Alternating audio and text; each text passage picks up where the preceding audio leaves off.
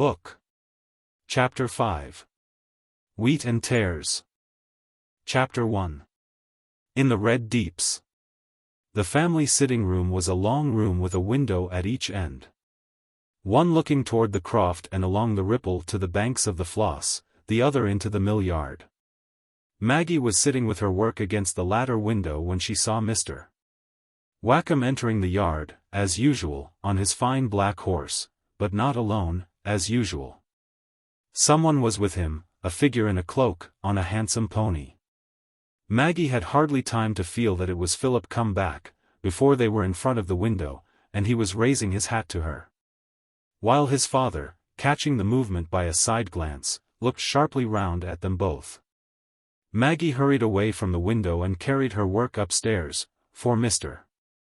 Wakem sometimes came in and inspected the books, and Maggie felt that the meeting with Philip would be robbed of all pleasure in the presence of the two fathers. Some day, perhaps, she could see him when they could just shake hands, and she could tell him that she remembered his goodness to Tom, and the things he had said to her in the old days. Though they could never be friends any more.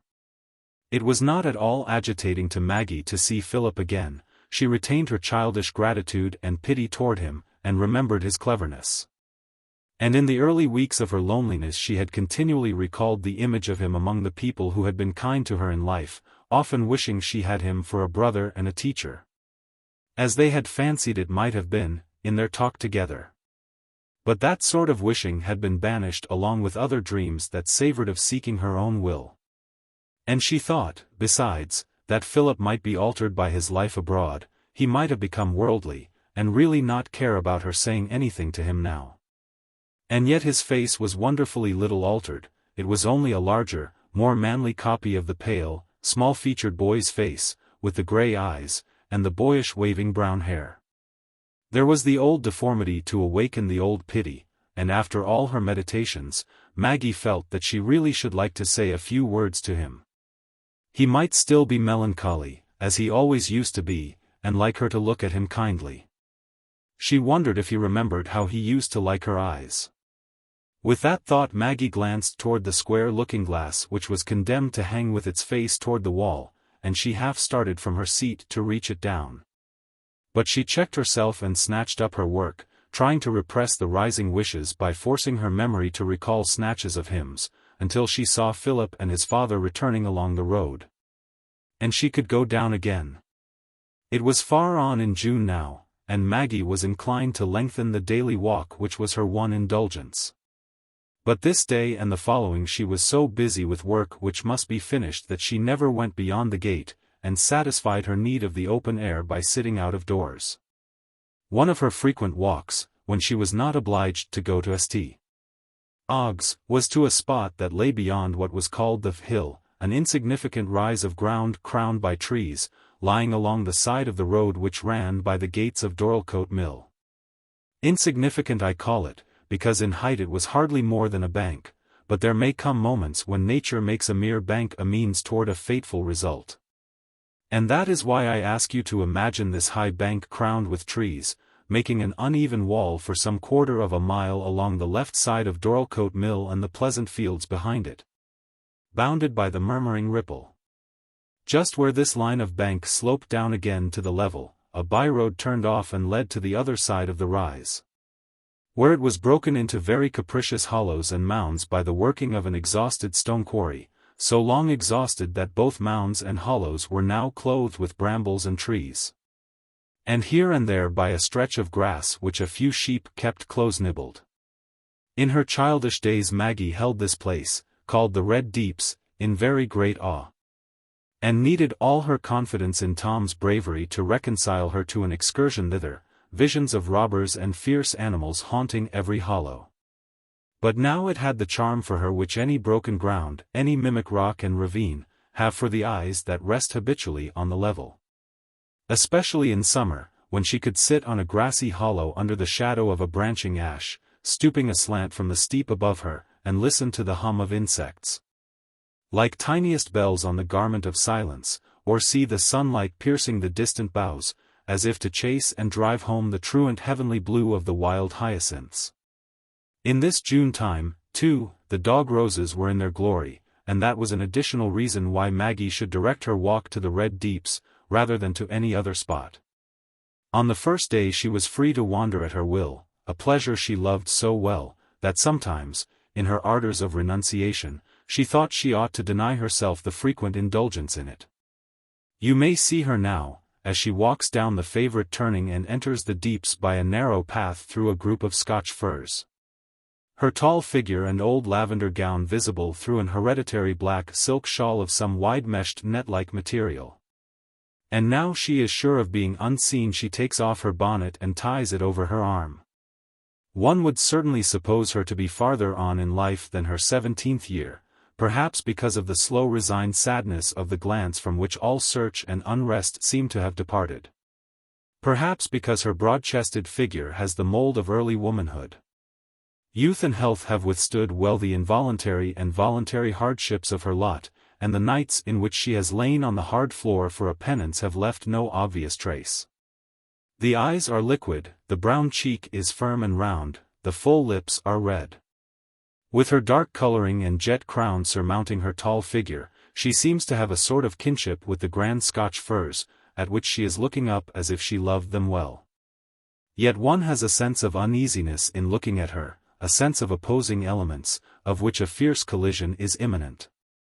Surely there is a hushed expression, such as one often sees in older faces under borderless caps, out of keeping with the resistant youth, which one expects to flash out in a sudden, passionate glance, that will dissipate all the quietude, like a damp fire leaping out again when all seemed safe.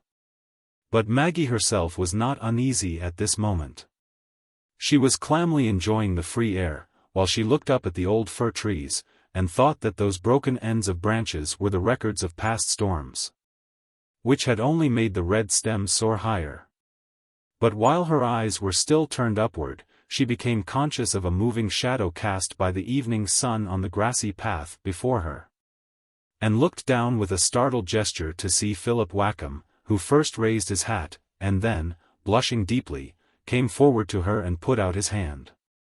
Maggie, too, colored with surprise, which soon gave way to pleasure. She put out her hand and looked down at the deformed figure before her with frank eyes, filled for the moment with nothing but the memory of her child's feelings, a memory that was always strong in her. She was the first to speak. "You startled me," she said, smiling faintly. "I never meet anyone here. How came you to be walking here? Did you come to meet me?" It was impossible not to perceive that Maggie felt herself a child again. "Yes, I did," said Philip, still embarrassed. "I wished to see you very much. I watched a long while yesterday on the bank near your house to see if you would come out, but you never came.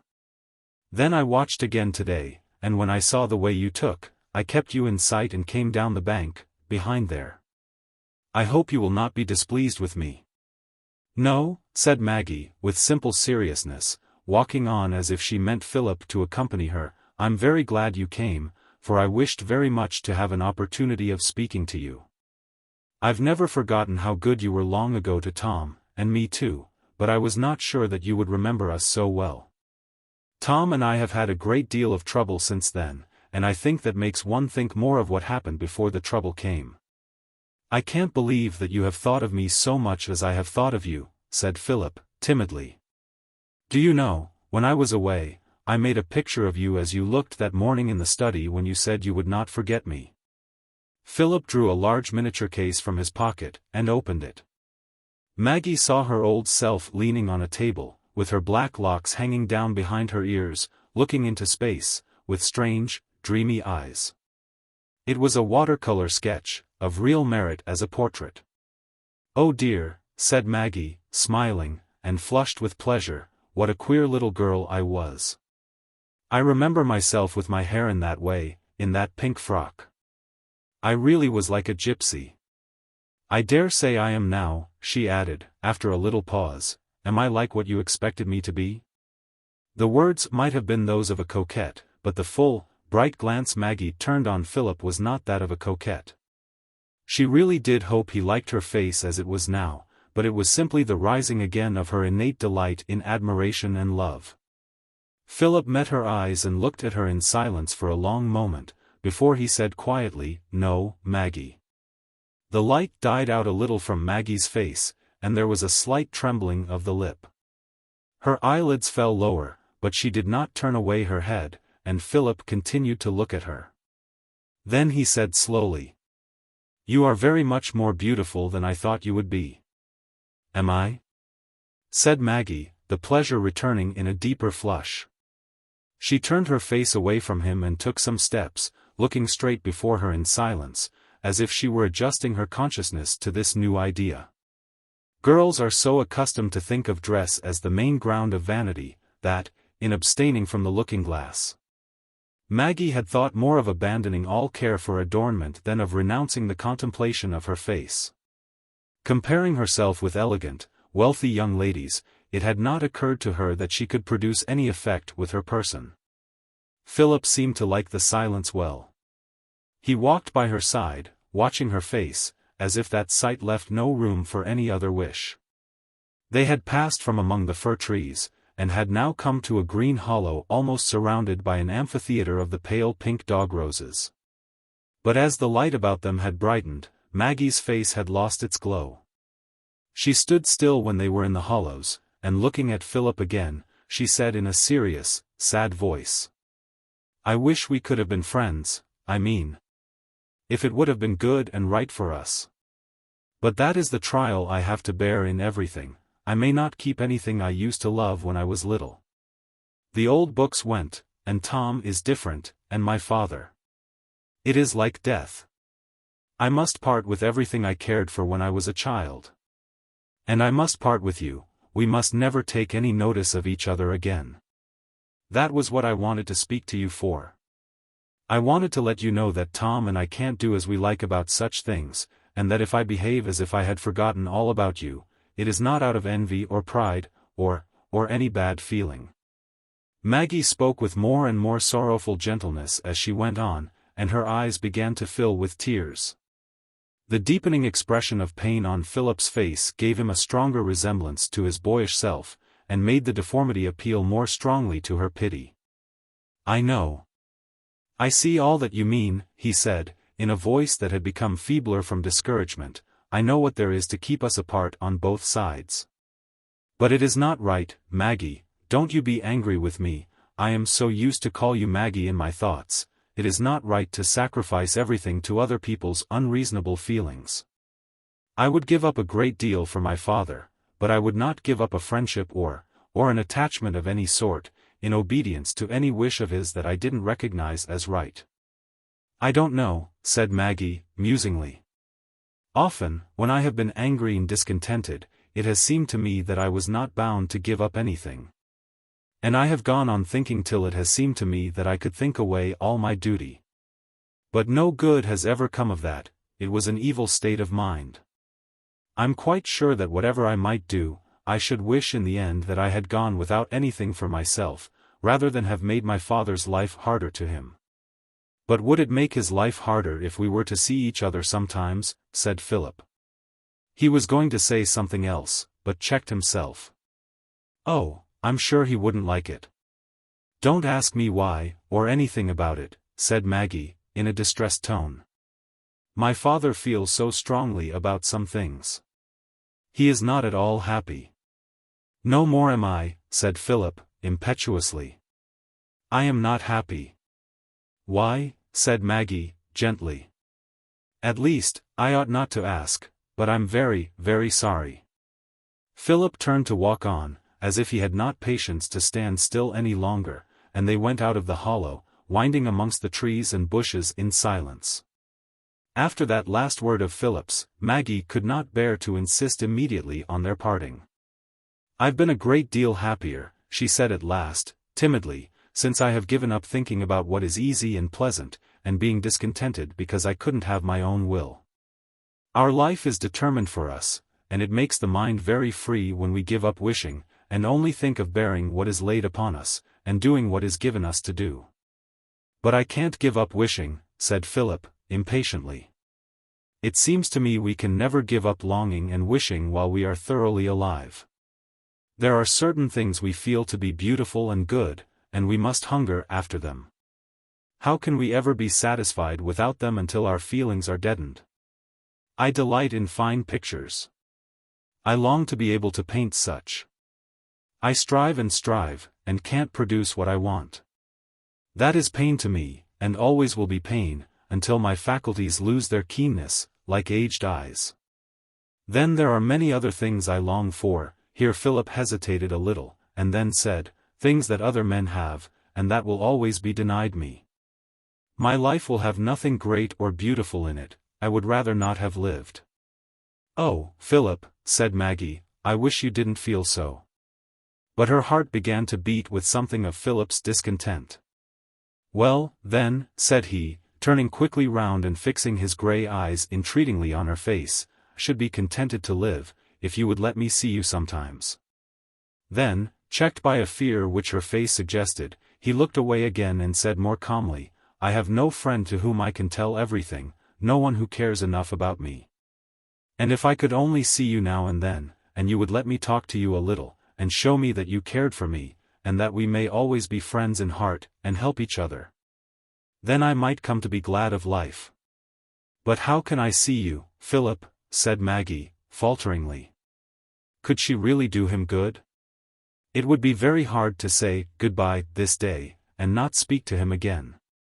Here was a new interest to vary the days, it was so much easier to renounce the interest before it came. If you would let me see you here sometimes, walk with you here, I would be contented if it were only once or twice in a month. That could injure no one's happiness, and it would sweeten my life. Besides, Philip went on, with all the inventive astuteness of love at 21, if there is any enmity between those who belong to us, we ought all the more to try and quench it by our friendship.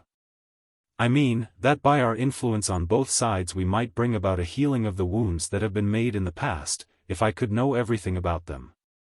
And I don't believe there is any enmity in my own father's mind, I think he has proved the contrary. Maggie shook her head slowly, and was silent, under conflicting thoughts. It seemed to her inclination, that to see Philip now and then, and keep up the bond of friendship with him, was something not only innocent, but good. Perhaps she might really help him to find contentment as she had found it. The voice that said this made sweet music to Maggie.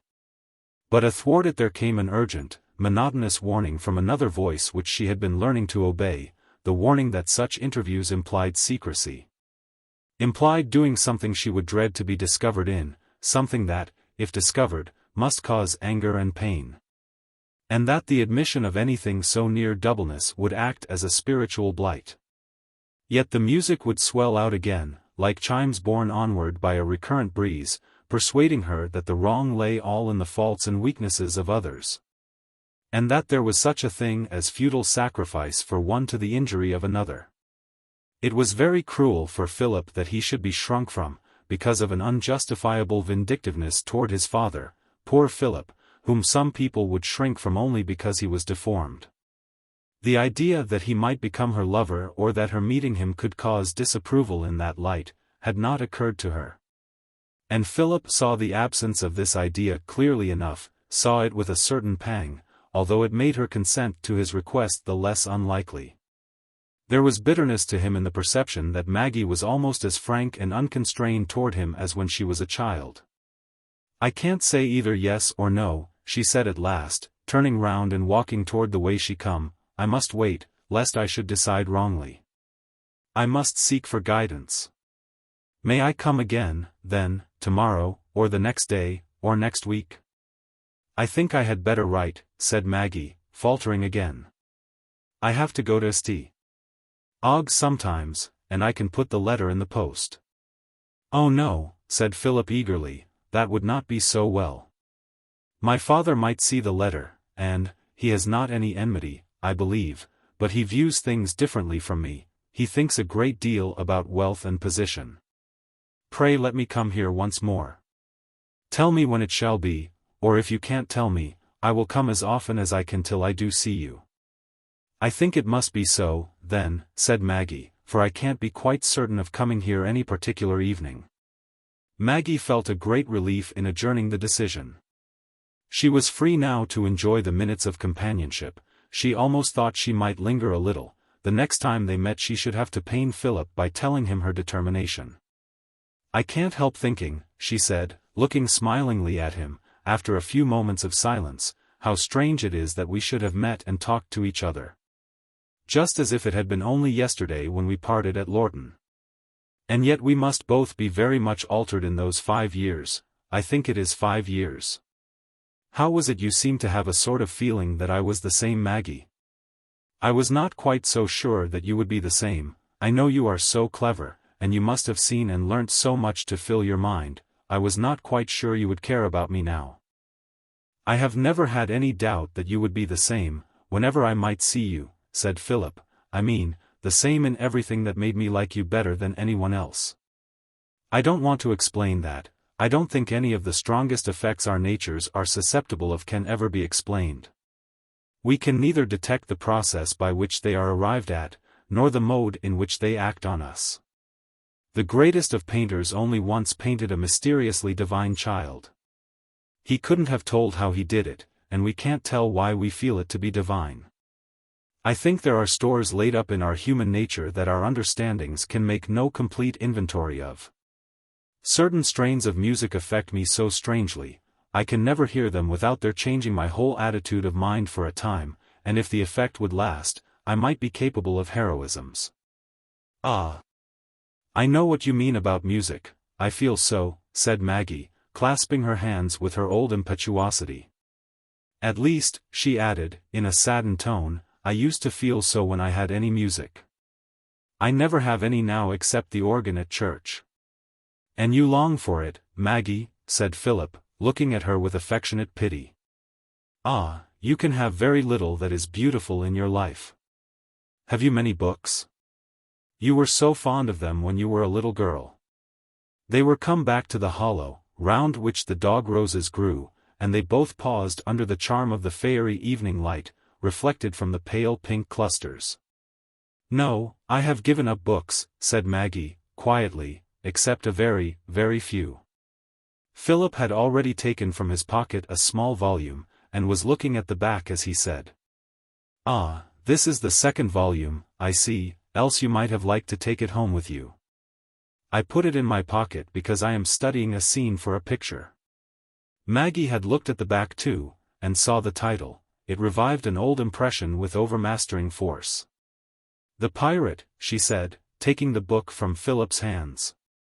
"Oh, I began that once. I read to where Minna is walking with Cleveland, and I could never get to read the rest. I went on with it in my own head, and I made several endings, but they were all unhappy. I could never make a happy ending out of that beginning. Poor Minna. I wonder what is the real end. For a long while I couldn't get my mind away from the Shetland Isles. I used to feel the wind blowing on me from the rough sea." Maggie spoke rapidly, with glistening eyes. "Take that volume home with you, Maggie," said Philip, watching her with delight. "I don't want it now. I shall make a picture of you instead, you, among the Scotch firs and the slanting shadows." Maggie had not heard a word he had said, she was absorbed in a page at which she had opened. But suddenly she closed the book, and gave it back to Philip, shaking her head with a backward movement, as if to say, "Avaunt," to floating visions. "Do keep it, Maggie," said Philip, entreatingly. "It will give you pleasure." "No, thank you," said Maggie, putting it aside with her hand and walking on. "It would make me in love with this world again, as I used to be. It would make me long to see and know many things, it would make me long for a full life. But you will not always be shut up in your present lot, why should you starve your mind in that way? It is narrow asceticism, I don't like to see you persisting in it, Maggie. Poetry and art and knowledge are sacred and pure. But not for me," said Maggie, walking more hurriedly. "Because I should want too much. I must wait, this life will not last long. Don't hurry away from me without saying, goodbye, Maggie," said Philip, as they reached the group of Scotch firs, and she continued still to walk along without speaking. "I must not go any farther, I think, must I?" "Oh no, I forgot, goodbye," said Maggie, pausing, and putting out her hand to him. The action brought her feeling back in a strong current to Philip. And after they had stood looking at each other in silence for a few moments, with their hands clasped, she said, withdrawing her hand. "I'm very grateful to you for thinking of me all those years. It is very sweet to have people love us. What a wonderful, beautiful thing it seems that God should have made your heart so that you could care about a queer little girl whom you only knew for a few weeks. I remember saying to you that I thought you cared for me more than Tom did." "Ah, Maggie," said Philip, almost fretfully, "you would never love me so well as you love your brother." "Perhaps not," said Maggie, simply, "but then, you know, the first thing I ever remember in my life is standing with Tom by the side of the Floss, while he held my hand. Everything before that is dark to me. But I shall never forget you, though we must keep apart." "Don't say so, Maggie," said Philip. "If I kept that little girl in my mind for 5 years, didn't I earn some part in her? She ought not to take herself quite away from me." "Not if I were free," said Maggie. "But I am not, I must submit." She hesitated a moment, and then added, "And I wanted to say to you, that you had better not take more notice of my brother than just bowing to him. He once told me not to speak to you again, and he doesn't change his mind. Oh dear, the sun is set. I am too long away. Goodbye." She gave him her hand once more. "I shall come here as often as I can till I see you again, Maggie. Have some feeling for me as well as for others." "Yes, yes, I have," said Maggie, hurrying away, and quickly disappearing behind the last fir tree, though Philip's gaze after her remained immovable for minutes as if he saw her still. Maggie went home, with an inward conflict already begun. Philip went home to do nothing but remember and hope. You can hardly help blaming him severely. He was 4 or 5 years older than Maggie, and had a full consciousness of his feeling toward her to aid him in foreseeing the character his contemplated interviews with her would bear in the opinion of a third person. But you must not suppose that he was capable of a gross selfishness, or that he could have been satisfied without persuading himself that he was seeking to infuse some happiness into Maggie's life, seeking this even more than any direct ends for himself. He could give her sympathy, he could give her help. There was not the slightest promise of love toward him in her manner. It was nothing more than the sweet girlish tenderness she had shown him when she was 12. Perhaps she would never love him, perhaps no woman ever could love him. Well, then, he would endure that. He should at least have the happiness of seeing her, of feeling some nearness to her. And he clutched passionately the possibility that she might love him. Perhaps the feeling would grow, if she could come to associate him with that watchful tenderness which her nature would be so keenly alive to. If any woman could love him, surely Maggie was that woman. There was such wealth of love in her, and there was no one to claim it all. Then, the pity of it, that a mind like hers should be withering in its very youth, like a young forest tree, for want of the light and space it was formed to flourish in. Could he not hinder that, by persuading her out of her system of privation? He would be her guardian angel, he would do anything, bear anything, for her sake, except not seeing her. Chapter 2. Aunt Glegg learns the breadth of Bob's thumb. While Maggie's life struggles had lain almost entirely within her own soul, one shadowy army fighting another, and the slain shadows forever rising again, Tom was engaged in a dustier, noisier warfare, grappling with more substantial obstacles, and gaining more definite conquests. So it has been since the days of Hecuba, and of Hector, tamer of horses. Inside the gates, the women with streaming hair and uplifted hands offering prayers, watching the world's combat from afar, filling their long, empty days with memories and fears. Outside, the men, in fierce struggle with things divine and human, quenching memory in the stronger light of purpose, losing the sense of dread and even of wounds in the hurrying ardor of action. From what you have seen of Tom, I think he is not a youth of whom you would prophesy failure in anything he had thoroughly wished. The wagers are likely to be on his side, notwithstanding his small success in the classics. For Tom had never desired success in this field of enterprise. And for getting a fine flourishing growth of stupidity, there is nothing like pouring out on a mind a good amount of subjects in which it feels no interest. But now Tom Strong will bound together his integrity, his pride, his family regrets, and his personal ambition, and made them one force, concentrating his efforts and surmounting discouragements. His uncle Dean, who watched him closely, soon began to conceive hopes of him, and to be rather proud that he had brought into the employment of the firm a nephew who appeared to be made of such good commercial stuff. The real kindness of placing him in the warehouse first was soon evident to Tom, in the hints his uncle began to throw out, that after a time he might perhaps be trusted to travel at certain seasons, and buy in for the firm various vulgar commodities with which I need not shock refined ears in this place. And it was doubtless with a view to this result that Mr. Dean, when he expected to take his wine alone, would tell Tom to step in and sit with him an hour, and would pass that hour in much lecturing and catechizing concerning articles of export and import, with an occasional excursus of more indirect utility on the relative advantages to the merchants of St. Oggs of having goods brought in their own and in foreign bottoms, a subject on which Mr. Dean, as a shipowner, naturally threw off a few sparks when he got warmed with talk and wine.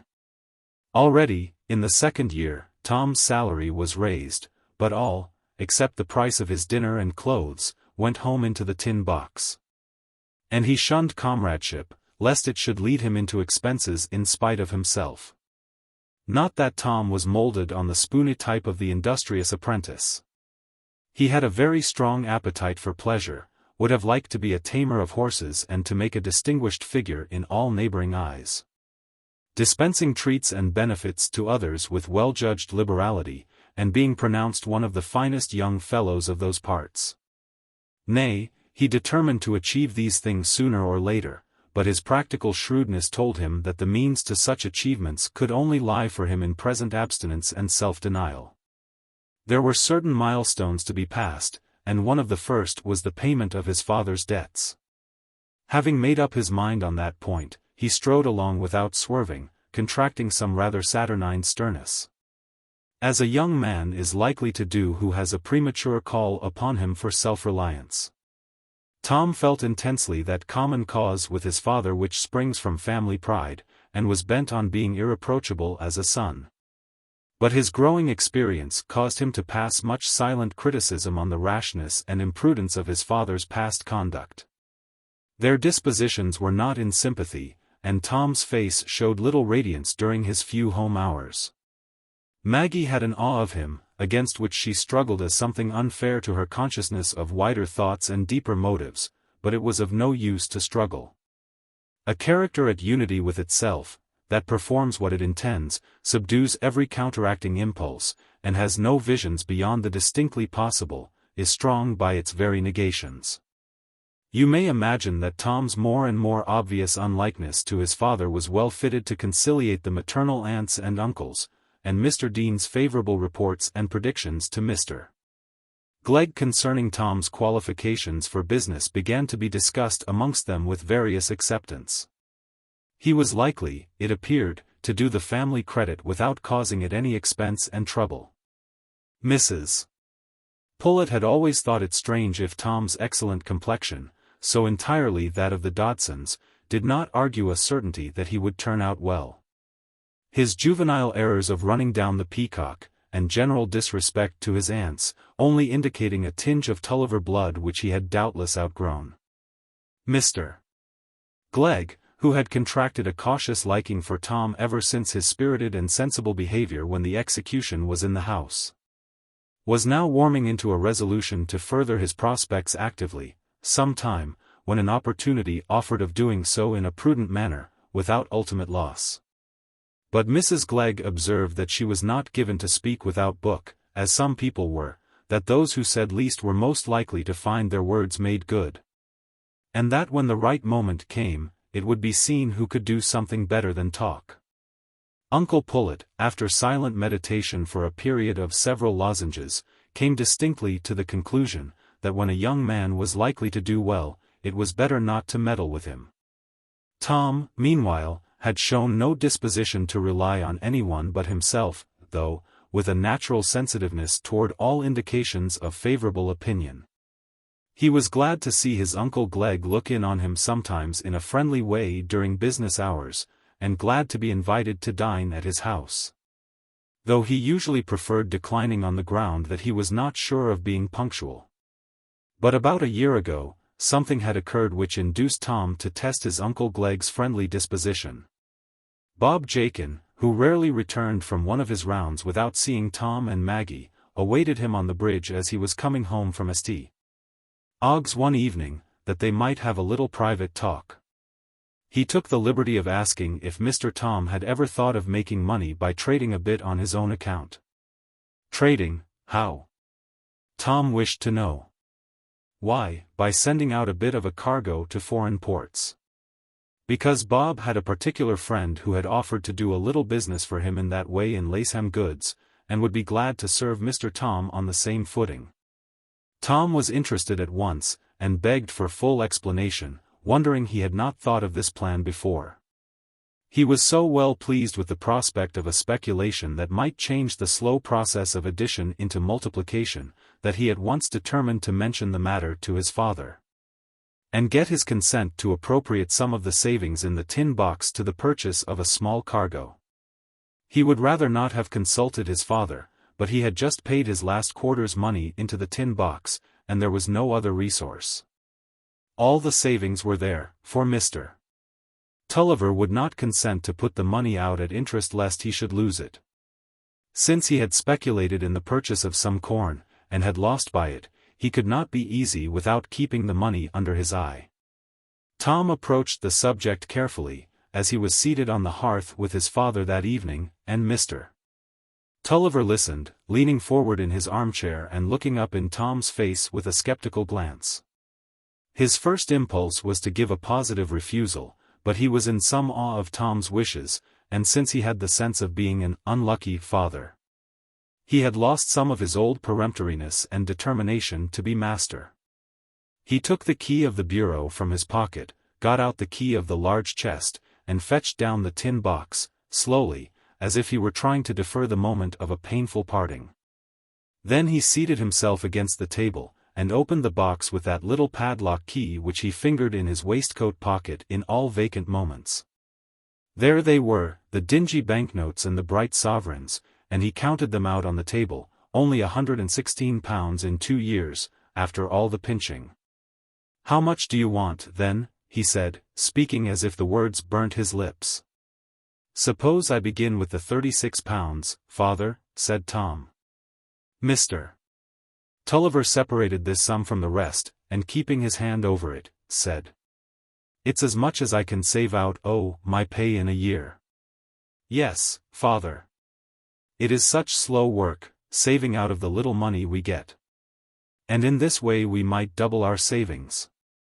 "Aye, my lad," said the father, keeping his hand on the money, "but you might lose it, you might lose a year my life, and I haven't got many."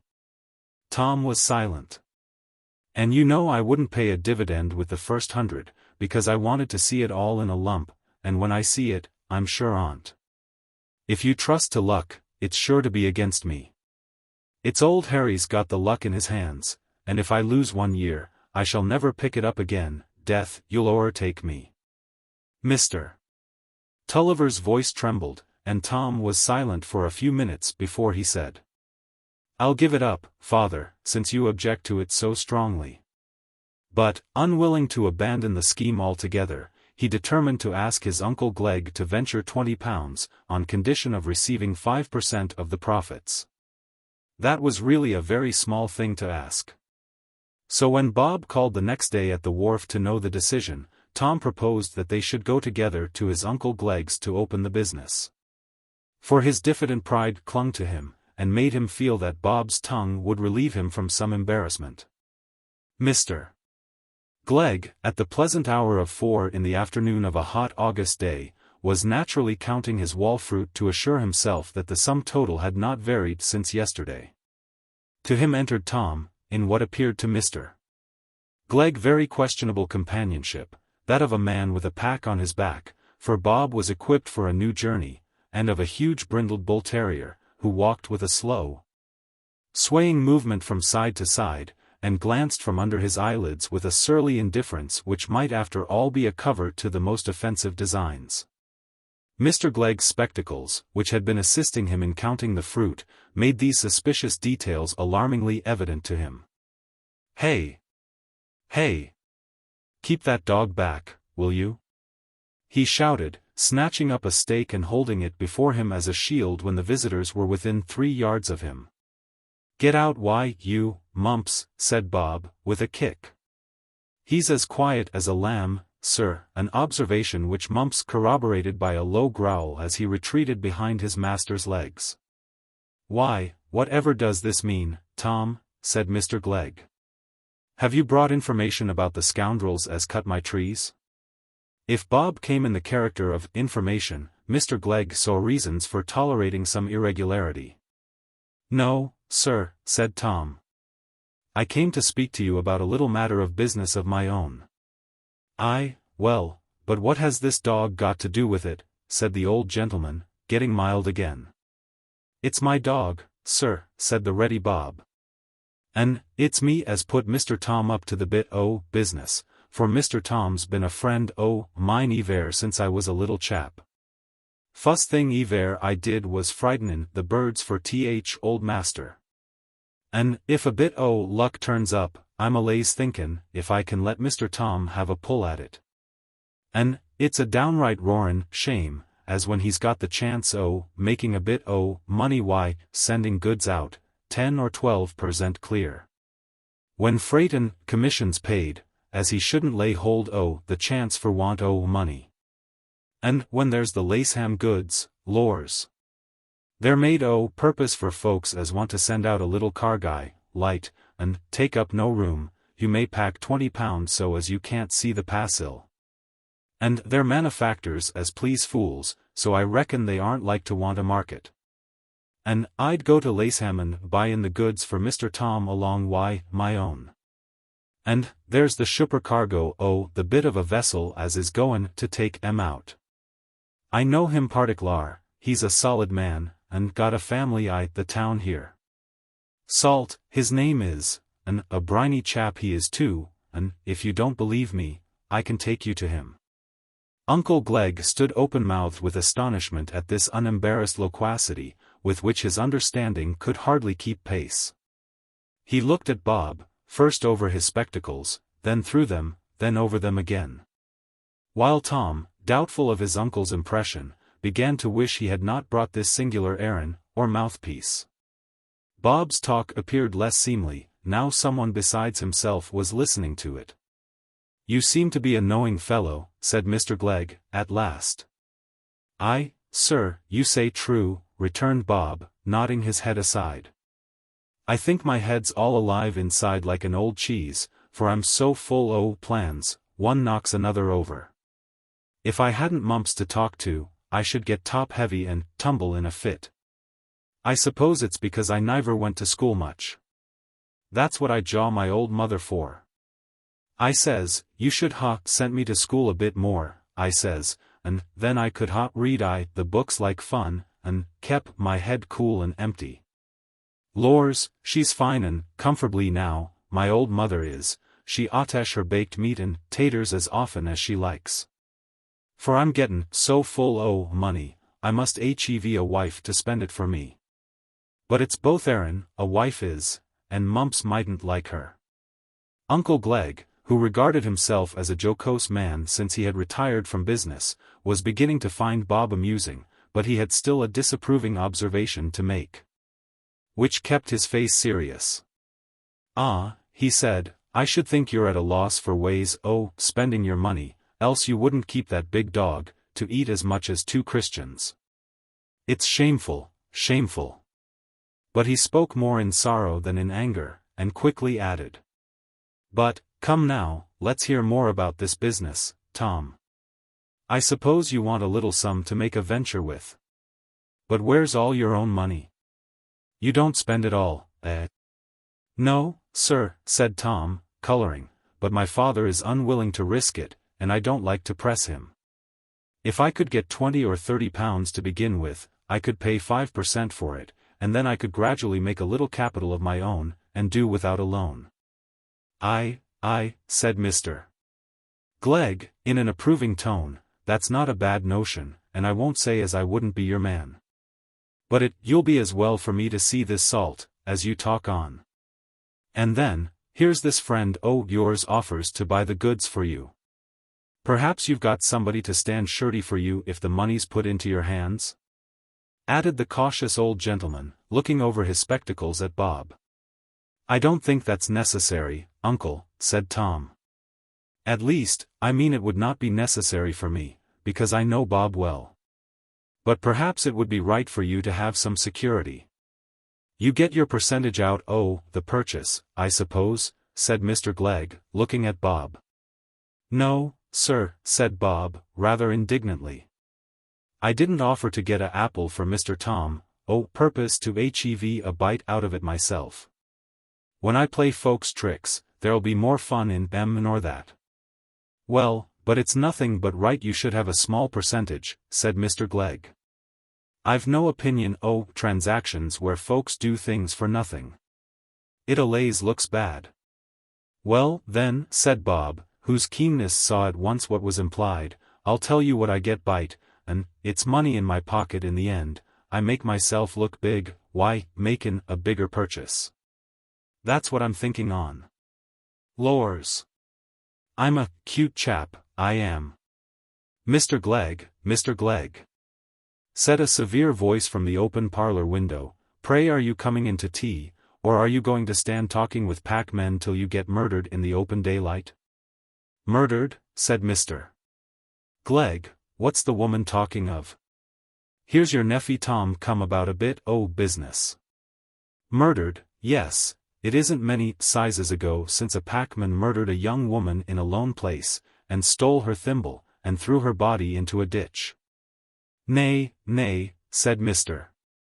Glegg, soothingly, you're thinking the man no legs, as drove a dog-cart. Well, it's the same thing, Mr. Glegg, only you're fond contradicting what I say. And if my nephey's come about business, you'd be more fitting if you'd bring him into the house, and let his aunt know about it, instead whispering in corners, in that plotting, undermining way. Well, said Mr. Glegg, we'll come in now. You needn't stay here, said the lady to Bob, in a loud voice, adapted to the moral, not the physical, distance between them. We don't want anything. I don't deal packmen. Mind you shut the gate after you. Stop a bit, not so fast, said Mr. Glegg, I haven't done with this young man yet. Come in, Tom. Come in, he added, stepping in at the French window.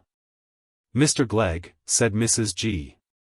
in a fatal tone, if you're going to let that man and his dog in on my carpet, before my very face, be so good as to let me know.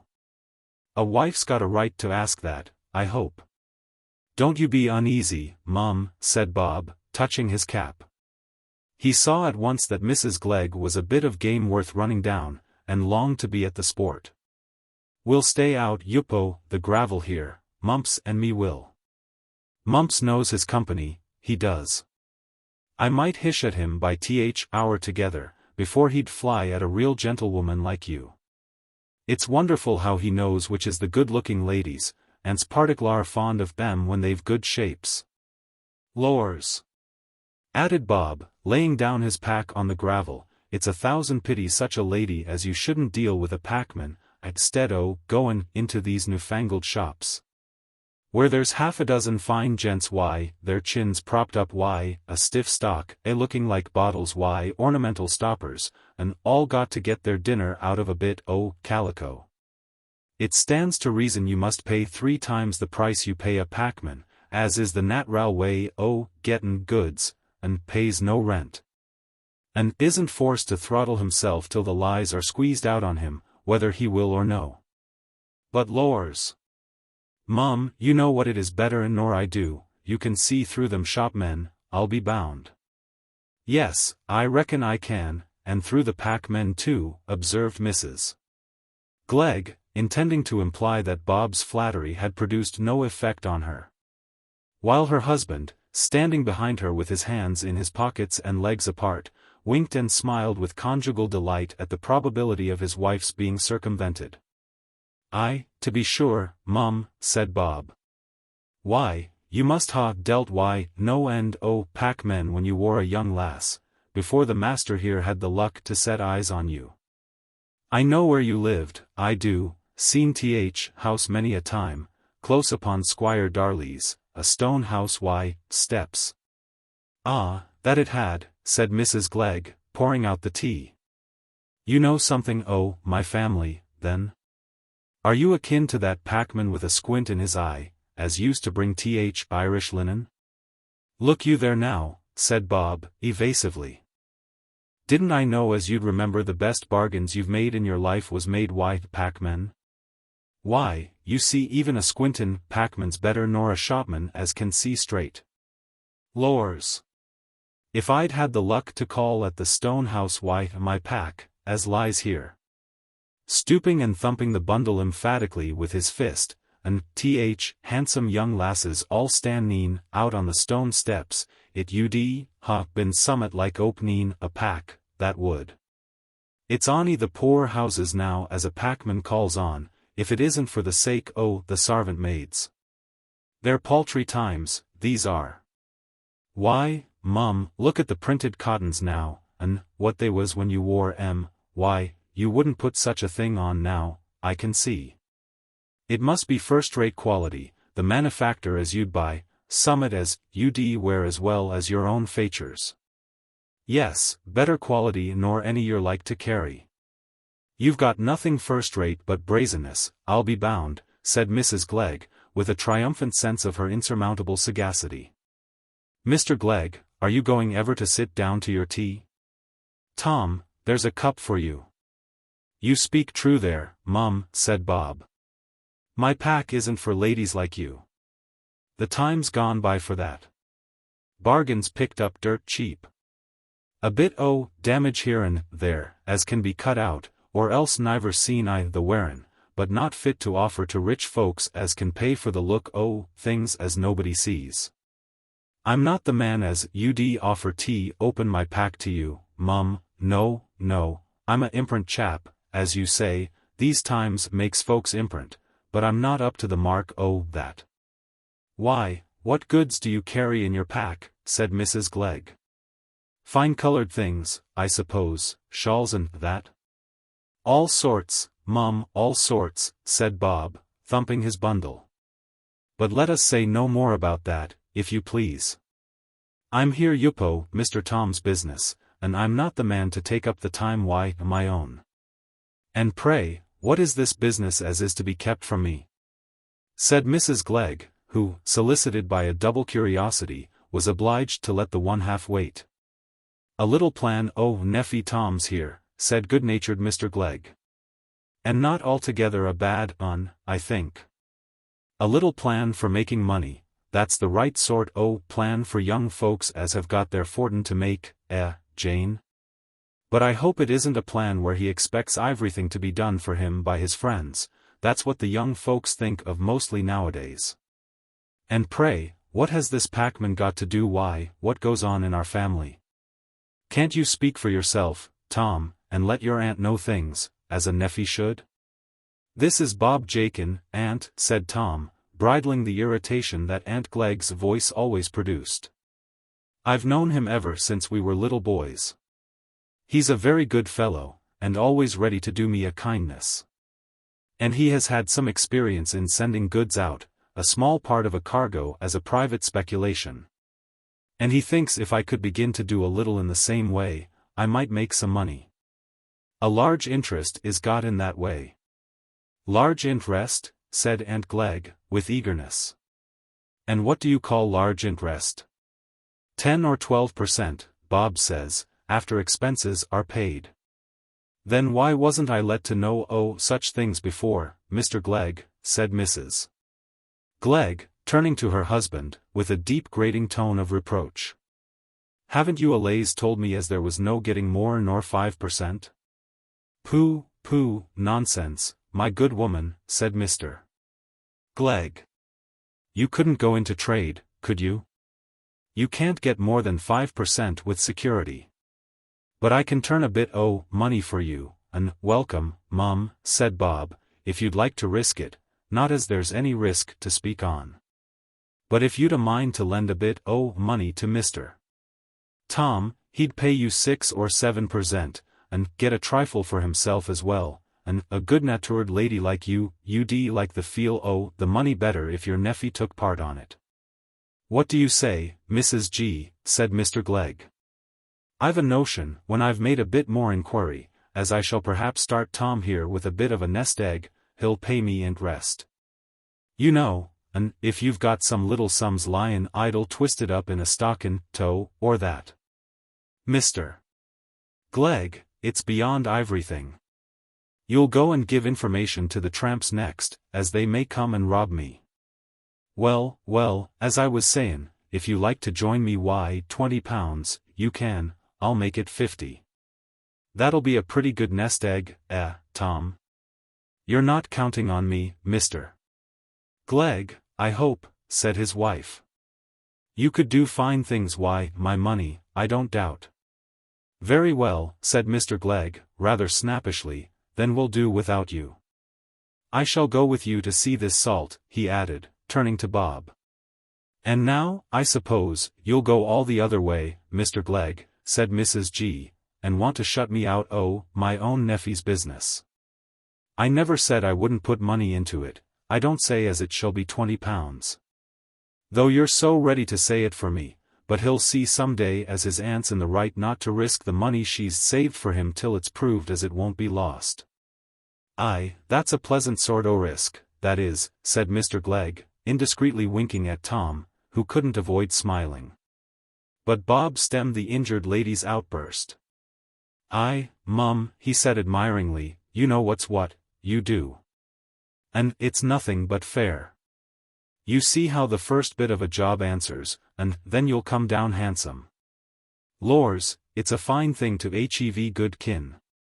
I got my bit of a nest egg, as the master calls it, all by my own sharpness, 10 sovereigns it was, why, dousing the fire at Tory's mill, and it's growed by a bit and a bit. Till I ain't got a matter o' £30 to lay out, besides makin' my mother comfortably.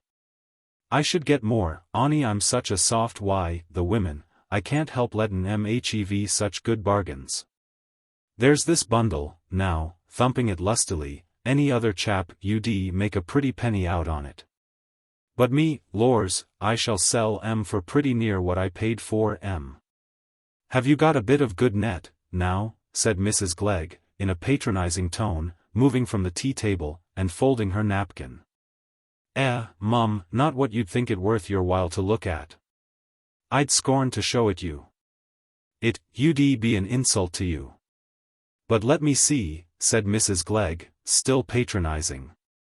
"If they're damaged goods, they're like enough to be a bit the better quality." "No, mum, I know my place," said Bob, lifting up his pack and shouldering it. "I'm not going to expose the lowness o' my trade to a lady like you. Packs is come down the world. You'd cut you to heart to see the difference. I'm at your sarvice, sir, when you've a mind to go and see salt." "All in good time," said Mr. Glegg, really unwilling to cut short the dialogue. "Are you wanted at the wharf, Tom?" "No, sir, I left Stow in my place." "Come, put down your pack, and let me see," said Mrs. Glegg, drawing a chair to the window and seating herself with much dignity. "Don't you ask it, mum," said Bob, entreatingly. "Make no more words," said Mrs. Glegg, severely, "but do as I tell you." Mum, I'm loath, that I am," said Bob, slowly depositing his pack on the step, and beginning to untie it with unwilling fingers.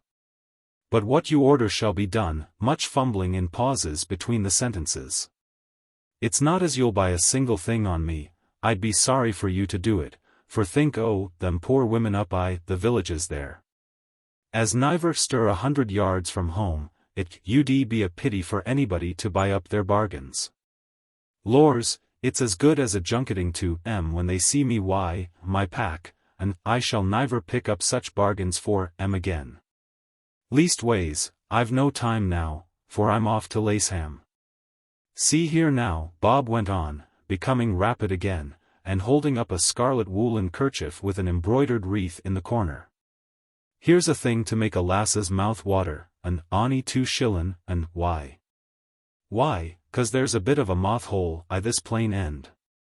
Lors, I think the moths and the mildew was sent by Providence o' purpose to cheapen the goods a bit for the good-lookin' women as ha'n't got much money.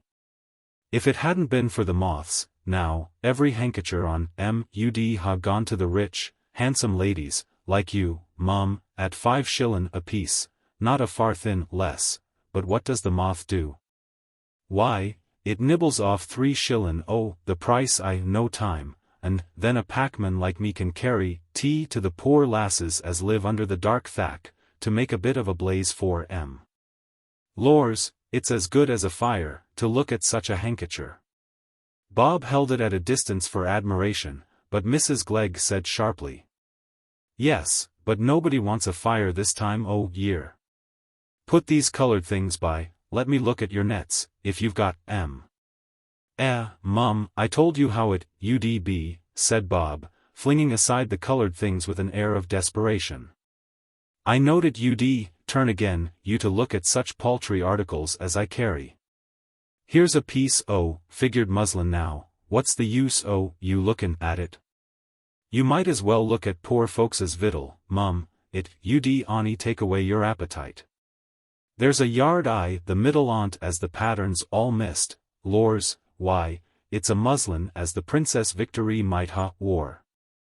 But, added Bob, flinging it behind him on to the turf, as if to save Mrs. Glegg's eyes, it'll be bought up by the huckster's wife at Fib's End, that's where it'll go, 10 shillin' for the whole lot, 10 yards. Count in the damaged 25 shillin' ud ha been the price, not a penny less. But I'll say no more, mum, it's nothing to you, a piece o' muslin like that, you can afford to pay 3 times the money for a thing as isn't half so good. It's nets you talked on. Well, I've got a piece as you'll serve you to make fun on. Bring me that muslin, said Mrs. Glegg. It's a buff, I'm partial to buff. But a damaged thing, said Bob, in a tone of deprecating disgust. You'd do nothing with it, mum, you'd give it to the cook, I know you would, and ud be a pity, she'd look too much like a lady in it, it's unbecoming for servants. Fetch it, and let me see you measure it, said Mrs. Glegg, authoritatively. Bob obeyed with ostentatious reluctance.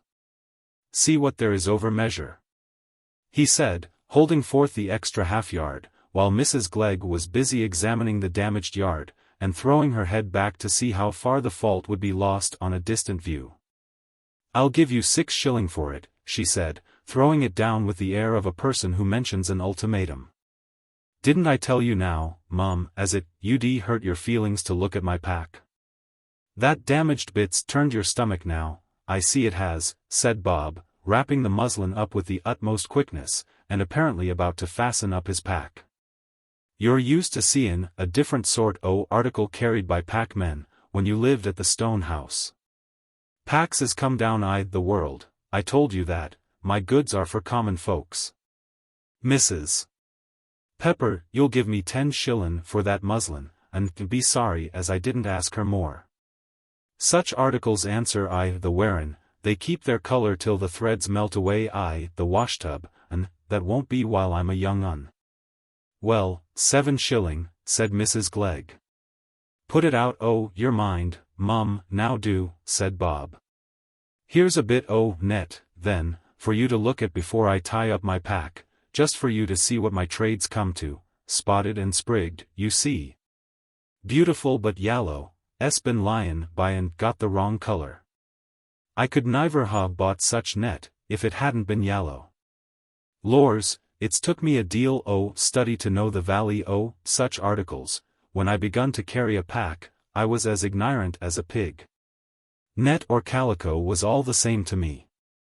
I thought them things the most valley as was the thickest. I was took in dreadful, for I'm a straightforward chap, up to no tricks, mum. I can only say my nose is my own, for if I went beyond, should lose myself pretty quick. And I give 5 and 8pence for that piece o' net, if I was to tell why anything else I should be tellin' you fibs, and 5 and 8pence I shall ask of it, not a penny more. For it's a woman's article, and I like to 'commodate the women. 5 and 8pence for 6 yards, as cheap as if it was only the dirt on it as was paid for. I don't mind having 3 yards of it, said Mrs. Glegg. Why, there's but 6 altogether, said Bob. No, Mum, it isn't worth your while, you can go to the shop tomorrow and get the same pattern ready whitened. It's only 3 times the money. What's that to a lady like you? He gave an emphatic tie to his bundle. Come, lay me out that muslin, said Mrs. Glegg. Here's 8 shilling for it. You will be jokin', said Bob, looking up with a laughing face. I seed you was a pleasant lady when I fust come to the winder. Well, put it me out, said Mrs. Glegg, peremptorily. But if I let you have it for 10 shillin', Mum, you'll be so good as not tell nobody. I should be a Logan stock, the trade ud hoot me, if they knowed it. I'm obliged to make believe as I ask more nor I do for my goods, else they'd find out I was a flat. I'm glad you don't insist Yupo buy in the net, for then I should ha lost my 2 best bargains for Mrs. Pepper o' Fib's and she's a rare customer. Let me look at the net again, said Mrs.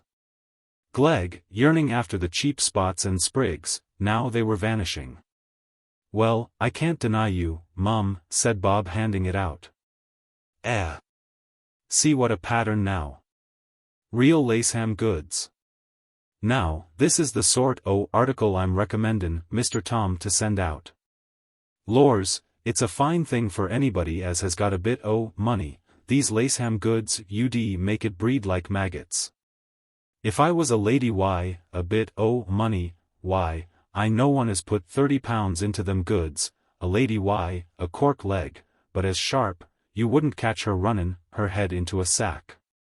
She'd see her way clear out o' anything afore she'd be in a hurry to start. Well, she let out £30 to a young man in the drapering line, and he laid it out Laceham goods, and a supercargo o' my acquaintance, not salt, took 'em out. And she got her 8% fust go off. And now you can't hold her but she must be sendin' out cargies why, every ship, till she's gettin' as rich as a Jew. Bucks her name is, she doesn't live this town. Now then, Mum, if you'll please to give me the net. Here's 15 shilling, then, for the 2, said Mrs. Glegg. But it's a shameful price. Nay, Mum, you'll niver say that when you're yupo your knees church 5 years' time. I'm makin' you a present o' th articles, I am, indeed. That 8pence shaves off my profits as clean as a razor.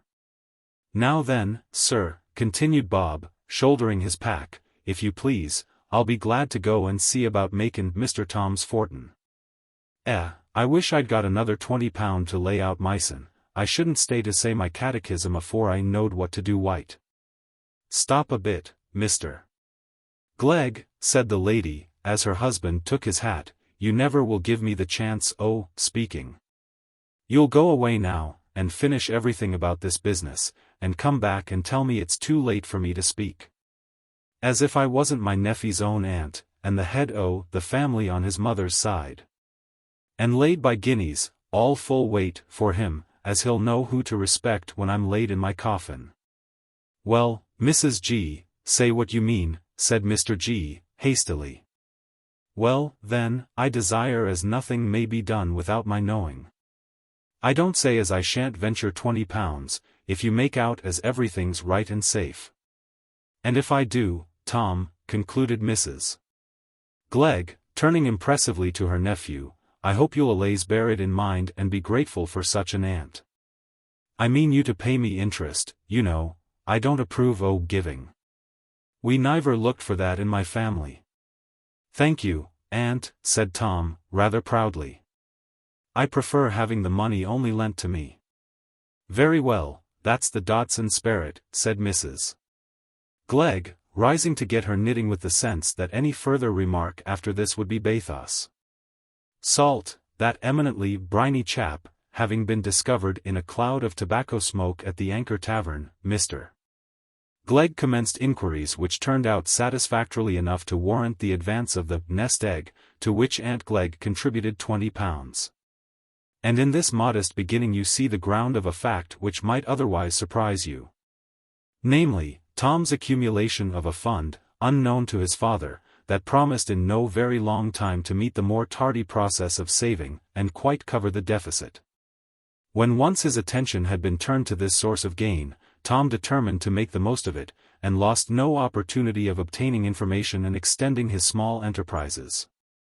In not telling his father, he was influenced by that strange mixture of opposite feelings which often gives equal truth to those who blame an action and those who admire it, partly. It was that disinclination to confidence which is seen between near kindred, that family repulsion which spoils the most sacred relations of our lives. Partly, it was the desire to surprise his father with a great joy. He did not see that it would have been better to soothe the interval with a new hope, and prevent the delirium of a too sudden elation. At the time of Maggie's first meeting with Philip, Tom had already nearly £150 of his own capital. And while they were walking by the evening light in the Red Deeps, he, by the same evening light, was riding into Laceham, proud of being on his first journey on behalf of Guest and Company. And revolving in his mind all the chances that by the end of another year he should have doubled his gains, lifted off the obloquy of debt from his father's name. And perhaps, for he should be 21, have got a new start for himself, on a higher platform of employment. Did he not desire it? He was quite sure that he did. Chapter 3. The Wavering Balance. I said that Maggie went home that evening from the Red Deeps with a mental conflict already begun. You have seen clearly enough, in her interview with Philip, what that conflict was. Here suddenly was an opening in the rocky wall which shut in the narrow valley of humiliation, where all her prospect was the remote, unfathomed sky. And some of the memory-haunting earthly delights were no longer out of her reach. She might have books, converse, affection. She might hear tidings of the world from which her mind had not yet lost its sense of exile, and it would be a kindness to Philip too, who was pitiable, clearly not happy. And perhaps here was an opportunity indicated for making her mind more worthy of its highest service. Perhaps the noblest, completest devoutness could hardly exist without some width of knowledge. Must she always live in this resigned imprisonment? It was so blameless, so good a thing that there should be friendship between her and Philip. The motives that forbade it were so unreasonable, so unchristian. But the severe monotonous warning came again and again, that she was losing the simplicity and clearness of her life by admitting a ground of concealment. And that, by forsaking the simple rule of renunciation, she was throwing herself under the seductive guidance of illimitable wants. She thought she had won strength to obey the warning before she allowed herself the next week to turn her steps in the evening to the Red Deeps. But while she was resolved to say an affectionate farewell to Philip, how she looked forward to that evening walk in the still, fleckered shade of the hollows. Away from all that was harsh and unlovely. To the affectionate, admiring looks that would meet her, to the sense of comradeship that childish memories would give to wiser, older talk. To the certainty that Philip would care to hear everything she said, which no one else cared for. It was a half-hour that it would be very hard to turn her back upon, with the sense that there would be no other like it. Yet she said what she meant to say, she looked firm as well as sad. Philip, I have made up my mind, it is right that we should give each other up, in everything but memory. I could not see you without concealment. Stay, I know what you are going to say, it is other people's wrong feelings that make concealment necessary, but concealment is bad, however it may be caused. I feel that it would be bad for me, for us both. And then, if our secret were discovered, there would be nothing but misery, dreadful anger. And then we must part after all, and it would be harder, when we were used to seeing each other. Philip's face had flushed, and there was a momentary eagerness of expression, as if he had been about to resist this decision with all his might. But he controlled himself, and said, with assumed calmness, "Well, Maggie, if we must part, let us try and forget it for 1/2 hour, let us talk together a little while, for the last time." He took her hand, and Maggie felt no reason to withdraw it. His quietness made her all the more sure she had given him great pain, and she wanted to show him how unwillingly she had given it. They walked together hand in silence. "Let us sit down in the hollow," said Philip, "where we stood the last time. See how the dog roses have strewed the ground, and spread their opal petals over it." They sat down at the roots of the slanting ash. "I've begun my picture of you among the Scotch firs, Maggie," said Philip, "so you must let me study your face a little, while you stay, since I am not to see it again. Please turn your head this way." This was said in an entreating voice, and it would have been very hard of Maggie to refuse. The full, lustrous face, with the bright black coronet, looked down like that of a divinity well pleased to be worshipped, on the pale-hued, small-featured face that was turned up to it. "I shall be sitting for my second portrait then," she said, smiling. "Will it be larger than the other?" "Oh yes, much larger. It is an oil painting. You will look like a tall hamadryad, dark and strong and noble, just issued from one of the fir trees, when the stems are casting their afternoon shadows on the grass." "You seem to think more of painting than of anything now, Philip." "Perhaps I do," said Philip, rather sadly. "But I think of too many things, sow all sorts of seeds, and get no great harvest from any one of them. I'm cursed with susceptibility in every direction, and effective faculty in none. I care for painting and music, I care for classic literature, and medieval literature, and modern literature, I flutter all ways, and fly in none. But surely that is a happiness to have so many tastes, to enjoy so many beautiful things, when they are within your reach," said Maggie, musingly. "It always seemed to me a sort of clever stupidity only to have one sort of talent, almost like a carrier pigeon. It might be a happiness to have many tastes if I were like other men," said Philip, bitterly. "I might get some power and distinction by mere mediocrity, as they do. At least I should get those middling satisfactions which make men contented to do without great ones. I might think society at St. Ogg's agreeable then. But nothing could make life worth the purchase money of pain to me, but some faculty that would lift me above the dead level of provincial existence. Yes, there is one thing, a passion answers as well as a faculty." Maggie did not hear the last words. She was struggling against the consciousness that Philip's words had set her own discontent vibrating again as it used to do. "I understand what you mean," she said, "though I know so much less than you do. I used to think I could never bear life if it kept on being the same every day, and I must always be doing things of no consequence, and never know anything greater. But, dear Philip, I think we are only like children that someone who is wiser is taking care of. Is it not right to resign ourselves entirely, whatever may be denied us? I have found great peace in that for the last 2 or 3 years, even joy in subduing my own will." "Yes, Maggie," said Philip, vehemently. "And you are shutting yourself up in a narrow, self-delusive fanaticism, which is only a way of escaping pain by starving into dullness all the highest powers of your nature. Joy and peace are not resignation. Resignation is the willing endurance of a pain that is not allayed, that you don't expect to be allayed. Stupefaction is not resignation.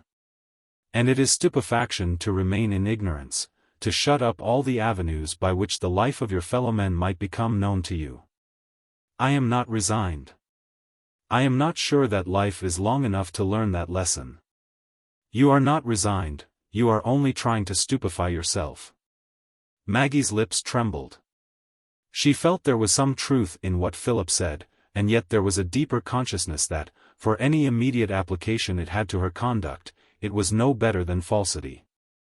Her double impression corresponded to the double impulse of the speaker. Philip seriously believed what he said, but he said it with vehemence because it made an argument against the resolution that opposed his wishes.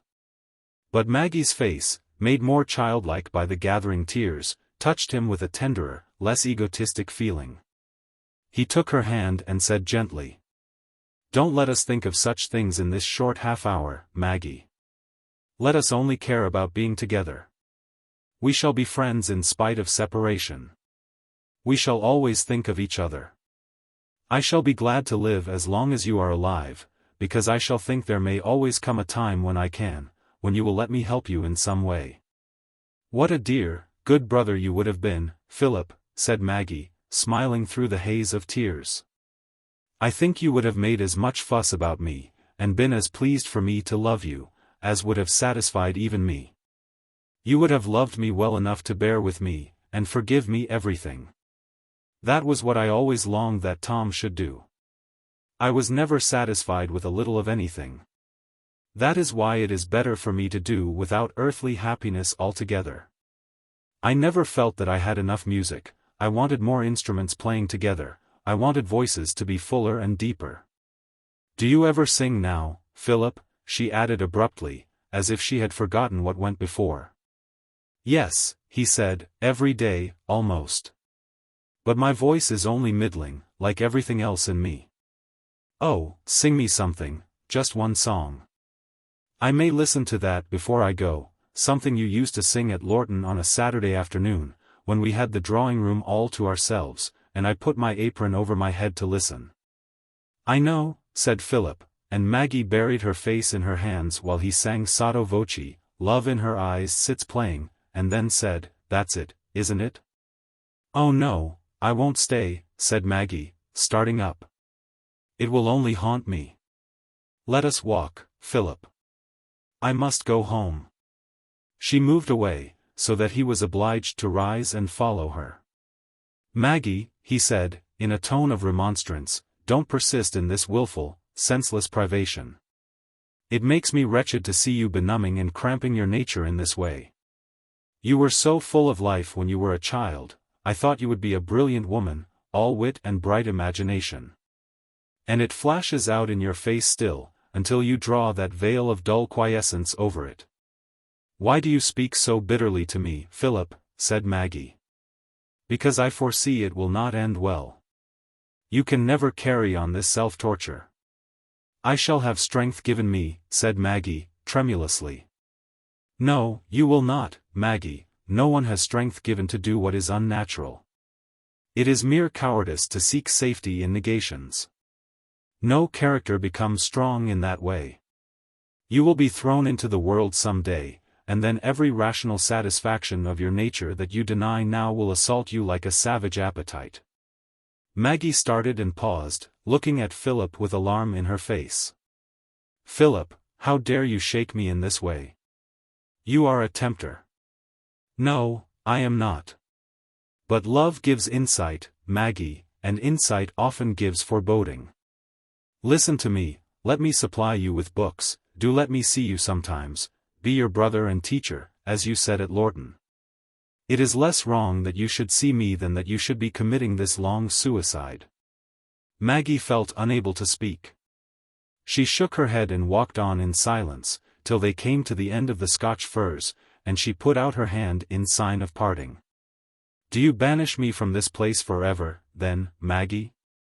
Surely I may come and walk in it sometimes? If I meet you by chance, there is no concealment in that. It is the moment when our resolution seems about to become irrevocable, when the fatal iron gates are about to close upon us, that tests our strength. Then, after hours of clear reasoning and firm conviction, we snatch at any sophistry that will nullify our long struggles, and bring us the defeat that we love better than victory. Maggie felt her heart leap at this subterfuge of Philip's, and there passed over her face that almost imperceptible shock which accompanies any relief. He saw it, and they parted in silence. Philip's sense of the situation was too complete for him not to be visited with glancing fears lest he had been intervening too presumptuously in the action of Maggie's conscience. Perhaps for a selfish end. But no, he persuaded himself his end was not selfish. He had little hope that Maggie would ever return the strong feeling he had for her. And it must be better for Maggie's future life, when these petty family obstacles to her freedom had disappeared, that the present should not be entirely sacrificed. And that she should have some opportunity of culture, some interchange with a mind above the vulgar level of those she was now condemned to live with. If we only look far enough off for the consequence of our actions, we can always find some point in the combination of results by which those actions can be justified. By adopting the point of view of a providence who arranges results, or of a philosopher who traces them, we shall find it possible to obtain perfect complacency in choosing to do what is most agreeable to us in the present moment.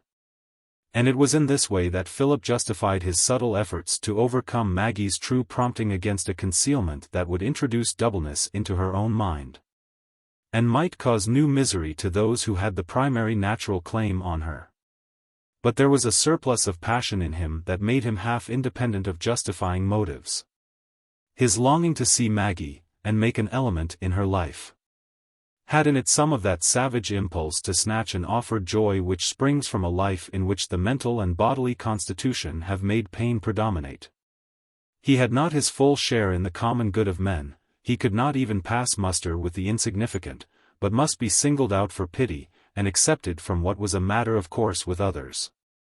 Even to Maggie he was an exception. It was clear that the thought of his being her lover had never entered her mind. Do not think too hardly of Philip. Ugly and deformed people have great need of unusual virtues, because they are likely to be extremely uncomfortable without them. But the theory that unusual virtues spring by a direct consequence out of personal disadvantages, as animals get thicker wool in severe climates, is perhaps a little overstrained. The temptations of beauty are much dwelt upon, but I fancy they only bear the same relation to those of ugliness, as the temptation to excess at a feast, where the delights are varied for eye and ear as well as palate, bears to the temptations that assail the desperation of hunger. Does not the hunger tower stand as the type of the utmost trial to what is human in us? Philip had never been soothed by that mother's love which flows out to us in the greater abundance because our need is greater, which clings to us the more tenderly because we are the less likely to be winners in the game of life. And the sense of his father's affection and indulgence toward him was marred by the keener perception of his father's faults. Kept aloof from all practical life as Philip had been, and by nature half feminine in sensitiveness, he had some of the woman's intolerant repulsion toward worldliness and the deliberate pursuit of sensual enjoyment. And this one strong natural tie in his life, his relation as a son, was like an aching limb to him. Perhaps there is inevitably something morbid in a human being who is in any way unfavorably accepted from ordinary conditions, until the good force has had time to triumph. And it has rarely had time for that at 22. That force was present in Philip in much strength, but the sun himself looks feeble through the morning mists. Chapter 4. Another love scene. Early in the following April, nearly a year after that dubious parting you have just witnessed, you may, if you like, again see Maggie entering the red deeps through the group of Scotch firs. But it is early afternoon and not evening, and the edge of sharpness in the spring air makes her draw her large shawl close about her and trip along rather quickly, though she looks round, as usual, that she may take in the sight of her beloved trees. There is a more eager, inquiring look in her eyes than there was last June, and a smile is hovering about her lips, as if some playful speech were awaiting the right hearer. The hearer was not long in appearing.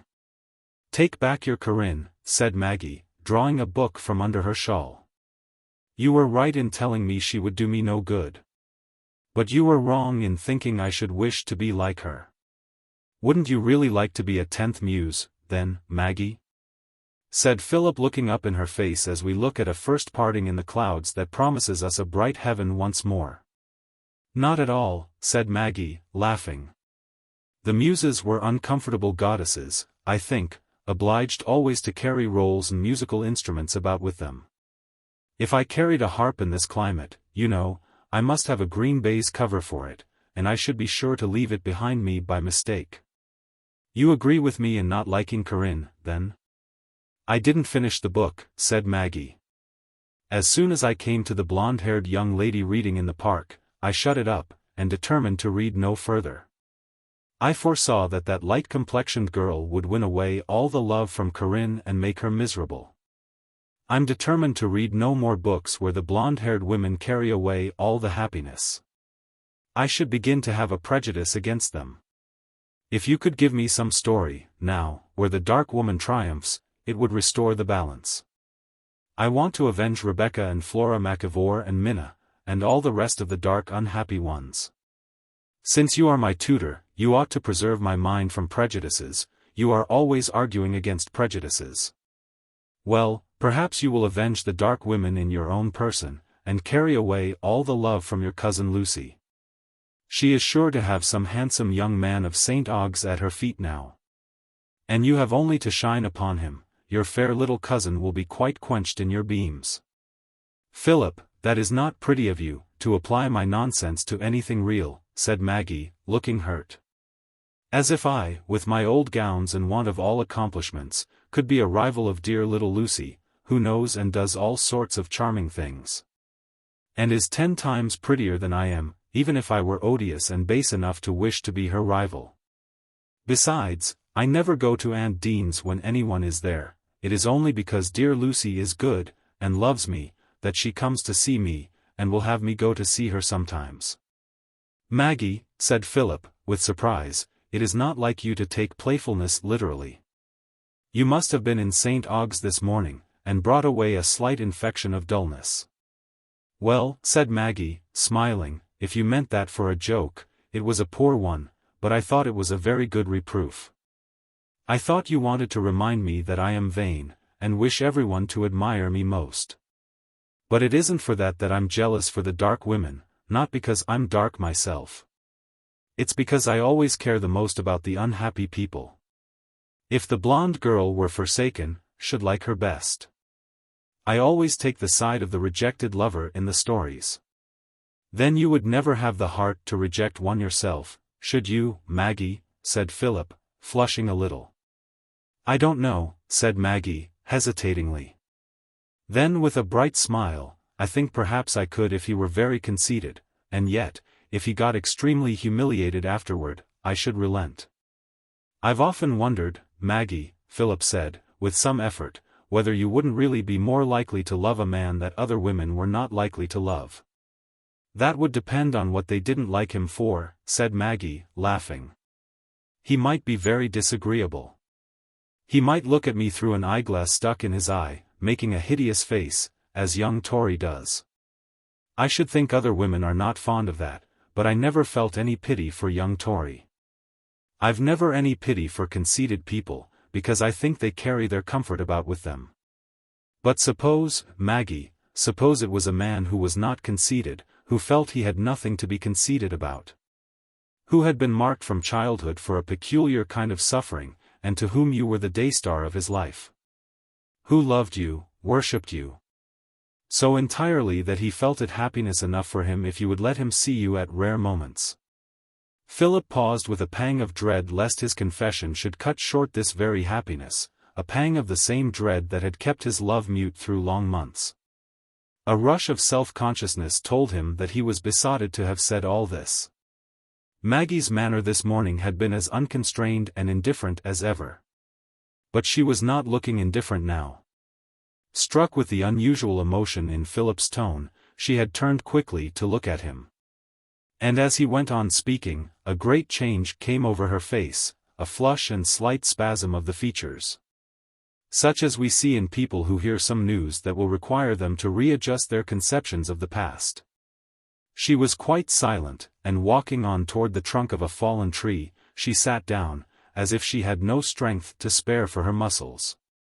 She was trembling.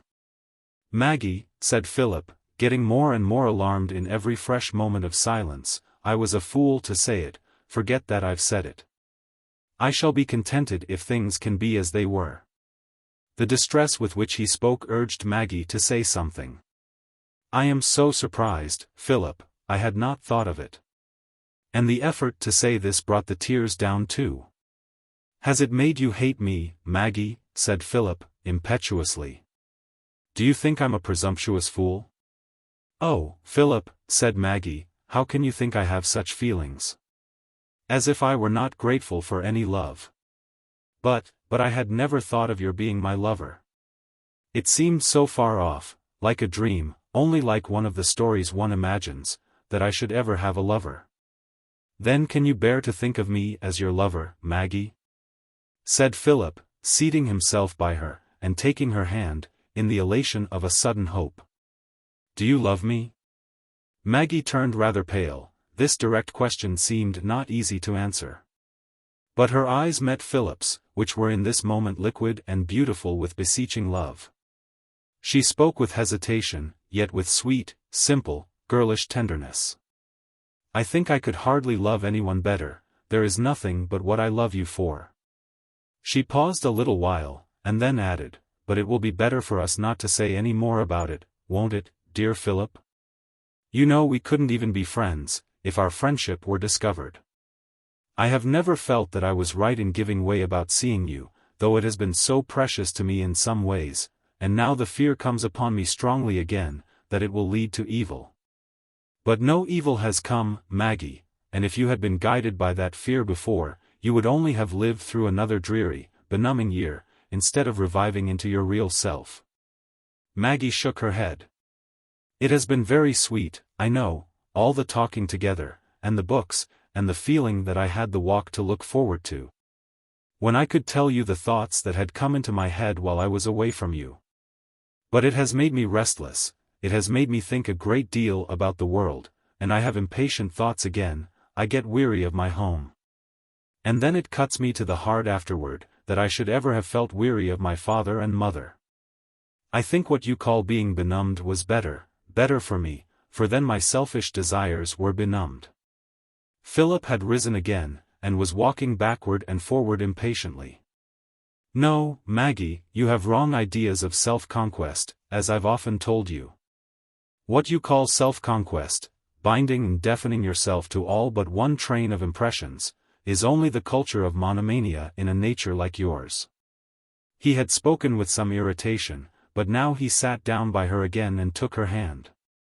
Don't think of the past now, Maggie, think only of our love. If you can really cling to me with all your heart, every obstacle will be overcome in time, we need only wait. I can live on hope. Look at me, Maggie, tell me again it is possible for you to love me. Don't look away from me to that cloven tree, it is a bad omen. She turned her large dark glance upon him with a sad smile. Come, Maggie, say one kind word, or else you were better to me at Lorton. You asked me if I should like you to kiss me, don't you remember, and you promised to kiss me when you met me again. You never kept the promise. The recollection of that childish time came as a sweet relief to Maggie. It made the present moment less strange to her. She kissed him almost as simply and quietly as she had done when she was 12 years old. Philip's eyes flashed with delight, but his next words were words of discontent. You don't seem happy enough, Maggie, you are forcing yourself to say you love me, out of pity. No, Philip, said Maggie, shaking her head, in her old childish way, I'm telling you the truth. It is all new and strange to me, but I don't think I could love anyone better than I love you. I should like always to live with you, to make you happy. I have always been happy when I have been with you. There is only one thing I will not do for your sake, I will never do anything to wound my father. You must never ask that from me. No, Maggie, I will ask nothing, I will bear everything. I'll wait another year only for a kiss, if you will only give me the first place in your heart. No, said Maggie, smiling, I won't make you wait so long as that.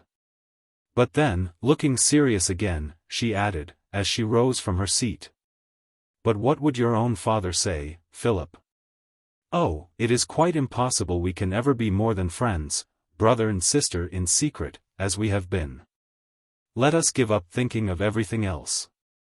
No, Maggie, I can't give you up, unless you are deceiving me, unless you really only care for me as if I were your brother. Tell me the truth. Indeed I do, Philip. What happiness have I ever had so great as being with you, since I was a little girl, the days Tom was good to me? And your mind is a sort of world to me, you can tell me all I want to know. I think I should never be tired of being with you. They were walking hand in hand, looking at each other. Maggie, indeed, was hurrying along, for she felt it time to be gone.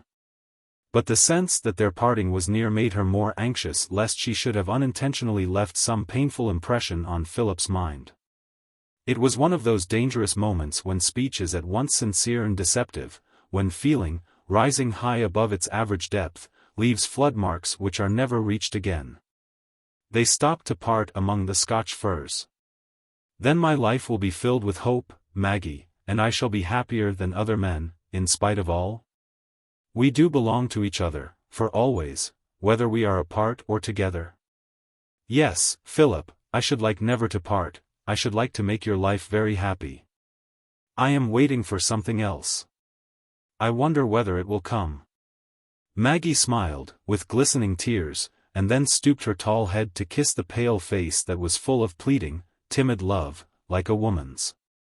She had a moment of real happiness then, a moment of belief that, if there were sacrifice in this love, it was all the richer and more satisfying. She turned away and hurried home, feeling that in the hour since she had trodden this road before, a new era had begun for her.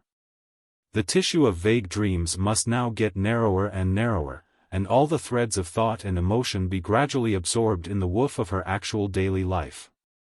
Chapter 5. The Cloven Tree.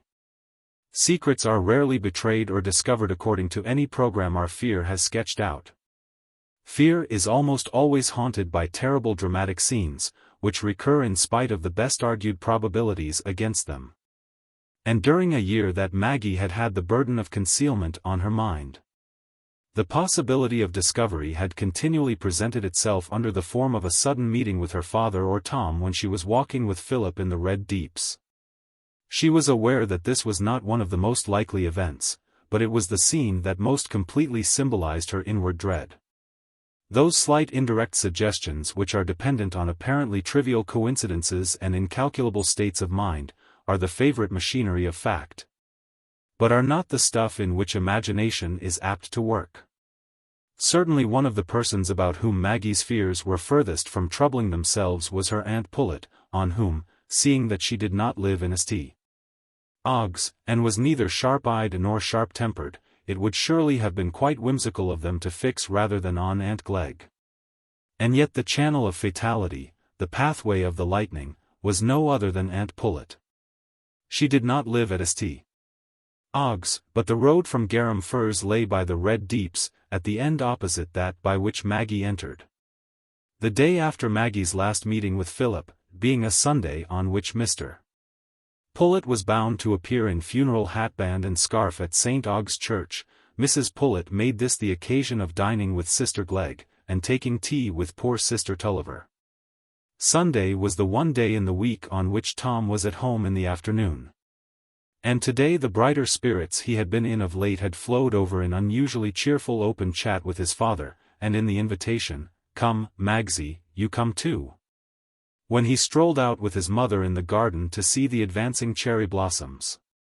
He had been better pleased with Maggie since she had been less odd and ascetic. He was even getting rather proud of her. Several persons had remarked in his hearing that his sister was a very fine girl. Today there was a peculiar brightness in her face, due in reality to an undercurrent of excitement, which had as much doubt and pain as pleasure in it, but it might pass for a sign of happiness. "You look very well, my dear," said Aunt Pullet, shaking her head sadly, as they sat round the tea-table. "I never thought your girl would be so good-looking, Bessie. But you must wear pink, my dear. That blue thing as your Aunt Glegg gave you turns you into a crowflower. Jane never was tasty. Why don't you wear that gown, oh, mine? It is so pretty and so smart, Aunt. I think it's too showy for me, at least for my other clothes, that I must wear with it. To be sure, it would be unbecoming if it wasn't well known you've got them belonging to you as can afford to give you such things when they've done with 'em themselves. It stands to reason I must give my own niece clothes now and then, such things as I buy every year, and never wear anything out. And as for Lucy, there's no giving to her, for she's got everything the choicest. Sister Dean may well hold her head up, though she looks dreadful yallow, poor thing. I doubt this liver complaint you'll carry her off. That's what this new vicar, this Dr. Ken said in the funeral sermon today. "Ah, he's a wonderful preacher, by all account, isn't he, Sophie?" said Mrs. Tulliver. "Why, Lucy had got a collar on this blessed day," continued Mrs. Pullet, with her eyes fixed in a ruminating manner, "as I don't say I haven't got as good, but I must look out my best to match it. Miss Lucy's called the Belle o' St. Ogg's, they say." "That's a cur'us word," observed Mr. Pullet, on whom the mysteries of etymology sometimes fell with an oppressive weight. "Pooh," said Mr. Tulliver, jealous for Maggie, "she's a small thing, not much of a figure. But fine feathers make fine birds. I see nothing to admire so much in those diminutive women. They look silly by the side o' the men, out o' proportion. When I chose my wife, I chose her the right size, neither too little nor too big." The poor wife, with her withered beauty, smiled complacently. "But the men aren't all big," said Uncle Pullet, not without some self-reference. "A young fellow may be good-looking and yet not be a 6 foot, like Master Tom here." "Ah, it's poor talking about littleness and bigness. Anybody may think it's a mercy they're straight," said Aunt Pullet. "There's that Mismaid's son o' Lawyer Wakem's, I saw him at church today. Dear, dear. To think o' the property he's like to have, and they say he's very queer and lonely, doesn't like much company. I shouldn't wonder if he goes out of his mind. For we never come along the road but he's scrambling out o' the trees and brambles at the Red Deeps." This wide statement, by which Mrs.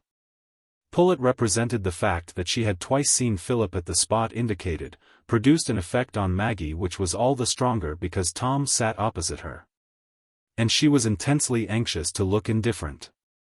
At Philip's name she had blushed, and the blush deepened every instant from consciousness, until the mention of the Red Deeps made her feel as if the whole secret were betrayed. And she dared not even hold her teaspoon lest she should show how she trembled. She sat with her hands clasped under the table, not daring to look round. Happily, her father was seated on the same side with herself, beyond her Uncle Pullet, and could not see her face without stooping forward. Her mother's voice brought the first relief, turning the conversation, for Mrs. Tulliver was always alarmed when the name of Wakem was mentioned in her husband's presence. Gradually Maggie recovered composure enough to look up, her eyes met Tom's, but he turned away his head immediately. And she went to bed that night wondering if he had gathered any suspicion from her confusion. Perhaps not. Perhaps he would think it was only her alarm at her aunt's mention of Wakem before her father, that was the interpretation her mother had put on it.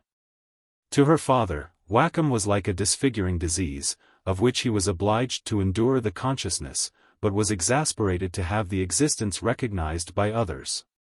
And no amount of sensitiveness in her about her father could be surprising, Maggie thought. But Tom was too keen-sighted to rest satisfied with such an interpretation. He had seen clearly enough that there was something distinct from anxiety about her father in Maggie's excessive confusion. In trying to recall all the details that could give shape to his suspicions, he remembered only lately hearing his mother scold Maggie for walking in the Red Deeps when the ground was wet, and bringing home shoes clogged with red soil. Still Tom, retaining all his old repulsion for Philip's deformity, shrank from attributing to his sister the probability of feeling more than a friendly interest in such an unfortunate exception to the common run of men.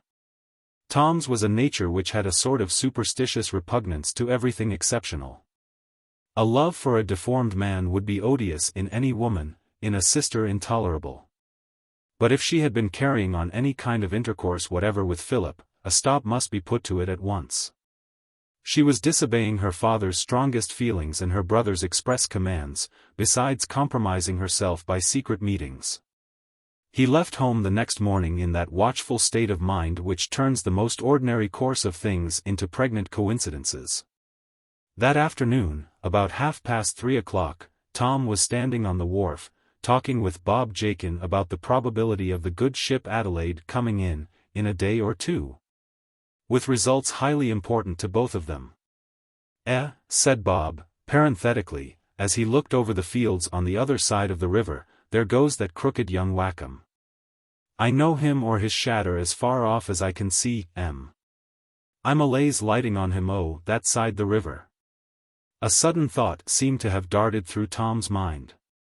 I must go, Bob, he said. I've something to attend to. Hurrying off to the warehouse, where he left notice for someone to take his place, he was called away home on peremptory business. The swiftest pace and the shortest road took him to the gate, and he was pausing to open it deliberately, that he might walk into the house with an appearance of perfect composure. When Maggie came out at the front door in bonnet and shawl, his conjecture was fulfilled, and he waited for her at the gate. She started violently when she saw him. Tom, how is it you are come home? Is there anything the matter? Maggie spoke in a low, tremulous voice. I'm come to walk with you to the Red Deeps, and meet Philip Wakem, said Tom, the central fold in his brow, which had become habitual with him, deepening as he spoke. Maggie stood helpless, pale and cold. By some means, then, Tom knew everything. At last she said, I'm not going, and turned round. Yes, you are, but I want to speak to you first. Where is my father? Out on horseback. And my mother? In the yard, I think, with the poultry. I can go in, then, without her seeing me. They walked in together, and Tom, entering the parlor, said to Maggie, Come in here. She obeyed, and he closed the door behind her. Now, Maggie, tell me this instant everything that has passed between you and Philip Wakem. Does my father know anything? Said Maggie, still trembling. No, said Tom indignantly. But he shall know, if you attempt to use deceit toward me any further. I don't wish to use deceit, said Maggie, flushing into resentment at hearing this word applied to her conduct. Tell me the whole truth, then. Perhaps you know it. Never mind whether I know it or not. Tell me exactly what has happened, or my father shall know everything. I tell it for my father's sake, then. Yes, it becomes you to profess affection for your father, when you have despised his strongest feelings. You never do wrong, Tom, said Maggie, tauntingly. Not if I know it, answered Tom, with proud sincerity. But I have nothing to say to you beyond this. Tell me what has passed between you and Philip Wakem. When did you first meet him in the Red Deeps? A year ago, said Maggie, quietly. Tom's severity gave her a certain fund of defiance, and kept her sense of error in abeyance. You need ask me no more questions. We have been friendly a year. We have met and walked together often. He has lent me books. Is that all? Said Tom, looking straight at her with his frown. Maggie paused a moment. Then, determined to make an end of Tom's right to accuse her of deceit, she said haughtily. No, not quite all. On Saturday he told me that he loved me. I didn't think of it before then. I had only thought of him as an old friend. And you encouraged him? Said Tom, with an expression of disgust. I told him that I loved him too. Tom was silent a few moments, looking on the ground and frowning, with his hands in his pockets. At last he looked up and said coldly. Now, then, Maggie, there are but two courses for you to take. Either you vow solemnly to me, with your hand on my father's Bible, that you will never have another meeting or speak another word in private with Philip Wakem, or you refuse, and I tell my father everything. And this month, when by my exertions he might be made happy once more, you will cause him the blow of knowing that you are a disobedient, deceitful daughter, who throws away her own respectability by clandestine meetings with the son of a man that has helped to ruin her father. Choose.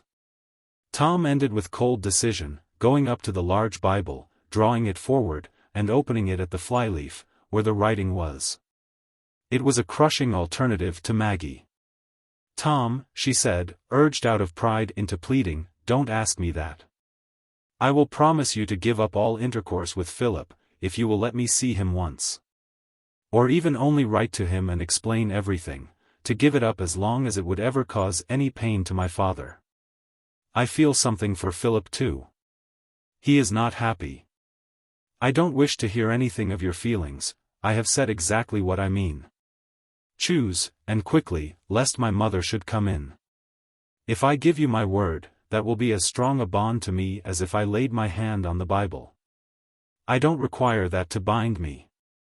Do what I require, said Tom. I can't trust you, Maggie. There is no consistency in you. Put your hand on this Bible, and say, I renounce all private speech and intercourse with Philip Wakem from this time forth. Else you will bring shame on us all, and grief on my father. And what is the use of my exerting myself and giving up everything else for the sake of paying my father's debts, if you are to bring madness and vexation on him? Just when he might be easy and hold up his head once more? Oh, Tom, will the debts be paid soon? Said Maggie, clasping her hands, with a sudden flash of joy across her wretchedness. If things turn out as I expect, said Tom. But, he added, his voice trembling with indignation, while I have been contriving and working that my father may have some peace of mind before he dies, working for the respectability of our family, you have done all you can to destroy both. Maggie felt a deep movement of compunction. For the moment, her mind ceased to contend against what she felt to be cruel and unreasonable, and in her self-blame she justified her brother. Tom, she said in a low voice, it was wrong of me, but I was so lonely, and I was sorry for Philip. And I think enmity and hatred are wicked. Nonsense, said Tom. Your duty was clear enough. Say no more, but promise, in the words I told you. I must speak to Philip once more. You will go with me now and speak to him. I give you my word not to meet him or write to him again without your knowledge. That is the only thing I will say. I will put my hand on the Bible if you like. Say it, then. Maggie laid her hand on the page of manuscript and repeated the promise. Tom closed the book, and said, Now let us go. Not a word was spoken as they walked along. Maggie was suffering in anticipation of what Philip was about to suffer, and dreading the galling words that would fall on him from Tom's lips. But she felt it was in vain to attempt anything but submission. Tom had his terrible clutch on her conscience and her deepest dread. She writhed under the demonstrable truth of the character he had given to her conduct, and yet her whole soul rebelled against it as unfair from its incompleteness. He, meanwhile, felt the impetus of his indignation diverted toward Philip. He did not know how much of an old boyish repulsion and of mere personal pride and animosity was concerned in the bitter severity of the words by which he meant to do the duty of a son and a brother. Tom was not given to inquire subtly into his own motives any more than into other matters of an intangible kind. He was quite sure that his own motives as well as actions were good, else he would have had nothing to do with them. Maggie's only hope was that something might, for the first time, have prevented Philip from coming. Then there would be delay, then she might get Tom's permission to write to him. Her heart beat with double violence when they got under the Scotch firs. It was the last moment of suspense, she thought. Philip always met her soon after she got beyond them. But they passed across the more open green space, and entered the narrow bushy path by the mound. Another turning, and they came so close upon him that both Tom and Philip stopped suddenly within a yard of each other. There was a moment's silence, in which Philip darted a look of inquiry at Maggie's face. He saw an answer there, in the pale, parted lips, and the terrified tension of the large eyes. Her imagination, always rushing extravagantly beyond an immediate impression, saw her tall, strong brother grasping the feeble Philip bodily, crushing him and trampling on him. "Do you call this acting the part of a man and a gentleman, sir?" Tom said, in a voice of harsh scorn, as soon as Philip's eyes were turned on him again. "What do you mean?" answered Philip, haughtily. "Mean? Stand farther from me, lest I should lay hands on you, and I'll tell you what I mean. I mean, taking advantage of a young girl's foolishness and ignorance to get her to have secret meetings with you. I mean, daring to trifle with the respectability of a family that has a good and honest name to support." "I deny that," interrupted Philip, impetuously. "I could never trifle with anything that affected your sister's happiness. She is dearer to me than she is to you, I honor her more than you can ever honor her, I would give up my life to her. Don't talk high-flown nonsense to me, sir. Do you mean to pretend that you didn't know it would be injurious to her to meet you here week after week? Do you pretend you had any right to make professions of love to her, even if you had been a fit husband for her, when neither her father nor your father would ever consent to a marriage between you? And you to try and worm yourself into the affections of a handsome girl who is not 18, and has been shut out from the world by her father's misfortunes. That's your crooked notion of honor, is it? I call it base treachery, I call it taking advantage of circumstances to win what's too good for you, what you'd never get by fair means. It is manly of you to talk in this way to me, said Philip, bitterly, his whole frame shaken by violent emotions. Giants have an immemorial right to stupidity and insolent abuse. You are incapable even of understanding what I feel for your sister. I feel so much for her that I could even desire to be at friendship with you. I should be very sorry to understand your feelings, said Tom, with scorching contempt. What I wish is that you should understand me, that I shall take care of my sister, and that if you dare to make the least attempt to come near her, or to write to her, or to keep the slightest hold on her mind, your puny, miserable body, that ought to have put some modesty into your mind, shall not protect you. I'll thrash you, I'll hold you up to public scorn. Who wouldn't laugh at the idea of your turning lover to a fine girl? Tom, I will not bear it, I will listen no longer, Maggie burst out, in a convulsed voice. Stay, Maggie, said Philip, making a strong effort to speak. Then looking at Tom, you have dragged your sister here, I suppose, that she may stand by while you threaten and insult me. These naturally seem to you the right means to influence me. But you are mistaken. Let your sister speak. If she says she is bound to give me up, I shall abide by her wishes to the slightest word. It was for my father's sake, Philip, said Maggie, imploringly. Tom threatens to tell my father, and he couldn't bear it. I have promised, I have vowed solemnly, that we will not have any intercourse without my brother's knowledge. It is enough, Maggie. I shall not change. But I wish you to hold yourself entirely free. But trust me, remember that I can never seek for anything but good to what belongs to you. Yes, said Tom, exasperated by this attitude of Philip's, you can talk of seeking good for her and what belongs to her now. Did you seek her good before? I did, at some risk, perhaps. But I wished her to have a friend for life, who would cherish her, who would do her more justice than a coarse and narrow-minded brother, that she has always lavished her affections on. Yes, my way of befriending her is different from yours, and I'll tell you what is my way. I'll save her from disobeying and disgracing her father. I'll save her from throwing herself away on you, from making herself a laughingstock, from being flouted by a man like your father, because she's not good enough for his son. You know well enough what sort of justice and cherishing you were preparing for her. I'm not to be imposed upon by fine words, I can see what actions mean. Come away, Maggie. He seized Maggie's right wrist as he spoke, and she put out her left hand. Philip clasped it an instant, with one eager look, and then hurried away.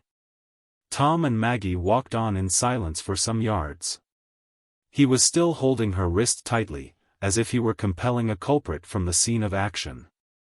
At last Maggie, with a violent snatch, drew her hand away, and her pent-up, long-gathered irritation burst into utterance. Don't suppose that I think you are right, Tom, or that I bow to your will. I despise the feelings you have shown in speaking to Philip, I detest your insulting, unmanly allusions to his deformity. You have been reproaching other people all your life. You have been always sure you yourself are right. It is because you have not a mind large enough to see that there is anything better than your own conduct and your own petty aims. Certainly, said Tom, coolly. I don't see that your conduct is better, or your aims either. If your conduct, and Philip Wakem's conduct, has been right, why are you ashamed of its being known? Answer me that. I know what I have aimed at in my conduct, and I've succeeded. Pray, what good has your conduct brought to you or anyone else? "I don't want to defend myself," said Maggie, still with vehemence. "I know I've been wrong, often, continually. But yet, sometimes when I have done wrong, it has been because I have feelings that you would be the better for, if you had them. If you were in fault ever, if you had done anything very wrong, should be sorry for the pain it brought you, I should not want punishment to be heaped on you. But you have always enjoyed punishing me, you have always been hard and cruel to me. Even when I was a little girl, and always loved you better than anyone else in the world, you would let me go crying to bed without forgiving me. You have no pity. You have no sense of your own imperfection and your own sins. It is a sin to be hard, it is not fitting for a mortal, for a Christian. You are nothing but a Pharisee. You thank God for nothing but your own virtues, you think they are great enough to win you everything else. You have not even a vision of feelings by the side of which your shining virtues are mere darkness." "Well," said Tom, with cold scorn, "if your feelings are so much better than mine, let me see you show them in some other way than by conduct that's likely to disgrace us all, than by ridiculous flights first into one extreme and then into another. Pray, how have you shown your love, that you talk of, either to me or my father? By disobeying and deceiving us. I have a different way of showing my affection. Because you are a man, Tom, and have power, and can do something in the world. Then, if you can do nothing, submit to those that can. So I will submit to what I acknowledge and feel to be right. I will submit even to what is unreasonable from my father, but I will not submit to it from you. You boast of your virtues as if they purchased you a right to be cruel and unmanly, as you've been today. Don't suppose I would give up Philip Wakem in obedience to you. The deformity you insult would make me cling to him and care for him the more." "Very well, that is your view of things," said Tom, more coldly than ever. "You need say no more to show me what a wide distance there is between us. Let us remember that in future, and be silent." Tom went back to St. Ogg's, to fulfill an appointment with his Uncle Dean, and receive directions about a journey on which he was to set out the next morning. Maggie went up to her own room to pour out all that indignant remonstrance, against which Tom's mind was close barred, in bitter tears. Then, when the first burst of unsatisfied anger was gone by, came the recollection of that quiet time before the pleasure which had ended in today's misery had perturbed the clearness and simplicity of her life. She used to think in that time that she had made great conquests, and won a lasting stand on serene heights above worldly temptations and conflict. And here she was down again in the thick of a hot strife with her own and others' passions. Life was not so short, then, and perfect rest was not so near as she had dreamed when she was 2 years younger. There was more struggle for her, and perhaps more falling. If she had felt that she was entirely wrong, and that Tom had been entirely right, she could sooner have recovered more inward harmony. But now her penitence and submission were constantly obstructed by resentment that would present itself to her no otherwise than as a just indignation. Her heart bled for Philip. She went on recalling the insults that had been flung at him with so vivid a conception of what he had felt under them, that it was almost like a sharp bodily pain to her, making her beat the floor with her foot and tighten her fingers on her palm. And yet, how was it that she was now and then conscious of a certain dim background of relief in the forced separation from Philip? Surely it was only because the sense of a deliverance from concealment was welcome at any cost. Chapter 6. The Hard-Won Triumph.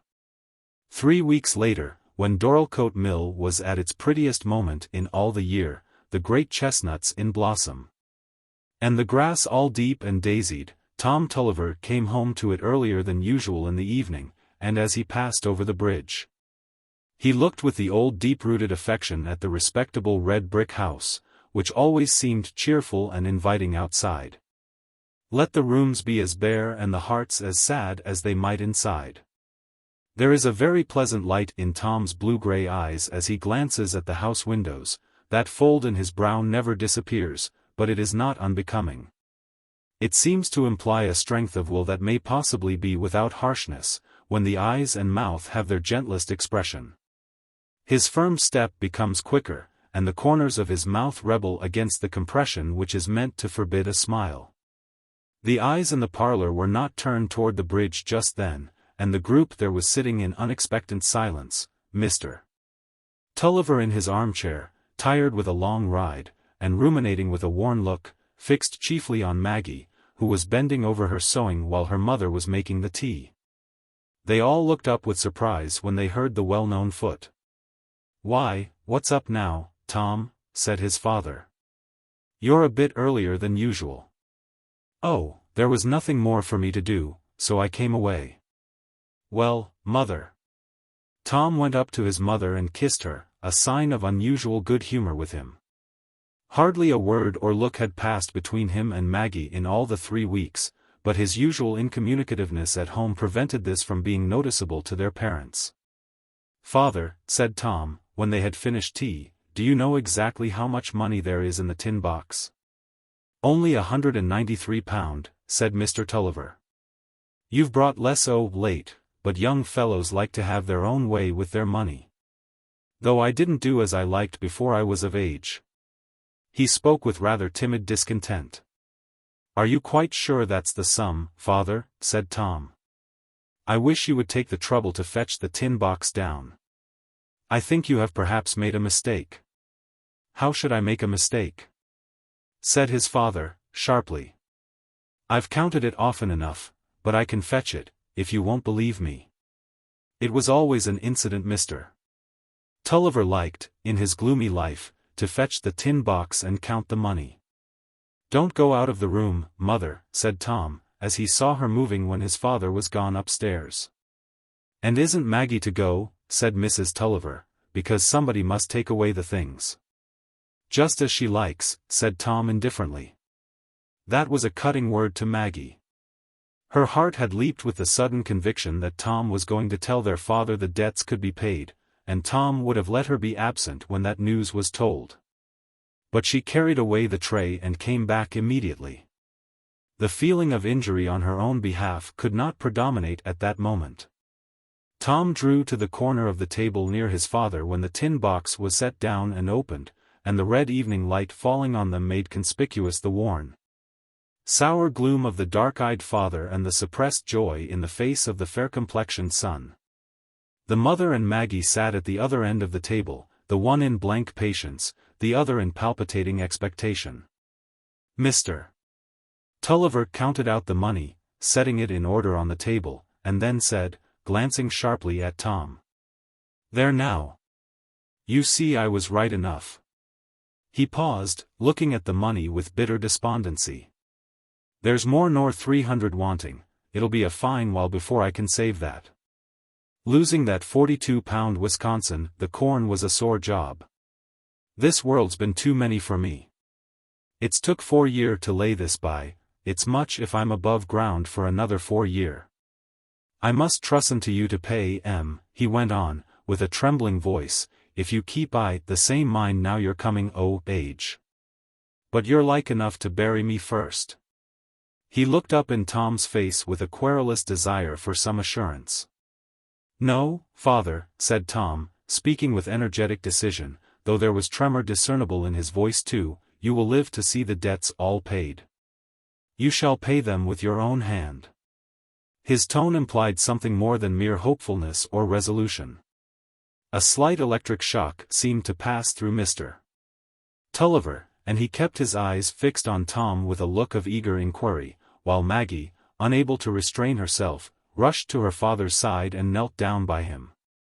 Tom was silent a little while before he went on. "A good while ago, my uncle Glegg lent me a little money to trade with, and that has answered. I have £320 in the bank." His mother's arms were round his neck as soon as the last words were uttered, and she said, half crying, "Oh, my boy, I knew you'd make everything right again, when you got a man." But his father was silent, the flood of emotion hemmed in all power of speech. Both Tom and Maggie were struck with fear lest the shock of joy might even be fatal. But the blessed relief of tears came.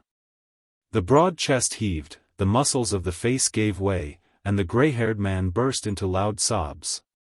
The fit of weeping gradually subsided, and he sat quiet, recovering the regularity of his breathing. At last he looked up at his wife and said, in a gentle tone, "Bessie, you must come and kiss me now, the lad has made you amends. You'll see a bit comfort again, belike." When she had kissed him, and he had held her hand a minute, his thoughts went back to the money. "I wish you'd brought me the money to look at, Tom," he said, fingering the sovereigns on the table. "I should felt surer." "You shall see it tomorrow, father," said Tom. "My Uncle Dean has appointed the creditors to meet tomorrow at the Golden Lion, and he has ordered a dinner for them at 2 o'clock. My Uncle Glegg and he will both be there. It was advertised in the Messenger on Saturday." "Then Wakem knows on't," said Mr. Tulliver, his eye kindling with triumphant fire. "Ah!" he went on, with a long-drawn guttural enunciation, taking out his snuff-box, the only luxury he had left himself, and tapping it with something of his old air of defiance. "I'll get from under his thumb now, though I must leave the old mill. I thought I could held out to die here, but I can't. We've got a glass nothing in the house, have we, Bessie?" "Yes," said Mrs. Tulliver, drawing out her much-reduced bunch of keys, "there's some brandy Sister Dean brought me when I was ill." "Get it me, then, get it me. I feel a bit weak." "Tom, my lad," he said, in a stronger voice, when he had taken some brandy and water, "you shall make a speech to M. I'll tell M it's you as got the best part o' the money. They'll see I'm honest at last, and got an honest son. Ah! Wakem, you'd be fine and glad to have a son like mine, a fine straight fellow, i'stead o' that poor crooked creetur. You'll prosper i' the world, my lad, you'll maybe see the day when Wakem and his son, you'll be a round or two below you. You'll like enough be ta'en into partnership, as your Uncle Dean was before you, you're in the right way for't, and then there's nothing to hinder your getting rich. And if ever you're rich enough, mind this, try and get old mill again." Mr. Tulliver threw himself back in his chair. His mind, which had so long been the home of nothing but bitter discontent and foreboding, suddenly filled, by the magic of joy, with visions of good fortune. But some subtle influence prevented him from foreseeing the good fortune as happening to himself. "Shake hands me, my lad," he said, suddenly putting out his hand. "It's a great thing when a man can be proud as he's got a good son. I've had that luck." Tom never lived to taste another moment so delicious as that. And Maggie couldn't help forgetting her own grievances. Tom was good. And in the sweet humility that springs in us all in moments of true admiration and gratitude, she felt that the faults he had to pardon in her had never been redeemed, as his faults were. She felt no jealousy this evening that, for the first time, she seemed to be thrown into the background in her father's mind. There was much more talk before bedtime. Mr. Tulliver naturally wanted to hear all the particulars of Tom's trading adventures, and he listened with growing excitement and delight. He was curious to know what had been said on every occasion. If possible, what had been thought, and Bob Jakin's part in the business threw him into peculiar outbursts of sympathy with the triumphant knowingness of that remarkable packman. Bob's juvenile history, so far as it had come under Mr. Tulliver's knowledge, was recalled with that sense of astonishing promise it displayed, which is observable in all reminiscences of the childhood of great men. It was well that there was this interest of narrative to keep under the vague but fierce sense of triumph over Wakem, which would otherwise have been the channel his joy would have rushed into with dangerous force. Even as it was, that feeling from time to time gave threats of its ultimate mastery, in sudden bursts of irrelevant exclamation. It was long before Mr. Tulliver got to sleep that night. And the sleep, when it came, was filled with vivid dreams. At 5:30 in the morning, when Mrs. Tulliver was already rising, he alarmed her by starting up with a sort of smothered shout, and looking round in a bewildered way at the walls of the bedroom. "What's the matter, Mr. Tulliver?" said his wife. He looked at her, still with a puzzled expression, and said at last, "Ah, I was dreaming. Did I make a noise? I thought I'd got hold of him." Chapter 7. A Day of Reckoning. Mr. Tulliver was an essentially sober man, able to take his glass and not averse to it, but never exceeding the bounds of moderation. He had naturally an active Hotspur temperament, which did not crave liquid fire to set it aglow. His impetuosity was usually equal to an exciting occasion without any such reinforcements.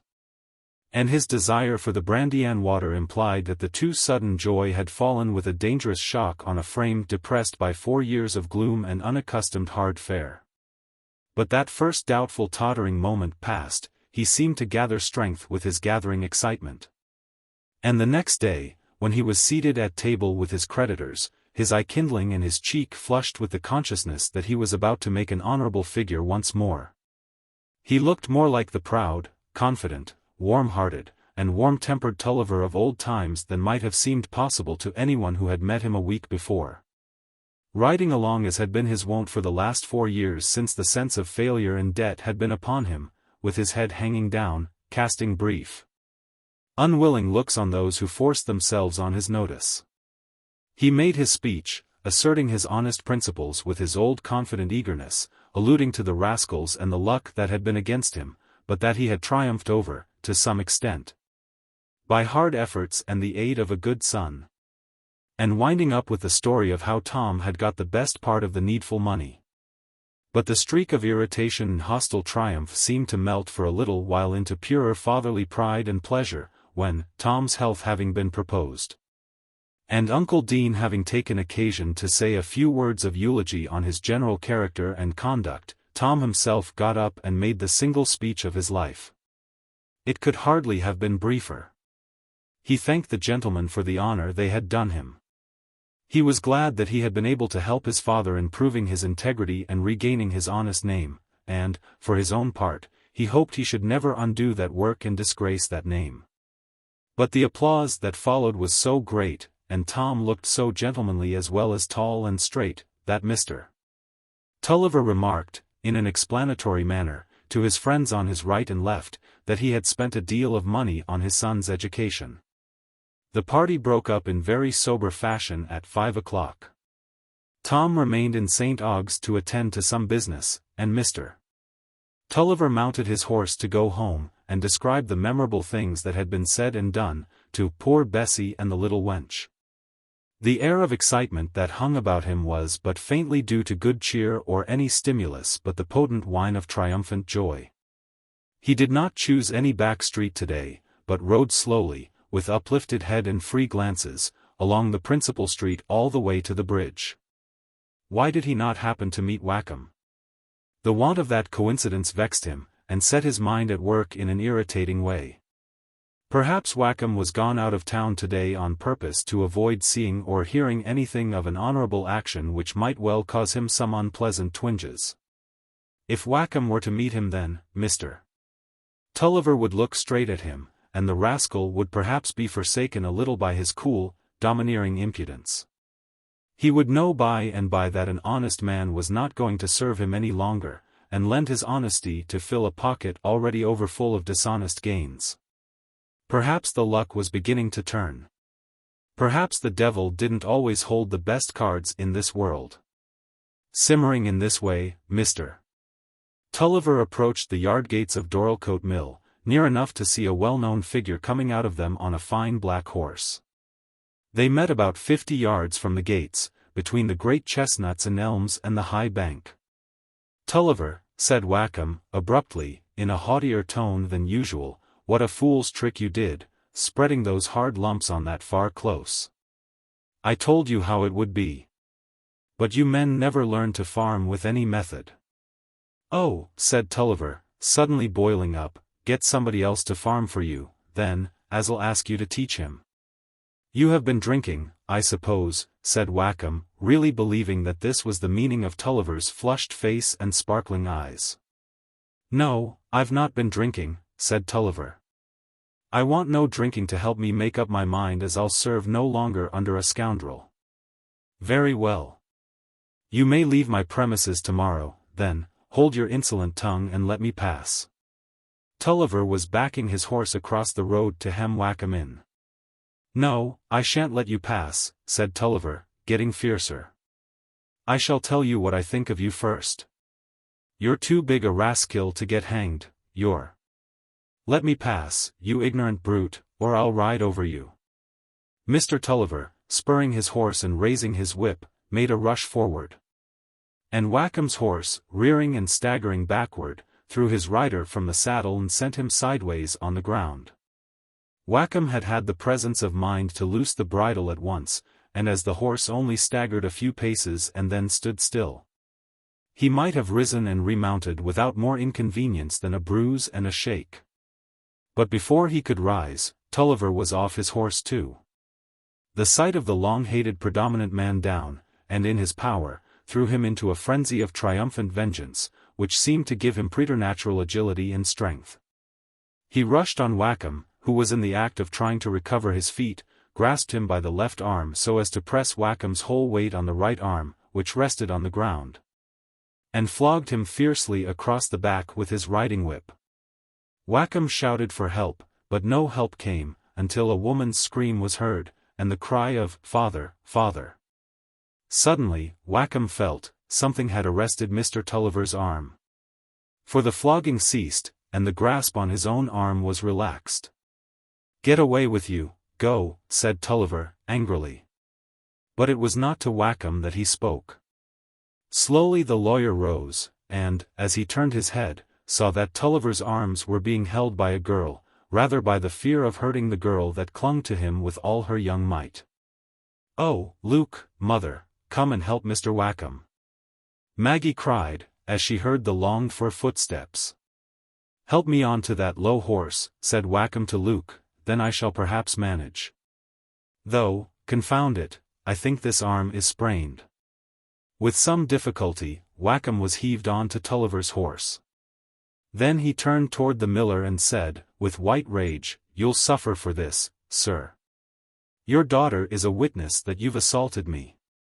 "I don't care," said Mr. Tulliver, in a thick, fierce voice, "Go and show your back, and tell I thrashed you. Tell I've made things a bit more even the world. Ride my horse home with me," said Wakem to Luke. "By the Tofton ferry, not through the town." "Father, come in," said Maggie, imploringly. Then, seeing that Wakem had ridden off, and that no further violence was possible, she slackened her hold and burst into hysteric sobs, while poor Mrs. Tulliver stood by in silence, quivering with fear. But Maggie became conscious that as she was slackening her hold her father was beginning to grasp her and lean on her. The surprise checked her sobs. "I feel ill, faintish," he said. "Help me in, Bessie, I'm giddy, I've a pain i' the head." He walked in slowly, propped by his wife and daughter, and tottered into his armchair. The almost purple flush had given way to paleness, and his hand was cold. "Hadn't we better send for the doctor?" said Mrs. Tulliver. He seemed to be too faint and suffering to hear her. But presently, when she said to Maggie, "Go and seek for somebody to fetch the doctor," he looked up at her with full comprehension, and said, "Doctor? No, no doctor. It's my head, that's all. Help me to bed." Sad ending to the day that had risen on them all like a beginning of better times. But mingled seed must bear a mingled crop. In half an hour after his father had lain down, Tom came home. Bob Jakin was with him, come to congratulate the old master, not without some excusable pride that he had had his share in bringing about Mr. Tom's good luck. And Tom had thought his father would like nothing better, as a finish to the day, than a talk with Bob. But now Tom could only spend the evening in gloomy expectation of the unpleasant consequences that must follow on this mad outbreak of his father's long-smothered hate. After the painful news had been told, he sat in silence. He had not spirit or inclination to tell his mother and sister anything about the dinner, they hardly cared to ask it. Apparently the mingled thread in the web of their life was so curiously twisted together that there could be no joy without a sorrow coming close upon it. Tom was dejected by the thought that his exemplary effort must always be baffled by the wrongdoing of others. Maggie was living through, over and over again, the agony of the moment in which she had rushed to throw herself on her father's arm, with a vague, shuddering foreboding of wretched scenes to come. Not one of the three felt any particular alarm about Mr. Tulliver's health. The symptoms did not recall his former dangerous attack, and it seemed only a necessary consequence that his violent passion and effort of strength, after many hours of unusual excitement, should have made him feel ill. Rest would probably cure him. Tom, tired out by his active day, fell asleep soon, and slept soundly. It seemed to him as if he had only just come to bed, when he waked to see his mother standing by him in the grey light of early morning. "My boy, you must get up this minute. I've sent for the doctor, and your father wants you and Maggie to come to him." "Is he worse, mother?" "He's been very ill all night with his head, but he doesn't say it's worse. He only said suddenly, 'Bessie, fetch the boy and girl. Tell M to make haste.'" Maggie and Tom threw on their clothes hastily in the chill grey light, and reached their father's room almost at the same moment. He was watching for them with an expression of pain on his brow, but with sharpened, anxious consciousness in his eyes. Mrs. Tulliver stood at the foot of the bed, frightened and trembling, looking worn and aged from disturbed rest. Maggie was at the bedside first, but her father's glance was toward Tom, who came and stood next to her. "Tom, my lad, it's come upon me as I shan't get up again. This world's been too many for me, my lad, but you've done what you could to make things a bit even. Shake hands with me again, my lad, before I go away from you." The father and son clasped hands and looked at each other an instant. Then Tom said, trying to speak firmly, "Have you any wish, father, that I can fulfill, when my lad, you'll try and get the old mill back?" "Yes, father." "And there's your mother, you'll try and make her amends, all you can, for my bad luck, and there's the little wench." The father turned his eyes on Maggie with a still more eager look, while she, with a bursting heart, sank on her knees, to be closer to the dear, time-worn face which had been present with her through long years, as the sign of her deepest love and hardest trial. "You must take care of her, Tom, don't you fret, my wench, there'll come somebody as'll love you and take your part, and you must be good to her, my lad. I was good to my sister. Kiss me, Maggie. Come, Bessie, you'll manage to pay for a brick grave, Tom, so as your mother and me can lie together." He looked away from them all when he had said this, and lay silent for some minutes, while they stood watching him, not daring to move. The morning light was growing clearer for them, and they could see the heaviness gathering in his face, and the dullness in his eyes. But at last he looked toward Tom and said, "I had my turn, I beat him. That was nothing but fair. I never wanted anything but what was fair." "But, father, dear father," said Maggie, an unspeakable anxiety predominating over her grief, "you forgive him, you forgive everyone now?" He did not move his eyes to look at her, but he said, "No, my wench. I don't forgive him. What's forgiving to do? I can't love a rascal." His voice had become thicker. But he wanted to say more, and moved his lips again and again, struggling in vain to speak. At length the words forced their way. "Does God forgive rascals? But if he does, he won't be hard with me."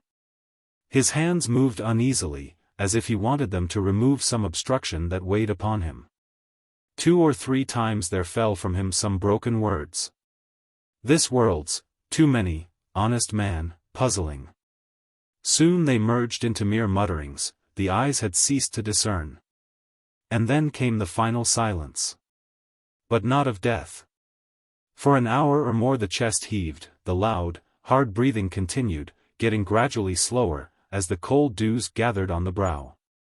At last there was total stillness, and poor Tulliver's dimly lighted soul had forever ceased to be vexed with the painful riddle of this world. Help was come now. Luke and his wife were there, and Mr. Turnbull had arrived, too late for everything but to say, "This is death." Tom and Maggie went downstairs together into the room where their father's place was empty. Their eyes turned to the same spot, and Maggie spoke. "Tom, forgive me, let us always love each other." And they clung and wept together. Book. Chapter 6.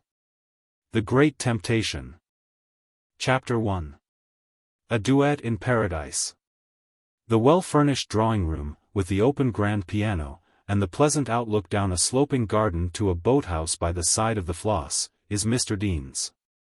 The neat little lady in mourning, whose light brown ringlets are falling over the colored embroidery with which her fingers are busy, is of course Lucy Dean. And the fine young man who is leaning down from his chair to snap the scissors in the extremely abbreviated face of the King Charles, lying on the young lady's feet, is no other than Mr. Stephen Guest, whose diamond ring, attar of roses, and air of nonchalant leisure, at 12 o'clock in the day, are the graceful and odoriferous result of the largest oil mill and the most extensive wharf in St. Ogg's. There is an apparent triviality in the action with the scissors, but your discernment perceives at once that there is a design in it which makes it eminently worthy of a large-headed, long-limbed young man. For you see that Lucy wants the scissors, and is compelled, reluctant as she may be, to shake her ringlets back, raise her soft hazel eyes, smile playfully down on the face that is so very nearly on a level with her knee, and holding out her little shell-pink palm, to say, "My scissors, please. If you can renounce the great pleasure of persecuting my poor Minnie." The foolish scissors have slipped too far over the knuckles, it seems, and Hercules holds out his entrapped fingers hopelessly. Confound the scissors. The oval lies the wrong way. Please draw them off for me. Draw them off with your other hand, says Miss Lucy, roguishly. Oh, but that's my left hand, I'm not left-handed. Lucy laughs, and the scissors are drawn off with gentle touches from tiny tips, which naturally dispose Mr. Stephen for a repetition da capo. Accordingly, he watches for the release of the scissors, that he may get them into his possession again. "No, no," said Lucy, sticking them in her band, "you shall not have my scissors again, you have strained them already. Now don't set Minnie growling again. Sit up and behave properly, and then I will tell you some news." "What is that?" said Stephen, throwing himself back and hanging his right arm over the corner of his chair. He might have been sitting for his portrait, which would have represented a rather striking young man of 25, with a square forehead, short dark brown hair, standing erect, with a slight wave at the end, like a thick crop of corn, and a half-ardent, half-sarcastic glance from under his well-marked horizontal eyebrows. "Is it very important news?" "Yes, very." "Guess." "You are going to change Minnie's diet, and give him 3 ratafias soaked in a dessertspoonful of cream daily?" "Quite wrong." "Well, then, Dr. Ken has been preaching against buckram, and you ladies have all been sending him a round robin, saying, 'This is a hard doctrine, who can bear it?'" "For shame," said Lucy, adjusting her little mouth gravely. "It is rather dull of you not to guess my news, because it is about something I mentioned to you not very long ago. But you have mentioned many things to me not long ago. Does your feminine tyranny require that when you say the thing you mean is one of several things, I should know it immediately by that mark?" "Yes, I know you think I am silly. I think you are perfectly charming. And my silliness is part of my charm?" "I didn't say that. But I know you like women to be rather insipid. Philip Wakem betrayed you, he said so one day when you were not here." "Oh, I know Phil is fierce on that point, he makes it quite a personal matter. I think he must be lovesick for some unknown lady, some exalted Beatrice whom he met abroad." "By the by," said Lucy, pausing in her work, "it has just occurred to me that I never found out whether my cousin Maggie will object to see Philip, as her brother does. Tom will not enter a room where Philip is, if he knows it. Perhaps Maggie may be the same, and then we shan't be able to sing our glees, shall we?" "What? Is your cousin coming to stay with you?" said Stephen, with a look of slight annoyance. "Yes, that was my news, which you have forgotten. She's going to leave her situation, where she has been nearly 2 years, poor thing, ever since her father's death, and she will stay with me a month or 2, many months, I hope. And am I bound to be pleased at that news? Oh no, not at all, said Lucy, with a little air of pique. I am pleased, but that, of course, is no reason why you should be pleased. There is no girl in the world I love so well as my cousin Maggie.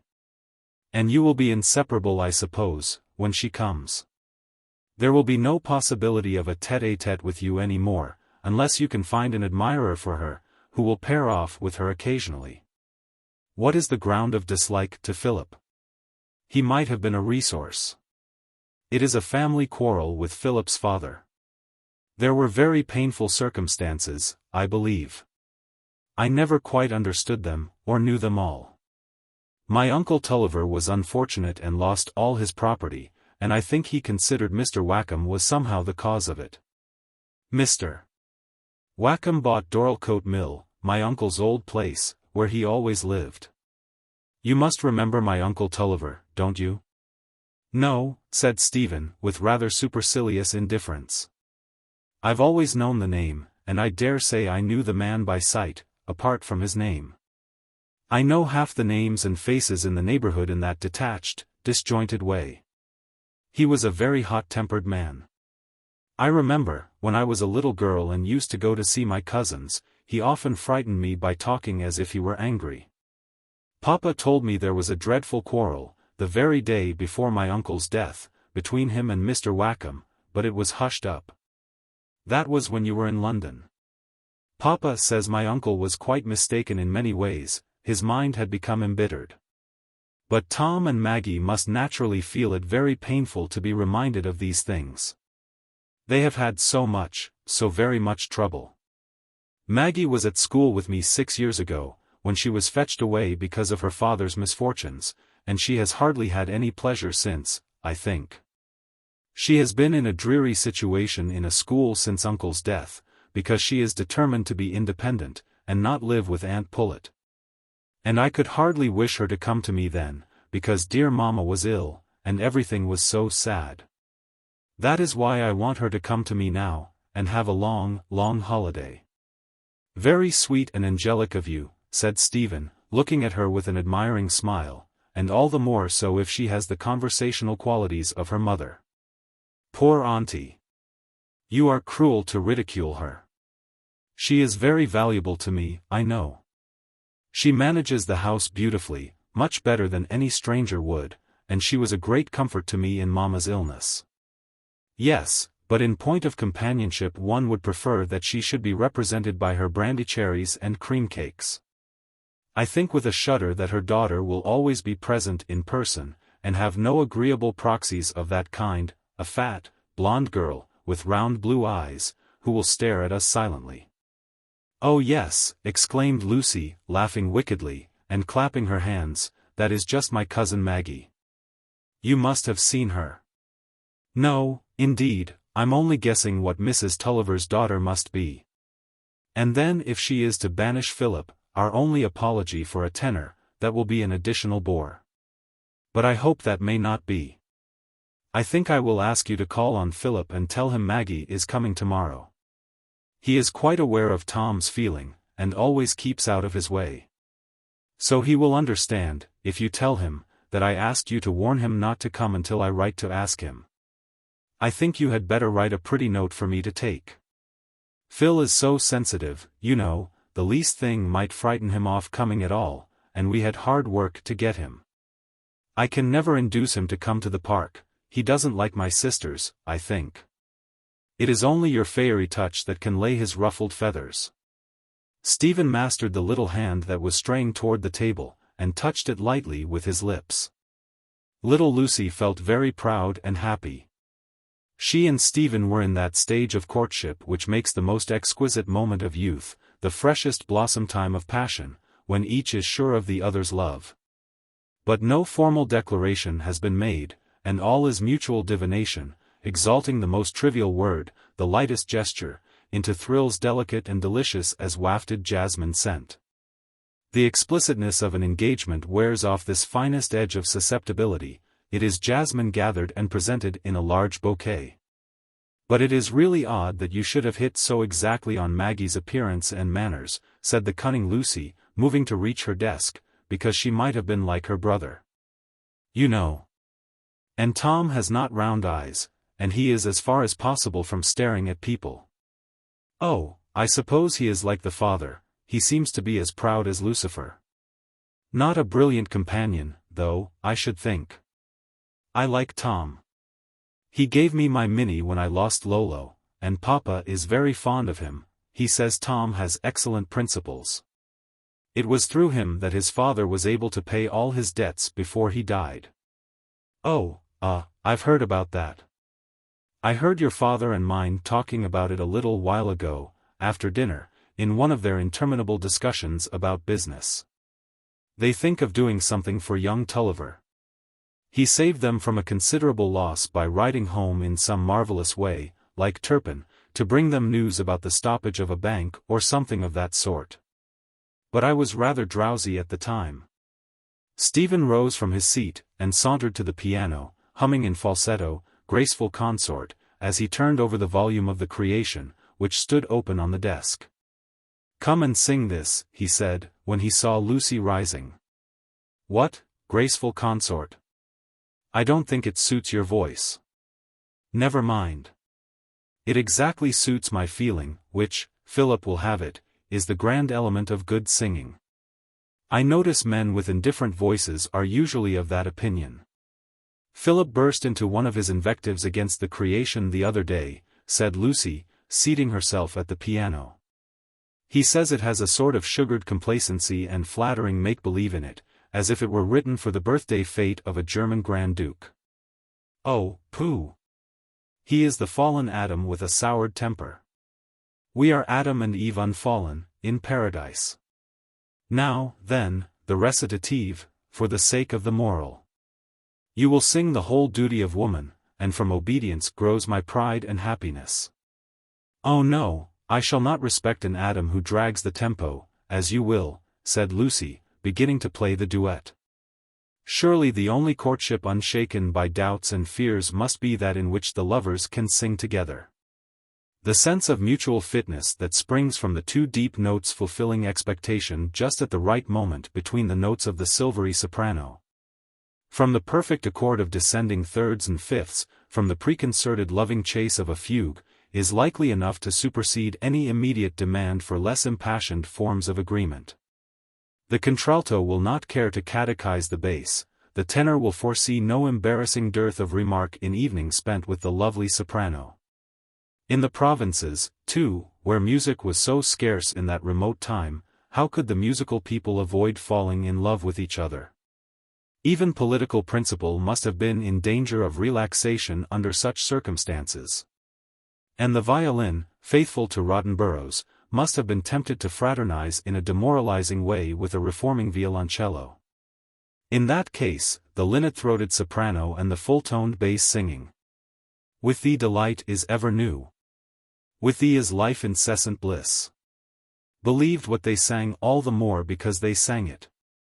Now for Raphael's great song, said Lucy, when they had finished the duet. You do the heavy beasts to perfection. That sounds complimentary, said Stephen, looking at his watch.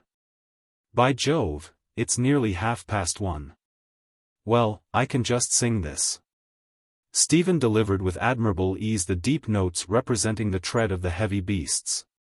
But when a singer has an audience of two, there is room for divided sentiments. Minnie's mistress was charmed. But Minnie, who had entrenched himself, trembling, in his basket as soon as the music began, found this thunder so little to his taste that he leaped out and scampered under the remotest chiffonier. As the most eligible place in which a small dog could await the crack of doom. Adieu, graceful consort, said Stephen, buttoning his coat across when he had done singing, and smiling down from his tall height, with the air of rather a patronizing lover. At the little lady on the music stool. My bliss is not incessant, for I must gallop home. I promise to be there at lunch. You will not be able to call on Philip, then? It is of no consequence, I have said everything in my note. You will be engaged with your cousin tomorrow, I suppose? Yes, we are going to have a little family party. My cousin Tom will dine with us. And poor auntie will have her 2 children together for the first time. It will be very pretty, I think a great deal about it. But I may come the next day? Oh yes.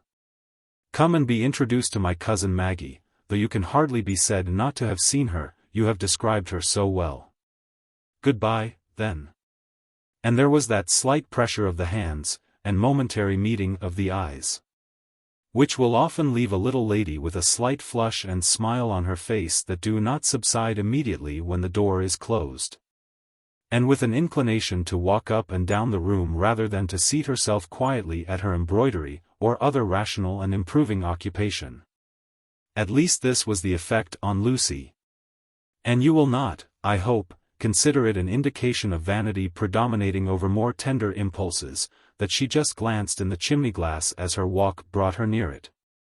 The desire to know that one has not looked an absolute fright during a few hours of conversation may be construed as lying within the bounds of a laudable benevolent consideration for others. And Lucy had so much of this benevolence in her nature that I am inclined to think her small egoisms were impregnated with it. Just as there are people not altogether unknown to you whose small benevolences have a predominant and somewhat rank odor of egoism. Even now, that she is walking up and down with a little triumphant flutter of her girlish heart at the sense that she is loved by the person of chief consequence in her small world. You may see in her hazel eyes an ever-present sunny benignity, in which the momentary harmless flashes of personal vanity are quite lost. And if she is happy in thinking of her lover, it is because the thought of him mingles readily with all the gentle affections and good-natured offices with which she fills her peaceful days. Even now, her mind, with that instantaneous alternation which makes 2 currents of feeling or imagination seem simultaneous, is glancing continually from Stephen to the preparations she has only half finished in Maggie's room. Cousin Maggie should be treated as well as the grandest lady visitor, nay, better, for she should have Lucy's best prints and drawings in her bedroom, and the very finest bouquet of spring flowers on her table. Maggie would enjoy all that, she was so fond of pretty things. And there was poor Aunt Tulliver, that no one made any account of, she was to be surprised with the present of a cap of superlative quality, and to have her health drunk in a gratifying manner, for which Lucy was going to lay a plot with her father this evening. Clearly, she had not time to indulge in long reveries about her own happy love affairs. With this thought she walked toward the door, but paused there. "What's the matter, then, Minnie?" she said, stooping in answer to some whimpering of that small quadruped, and lifting his glossy head against her pink cheek. "Did you think I was going without you? Come, then, let us go and see Sinbad." Sinbad was Lucy's chestnut horse, that she always fed with her own hand when he was turned out in the paddock. She was fond of feeding dependent creatures, and knew the private tastes of all the animals about the house, delighting in the little rippling sounds of her canaries when their beaks were busy with fresh seed, and in the small nibbling pleasures of certain animals which, lest she should appear too trivial, I will here call the more familiar rodents. Was not Stephen Guest right in his decided opinion that this slim maiden of 18 was quite the sort of wife a man would not be likely to repent of marrying, a woman who was loving and thoughtful for other women, not giving them Judas kisses with eyes askance on their welcome defects, but with real care and vision for their half-hidden pains and mortifications, with long ruminating enjoyment of little pleasures prepared for them? Perhaps the emphasis of his admiration did not fall precisely on this rarest quality in her, perhaps he approved his own choice of her chiefly because she did not strike him as a remarkable rarity. A man likes his wife to be pretty, well, Lucy was pretty, but not to a maddening extent. A man likes his wife to be accomplished, gentle, affectionate, and not stupid. And Lucy had all these qualifications. Stephen was not surprised to find himself in love with her, and was conscious of excellent judgment in preferring her to Miss Laban, the daughter of the county member, although Lucy was only the daughter of his father's subordinate partner. Besides, he had had to defy and overcome a slight unwillingness and disappointment in his father and sisters, a circumstance which gives a young man an agreeable consciousness of his own dignity. Stephen was aware that he had sense and independence enough to choose the wife who was likely to make him happy, unbiased by any indirect considerations. He meant to choose Lucy. She was a little darling, and exactly the sort of woman he had always admired. Chapter 2. First Impressions. "He is very clever, Maggie," said Lucy. She was kneeling on a footstool at Maggie's feet, after placing that dark lady in the large crimson velvet chair. "I feel sure you will like him." "I hope you will." "I shall be very difficult to please," said Maggie, smiling, and holding up one of Lucy's long curls, that the sunlight might shine through it. "A gentleman who thinks he is good enough for Lucy must expect to be sharply criticized.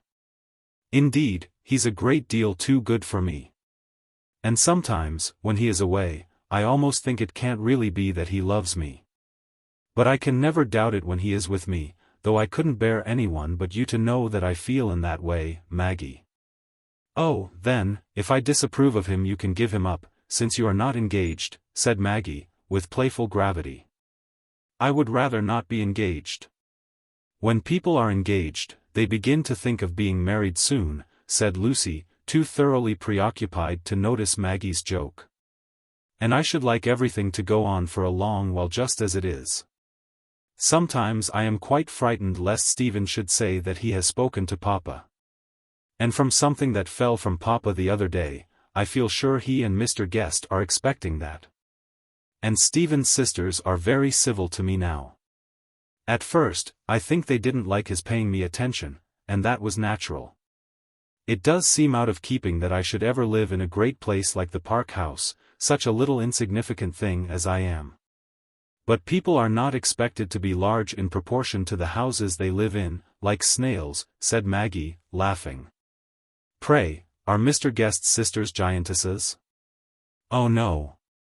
And not handsome, that is, not very," said Lucy, half penitent at this uncharitable remark. "But he is, at least he is generally considered very handsome. Though you are unable to share that opinion?" "Oh, I don't know," said Lucy, blushing pink over brow and neck. "It is a bad plan to raise expectation, you will perhaps be disappointed. But I have prepared a charming surprise for him, I shall have a glorious laugh against him. I shall not tell you what it is, though." Lucy rose from her knees and went to a little distance, holding her pretty head on one side, as if she had been arranging Maggie for a portrait, and wished to judge of the general effect. "Stand up a moment, Maggie. What is your pleasure now?" said Maggie, smiling languidly as she rose from her chair and looked down on her slight, aerial cousin, whose figure was quite subordinate to her faultless drapery of silk and crepe. Lucy kept her contemplative attitude a moment or two in silence, and then said, "I can't think what witchery it is in you, Maggie, that makes you look best in shabby clothes. Though you really must have a new dress now. But do you know, last night I was trying to fancy you in a handsome, fashionable dress, and do what I would, that old limp merino would come back as the only right thing for you. I wonder if Marie Antoinette looked all the grander when her gown was darned at the elbows. Now, if I were to put anything shabby on, should be quite unnoticeable. I should be a mere rag." "Oh, quite," said Maggie, with mock gravity. "You would be liable to be swept out of the room with the cobwebs and carpet dust, and to find yourself under the grate, like Cinderella. Mayn't I sit down now?" "Yes, now you may," said Lucy, laughing. Then, with an air of serious reflection, unfastening her large jet brooch, "But you must change brooches, Maggie. That little butterfly looks silly on you. But won't that mar the charming effect of my consistent shabbiness?" said Maggie, seating herself submissively, while Lucy knelt again and unfastened the contemptible butterfly.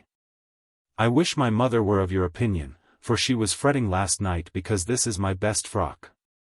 I've been saving my money to pay for some lessons. I shall never get a better situation without more accomplishments." Maggie gave a little sigh. "Now, don't put on that sad look again," said Lucy, pinning the large brooch below Maggie's fine throat. You're forgetting that you've left that dreary schoolroom behind you, and have no little girl's clothes to mend. Yes, said Maggie. It is with me as I used to think it would be with the poor uneasy white bear I saw at the show. I thought he must have got so stupid with the habit of turning backward and forward in that narrow space that he would keep doing it if they set him free. One gets a bad habit of being unhappy. But I shall put you under a discipline of pleasure that will make you lose that bad habit, said Lucy, sticking the black butterfly absently in her own collar. While her eyes met Maggie's affectionately. You dear, tiny thing, said Maggie, in one of her bursts of loving admiration, you enjoy other people's happiness so much, I believe you would do without any of your own. I wish I were like you. I've never been tried in that way, said Lucy. I've always been so happy. I don't know whether I could bear much trouble, I never had any but poor Mama's death. You have been tried, Maggie. And I'm sure you feel for other people quite as much as I do. No, Lucy, said Maggie, shaking her head slowly, I don't enjoy their happiness as you do, else I should be more contented. I do feel for them when they are in trouble, I don't think I could ever bear to make anyone unhappy, and yet I often hate myself, because I get angry sometimes at the sight of happy people. I think I get worse as I get older, more selfish. That seems very dreadful. Now, Maggie, said Lucy, in a tone of remonstrance, I don't believe a word of that. It is all a gloomy fancy, just because you are depressed by a dull, wearisome life. Well, perhaps it is, said Maggie, resolutely clearing away the clouds from her face with a bright smile, and throwing herself backward in her chair. Perhaps it comes from the school diet, watery rice pudding spiced with pinnock. Let us hope it will give way before my mother's custards and this charming Geoffrey crayon. Maggie took up the sketch-book, which lay by her on the table. Do I look fit to be seen with this little brooch? Said Lucy, going to survey the effect in the chimney-glass. Oh no, Mr. Guest will be obliged to go out of the room again if he sees you in it. Pray make haste and put another on. Lucy hurried out of the room, but Maggie did not take the opportunity of opening her book. She let it fall on her knees, while her eyes wandered to the window, where she could see the sunshine falling on the rich clumps of spring flowers and on the long hedge of laurels, and beyond. The silvery breadth of the dear old Floss, that at this distance seemed to be sleeping in a morning holiday. The sweet fresh garden scent came through the open window, and the birds were busy flitting and alighting, gurgling and singing. Yet Maggie's eyes began to fill with tears. The sight of the old scenes had made the rush of memories so painful that even yesterday she had only been able to rejoice in her mother's restored comfort and Tom's brotherly friendliness as we rejoice in good news of friends at a distance, rather than in the presence of a happiness which we share. Memory and imagination urged upon her a sense of privation too keen to let her taste what was offered in the transient present. Her future, she thought, was likely to be worse than her past, for after her years of contented renunciation, she had slipped back into desire and longing. She found joyless days of distasteful occupation harder and harder, she found the image of the intense and varied life she yearned for, and despaired of, becoming more and more importunate. The sound of the opening door roused her, and hastily wiping away her tears, she began to turn over the leaves of her book. There is one pleasure, I know, Maggie, that your deepest dismalness will never resist, said Lucy, beginning to speak as soon as she entered the room. That is music, and I mean you to have quite a riotous feast of it. I mean you to get up your playing again, which used to be so much better than mine, when we were at Laceham. You would have laughed to see me playing the little girls' tunes over and over to them, when I took them to practice, said Maggie, just for the sake of fingering the dear keys again. But I don't know whether I could play anything more difficult now than, begone, dull care. I know what a wild state of joy you used to be in when the glee-men came round, said Lucy, taking up her embroidery. And we might have all those old glees that you used to love so, if I were certain that you don't feel exactly as Tom does about some things. I should have thought there was nothing you might be more certain of, said Maggie, smiling. I ought rather to have said, one particular thing. Because if you feel just as he does about that, we shall want our third voice. St. Ogg's is so miserably provided with musical gentlemen. There are really only Stephen and Philip Wakem who have any knowledge of music, so as to be able to sing a part. Lucy had looked up from her work as she uttered the last sentence, and saw that there was a change in Maggie's face. Does it hurt you to hear the name mentioned, Maggie? If it does, I will not speak of him again. I know Tom will not see him if he can avoid it. I don't feel at all as Tom does on that subject, said Maggie, rising and going to the window as if she wanted to see more of the landscape. I've always liked Philip Wakem ever since I was a little girl, and saw him at Lorton. He was so good when Tom hurt his foot. Oh, I'm so glad, said Lucy. Then you won't mind his coming sometimes, and we can have much more music than we could without him. I'm very fond of poor Philip, only I wish he were not so morbid about his deformity. I suppose it is his deformity that makes him so sad, and sometimes bitter. It is certainly very piteous to see his poor little crooked body and pale face among great, strong people. But, Lucy, said Maggie, trying to arrest the prattling stream. Ah, there is the doorbell. That must be Stephen, Lucy went on, not noticing Maggie's faint effort to speak. One of the things I most admire in Stephen is that he makes a greater friend of Philip than anyone. It was too late for Maggie to speak now. The drawing-room door was opening, and Minnie was already growling in a small way at the entrance of a tall gentleman, who went up to Lucy and took her hand with a half-polite, half-tender glance and tone of inquiry, which seemed to indicate that he was unconscious of any other presence. "Let me introduce you to my cousin, Miss Tulliver," said Lucy, turning with wicked enjoyment toward Maggie, who now approached from the farther window. "This is Mr. Stephen Guest." For one instant Stephen could not conceal his astonishment at the sight of this tall, dark-eyed nymph with her jet-black coronet of hair. The next, Maggie felt herself, for the first time in her life, receiving the tribute of a very deep blush and a very deep bow from a person toward whom she herself was conscious of timidity. This new experience was very agreeable to her, so agreeable that it almost effaced her previous emotion about Philip. There was a new brightness in her eyes, and a very becoming flush on her cheek, as she seated herself. "I hope you perceive what a striking likeness you drew the day before yesterday," said Lucy, with a pretty laugh of triumph. She enjoyed her lover's confusion, the advantage was usually on his side. "This designing cousin of yours quite deceived me, Miss Tulliver," said Stephen, seating himself by Lucy, and stooping to play with Minnie, only looking at Maggie furtively. "She said you had light hair and blue eyes." "Nay, it was you who said so," remonstrated Lucy. "I only refrained from destroying your confidence in your own second sight." "I wish I could always err in the same way," said Stephen, "and find reality so much more beautiful than my preconceptions." "Now you have proved yourself equal to the occasion," said Maggie, and said what it was incumbent on you to say under the circumstances. She flashed a slightly defiant look at him. It was clear to her that he had been drawing a satirical portrait of her beforehand. Lucy had said he was inclined to be satirical, and Maggie had mentally supplied the addition, and rather conceded. An alarming amount of devil there, was Stephen's first thought. The second, when she had bent over her work, was, "I wish she would look at me again." The next was to answer. I suppose all phrases of mere compliment have their turn to be true. A man is occasionally grateful when he says, "Thank you."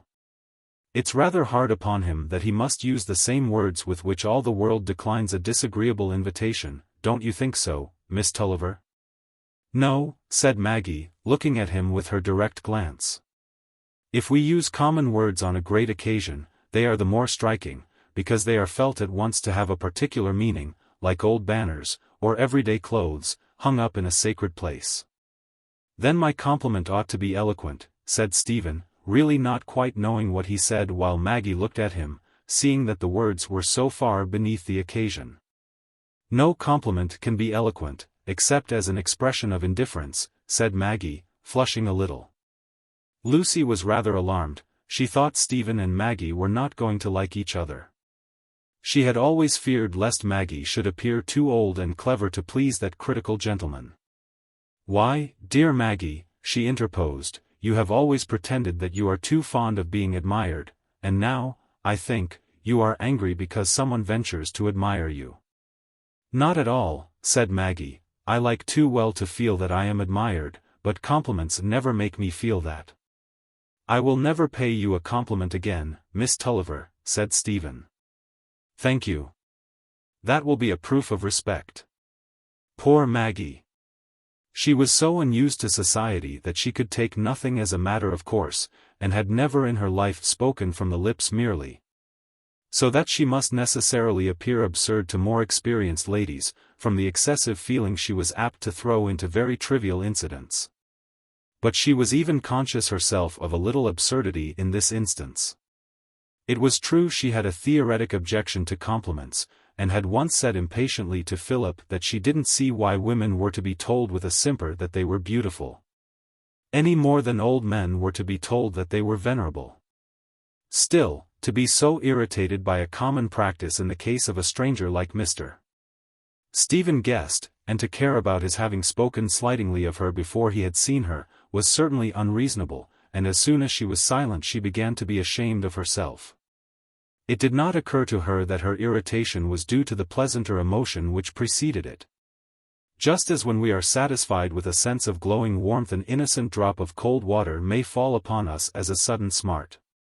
Stephen was too well bred not to seem unaware that the previous conversation could have been felt embarrassing, and at once began to talk of impersonal matters, asking Lucy if she knew when the bazaar was at length to take place, so that there might be some hope of seeing her rain the influence of her eyes on objects more grateful than those worsted flowers that were growing under her fingers. "Some day next month, I believe," said Lucy. "But your sisters are doing more for it than I am. They are to have the largest stall." "Ah yes. But they carry on their manufactures in their own sitting-room, where I don't intrude on them."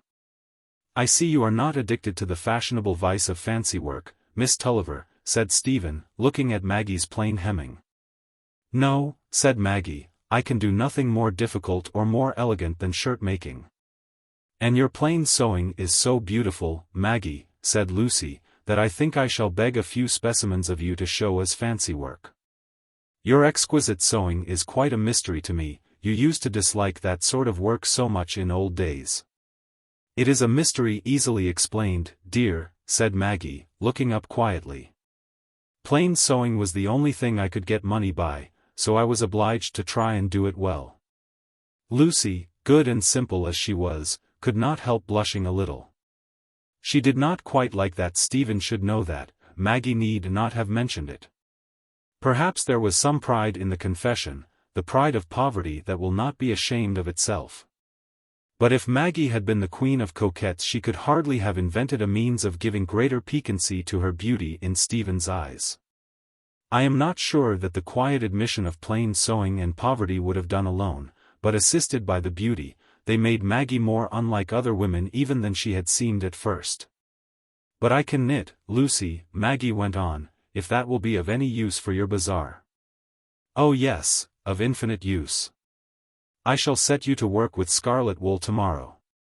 "But your sister is the most enviable person," continued Lucy, turning to Stephen, "to have the talent of modelling. She is doing a wonderful bust of Dr. Ken entirely from memory. Why, if she can remember to put the eyes very near together, and the corners of the mouth very far apart, the likeness can hardly fail to be striking in St. Ogg's." "Now that is very wicked of you," said Lucy, looking rather hurt. "I didn't think you would speak disrespectfully of Dr. Ken." "I say anything disrespectful of Dr. Ken? Heaven forbid. But I am not bound to respect a libelous bust of him. I think Ken one of the finest fellows in the world. I don't care much about the tall candlesticks he has put on the communion table, and I shouldn't like to spoil my temper by getting up to early prayers every morning. But he's the only man I ever knew personally who seems to me to have anything of the real apostle in him, a man who has 800 a year and is contented with deal furniture and boiled beef. Because he gives away 2/3 of his income. That was a very fine thing of him, taking into his house that poor lad Grattan, who shot his mother by accident. He sacrifices more time than a less busy man could spare, to save the poor fellow from getting into a morbid state of mind about it. He takes the lad out with him constantly, I see. That is beautiful, said Maggie, who had let her work fall, and was listening with keen interest. I never knew anyone who did such things. And one admires that sort of action in Ken all the more, said Stephen, because his manners in general are rather cold and severe. There's nothing sugary and maudlin about him. Oh, I think he's a perfect character, said Lucy, with pretty enthusiasm. No, there I can't agree with you, said Stephen, shaking his head with sarcastic gravity. Now, what fault can you point out in him? He's an Anglican. Well, those are the right views, I think, said Lucy, gravely. That settles the question in the abstract, said Stephen, but not from a parliamentary point of view. He has set the dissenters and the church people by the ears. And a rising senator like myself, of whose services the country is very much in need, will find it inconvenient when he puts up for the honor of representing St. Ogg's in Parliament. Do you really think of that? Said Lucy, her eyes brightening with a proud pleasure that made her neglect the argumentative interests of Anglicanism. Decidedly, whenever old Mr. Laban's public spirit and gout induce him to give way. My father's heart is set on it. And gifts like mine, you know, here Stephen drew himself up, and rubbed his large white hands over his hair with playful self-admiration, gifts like mine involve great responsibilities. Don't you think so, Miss Tulliver? Yes, said Maggie, smiling, but not looking up. So much fluency and self-possession should not be wasted entirely on private occasions. Ah, I see how much penetration you have, said Stephen. You have discovered already that I am talkative and impudent. Now superficial people never discern that, owing to my manner, I suppose. She doesn't look at me when I talk of myself, he thought, while his listeners were laughing. I must try other subjects. Did Lucy intend to be present at the meeting of the book club next week? Was the next question. Then followed the recommendation to choose Southey's Life of Cooper, unless she were inclined to be philosophical, and startle the ladies of St. Ogg's by voting for one of the Bridgewater treatises. Of course Lucy wished to know what these alarmingly learned books were. And as it is always pleasant to improve the minds of ladies by talking to them at ease on subjects of which they know nothing, Stephen became quite brilliant in an account of Buckland's treatise, which he had just been reading. He was rewarded by seeing Maggie let her work fall, and gradually get so absorbed in his wonderful geological story that she sat looking at him, leaning forward with crossed arms, and with an entire absence of self-consciousness, as if he had been the snuffiest of old professors, and she a downy-lipped alumna. He was so fascinated by the clear, large gaze that at last he forgot to look away from it occasionally toward Lucy. But she, sweet child, was only rejoicing that Stephen was proving to Maggie how clever he was, and that they would certainly be good friends after all. I will bring you the book, shall I, Miss Tulliver, said Stephen, when he found the stream of his recollections running rather shallow. There are many illustrations in it that you will like to see. Oh, thank you, said Maggie, blushing with returning self-consciousness at this direct address, and taking up her work again. No, no, Lucy interposed. I must forbid your plunging Maggie in books. I shall never get her away from them. And I want her to have delicious do-nothing days, filled with boating and chatting and riding and driving. That is the holiday she needs. Apropos, said Stephen, looking at his watch. Shall we go out for a row on the river now? The tide will suit for us to the Tofton way, and we can walk back. That was a delightful proposition to Maggie, for it was years since she had been on the river. When she was gone to put on her bonnet, Lucy lingered to give an order to the servant, and took the opportunity of telling Stephen that Maggie had no objection to seeing Philip. So that it was a pity she had sent that note the day before yesterday.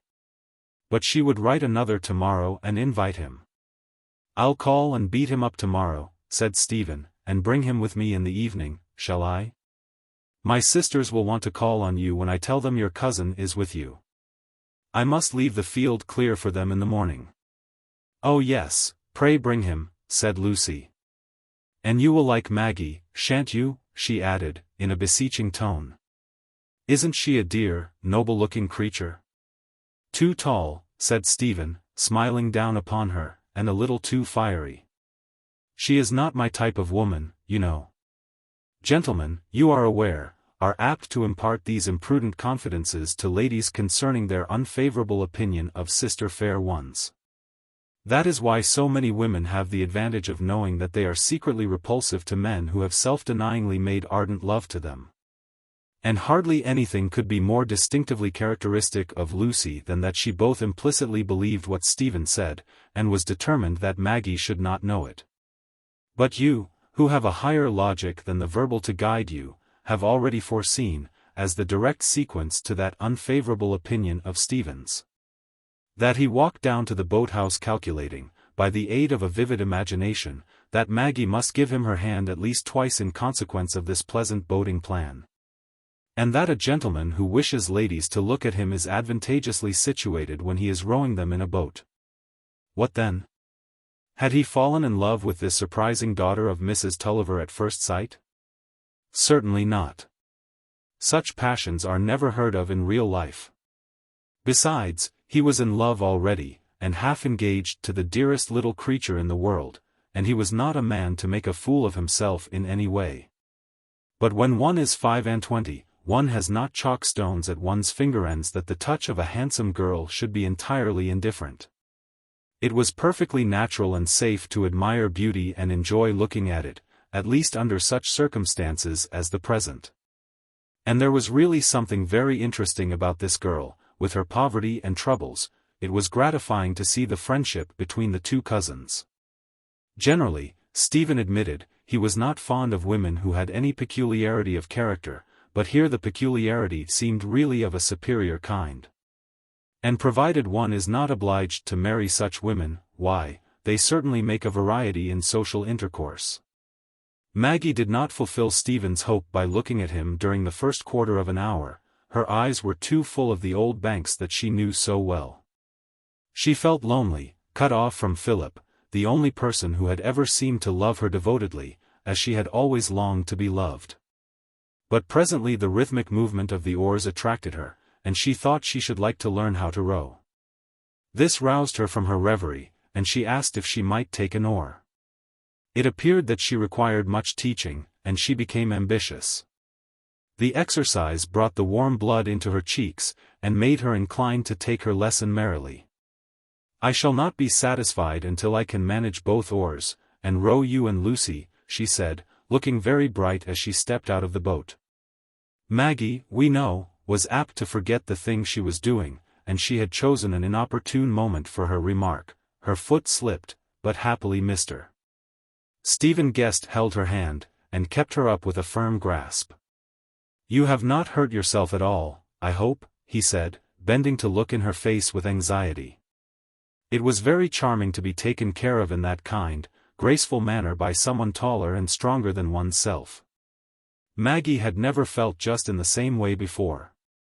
When they reached home again, they found Uncle and Aunt Pullet seated with Mrs. Tulliver in the drawing-room, and Stephen hurried away, asking leave to come again in the evening. "And pray bring with you the volume of Purcell that you took away," said Lucy. "I want Maggie to hear your best songs." Aunt Pullet, under the certainty that Maggie would be invited to go out with Lucy, probably to Park House, was much shocked at the shabbiness of her clothes, which when witnessed by the higher society of XIII, would be a discredit to the family, that demanded a strong and prompt remedy, and the consultation as to what would be most suitable to this end from among the superfluities of Mrs. Pullet's wardrobe was one that Lucy as well as Mrs. Tulliver entered into with some zeal.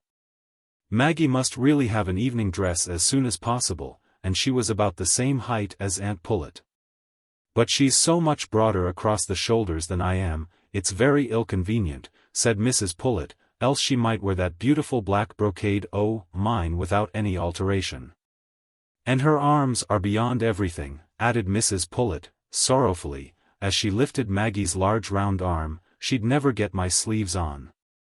"Oh, never mind that, Aunt. Send us the dress," said Lucy. "I don't mean Maggie to have long sleeves, and I have abundance of black lace for trimming. Her arms will look beautiful." "Maggie's arms are a pretty shape," said Mrs. Tulliver. "They're like mine used to be, only mine was never brown. I wish she'd had our family skin." "Nonsense, Auntie," said Lucy, patting her Aunt Tulliver's shoulder, "you don't understand those things. A painter would think Maggie's complexion beautiful." "Maybe, my dear," said Mrs. Tulliver, submissively. "You know better than I do. Only when I was young a brown skin wasn't thought well on among respectable folks." "No," said Uncle Pullet, who took intense interest in the ladies' conversation as he sucked his lozenges. "Though there was a song about the nut-brown maid, too. I think she was crazy, Crazy Kate, but I can't justly remember."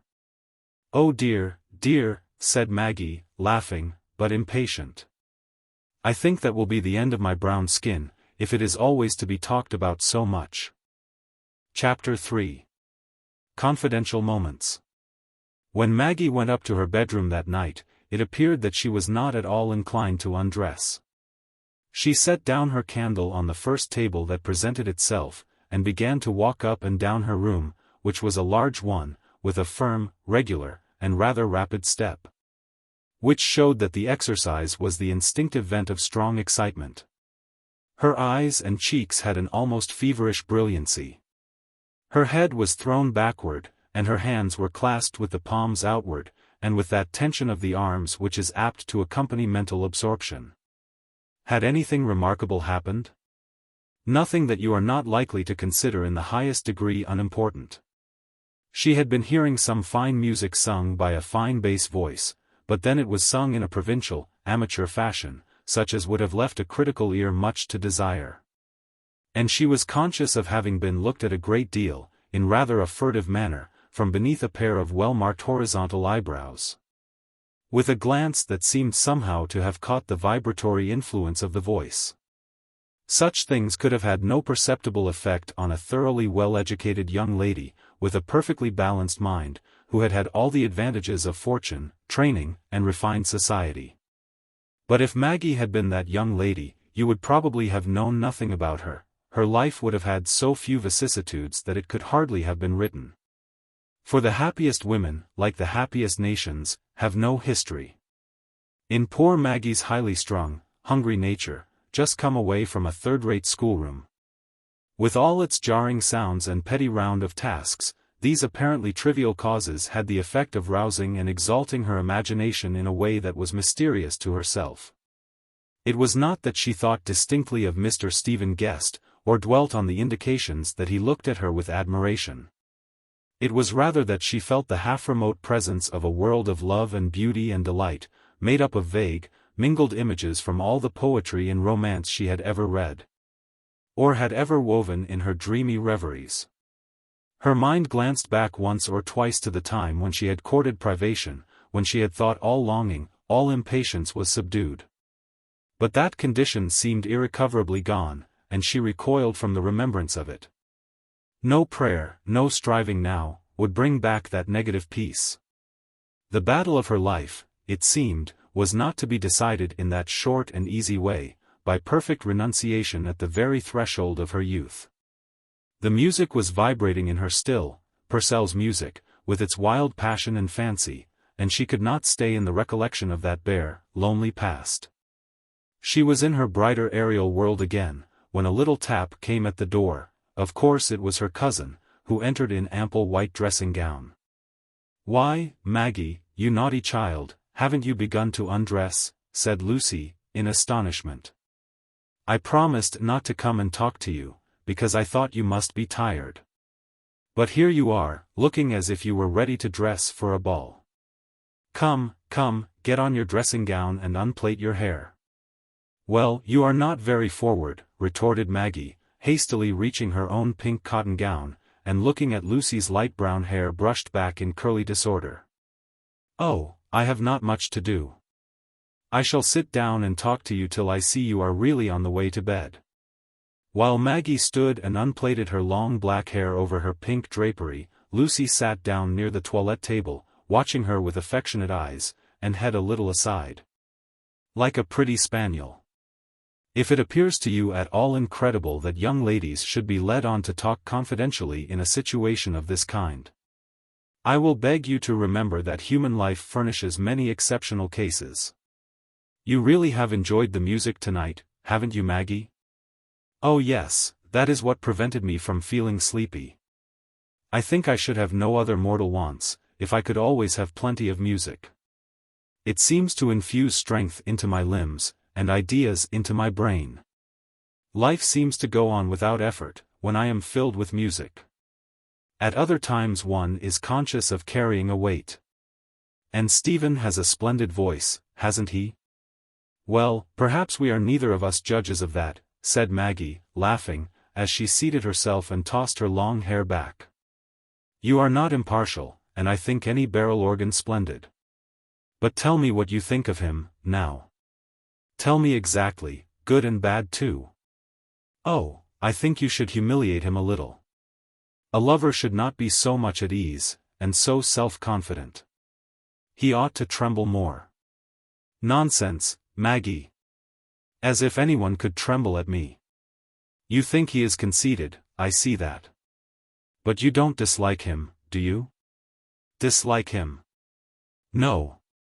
Am I in the habit of seeing such charming people, that I should be very difficult to please? Besides, how could I dislike anyone that promised to make you happy, my dear thing?" Maggie pinched Lucy's dimpled chin. "We shall have more music tomorrow evening," said Lucy, looking happy already, "for Stephen will bring Philip Wakem with him." "Oh, Lucy, I can't see him," said Maggie, turning pale. "At least, I could not see him without Tom's leave." "Is Tom such a tyrant as that?" said Lucy, surprised. "I'll take the responsibility, then, tell him it was my fault." "But, dear," said Maggie, falteringly, "I promised Tom very solemnly, before my father's death, I promised him I would not speak to Philip without his knowledge and consent. And I have a great dread of opening the subject with Tom, of getting into a quarrel with him again. But I never heard of anything so strange and unreasonable. What harm can poor Philip have done? May I speak to Tom about it?" "Oh no, pray don't, dear," said Maggie. "I'll go to him myself tomorrow, and tell him that you wish Philip to come. I've thought before of asking him to absolve me from my promise, but I've not had the courage to determine on it." They were both silent for some moments, and then Lucy said, "Maggie, you have secrets from me, and I have none from you." Maggie looked meditatively away from Lucy. Then she turned to her and said, "I should like to tell you about Philip. But, Lucy, you must not betray that you know it to anyone, least of all to Philip himself, or to Mr. Stephen Guest." The narrative lasted long, for Maggie had never before known the relief of such an outpouring, she had never before told Lucy anything of her inmost life. And the sweet face bent toward her with sympathetic interest, and the little hand pressing hers, encouraged her to speak on. On 2 points only she was not expansive.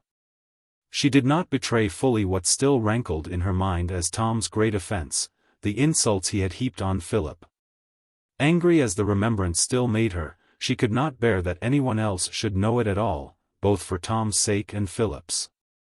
And she could not bear to tell Lucy of the last scene between her father and Wakem, though it was this scene which she had ever since felt to be a new barrier between herself and Philip.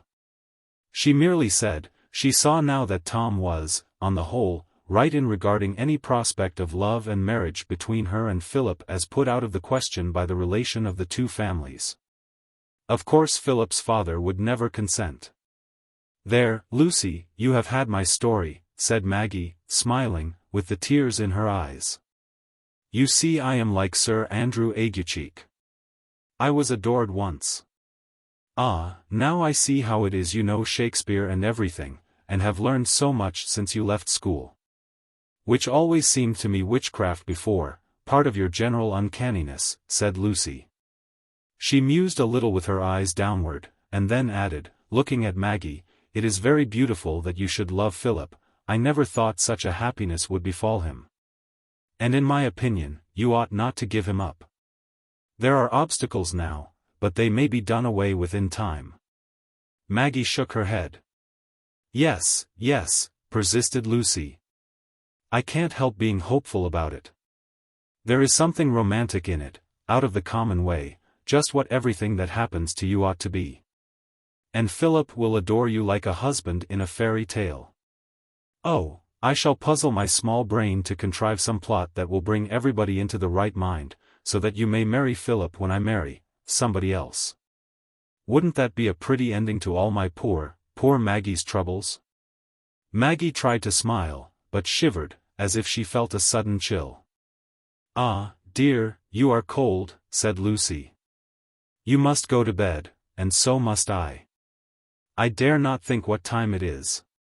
They kissed each other, and Lucy went away, possessed of a confidence which had a strong influence over her subsequent impressions. Maggie had been thoroughly sincere. Her nature had never found it easy to be otherwise. But confidences are sometimes blinding, even when they are sincere. Chapter 4. Brother and Sister. Maggie was obliged to go to Tom's lodgings in the middle of the day, when he would be coming in to dinner, else she would not have found him at home. He was not lodging with entire strangers. Our friend Bob Jakin had, with Mumps's tacit consent, taken not only a wife about 8 months ago, but also one of those queer old houses, pierced with surprising passages, by the waterside, where, as he observed, his wife and mother could keep themselves out of mischief by letting out 2 pleasure boats, in which he had invested some of his savings, and by taking in a lodger for the parlor and spare bedroom. Under these circumstances, what could be better for the interests of all parties, sanitary considerations apart, than that the lodger should be Mr. Tom? It was Bob's wife who opened the door to Maggie. She was a tiny woman, with the general physiognomy of a Dutch doll, looking, in comparison with Bob's mother, who filled up the passage in the rear, very much like one of those human figures which the artist finds conveniently standing near a colossal statue to show the proportions. The tiny woman curtsied and looked up at Maggie with some awe as soon as she had opened the door, but the words, "Is my brother at home?" which Maggie uttered smilingly, made her turn round with sudden excitement, and say, Mother, tell Bob, it's Miss Maggie." "Come in, miss, for goodness do," she went on, opening a side door, and endeavoring to flatten her person against the wall to make the utmost space for the visitor. Sad recollections crowded on Maggie as she entered the small parlor, which was now all that poor Tom had to call by the name of home, that name which had once, so many years ago, meant for both of them the same sum of dear familiar objects. But everything was not strange to her in this new room. The first thing her eyes dwelt on was the large old Bible, and the sight was not likely to disperse the old memories. She stood without speaking. "If you please to take the privilege sitting down, miss," said Mrs. Jakin, rubbing her apron over a perfectly clean chair, and then lifting up the corner of that garment and holding it to her face with an air of embarrassment, as she looked wonderingly at Maggie. "Bob is at home, then," said Maggie, recovering herself, and smiling at the bashful Dutch doll. "Yes, miss, but I think he must be washing and dressing himself. I'll go and see," said Mrs. Jakin, disappearing. But she presently came back walking with new courage a little way behind her husband, who showed the brilliancy of his blue eyes and regular white teeth in the doorway, bowing respectfully. "How do you do, Bob?" said Maggie, coming forward and putting out her hand to him. "I always meant to pay your wife a visit, and I shall come another day on purpose for that, if she will let me. But I was obliged to come today to speak to my brother. He'll be in before long, Mississippi. He's doin' finely, Mr. Tom is. He'll be one o' the first men hereabouts, you'll see that. Well, Bob, I'm sure he'll be indebted to you, whatever he becomes. He said so himself only the other night, when he was talking of you." Miss, that's his way o' talking it. But I think the more on't when he says a thing, because his tongue doesn't overshoot him as mine does. Lors. I'm no better nor a tilted bottle, I aren't. I can't stop mysen when once I begin. But you look rarely, miss, it does me good to see you. What do you say now, Prissy? Here Bob turned to his wife, isn't it all come true as I said? Though there isn't many sorts o' goods as I can't overpraise when I set my tongue to't. Mrs. Bob's small nose seemed to be following the example of her eyes in turning up reverentially toward Maggie, but she was able now to smile and curtsy, and say, I'd looked for'ard like anything to seein' you, miss, for my husband's tongue's been runnin' on you, like as if he was light-headed, ever since first he come a-courtin' on me. Well, well, said Bob, looking rather silly. Go and see after the taters, else Mr. Tom, you'll have to wait for 'em. I hope Mumps is friendly with Mrs. Jakin, Bob, said Maggie, smiling. I remember you used to say he wouldn't like your marrying. Miss, said Bob, he made up his mind to't when he seed what a little un she was. He pretends not to see her mostly, or else to think as she isn't full-growed. But about Mr. Tom, miss, said Bob, speaking lower and looking serious, he's as close as a iron biler, he is. But I'm a cutish chap, and when I've left off carrying my pack, and am at a loose end, I've got more brains nor I know what to do why, and I'm forced to busy myself why other folks's insides. An' it worrits me as Mr. Tom'll sit by himself so glumpish, knittin' his brow, and lookin' at the fire of a night. He should be a bit livelier now, a fine young fellow like him. My wife says, when she goes in sometimes, and he takes no notice of her, he sits lookin' into the fire, and frownin' as if he was watchin' folks at work in it. He thinks so much about business, said Maggie. Aye, said Bob, speaking lower, but do you think it's nothin' else, miss? He's close, Mr. Tom is. But I'm a cute chap, I am, and I thought to'arty last Christmas as I'd found out a soft place in him. It was about a little black spaniel, a rare bit o' breed, as he made a fuss to get. But since then summat's come over him, as he's set his teeth again things more nor ever, for all he's had such good luck. And I wanted to tell you, miss, 'cause I thought you might work it out of him a bit, now you're come. He's a deal too lonely, and doesn't go into company enough. I'm afraid I have very little power over him, Bob, said Maggie, a good deal moved by Bob's suggestion. It was a totally new idea to her mind that Tom could have his love troubles. Poor fellow. And in love with Lucy too. But it was perhaps a mere fancy of Bob's too officious brain. The present of the dog meant nothing more than cousinship and gratitude. But Bob had already said, "Here's Mr. Tom," and the outer door was opening. "There is no time to spare, Tom," said Maggie, as soon as Bob left the room. "I must tell you at once what I came about, else I shall be hindering you from taking your dinner." Tom stood with his back against the chimney-piece, and Maggie was seated opposite the light. He noticed that she was tremulous, and he had a presentiment of the subject she was going to speak about. The presentiment made his voice colder and harder as he said, "What is it?" This tone roused a spirit of resistance in Maggie, and she put her request in quite a different form from the one she had predetermined on. She rose from her seat, and looking straight at Tom, said, "I want you to absolve me from my promise about Philip Wakem. Or rather, I promised you not to see him without telling you. I am come to tell you that I wish to see him." "Very well," said Tom, still more coldly. But Maggie had hardly finished speaking in that chill, defiant manner, before she repented, and felt the dread of alienation from her brother. "Not for myself, dear Tom. Don't be angry. I shouldn't have asked it, only that Philip, you know, is a friend of Lucy's and she wishes him to come, has invited him to come this evening, and I told her I couldn't see him without telling you. I shall only see him in the presence of other people. There will never be anything secret between us again." Tom looked away from Maggie, knitting his brow more strongly for a little while. Then he turned to her and said, slowly and emphatically, "You know what is my feeling on that subject, Maggie. There is no need for my repeating anything I said a year ago. While my father was living, I felt bound to use the utmost power over you, to prevent you from disgracing him as well as yourself, and all of us. But now I must leave you to your own choice. You wish to be independent, you told me so after my father's death. My opinion is not changed. If you think of Philip Wakem as a lover again, you must give up me.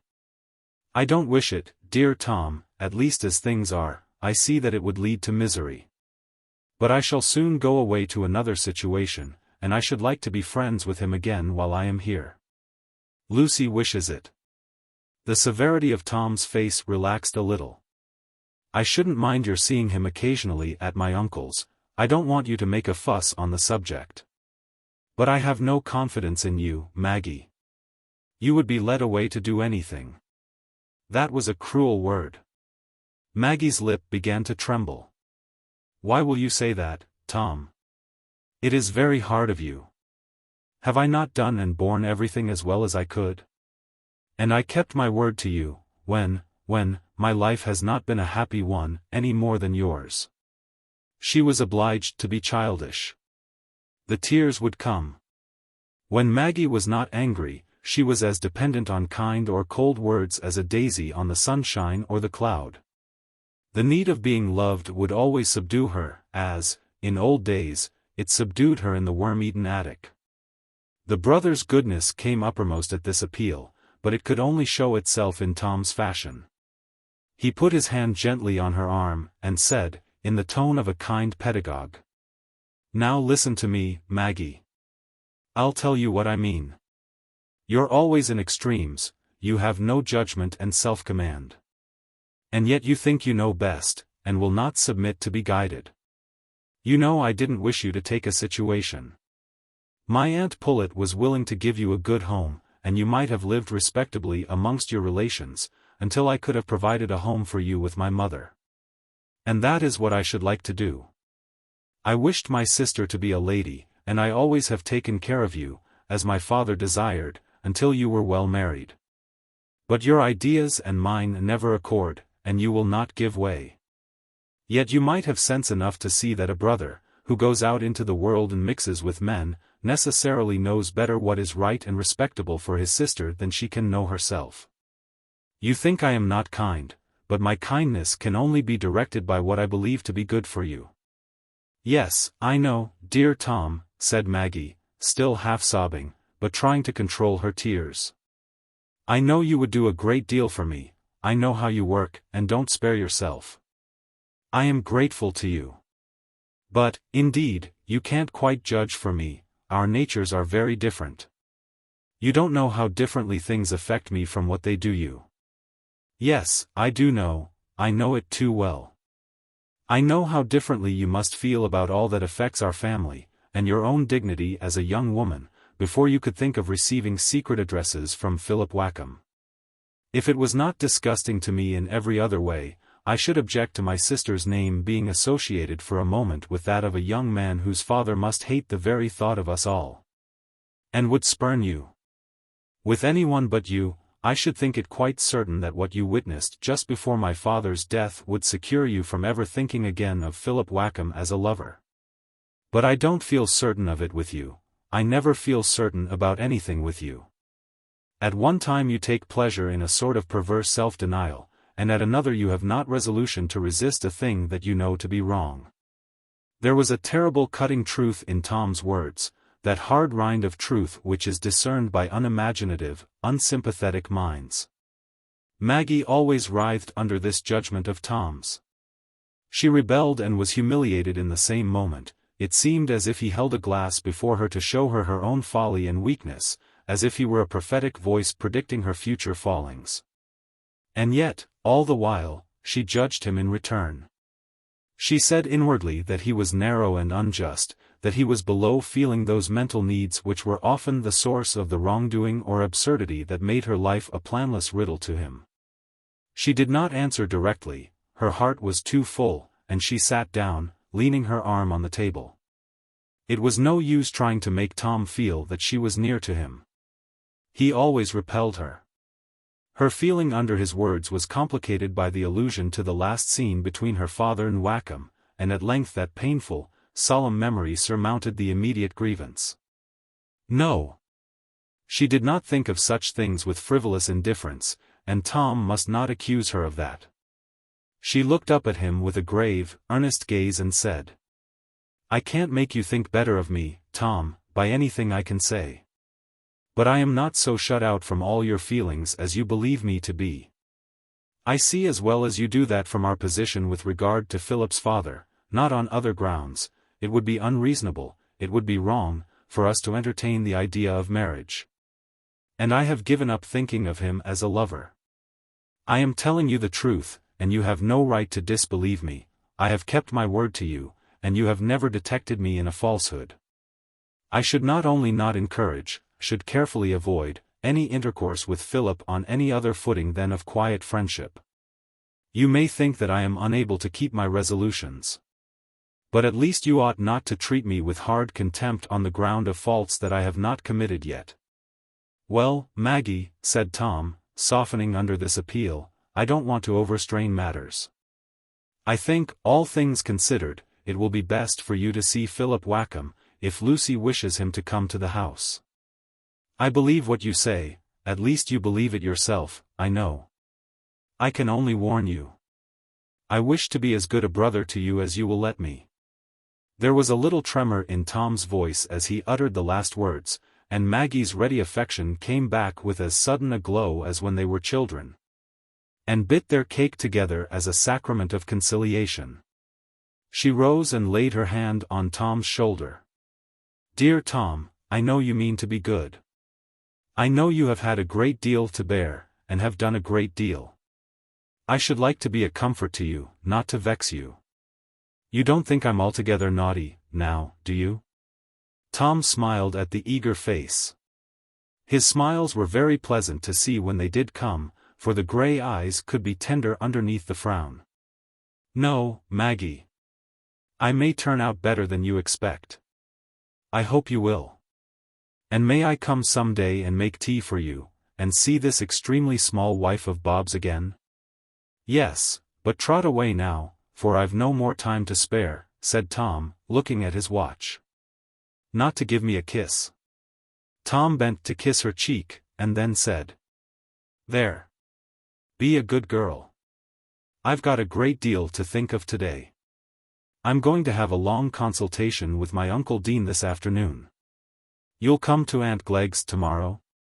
We're going all to dine early, that we may go there to tea. You must come. Lucy told me to say so." "Oh, pooh. I've plenty else to do," said Tom, pulling his bell violently, and bringing down the small bell rope. "I'm frightened."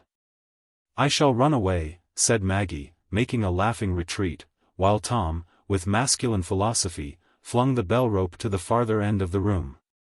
"Not very far either, a touch of human experience which I flatter myself will come home to the bosoms of not a few substantial or distinguished men who were once at an early stage of their rise in the world, and were cherishing very large hopes in very small lodgings." Chapter 5. Showing that Tom had opened the Oyster. "And now we've settled this Newcastle business, Tom," said Mr. Dean, that same afternoon, as they were seated in the private room at the bank together, "there's another matter I want to talk to you about. Since you're likely to have rather a smoky, unpleasant time of it at Newcastle for the next few weeks, you'll want a good prospect of some sort to keep up your spirits." Tom waited less nervously than he had done on a former occasion in this apartment, while his uncle took out his snuff-box and gratified each nostril with deliberate impartiality. "You see, Tom," said Mr. Dean at last, throwing himself backward, "the world goes on at a smarter pace now than it did when I was a young fellow. Why, sir, 40 years ago, when I was much such a strapping youngster as you, a man expected to pull between the shafts the best part of his life, before he got the whip in his hand. The looms went slowish, and fashions didn't alter quite so fast. I'd a best suit that lasted me 6 years. Everything was on a lower scale, sir, in point of expenditure, I mean. It's this steam, you see, that has made the difference. it drives on every will double pace, and the wheel of fortune along with them, as our Mr. Stephen Guest said at the anniversary dinner, he hits these things off wonderfully, considering he's seen nothing of business. I don't find fault with the change, as some people do. Trade, sir, opens a man's eyes, and if the population is to get thicker upon the ground, as it's doing, the world must use its wits at inventions of one sort or other. I know I've done my share as an ordinary man of business. Somebody has said it's a fine thing to make 2 ears of corn grow where only one grew before. But, sir, it's a fine thing, too, to further the exchange of commodities, and bring the grains of corn to the mouths that are hungry. And that's our line of business. And I consider it as honorable a position as a man can hold, to be connected with it. Tom knew that the affair his uncle had to speak of was not urgent. Mr. Dean was too shrewd and practical a man to allow either his reminiscences or his snuff to impede the progress of trade. Indeed, for the last month or two, there had been hints thrown out to Tom which enabled him to guess that he was going to hear some proposition for his own benefit. With the beginning of the last speech he had stretched out his legs, thrust his hands in his pockets, and prepared himself for some introductory diffuseness, tending to show that Mr. Dean had succeeded by his own merit, and that what he had to say to young men in general was, that if they didn't succeed too it was because of their own demerit.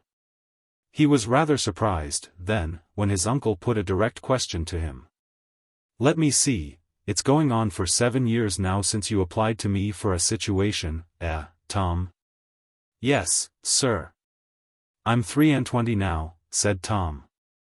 "Ah, it's as well not to say that, though, for you'd pass for a good deal older, and age tells well in business. I remember your coming very well.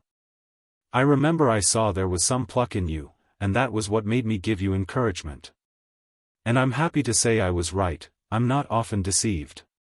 I was naturally a little shy at pushing my nephew, but I'm happy to say you've done me credit, sir, and if I'd had a son, my own, I shouldn't have been sorry to see him like you." Mr. Dean tapped his box and opened it again, repeating in a tone of some feeling, "No, I shouldn't have been sorry to see him like you. I'm very glad I've given you satisfaction, sir." "I've done my best," said Tom, in his proud, independent way. "Yes, Tom, you've given me satisfaction. I don't speak of your conduct as a son, though that weighs with me in my opinion of you. But what I have to do with, as a partner in our firm, is the qualities you've shown as a man of business. Ours is a fine business, a splendid concern, sir, and there's no reason why it shouldn't go on growing. There's a growing capital, and growing outlets for it. But there's another thing that's wanted for the prosperity of every concern, large or small, and that's men to conduct it, men of the right habits. None your flashy fellows, but such as are to be depended on. Now this is what Mr. Guest and I see clear enough. 3 years ago we took Gell into the concern, we gave him a share in the oil mill. And why? Why, because Gell was a fellow whose services were worth a premium. So it will always be, sir. So it was with me. And though Gell is pretty near 10 years older than you, there are other points in your favor." Tom was getting a little nervous as Mr. Dean went on speaking. He was conscious of something he had in his mind to say, which might not be agreeable to his uncle, simply because it was a new suggestion rather than an acceptance of the proposition he foresaw. "It stands to reason," Mr. Dean went on, when he had finished his new pinch, "that your being my nephew weighs in your favor. But I don't deny that if you'd been no relation of mine at all, your conduct in that affair of Pelly's Bank would have led Mr. Guest and myself to make some acknowledgment of the service you've been to us. And, backed by your general conduct and business ability, it has made us determine on giving you a share in the business, a share which we shall be glad to increase as the years go on. We think that'll be better, on all grounds, than raising your salary. It'll give you more importance, and prepare you better for taking some of the anxiety off my shoulders by and by. I'm equal to a good deal work at present, thank God, but I'm getting older, there's no denying that. I told Mr. Guest I would open the subject to you. And when you come back from this northern business, we can go into particulars. This is a great stride for a young fellow of 23, but I'm bound to say you've deserved it. I'm very grateful to Mr. Guest and you, sir. Of course I feel the most indebted to you, who first took me into the business, and have taken a good deal of pains with me since. Tom spoke with a slight tremor, and paused after he had said this. Yes, yes, said Mr. Dean. I don't spare pains when I see they'll be of any use. I gave myself some trouble with Gell, else he wouldn't have been what he is. But there's one thing I should like to mention to you, uncle. I've never spoken to you of it before. If you remember, at the time my father's property was sold, there was some thought of your firm buying the mill. I know you thought it would be a very good investment, especially if steam were applied. To be sure, to be sure. But Wakem outbid us, he'd made up his mind to that. He's rather fond of carrying everything over other people's heads. Perhaps it's of no use my mentioning it at present, Tom went on, but I wish you to know what I have in my mind about the mill. I've a strong feeling about it. It was my father's dying wish that I should try and get it back again whenever I could. It was in his family for 5 generations. I promised my father. And besides that, I'm attached to the place. I shall never like any other so well. And if it should ever suit your views to buy it for the firm, should have a better chance of fulfilling my father's wish. I shouldn't have liked to mention the thing to you, only you've been kind enough to say my services have been of some value. And I'd give up a much greater chance in life for the sake of having the mill again, I mean having it in my own hands, and gradually working off the price. Mr. Dean had listened attentively, and now looked thoughtful. I see, he said, after a while, the thing would be possible if there were any chance of Wakem's parting with the property. But that I don't see. He's put that young Jetsam in the place, and he had his reasons when he bought it, I'll be bound. He's a loose fish, that young Jetsam, said Tom. He's taking to drinking, and they say he's letting the business go down. Luke told me about it, our old miller. He says he shan't stay unless there's an alteration. I was thinking, if things went on that way, Wakem might be more willing to part with the mill. Luke says he's getting very sour about the way things are going on. Well, I'll turn it over, Tom. I must inquire into the matter, and go into it with Mr. Guest. But, you see, it's rather striking out a new branch, and putting you to that, instead of keeping you where you are, which was what we'd wanted. I should be able to manage more than the mill when things were once set properly going, sir. I want to have plenty of work. There's nothing else I care about much. There was something rather sad in that speech from a young man of 23, even in Uncle Dean's business-loving ears. Pooh, pooh. You'll be having a wife to care about one of these days, if you get on at this pace in the world. But as to this mill, we mustn't reckon on our chickens too early. However, I promise you to bear it in mind, and when you come back we'll talk of it again. I am going to dinner now. Come and breakfast with us tomorrow morning, and say goodbye to your mother and sister before you start. Chapter 6. Illustrating the Laws of Attraction. It is evident to you now that Maggie had arrived at a moment in her life which must be considered by all prudent persons as a great opportunity for a young woman, launched into the higher society of St. Oggs, with a striking person, which had the advantage of being quite unfamiliar to the majority of beholders.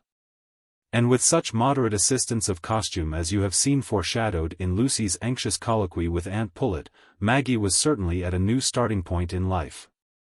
At Lucy's first evening party, young Tory fatigued his facial muscles more than usual in order that the dark-eyed girl there in the corner might see him in all the additional style conferred by his eyeglass.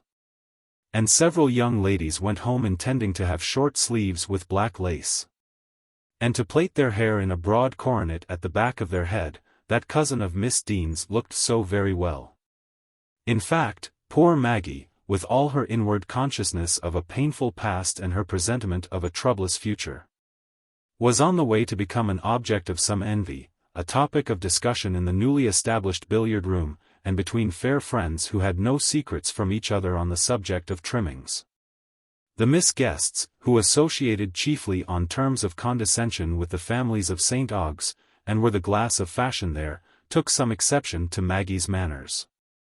She had a way of not assenting at once to the observations current in good society, and of saying that she didn't know whether those observations were true or not, which gave her an air of gaucherie, and impeded the even flow of conversation. But it is a fact capable of an amiable interpretation that ladies are not the worst disposed toward a new acquaintance of their own sex because she has points of inferiority. And Maggie was so entirely without those pretty airs of coquetry which have the traditional reputation of driving gentlemen to despair that she won some feminine pity for being so ineffective in spite of her beauty. She had not had many advantages, poor thing. And it must be admitted there was no pretension about her. Her abruptness and unevenness of manner were plainly the result of her secluded and lowly circumstances. It was only a wonder that there was no tinge of vulgarity about her, considering what the rest of poor Lucy's relations were, an illusion which always made the Miss Guests shudder a little. It was not agreeable to think of any connection by marriage with such people as the Gleggs and the Pullets.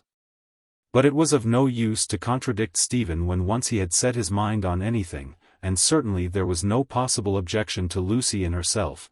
No one could help liking her. She would naturally desire that the Miss Guests should behave kindly to this cousin of whom she was so fond, and Stephen would make a great fuss if they were deficient in civility. Under these circumstances the invitations to Park House were not wanting, and elsewhere, also, Miss Dean was too popular and too distinguished a member of society in St. Ogg's for any attention toward her to be neglected. Thus Maggie was introduced for the first time to the young lady's life, and knew what it was to get up in the morning without any imperative reason for doing one thing more than another. This new sense of leisure and unchecked enjoyment amidst the soft-breathing airs and garden scents of advancing spring, amidst the new abundance of music, and lingering strolls in the sunshine, and the delicious dreaminess of gliding on the river, could hardly be without some intoxicating effect on her, after her years of privation. And even in the first week Maggie began to be less haunted by her sad memories and anticipations. Life was certainly very pleasant just now. It was becoming very pleasant to dress in the evening, and to feel that she was one of the beautiful things of this springtime. And there were admiring eyes always awaiting her now. She was no longer an unheeded person, liable to be chid, from whom attention was continually claimed, and on whom no one felt bound to confer any.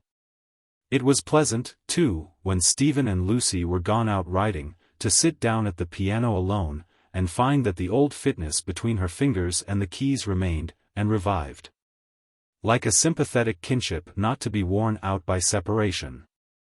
To get the tunes she had heard the evening before, and repeat them again and again until she had found out a way of producing them so as to make them a more pregnant, passionate language to her. The mere concord of octaves was a delight to Maggie, and she would often take up a book of studies rather than any melody.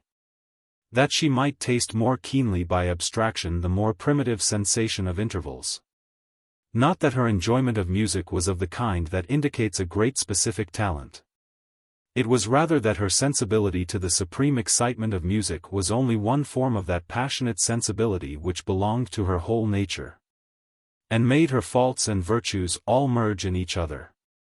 Made her affection sometimes an impatient demand, but also prevented her vanity from taking the form of mere feminine coquetry and device, and gave it the poetry of ambition.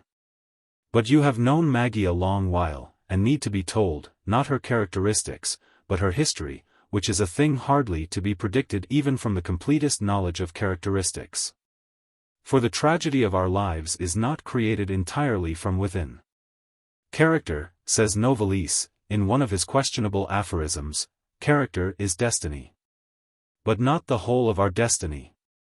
Hamlet, Prince of Denmark, was speculative and irresolute, and we have a great tragedy in consequence. But if his father had lived to a good old age, and his uncle had died an early death, we can conceive Hamlet's having married Ophelia, and got through life with a reputation of sanity. Notwithstanding many soliloquies, and some moody sarcasms toward the fair daughter of Polonius, to say nothing of the frankest incivility to his father-in-law. Maggie's destiny, then, is at present hidden, and we must wait for it to reveal itself like the course of an unmapped river. We only know that the river is full and rapid, and that for all rivers there is the same final home. Under the charm of her new pleasures, Maggie herself was ceasing to think, with her eager prefiguring imagination, of her future lot. And her anxiety about her first interview with Philip was losing its predominance. Perhaps, unconsciously to herself, she was not sorry that the interview had been deferred. For Philip had not come the evening he was expected, and Mr. Stephen Guest brought word that he was gone to the coast, probably, he thought, on a sketching expedition. But it was not certain when he would return. It was just like Philip, to go off in that way without telling anyone. It was not until the 12th day that he returned, to find both Lucy's notes awaiting him. He had left before he knew of Maggie's arrival. Perhaps one had need be 19 again to be quite convinced of the feelings that were crowded for Maggie into those 12 days. Of the length to which they were stretched for her by the novelty of her experience in them, and the varying attitudes of her mind. The early days of an acquaintance almost always have this importance for us, and fill up a larger space in our memory than longer subsequent periods, which have been less filled with discovery and new impressions. There were not many hours in those 10 days in which Mr. Stephen Guest was not seated by Lucy's side, or standing near her at the piano, or accompanying her on some outdoor excursion. His attentions were clearly becoming more assiduous, and that was what everyone had expected. Lucy was very happy, all the happier because Stephen's society seemed to have become much more interesting and amusing since Maggie had been there.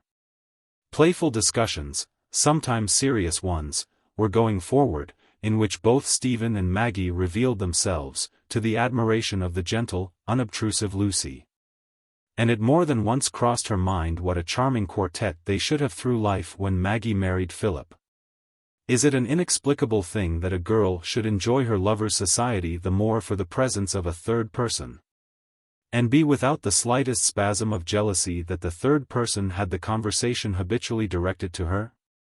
Not when that girl is as tranquil-hearted as Lucy, thoroughly possessed with a belief that she knows the state of her companion's affections, and not prone to the feelings which shake such a belief in the absence of positive evidence against it.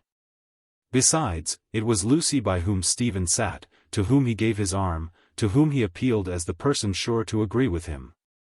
And every day there was the same tender politeness toward her, the same consciousness of her wants and care to supply them. Was there really the same? It seemed to Lucy that there was more. And it was no wonder that the real significance of the change escaped her. It was a subtle act of conscience in Stephen that even he himself was not aware of. His personal attentions to Maggie were comparatively slight, and there had even sprung up an apparent distance between them. That prevented the renewal of that faint resemblance to gallantry into which he had fallen the first day in the boat. If Stephen came in when Lucy was out of the room, if Lucy left them together, they never spoke to each other. Stephen, perhaps, seemed to be examining books or music, and Maggie bent her head assiduously over her work. Each was oppressively conscious of the other's presence, even to the finger ends. Yet each looked and longed for the same thing to happen the next day. Neither of them had begun to reflect on the matter, or silently to ask, to what does all this tend? Maggie only felt that life was revealing something quite new to her, and she was absorbed in the direct, immediate experience, without any energy left for taking account of it and reasoning about it. Stephen willfully abstained from self-questioning, and would not admit to himself that he felt an influence which was to have any determining effect on his conduct. And when Lucy came into the room again, they were once more unconstrained. Maggie could contradict Stephen, and laugh at him, and he could recommend to her consideration the example of that most charming heroine, Miss Sophia Western, who had a great respect for the understandings of men. Maggie could look at Stephen, which, for some reason or other, she always avoided when they were alone. And he could even ask her to play his accompaniment for him, since Lucy's fingers were so busy with that bizarre work, and lecture her on hurrying the tempo, which was certainly Maggie's weak point. One day, it was the day of Philip's return, Lucy had formed a sudden engagement to spend the evening with Mrs. Ken, whose delicate state of health, threatening to become confirmed illness through an attack of bronchitis, obliged her to resign her functions at the coming bazaar into the hands of other ladies, of whom she wished Lucy to be one. The engagement had been formed in Stephen's presence, and he had heard Lucy promise to dine early and call at 6 o'clock for Miss Torrey, who brought Mrs. Ken's request. "Here is another of the moral results of this idiotic bazaar," Stephen burst forth. As soon as Miss Torrey had left the room, taking young ladies from the duties of the domestic hearth into scenes of dissipation among urn rugs and embroidered reticules. "I should like to know what is the proper function of women, if it is not to make reasons for husbands to stay at home, and still stronger reasons for bachelors to go out. If this goes on much longer, the bonds of society will be dissolved." "Well, it will not go on much longer," said Lucy, laughing, "for the bazaar is to take place on Monday week." "Thank heaven," said Stephen. Ken himself said the other day that he didn't like this plan of making vanity do the work of charity. But just as the British public is not reasonable enough to bear direct taxation, so St. Ogg's has not got force of motive enough to build and endow schools without calling in the force of folly. "Did he say so?" said little Lucy, her hazel eyes opening wide with anxiety. "I never heard him say anything of that kind. I thought he approved of what we were doing." "I'm sure he approves you," said Stephen, smiling at her affectionately. "Your conduct in going out tonight looks vicious, I own, but I know there is benevolence at the bottom of it." "Oh, you think too well of me," said Lucy, shaking her head, with a pretty blush, and there the subject ended. But it was tacitly understood that Stephen would not come in the evening. And on the strength of that tacit understanding he made his morning visit the longer, not saying good-bye until after 4. Maggie was seated in the drawing-room, alone, shortly after dinner, with Minnie on her lap, having left her uncle to his wine and his nap, and her mother to the compromise between knitting and nodding, which, when there was no company, she always carried on in the dining-room till tea-time. Maggie was stooping to caress the tiny silken pet, and comforting him for his mistress's absence, when the sound of a footstep on the gravel made her look up, and she saw Mr.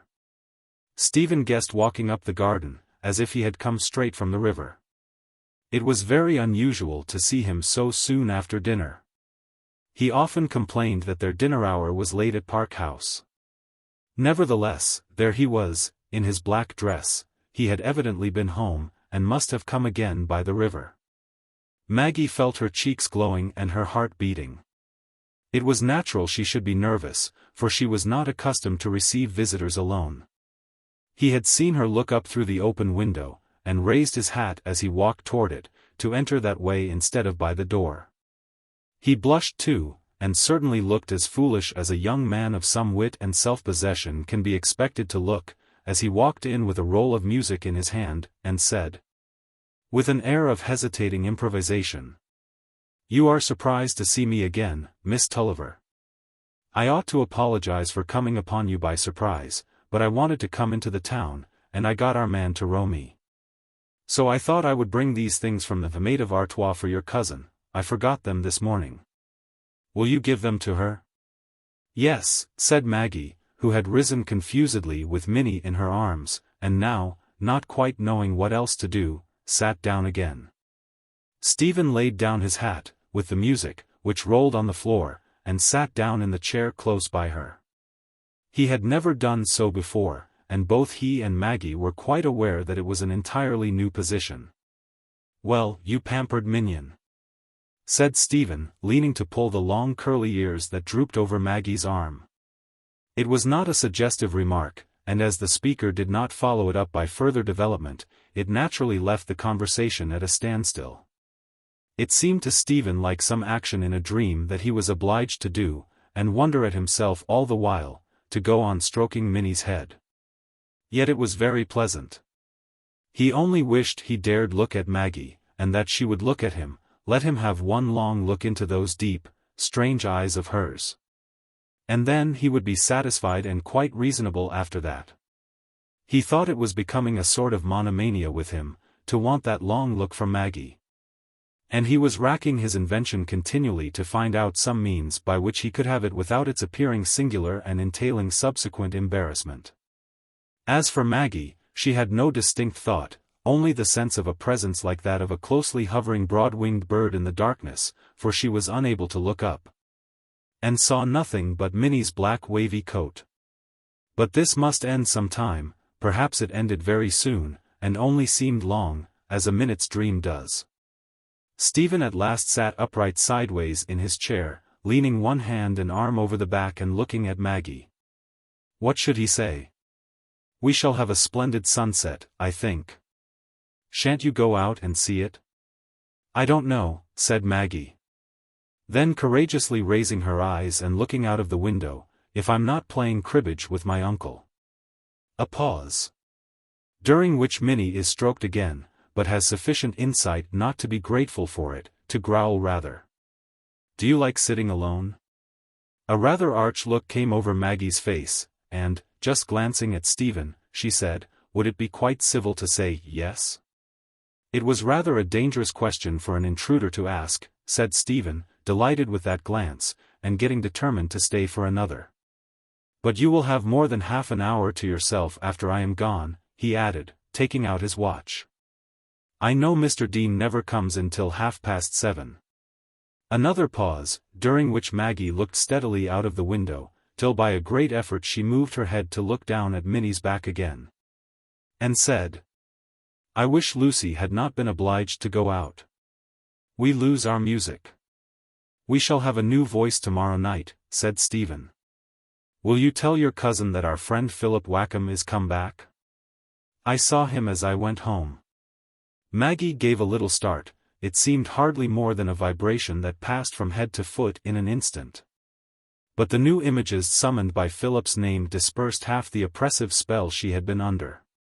She rose from her chair with a sudden resolution, and laying Minnie on his cushion, went to reach Lucy's large work-basket from its corner. Stephen was vexed and disappointed. He thought perhaps Maggie didn't like the name of Wakem to be mentioned to her in that abrupt way, for he now recalled what Lucy had told him of the family quarrel. It was of no use to stay any longer. Maggie was seating herself at the table with her work, and looking chill and proud, and he looked like a simpleton for having come. A gratuitous, entirely superfluous visit of that sort was sure to make a man disagreeable and ridiculous. Of course it was palpable to Maggie's thinking that he had dined hastily in his own room for the sake of setting off again and finding her alone. A boyish state of mind for an accomplished young gentleman of 25, not without legal knowledge. But a reference to history, perhaps, may make it not incredible. At this moment Maggie's ball of knitting wool rolled along the ground, and she started up to reach it. Stephen rose too, and picking up the ball, met her with a vexed, complaining look that gave his eyes quite a new expression to Maggie, whose own eyes met them as he presented the ball to her.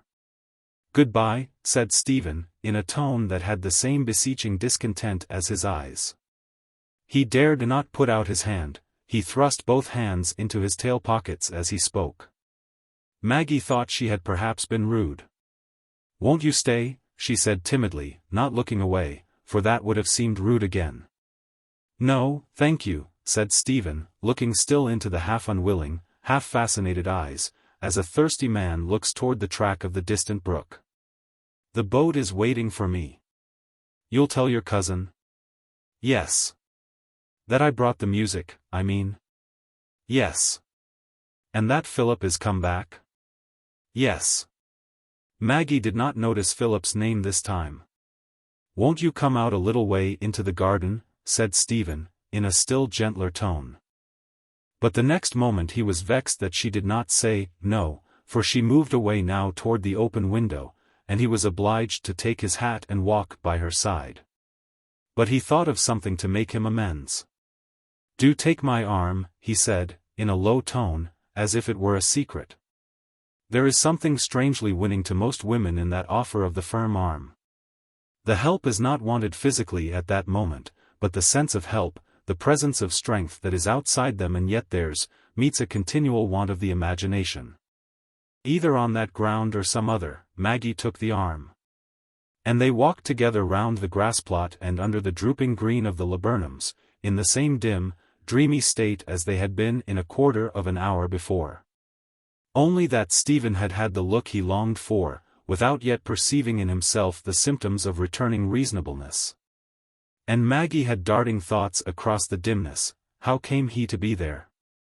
Why had she come out? Not a word was spoken. If it had been, each would have been less intensely conscious of the other.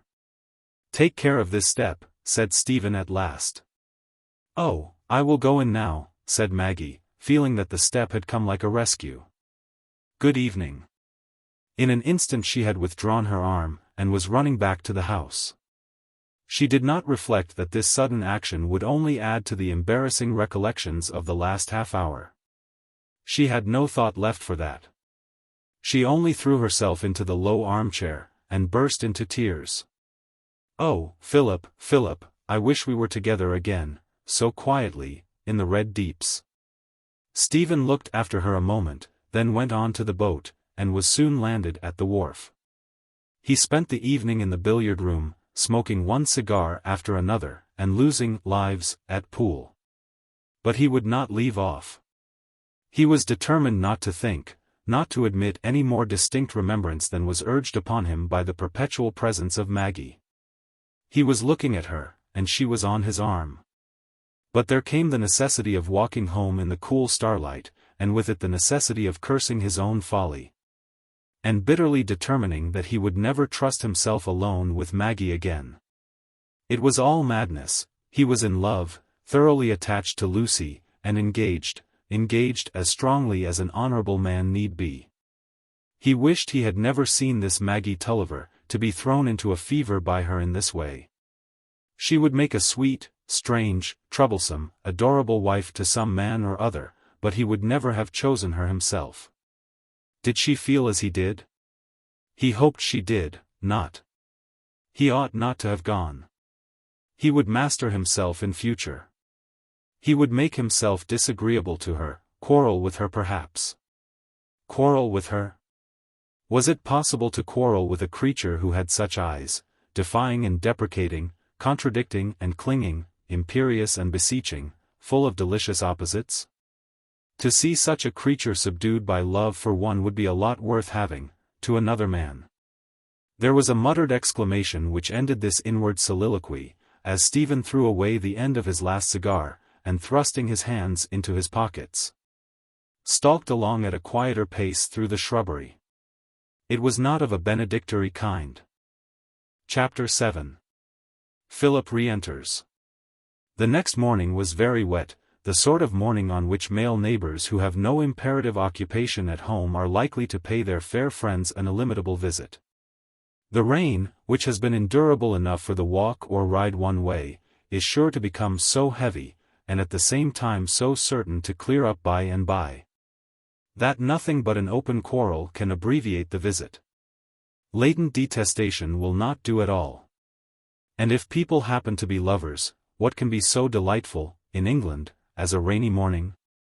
English sunshine is dubious, bonnets are never quite secure. And if you sit down on the grass, it may lead to catarrhs. But the rain is to be depended on.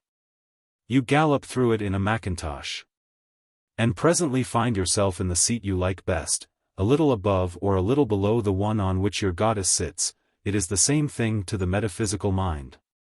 And that is the reason why women are at once worshipped and looked down upon, with a satisfactory confidence that there will be no lady callers.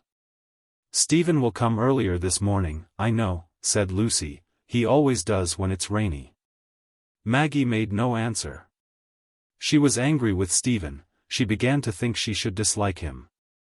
And if it had not been for the rain, she would have gone to her Aunt Glegg's this morning, and so have avoided him altogether. As it was, she must find some reason for remaining out of the room with her mother.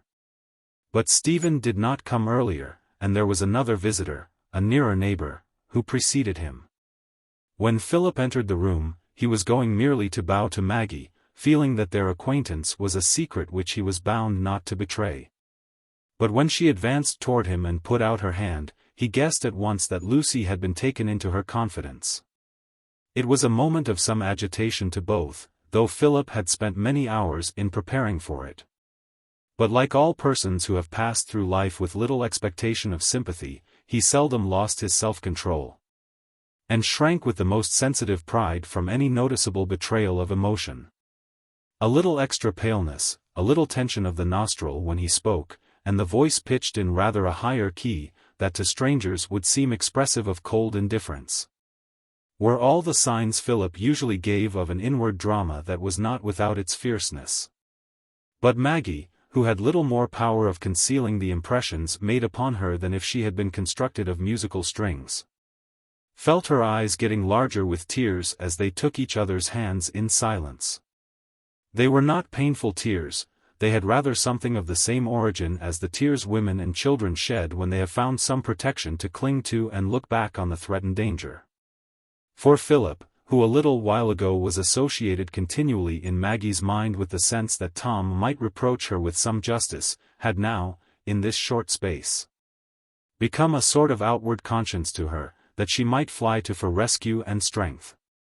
Her tranquil, tender affection for Philip, with its root deep down in her childhood, and its memories of long quiet talk confirming by distinct successive impressions the first instinctive bias, the fact that in him the appeal was more strongly to her pity and womanly devotedness than to her vanity or other egoistic excitability of her nature, seemed now to make a sort of sacred place, a sanctuary where she could find refuge from an alluring influence which the best part of herself must resist, which must bring horrible tumult within, wretchedness without.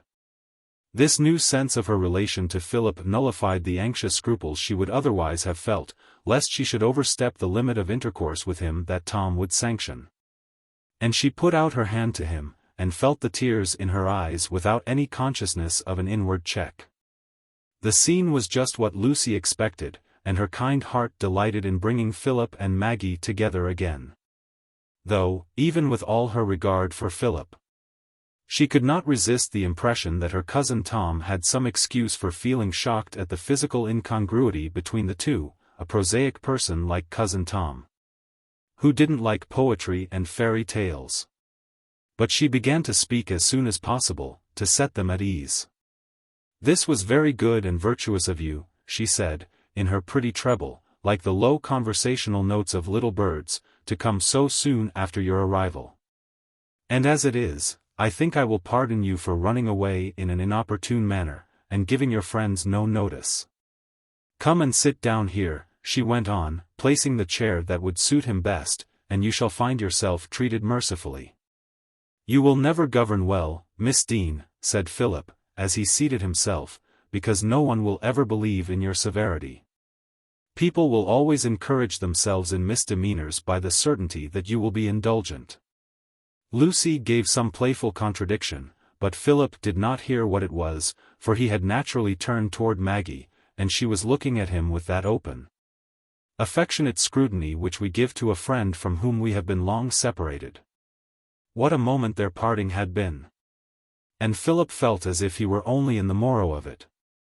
He felt this so keenly, with such intense, detailed remembrance, with such passionate revival of all that had been said and looked in their last conversation, that with that jealousy and distrust which in diffident natures is almost inevitably linked with a strong feeling, he thought he read in Maggie's glance and manner the evidence of a change.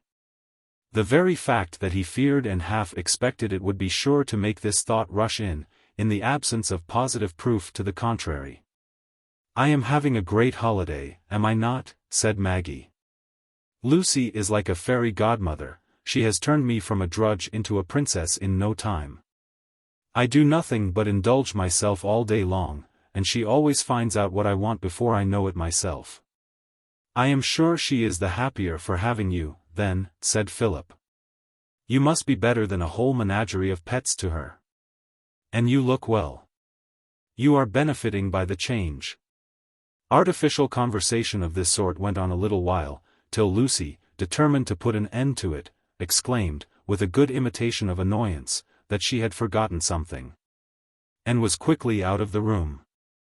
In a moment Maggie and Philip leaned forward, and the hands were clasped again, with a look of sad contentment, like that of friends who meet in the memory of recent sorrow. "I told my brother I wished to see you, Philip. I asked him to release me from my promise, and he consented." Maggie, in her impulsiveness, wanted Philip to know at once the position they must hold toward each other, but she checked herself. The things that had happened since he had spoken of his love for her were so painful that she shrank from being the first to allude to them. It seemed almost like an injury toward Philip even to mention her brother, who had insulted him. But he was thinking too entirely of her to be sensitive on any other point at that moment. "Then we can at least be friends, Maggie? There is nothing to hinder that now?" "Will not your father object?" said Maggie, withdrawing her hand. "I should not give you up on any ground but your own wish, Maggie," said Philip, coloring. "There are points on which I should always resist my father, as I used to tell you. That is one." "Then there is nothing to hinder our being friends, Philip, seeing each other and talking to each other while I am here. I shall soon go away again. I mean to go very soon, to a new situation." "Is that inevitable, Maggie?" "Yes, I must not stay here long. It would unfit me for the life I must begin again at last. I can't live in dependence, I can't live with my brother, though he is very good to me. He would like to provide for me, but that would be intolerable to me." Philip was silent a few moments, and then said, in that high, feeble voice which with him indicated the resolute suppression of emotion, "Is there no other alternative, Maggie? Is that life, away from those who love you, the only one you will allow yourself to look forward to?" "Yes, Philip," she said, looking at him pleadingly, as if she entreated him to believe that she was compelled to this course. "At least, as things are, I don't know what may be in years to come. But I begin to think there can never come much happiness to me from loving. I have always had so much pain mingled with it. I wish I could make myself a world outside it, as men do." "Now you are returning to your old thought in a new form, Maggie, the thought I used to combat," said Philip, with a slight tinge of bitterness. "You want to find out a mode of renunciation that will be an escape from pain. I tell you again, there is no such escape possible except by perverting or mutilating one's nature. What would become of me, if I tried to escape from pain? Scorn and cynicism would be my only opium.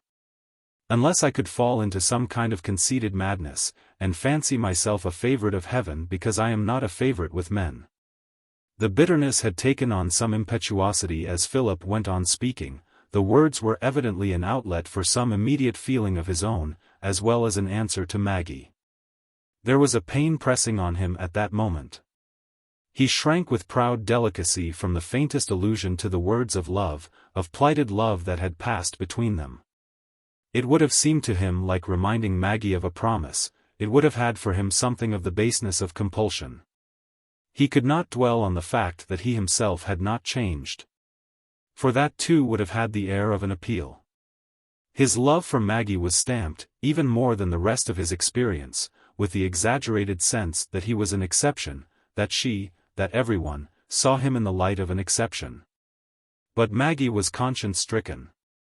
"Yes, Philip," she said, with her childish contrition when he used to chide her, "you are right, I know.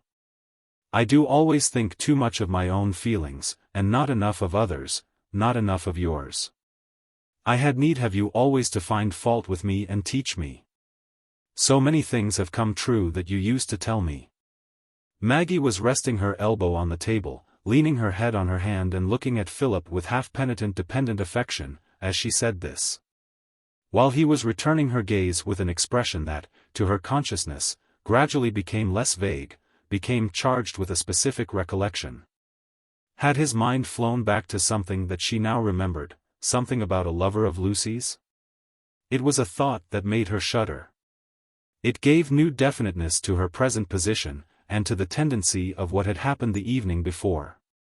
She moved her arm from the table, urged to change her position by that positive physical oppression at the heart that sometimes accompanies a sudden mental pang. "What is the matter, Maggie? Has something happened?" Philip said, in inexpressible anxiety, his imagination being only too ready to weave everything that was fatal to them both. "No, nothing," said Maggie, rousing her latent will. Philip must not have that odious thought in his mind, she would banish it from her own. "Nothing," she repeated, "except in my own mind. You used to say I should feel the effect of my starved life, as you called it, and I do. I am too eager in my enjoyment of music and all luxuries, now they are come to me." She took up her work and occupied herself resolutely, while Philip watched her, really in doubt whether she had anything more than this general illusion in her mind. It was quite in Maggie's character to be agitated by vague self-reproach. But soon there came a violent well-known ring at the doorbell resounding through the house. "Oh, what a startling announcement," said Maggie, quite mistress of herself, though not without some inward flutter. "I wonder where Lucy is." Lucy had not been deaf to the signal, and after an interval long enough for a few solicitous but not hurried inquiries, she herself ushered Stephen in. "Well, old fellow," he said, going straight up to Philip and shaking him heartily by the hand, bowing to Maggie in passing, "it's glorious to have you back again. Only I wish you'd conduct yourself a little less like a sparrow with a residence on the housetop, and not go in and out constantly without letting the servants know. This is about the 20th time I've had to scamper up those countless stairs to that painting room of yours, all to no purpose, because your people thought you were at home. Such incidents embitter friendship. I've so few visitors, it seems hardly worth while to leave notice of my exit and entrances," said Philip, feeling rather oppressed just then by Stephen's bright strong presence and strong voice. "Are you quite well this morning, Miss Tulliver?" said Stephen, turning to Maggie with stiff politeness, and putting out his hand with the air of fulfilling a social duty. Maggie gave the tips of her fingers, and said, "Quite well, thank you," in a tone of proud indifference. Philip's eyes were watching them keenly. But Lucy was used to seeing variations in their manner to each other, and only thought with regret that there was some natural antipathy which every now and then surmounted their mutual goodwill. Maggie is not the sort of woman Stephen admires, and she is irritated by something in him which she interprets as conceit. Was the silent observation that accounted for everything to guileless Lucy. Stephen and Maggie had no sooner completed this studied greeting than each felt hurt by the other's coldness. And Stephen, while rattling on in questions to Philip about his recent sketching expedition, was thinking all the more about Maggie because he was not drawing her into the conversation as he had invariably done before. "Maggie and Philip are not looking happy," thought Lucy, "this first interview has been saddening to them. I think we people who have not been galloping," she said to Stephen, "are all a little damped by the rain. Let us have some music. We ought to take advantage of having Philip and you together. Give us the duet in Masaniello, Maggie has not heard that, and I know it will suit her." "Come, then," said Stephen, going toward the piano, and giving a foretaste of the tune in his deep brum-brum, very pleasant to hear. "You, please, Philip, you play the accompaniment," said Lucy, "and then I can go on with my work. You will like to play, shan't you?" she added, with a pretty, inquiring look, anxious, as usual, lest she should have proposed what was not pleasant to another, but with yearnings toward her unfinished embroidery. Philip had brightened at the proposition, for there is no feeling, perhaps, except the extremes of fear and grief. That does not find relief in music, that does not make a man sing or play the better. And Philip had an abundance of pent-up feeling at this moment, as complex as any trio or quartet that was ever meant to express love and jealousy and resignation and fierce suspicion. All at the same time.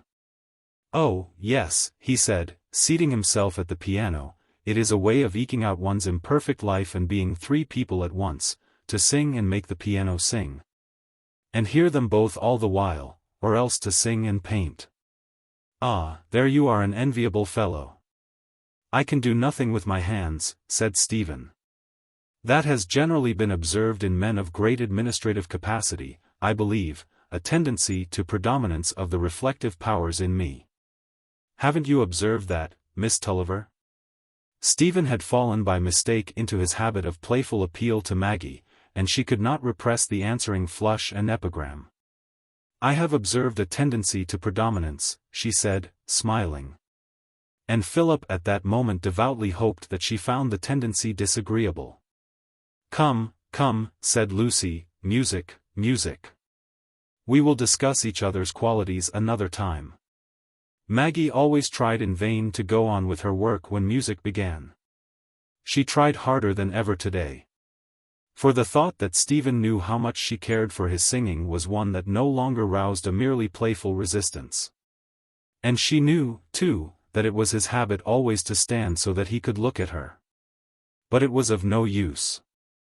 She soon threw her work down, and all her intentions were lost in the vague state of emotion produced by the inspiring duet, emotion that seemed to make her at once strong and weak.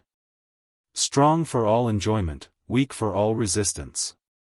When the strain passed into the minor, she half started from her seat with the sudden thrill of that change. Poor Maggie! She looked very beautiful when her soul was being played on in this way by the inexorable power of sound.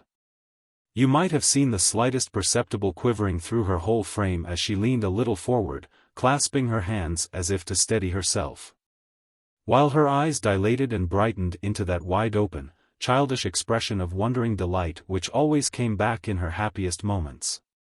Lucy, who at other times had always been at the piano when Maggie was looking in this way, could not resist the impulse to steal up to her and kiss her. Philip, too, caught a glimpse of her now and then round the open book on the desk, and felt that he had never before seen her under so strong an influence. More, said Lucy, when the duet had been encored. Something spirited again. Maggie always says she likes a great rush of sound. It must be, Let Us Take the Road, then, said Stephen, so suitable for a wet morning. But are you prepared to abandon the most sacred duties of life, and come and sing with us? Oh, yes, said Lucy, laughing. If you will look out the Beggar's Opera from the large Canterbury. It has a dingy cover. That is a great clue, considering there are about a score covers here of rival dinginess, said Stephen, drawing out the Canterbury. Oh, play something the while, Philip, said Lucy, noticing that his fingers were wandering over the keys. What is that you are falling into? Something delicious that I don't know. Don't you know that? Said Philip, bringing out the tune more definitely. It's from the Sonnambula, ah. Perci non posso odiarti. I don't know the opera, but it appears the tenor is telling the heroine that he shall always love her though she may forsake him. You've heard me sing it to the English words, I love thee still. It was not quite unintentionally that Philip had wandered into this song, which might be an indirect expression to Maggie of what he could not prevail on himself to say to her directly. Her ears had been open to what he was saying, and when he began to sing, she understood the plaintive passion of the music. That pleading tenor had no very fine qualities as a voice, but it was not quite new to her. It had sung to her by snatches, in a subdued way, among the grassy walks and hollows, and underneath the leaning ash tree in the red deeps. There seemed to be some reproach in the words. Did Philip mean that? She wished she had assured him more distinctly in their conversation that she desired not to renew the hope of love between them, only because it clashed with her inevitable circumstances. She was touched, not thrilled by the song. It suggested distinct memories and thoughts, and brought quiet regret in the place of excitement. That's the way with you tenors, said Stephen, who was waiting with music in his hand while Philip finished the song. You demoralized the fair sex by warbling your sentimental love and constancy under all sorts of vile treatment. Nothing short of having your head served up in a dish like that medieval tenor or troubadour, would prevent you from expressing your entire resignation. I must administer an antidote, while Miss Dean prepares to tear herself away from her bobbins. Stephen rolled out, with saucy energy. Shall I, wasting in despair, die because a woman's fair? And seemed to make all the air in the room alive with a new influence. Lucy, always proud of what Stephen did, went toward the piano with laughing, admiring looks at him. And Maggie, in spite of her resistance to the spirit of the song and to the singer, was taken hold of and shaken by the invisible influence, was borne along by a wave too strong for her. But, angrily resolved not to betray herself, she seized her work, and went on making false stitches and pricking her fingers with much perseverance. Not looking up or taking notice of what was going forward, until all the three voices united in, "Let us take the road." I am afraid there would have been a subtle, stealing gratification in her mind if she had known how entirely this saucy, defiant Stephen was occupied with her. How he was passing rapidly from a determination to treat her with ostentatious indifference to an irritating desire for some sign of inclination from her, some interchange of subdued word or look with her. It was not long before he found an opportunity, when they had passed to the music of the tempest. Maggie, feeling the need of a footstool, was walking across the room to get one, when Stephen, who was not singing just then, and was conscious of all her movements, guessed her want, and flew to anticipate her, lifting the footstool with an entreating look at her, which made it impossible not to return a glance of gratitude. And then, to have the footstool placed carefully by a too self-confident personage, not any self-confident personage, but one in particular, who suddenly looks humble and anxious, and lingers, bending still, to ask if there is not some draught in that position between the window and the fireplace. And if he may not be allowed to move the work-table for her, these things will summon a little of the too ready, traitorous tenderness into a woman's eyes. Compelled as she is in her girlish time to learn her life lessons in very trivial language. And to Maggie such things had not been everyday incidents, but were a new element in her life, and found her keen appetite for homage quite fresh. That tone of gentle solicitude obliged her to look at the face that was bent toward her, and to say, "No, thank you." And nothing could prevent that mutual glance from being delicious to both, as it had been the evening before. It was but an ordinary act of politeness in Stephen, it had hardly taken 2 minutes. And Lucy, who was singing, scarcely noticed it. But to Philip's mind, filled already with a vague anxiety that was likely to find a definite ground for itself in any trivial incident, this sudden eagerness in Stephen, and the change in Maggie's face, which was plainly reflecting a beam from his, seemed so strong a contrast with the previous overwrought signs of indifference, as to be charged with painful meaning. Stephen's voice, pouring in again, jarred upon his nervous susceptibility as if it had been the clang of sheet iron, and he felt inclined to make the piano shriek in utter discord. He had really seen no communicable ground for suspecting any usual feeling between Stephen and Maggie. His own reason told him so, and he wanted to go home at once that he might reflect coolly on these false images, till he had convinced himself of their nullity. But then, again, he wanted to stay as long as Stephen stayed, always to be present when Stephen was present with Maggie. It seemed to poor Philip so natural, nay, inevitable, that any man who was near Maggie should fall in love with her. There was no promise of happiness for her if she were beguiled into loving Stephen Guest, and this thought emboldened Philip to view his own love for her in the light of a less unequal offering. He was beginning to play very falsely under this deafening inward tumult, and Lucy was looking at him in astonishment, when Mrs. Tulliver's entrance to summon them to lunch came as an excuse for abruptly breaking off the music. "Ah, Mr. Philip," said Mr. Dean, when they entered the dining room, "I've not seen you for a long while. Your father's not at home, I think, is he? I went after him to the office the other day, and they said he was out of town." "He's been to Mudport on business for several days," said Philip, "but he's come back now. As fond of his farming hobby as ever, eh?" "I believe so," said Philip, rather wondering at this sudden interest in his father's pursuits. "Ah," said Mr. Dean, "he's got some land in his own hands on this side the river as well as the other, I think?" "Yes, he has." "Ah," continued Mr. Dean, as he dispensed the pigeon pie, "he must find farming a heavy item, an expensive hobby. I never had a hobby myself, never would give in to that. And the worst of all hobbies are those that people think they can get money at. They shoot their money down like corn out of a sack then." Lucy felt a little nervous under her father's apparently gratuitous criticism of Mr. Wakem's expenditure. But it ceased there, and Mr. Dean became unusually silent and meditative during his luncheon. Lucy, accustomed to watch all indications in her father, and having reasons, which had recently become strong, for an extra interest in what referred to the Wakems, felt an unusual curiosity to know what had prompted her father's questions. His subsequent silence made her suspect there had been some special reason for them in his mind.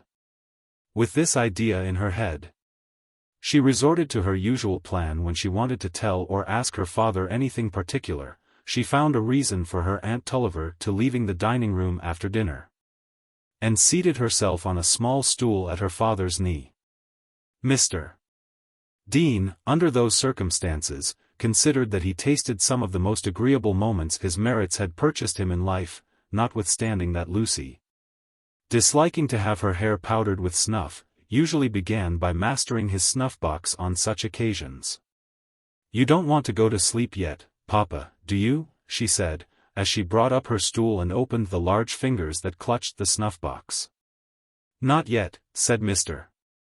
Dean, glancing at the reward of merit in the decanter. "But what do you want?" he added, pinching the dimpled chin fondly, "to coax some more sovereigns out of my pocket for your bazaar?" No, I have no base motives at all today. I only want to talk, not to beg. I want to know what made you ask Philip Wakem about his father's farming today, Papa? It seemed rather odd, because you never hardly say anything to him about his father, and why should you care about Mr. Wakem's losing money by his hobby? Something to do with business, said Mr. Dean, waving his hands, as if to repel intrusion into that mystery. But, Papa, you always say Mr. Wakem has brought Philip up like a girl. How came you to think you should get any business knowledge out of him? Those abrupt questions sounded rather oddly. Philip thought them queer. Nonsense, child, said Mr. Dean, willing to justify his social demeanor, with which he had taken some pains in his upward progress. There's a report that Wakem's mill and farm on the other side of the river, Dorlcote Mill, your Uncle Tulliver's, you know, isn't answering so well as it did. I wanted to see if your friend Philip would let anything out about his father's being tired of farming. Why? Would you buy the mill, Papa, if he would part with it? Said Lucy, eagerly. Oh, tell me everything. Here, you shall have your snuff-box if you'll tell me. Because Maggie says all their hearts are set on Tom's getting back the mill sometime. It was one of the last things her father said to Tom, that he must get back the mill. Hush, you little puss, said Mr. Dean, availing himself of the restored snuff-box. You must not say a word about this thing, do you hear? There's very little chance of their getting the mill or of anybody's getting it out of Wakem's hands. And if he knew that we wanted it with a view to the Tullivers getting it again, he'd be the less likely to part with it. It's natural, after what happened. He behaved well enough to Tulliver before. But a horsewhipping is not likely to be paid for with sugarplums. Now, Papa, said Lucy, with a little air of solemnity, will you trust me? You must not ask me all my reasons for what I'm going to say, but I have very strong reasons. And I'm very cautious, I am, indeed. Well, let us hear. Why, I believe, if you will let me take Philip Wakem into our confidence, let me tell him all about your wish to buy, and what it's for.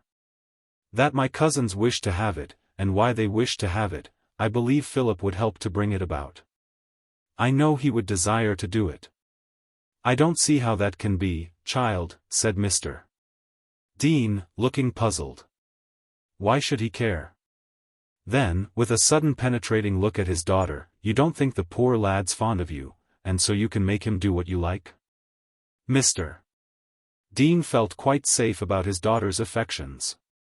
No, Papa, he cares very little about me, not so much as I care about him. But I have a reason for being quite sure of what I say. Don't you ask me.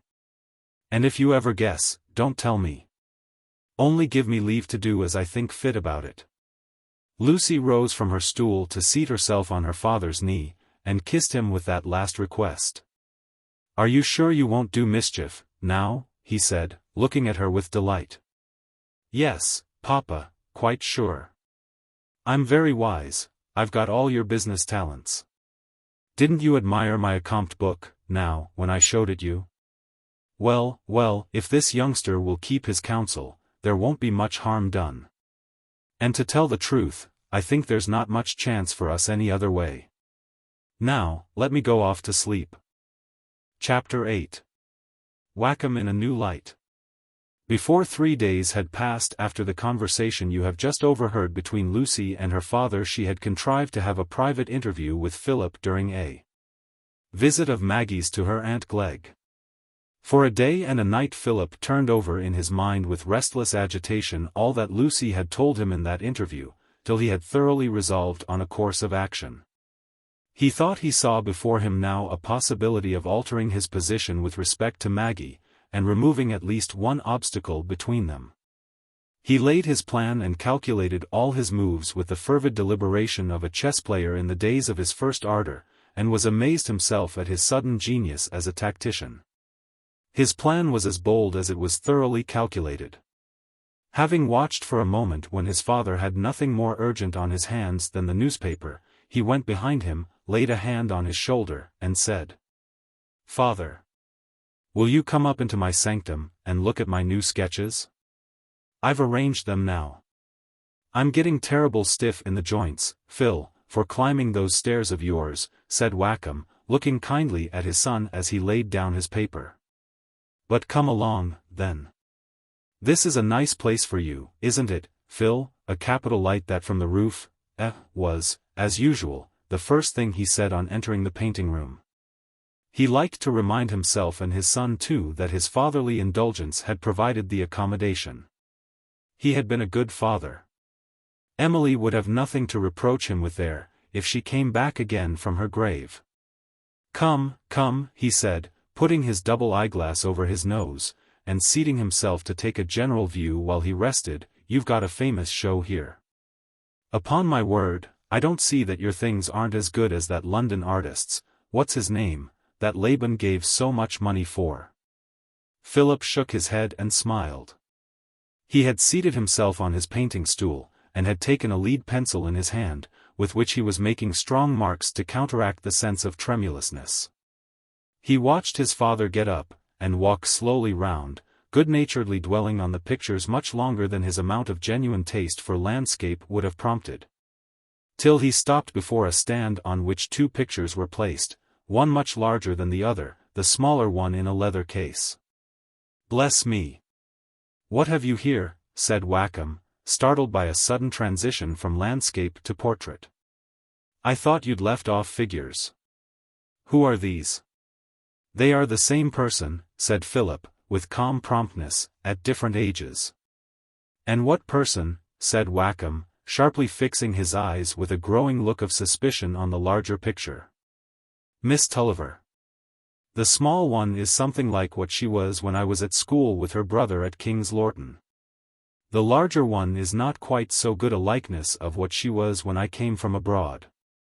Wakem turned round fiercely, with a flushed face, letting his eyeglass fall, and looking at his son with a savage expression for a moment, as if he was ready to strike that daring feebleness from the stool. But he threw himself into the armchair again, and thrust his hands into his trouser pockets, still looking angrily at his son, however. Philip did not return the look, but sat quietly watching the point of his pencil. "And do you mean to say, then, that you have had any acquaintance with her since you came from abroad?" said Wakem, at last, with that vain effort which rage always makes to throw as much punishment as it desires to inflict into words and tones, since blows are forbidden. "Yes. I saw a great deal of her for a whole year before her father's death. We met often in that thicket, the Red Deeps, near Dorlcote Mill. I love her dearly, I shall never love any other woman. I have thought of her ever since she was a little girl." "Go on, sir." "And you have corresponded with her all this while?" "No. I never told her I loved her till just before we parted, and she promised her brother not to see me again or to correspond with me. I am not sure that she loves me or would consent to marry me. But if she would consent, if she did love me well enough, I should marry her." And this is the return you make me for all the indulgences I've heaped on you? Said Wakem, getting white, and beginning to tremble under an enraged sense of impotence before Philip's calm defiance and concentration of purpose. No, father, said Philip, looking up at him for the first time, I don't regard it as a return. You have been an indulgent father to me. But I have always felt that it was because you had an affectionate wish to give me as much happiness as my unfortunate lot would admit. Not that it was a debt you expected me to pay by sacrificing all my chances of happiness to satisfy feelings of yours which I can never share. I think most sons would share their father's feelings in this case, said Wakem, bitterly. The girl's father was an ignorant mad brute, who was within an inch of murdering me. The whole town knows it. And the brother is just as insolent, only in a cooler way. He forbade her seeing you, you say.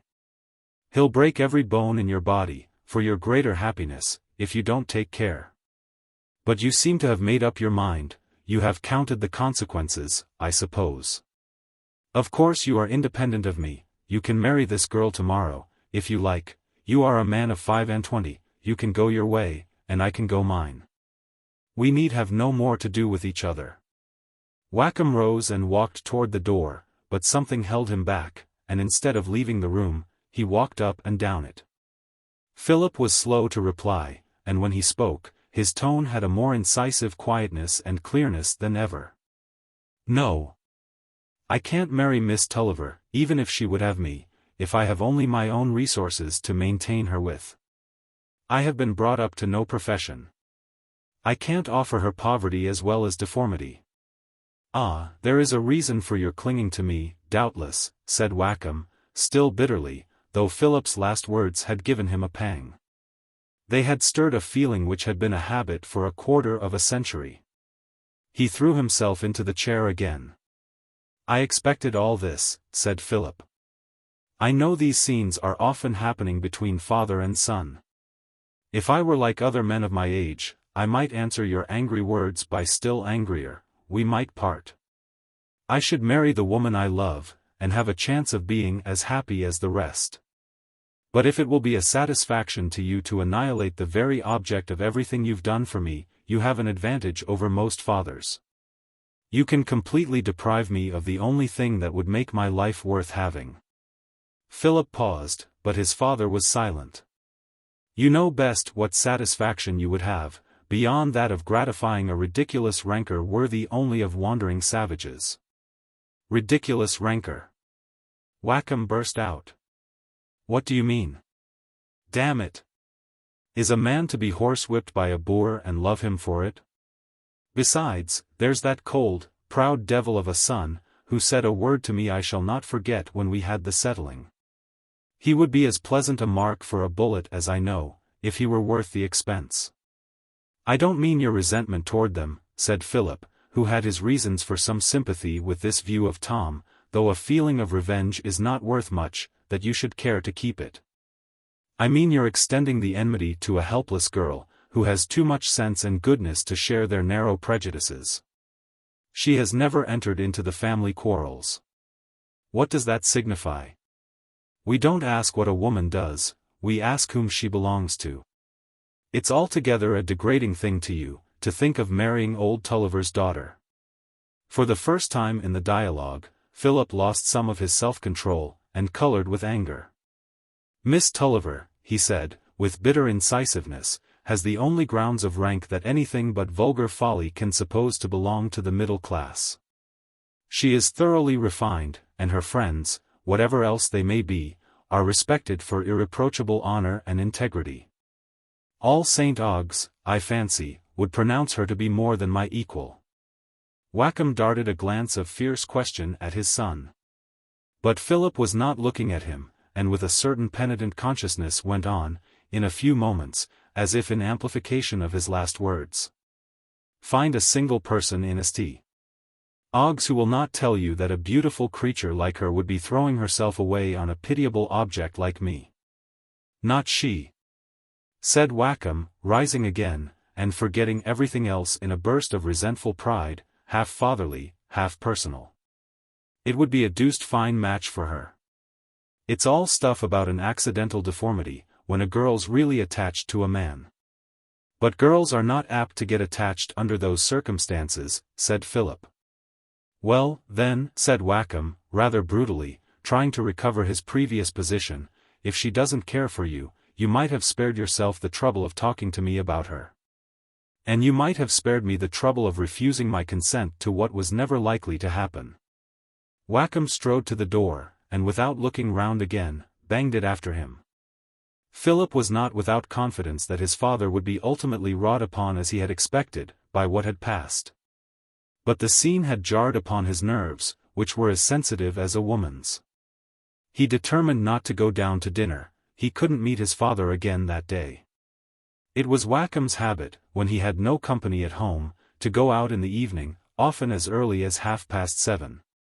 And as it was far on in the afternoon now, Philip locked up his room and went out for a long ramble, thinking he would not return until his father was out of the house again. He got into a boat, and went down the river to a favourite village, where he dined, and lingered till it was late enough for him to return.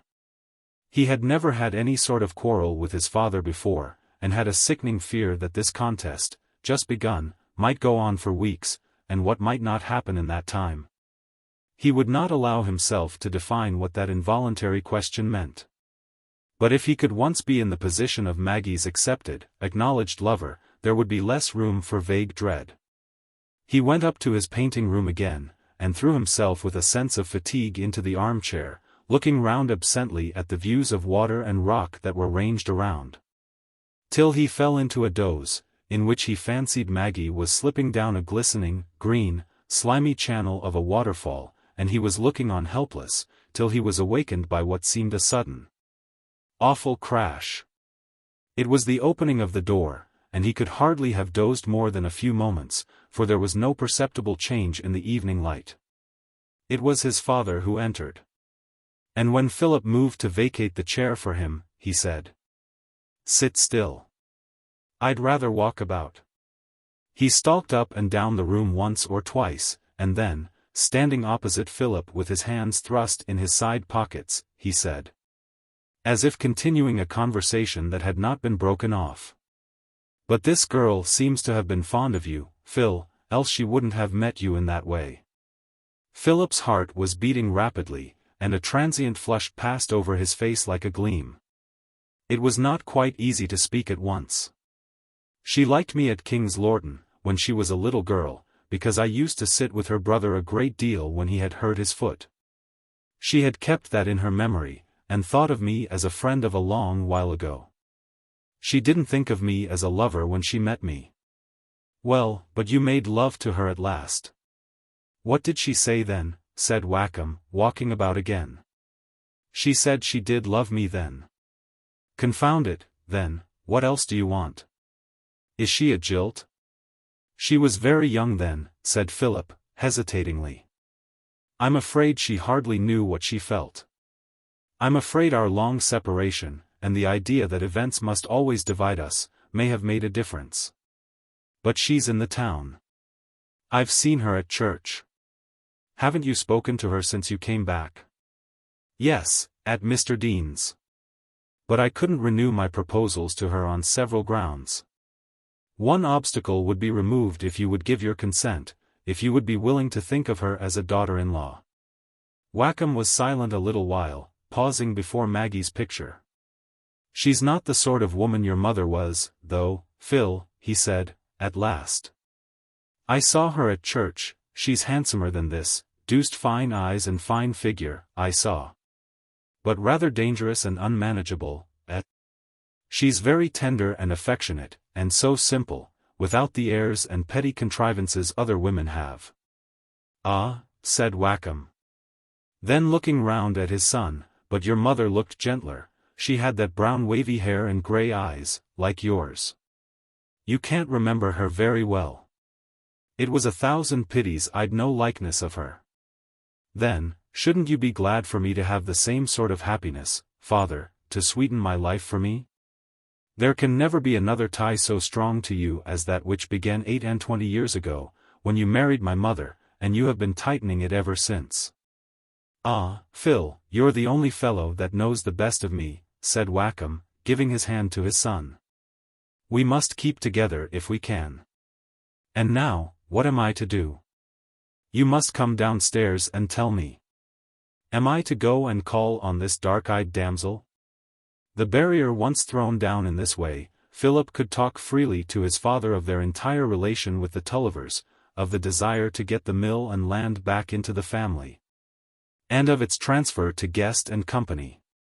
As an intermediate step, he could venture now to be persuasive and urgent, and his father yielded with more readiness than he had calculated on. "I don't care about the mill," he said at last, with a sort of angry compliance. "I've had an infernal deal of bother lately about the mill. Let them pay me for my improvements, that's all.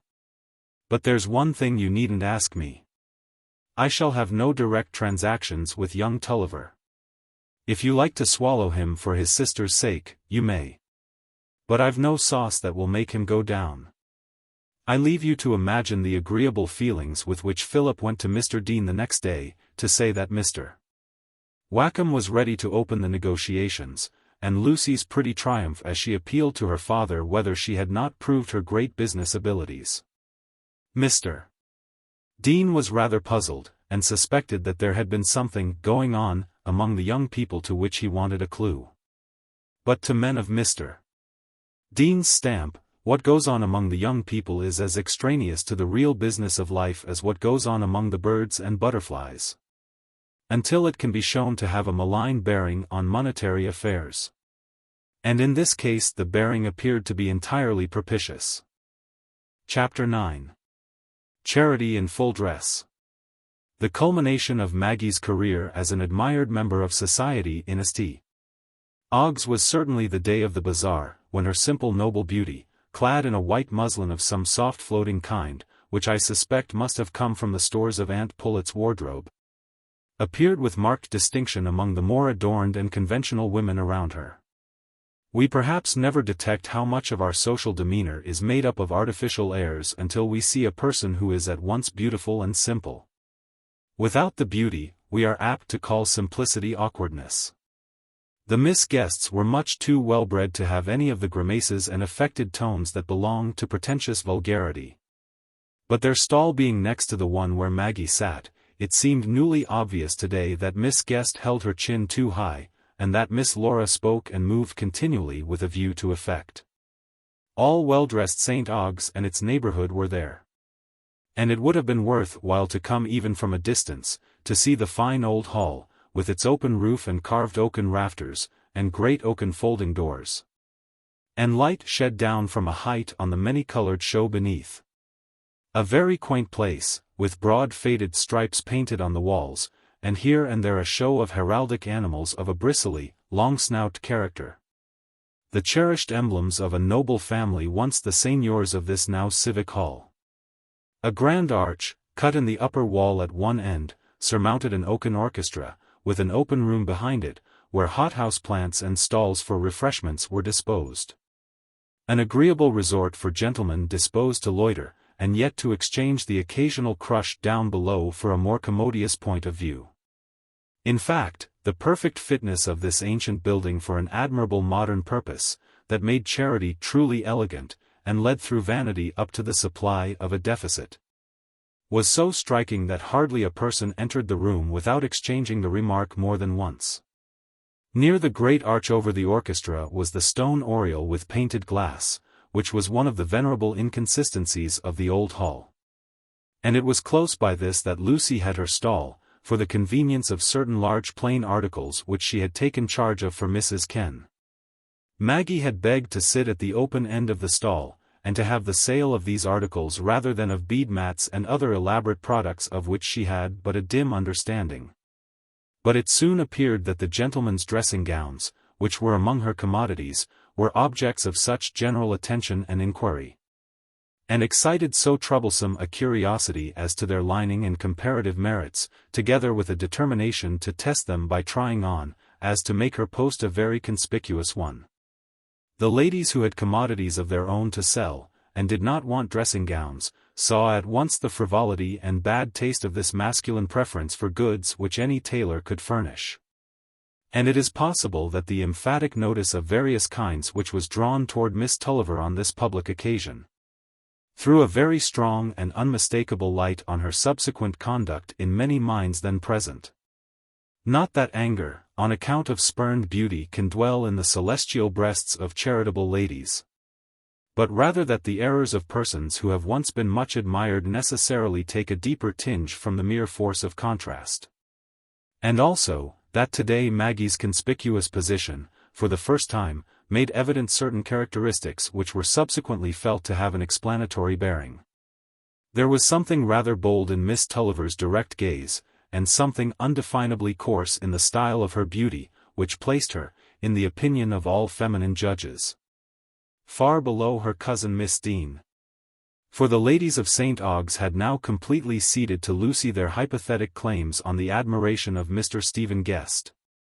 As for dear little Lucy herself, her late benevolent triumph about the mill, and all the affectionate projects she was cherishing for Maggie and Philip, helped to give her the highest spirits today. And she felt nothing but pleasure in the evidence of Maggie's attractiveness. It is true, she was looking very charming herself, and Stephen was paying her the utmost attention on this public occasion, jealously buying up the articles he had seen under her fingers in the process of making, and gaily helping her to cajole the male customers into the purchase of the most effeminate futilities. He chose to lay aside his hat and wear a scarlet fez of her embroidering. But by superficial observers this was necessarily liable to be interpreted less as a compliment to Lucy than as a mark of coxcombry. Guest is a great coxcomb, young Tory observed. But then he is a privileged person in St. Ogg's, he carries all before him. If another fellow did such things, everybody would say he made a fool of himself. And Stephen purchased absolutely nothing from Maggie, until Lucy said, in rather a vexed undertone, "See, now, all the things of Maggie's knitting will be gone, and you will not have bought one. There are those deliciously soft warm things for the wrists, do buy them." "Oh no," said Stephen, "they must be intended for imaginative persons, who can chill themselves on this warm day by thinking of the frosty Caucasus. Stern reason is my forte, you know. You must get Philip to buy those. By the way, why doesn't he come? He never likes going where there are many people, though I enjoined him to come. He said he would buy up any of my goods that the rest of the world rejected. But now, do go and buy something of Maggie." "No, no, see, she has got a customer. There is old Wakem himself just coming up." Lucy's eyes turned with anxious interest toward Maggie to see how she went through this first interview, since a sadly memorable time, with a man toward whom she must have so strange a mixture of feelings. But she was pleased to notice that Wakem had tact enough to enter at once into talk about the bazaar wares, and appear interested in purchasing, smiling now and then kindly at Maggie, and not calling on her to speak much, as if he observed that she was rather pale and tremulous. "Why, Wakem is making himself particularly amiable to your cousin," said Stephen, in an undertone to Lucy. "Is it pure magnanimity? You talked of a family quarrel." "Oh, that will soon be quite healed, I hope," said Lucy, becoming a little indiscreet in her satisfaction, and speaking with an air of significance. But Stephen did not appear to notice this, and as some lady purchasers came up, he lounged on toward Maggie's end, handling trifles and standing aloof until Wakem, who had taken out his purse, had finished his transactions. "My son came with me," he overheard Wakem saying, "but he has vanished into some other part of the building, and has left all these charitable gallantries to me. I hope you'll reproach him for his shabby conduct." She returned his smile and bow without speaking, and he turned away, only then observing Stephen and nodding to him. Maggie, conscious that Stephen was still there, busied herself with counting money, and avoided looking up. She had been well pleased that he had devoted himself to Lucy today, and had not come near her. They had begun the morning with an indifferent salutation, and both had rejoiced in being aloof from each other, like a patient who has actually done without his opium, in spite of former failures in resolution. And during the last few days they had even been making up their minds to failures, looking to the outward events that must soon come to separate them, as a reason for dispensing with self-conquest in detail. Stephen moved step by step as if he were being unwillingly dragged, until he had got round the open end of the stall, and was half hidden by a screen of draperies. Maggie went on counting her money till she suddenly heard a deep gentle voice saying, "Aren't you very tired? Do let me bring you something, some fruit or jelly, mayn't I?" The unexpected tones shook her like a sudden accidental vibration of a harp close by her. "Oh no, thank you," she said faintly, and only half looking up for an instant. "You look so pale," Stephen insisted, in a more entreating tone. "I'm sure you're exhausted. I must disobey you, and bring something." "No, indeed, I couldn't take it." "Are you angry with me? What have I done? Do look at me." "Pray, go away," said Maggie, looking at him helplessly, her eyes glancing immediately from him to the opposite corner of the orchestra, which was half hidden by the folds of the old faded green curtain. Maggie had no sooner uttered this entreaty than she was wretched at the admission it implied.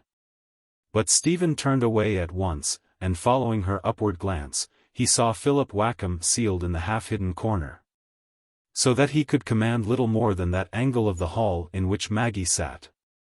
An entirely new thought occurred to Stephen, and linking itself with what he had observed of Wakem's manner, and with Lucy's reply to his observation, it convinced him that there had been some former relation between Philip and Maggie beyond that childish one of which he had heard.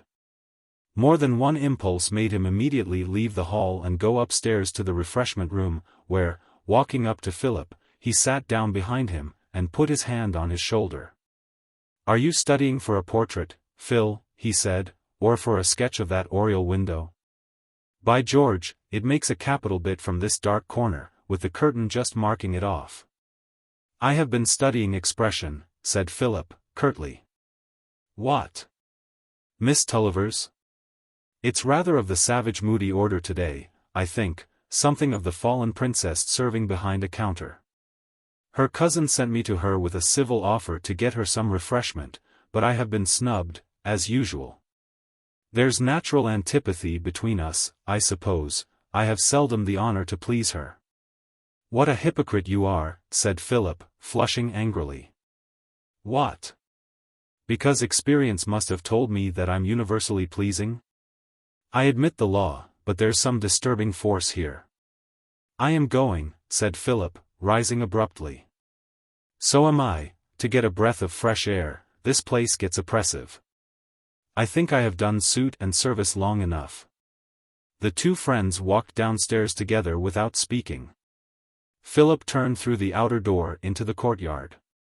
But Stephen, saying, "Oh, by the by, I must call in here," went on along the passage to one of the rooms at the other end of the building, which were appropriated to the town library.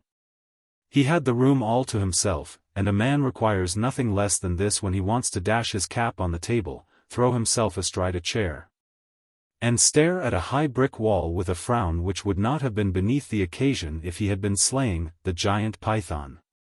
The conduct that issues from a moral conflict has often so close a resemblance to vice that the distinction escapes all outward judgments founded on a mere comparison of actions.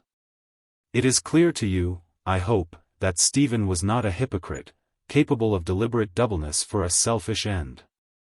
And yet his fluctuations between the indulgence of a feeling and the systematic concealment of it might have made a good case in support of Philip's accusation. Meanwhile, Maggie sat at her stall cold and trembling, with that painful sensation in the eyes which comes from resolutely repressed tears. Was her life to be always like this, always bringing some new source of inward strife? She heard confusedly the busy, indifferent voices around her, and wished her mind could flow into that easy babbling current. It was at this moment that Dr. Ken, who had quite lately come into the hall, and was now walking down the middle with his hands behind him, taking a general view, fixed his eyes on Maggie for the first time, and was struck with the expression of pain on her beautiful face. She was sitting quite still, for the stream of customers had lessened at this late hour in the afternoon. The gentleman had chiefly chosen the middle of the day, and Maggie's stall was looking rather bare.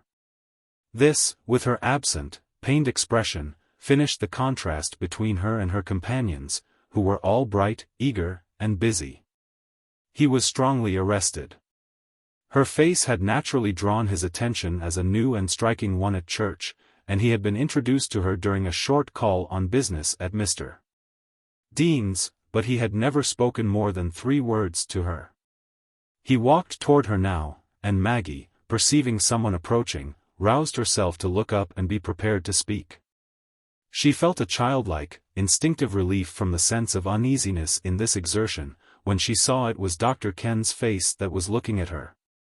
That plain, middle-aged face, with a grave, penetrating kindness in it, seeming to tell of a human being who had reached a firm, safe strand, but was looking with helpful pity toward the strugglers still tossed by the waves, had an effect on Maggie at this moment which was afterward remembered by her as if it had been a promise. The middle-aged, who have lived through their strongest emotions, but are yet in the time when memory is still half passionate and not merely contemplative, should surely be a sort of natural priesthood, whom life has disciplined and consecrated to be the refuge and rescue of early stumblers and victims of self-despair. Most of us, at some moment in our young lives, would have welcomed a priest of that natural order in any sort of canonicals or uncanonicals, but had to scramble upward into all the difficulties of 19 entirely without such aid, as Maggie did. "You find your office rather a fatiguing one, I fear, Miss Tulliver," said Dr. Ken. "It is, rather," said Maggie, simply, not being accustomed to simpler amiable denials of obvious facts. "But I can tell Mrs. Ken that you have disposed of her goods very quickly," he added. "She will be very much obliged to you." "Oh, I have done nothing. The gentleman came very fast to buy the dressing-gowns and embroidered waistcoats, but I think any of the other ladies would have sold more. I didn't know what to say about them." Dr. Ken smiled. "I hope I'm going to have you as a permanent parishioner now, Miss Tulliver, am I? You have been at a distance from us hitherto. I have been a teacher in a school, and I'm going into another situation of the same kind very soon." "Ah. I was hoping you would remain among your friends, who are all in this neighborhood, I believe." "Oh, I must go," said Maggie, earnestly, looking at Dr. Ken with an expression of reliance, as if she had told him her history in those 3 words. It was one of those moments of implicit revelation which will sometimes happen even between people who meet quite transiently, on a mile's journey, perhaps, or when resting by the wayside. There is always this possibility of a word or look from a stranger to keep alive the sense of human brotherhood. Dr. Ken's ear and I took in all the signs that this brief confidence of Maggie's was charged with meaning. "I understand," he said, "you feel it right to go. But that will not prevent our meeting again, I hope. It will not prevent my knowing you better, if I can be of any service to you." He put out his hand and pressed hers kindly before he turned away. "She has some trouble or other at heart," he thought. "Poor child. She looks as if she might turn out to be one of the souls by nature pitched too high, by suffering plunged too low. There's something wonderfully honest in those beautiful eyes."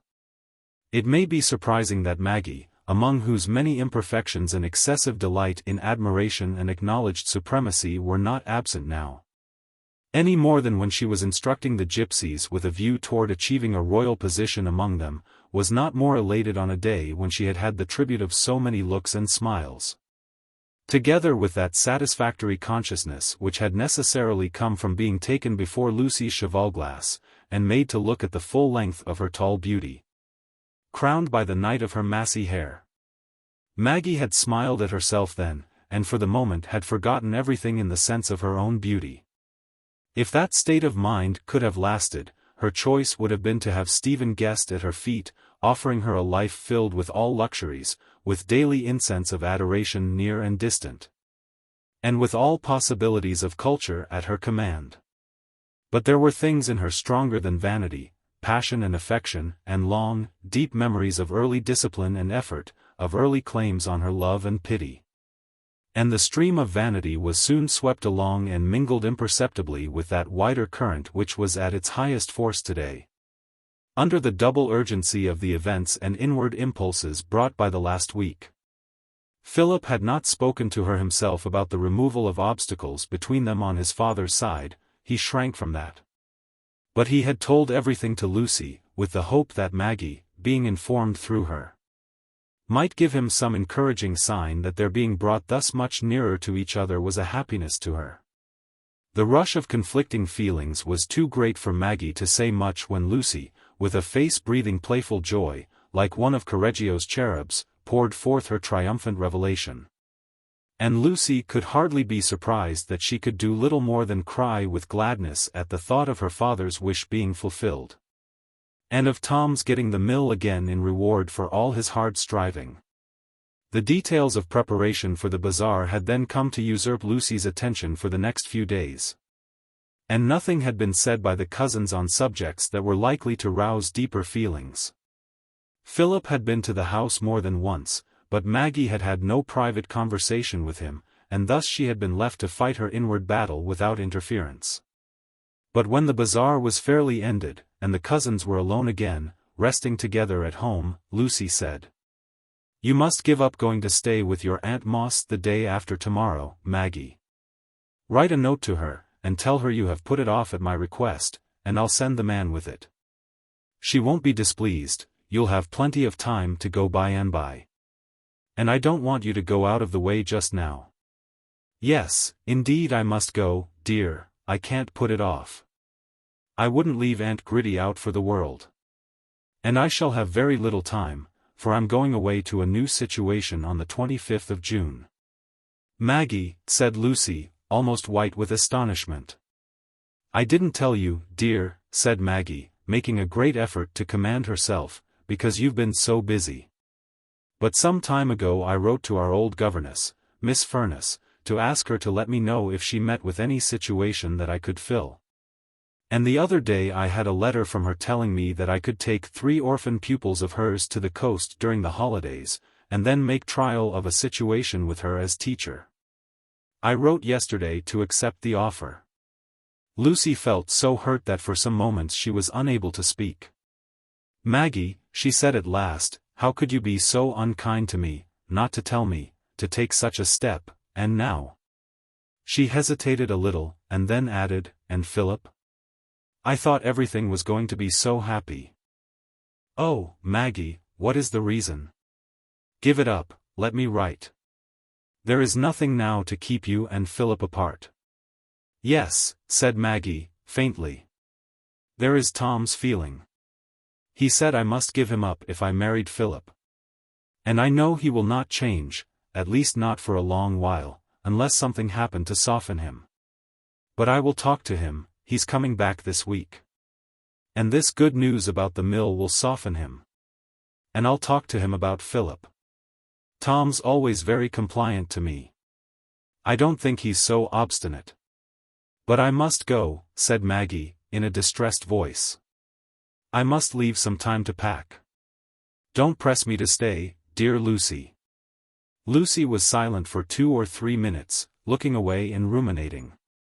At length she knelt down by her cousin, and looking up in her face with anxious seriousness, said, "Maggie, is it that you don't love Philip well enough to marry him? Tell me, trust me." Maggie held Lucy's hands tightly in silence a little while.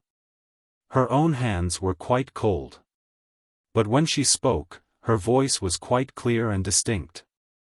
"Yes, Lucy, I would choose to marry him. I think it would be the best and highest lot for me, to make his life happy. He loved me first. No one else could be quite what he is to me. But I can't divide myself from my brother for life. I must go away, and wait. Pray don't speak to me again about it." Lucy obeyed in pain and wonder. The next word she said was, "Well, dear Maggie, at least you will go to the dance at Park House tomorrow, and have some music and brightness, before you go to pay these dull dutiful visits. Ah! Here come Auntie and the tea." Chapter 10. The spell seems broken. The suite of rooms opening into each other at Park House looked duly brilliant with lights and flowers and the personal splendors of 16 couples, with attendant parents and guardians. The focus of brilliancy was the long drawing room, where the dancing went forward, under the inspiration of the grand piano. The library, into which it opened at one end, had the more sober illumination of maturity, with caps and cards. And at the other end the pretty sitting room, with a conservatory attached, was left as an occasional cool retreat.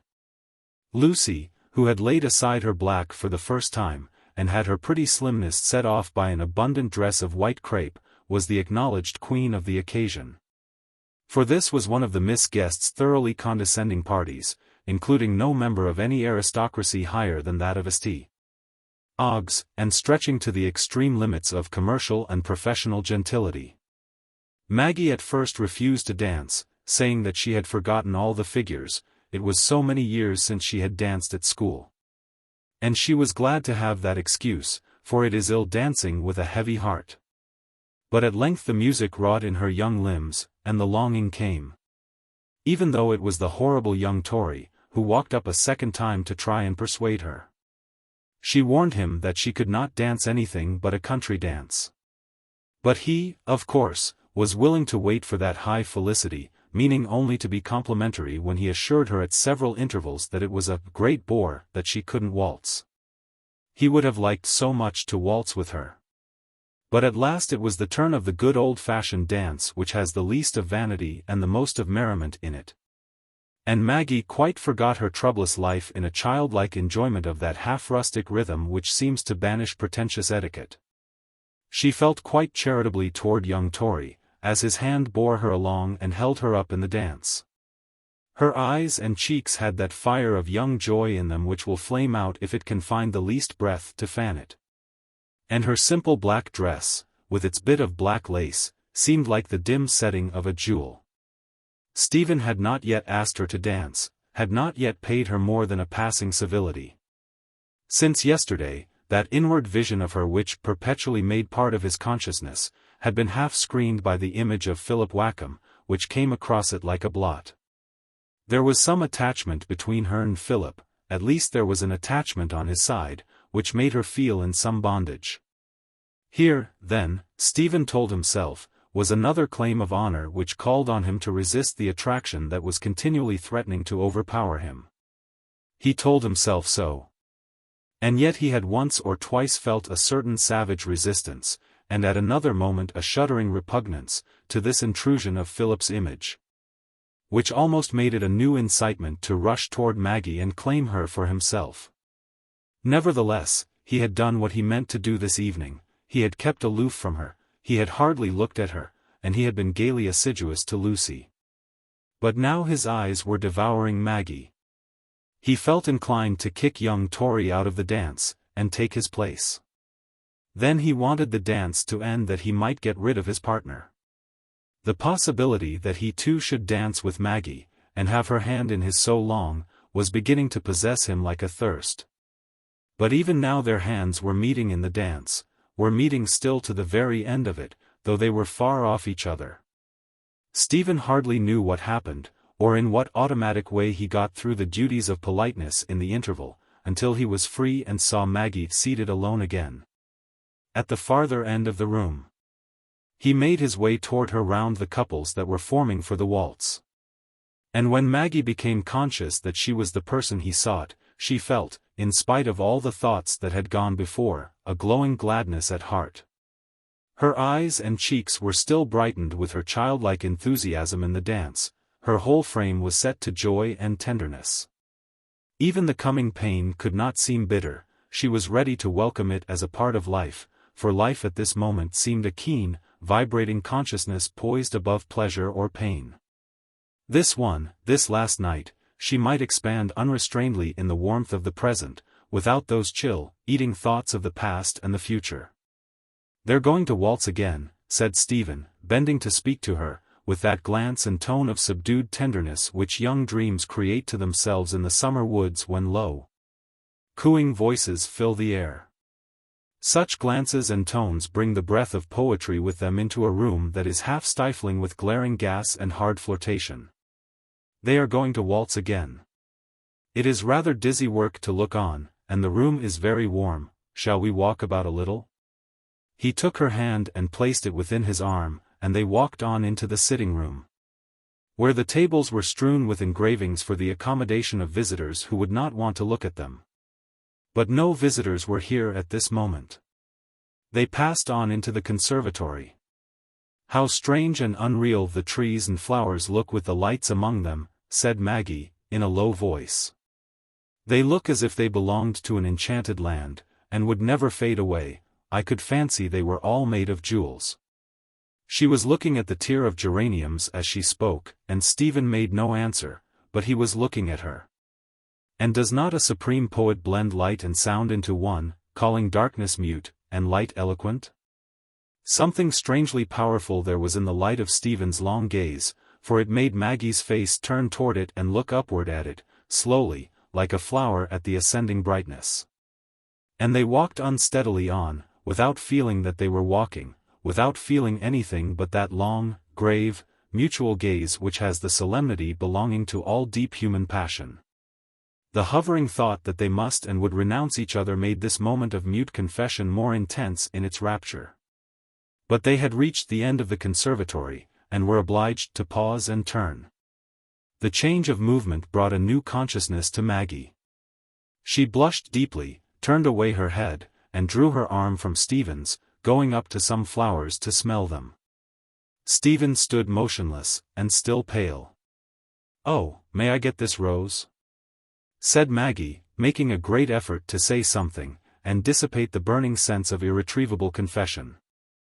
"I think I am quite wicked with roses. I like to gather them and smell them till they have no scent left." Stephen was mute. He was incapable of putting a sentence together, and Maggie bent her arm a little upward toward the large half-opened rose that had attracted her. Who has not felt the beauty of a woman's arm? The unspeakable suggestions of tenderness that lie in the dimpled elbow, and all the very gently lessening curves, down to the delicate wrist, with its tiniest, almost imperceptible nicks in the firm softness. A woman's arm touched the soul of a great sculptor 2,000 years ago, so that he wrought an image of it for the Parthenon which moves us still as it clasps lovingly the time-worn marble of a headless trunk.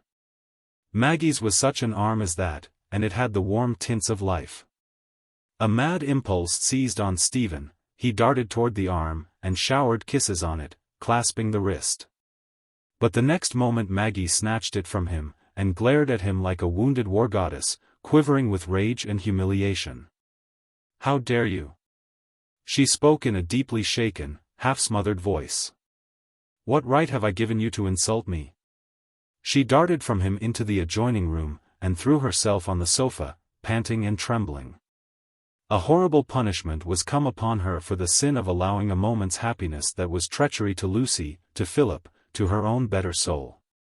That momentary happiness had been smitten with a blight, a leprosy. Stephen thought more lightly of her than he did of Lucy. As for Stephen, he leaned back against the framework of the conservatory, dizzy with the conflict of passions, love, rage, and confused despair. Despair at his want of self-mastery, and despair that he had offended Maggie. The last feeling surmounted every other. To be by her side again and entreat forgiveness was the only thing that had the force of a motive for him. And she had not been seated more than a few minutes when he came and stood humbly before her. But Maggie's bitter rage was unspent. "Leave me to myself, if you please," she said, with impetuous haughtiness, "and for the future avoid me." Stephen turned away, and walked backward and forward at the other end of the room. There was the dire necessity of going back into the dancing room again, and he was beginning to be conscious of that. They had been absent so short a time, that when he went in again the waltz was not ended. Maggie, too, was not long before she re-entered. All the pride of her nature was stung into activity. The hateful weakness which had dragged her within reach of this wound to her self-respect had at least wrought its own cure. The thoughts and temptations of the last month should all be flung away into an unvisited chamber of memory.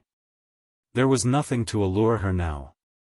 Duty would be easy, and all the old calm purposes would reign peacefully once more. She re-entered the drawing-room still with some excited brightness in her face, but with a sense of proud self-command that defied anything to agitate her. She refused to dance again, but she talked quite readily and calmly with everyone who addressed her. And when they got home that night, she kissed Lucy with a free heart, almost exulting in this scorching moment, which had delivered her from the possibility of another word or look that would have the stamp of treachery toward that gentle, unsuspicious sister. The next morning Maggie did not set off to Basset quite so soon as she had expected. Her mother was to accompany her in the carriage, and household business could not be dispatched hastily by Mrs. Tulliver. So Maggie, who had been in a hurry to prepare herself, had to sit waiting, equipped for the drive, in the garden. Lucy was busy in the house wrapping up some bizarre presents for the younger ones at Basset, and when there was a loud ring at the doorbell, Maggie felt some alarm lest Lucy should bring out Stephen to her. It was sure to be Stephen.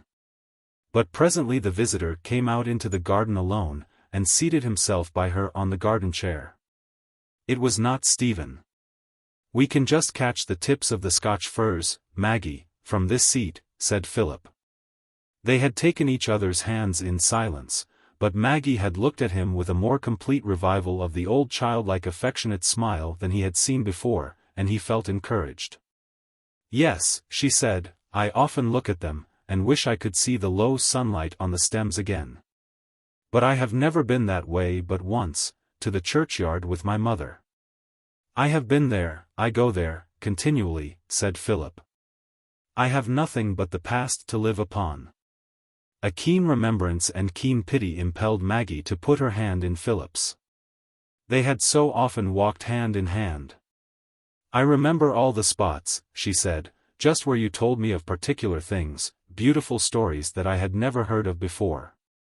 "You will go there again soon, won't you, Maggie?" said Philip, getting timid. "The mill will soon be your brother's home again." "Yes, but I shall not be there," said Maggie. "I shall only hear of that happiness." "I am going away again. Lucy has not told you, perhaps? Then the future will never join on to the past again, Maggie? That book is quite closed?" The grey eyes that had so often looked up at her with entreating worship, looked up at her now, with a last struggling ray of hope in them, and Maggie met them with her large sincere gaze. "That book never will be closed, Philip," she said, with grave sadness. "I desire no future that will break the ties of the past. But the tie to my brother is one of the strongest. I can do nothing willingly that will divide me always from him." "Is that the only reason that would keep us apart forever, Maggie?" said Philip, with a desperate determination to have a definite answer. "The only reason," said Maggie, with calm decision. And she believed it. At that moment she felt as if the enchanted cup had been dashed to the ground. The reactionary excitement that gave her a proud self-mastery had not subsided, and she looked at the future with a sense of calm choice. They sat hand in hand without looking at each other or speaking for a few minutes. In Maggie's mind the first scenes of love and parting were more present than the actual moment, and she was looking at Philip in the red deeps. Philip felt that he ought to have been thoroughly happy in that answer of hers. She was as open and transparent as a rock pool. Why was he not thoroughly happy? Jealousy is never satisfied with anything short of an omniscience that would detect the subtlest fold of the heart. Chapter 11. In the lane. Maggie had been 4 days at her Aunt Moss's, giving the early June sunshine quite a new brightness in the care-dimmed eyes of that affectionate woman, and making an epoch for her cousins great and small, who were learning her words and actions by heart, as if she had been a transient avatar of perfect wisdom and beauty. She was standing on the causeway with her aunt and a group of cousins feeding the chickens, at that quiet moment in the life of the farmyards before the afternoon milking time. The great buildings round the hollow yard were as dreary and tumbledown as ever, but over the old garden wall the straggling rosebushes were beginning to toss their summer weight. And the grey wood and old bricks of the house, on its higher level, had a look of sleepy age in the broad afternoon sunlight, that suited the quiescent time. Maggie, with her bonnet over her arm, was smiling down at the hatch of small fluffy chickens, when her aunt exclaimed, "Goodness me!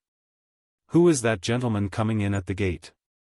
It was a gentleman on a tall bay horse, and the flanks and neck of the horse were streaked black with fast riding. Maggie felt a beating at head and heart, horrible as the sudden leaping to life of a savage enemy who had feigned death. "Who is it, my dear?" said Mrs. Moss, seeing in Maggie's face the evidence that she knew. "It is Mr. Stephen Guest," said Maggie, rather faintly. "My cousin Lucy's, a gentleman who is very intimate at my cousin's." Stephen was already close to them, had jumped off his horse, and now raised his hat as he advanced. "Hold the horse, Willie," said Mrs. Moss to the 12-year-old boy. "No, thank you," said Stephen, pulling at the horse's impatiently tossing head. "I must be going again immediately.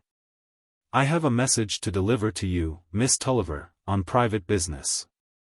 May I take the liberty of asking you to walk a few yards with me?" He had a half-jaded, half-irritated look, such as a man gets when he has been dogged by some care or annoyance that makes his bed and his dinner of little use to him. He spoke almost abruptly, as if his errand were too pressing for him to trouble himself about what would be thought by Mrs. Moss of his visit and request. Good Mrs. Moss, rather nervous in the presence of this apparently haughty gentleman, was inwardly wondering whether she would be doing right or wrong to invite him again to leave his horse and walk in. When Maggie, feeling all the embarrassment of the situation, and unable to say anything, put on her bonnet and turned to walk toward the gate. Stephen turned too, and walked by her side, leading his horse. Not a word was spoken till they were out in the lane, and had walked 4 or 5 yards, when Maggie, who had been looking straight before her all the while, turned again to walk back, saying, with haughty resentment, "There is no need for me to go any farther. I don't know whether you consider it gentlemanly in delicate conduct to place me in a position that forced me to come out with you, or whether you wish to insult me still further by thrusting an interview upon me in this way. Of course you are angry with me for coming," said Stephen, bitterly. "Of course it is of no consequence what a man has to suffer, it is only your woman's dignity that you care about." Maggie gave a slight start, such as might have come from the slightest possible electric shock. "As if it were not enough that I'm entangled in this way, that I'm mad with love for you. That I resist the strongest passion a man can feel, because I try to be true to other claims, but you must treat me as if I were a coarse brute, who would willingly offend you. And when, if I had my own choice, I should ask you to take my hand and my fortune and my whole life, and do what you liked with them. I know I forgot myself. I took an unwarrantable liberty. I hate myself for having done it. But I repented immediately, I've been repenting ever since. You ought not to think it unpardonable. A man who loves with his whole soul, as I do you, is liable to be mastered by his feelings for a moment, but you know, you must believe, that the worst pain I could have is to have pained you. That I would give the world to recall the error." Maggie dared not speak, dared not turn her head. The strength that had come from resentment was all gone, and her lips were quivering visibly. She could not trust herself to utter the full forgiveness that rose in answer to that confession. They were come nearly in front of the gate again, and she paused, trembling. "You must not say these things, I must not hear them," she said, looking down in misery, as Stephen came in front of her, to prevent her from going farther toward the gate.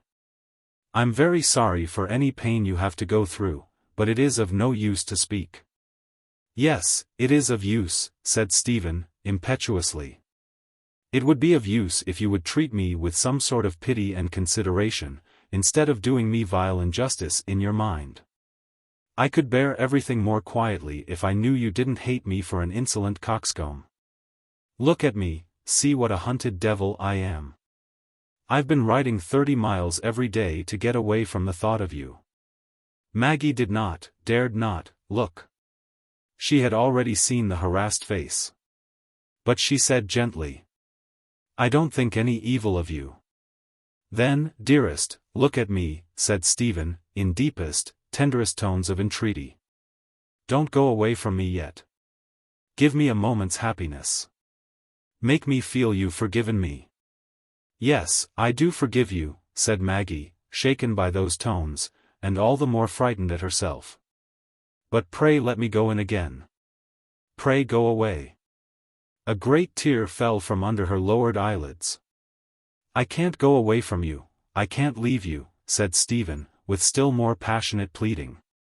I shall come back again if you send me away with this coldness, I can't answer for myself.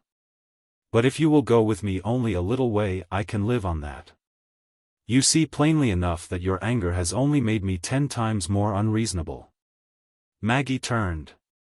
But Tancred, the bay horse, began to make such spirited remonstrances against this frequent change of direction, that Stephen, catching sight of Willie Moss peeping through the gate, called out. Here. Just come and hold my horse for 5 minutes. Oh, no, said Maggie, hurriedly, my aunt will think it so strange. Never mind, Stephen answered impatiently, they don't know the people at St. Oggs. Lead him up and down just here for 5 minutes, he added to Willie, who was now close to them, and then he turned to Maggie's side, and they walked on. It was clear that she must go on now. Take my arm, said Stephen, entreatingly, and she took it, feeling all the while as if she were sliding downward in a nightmare.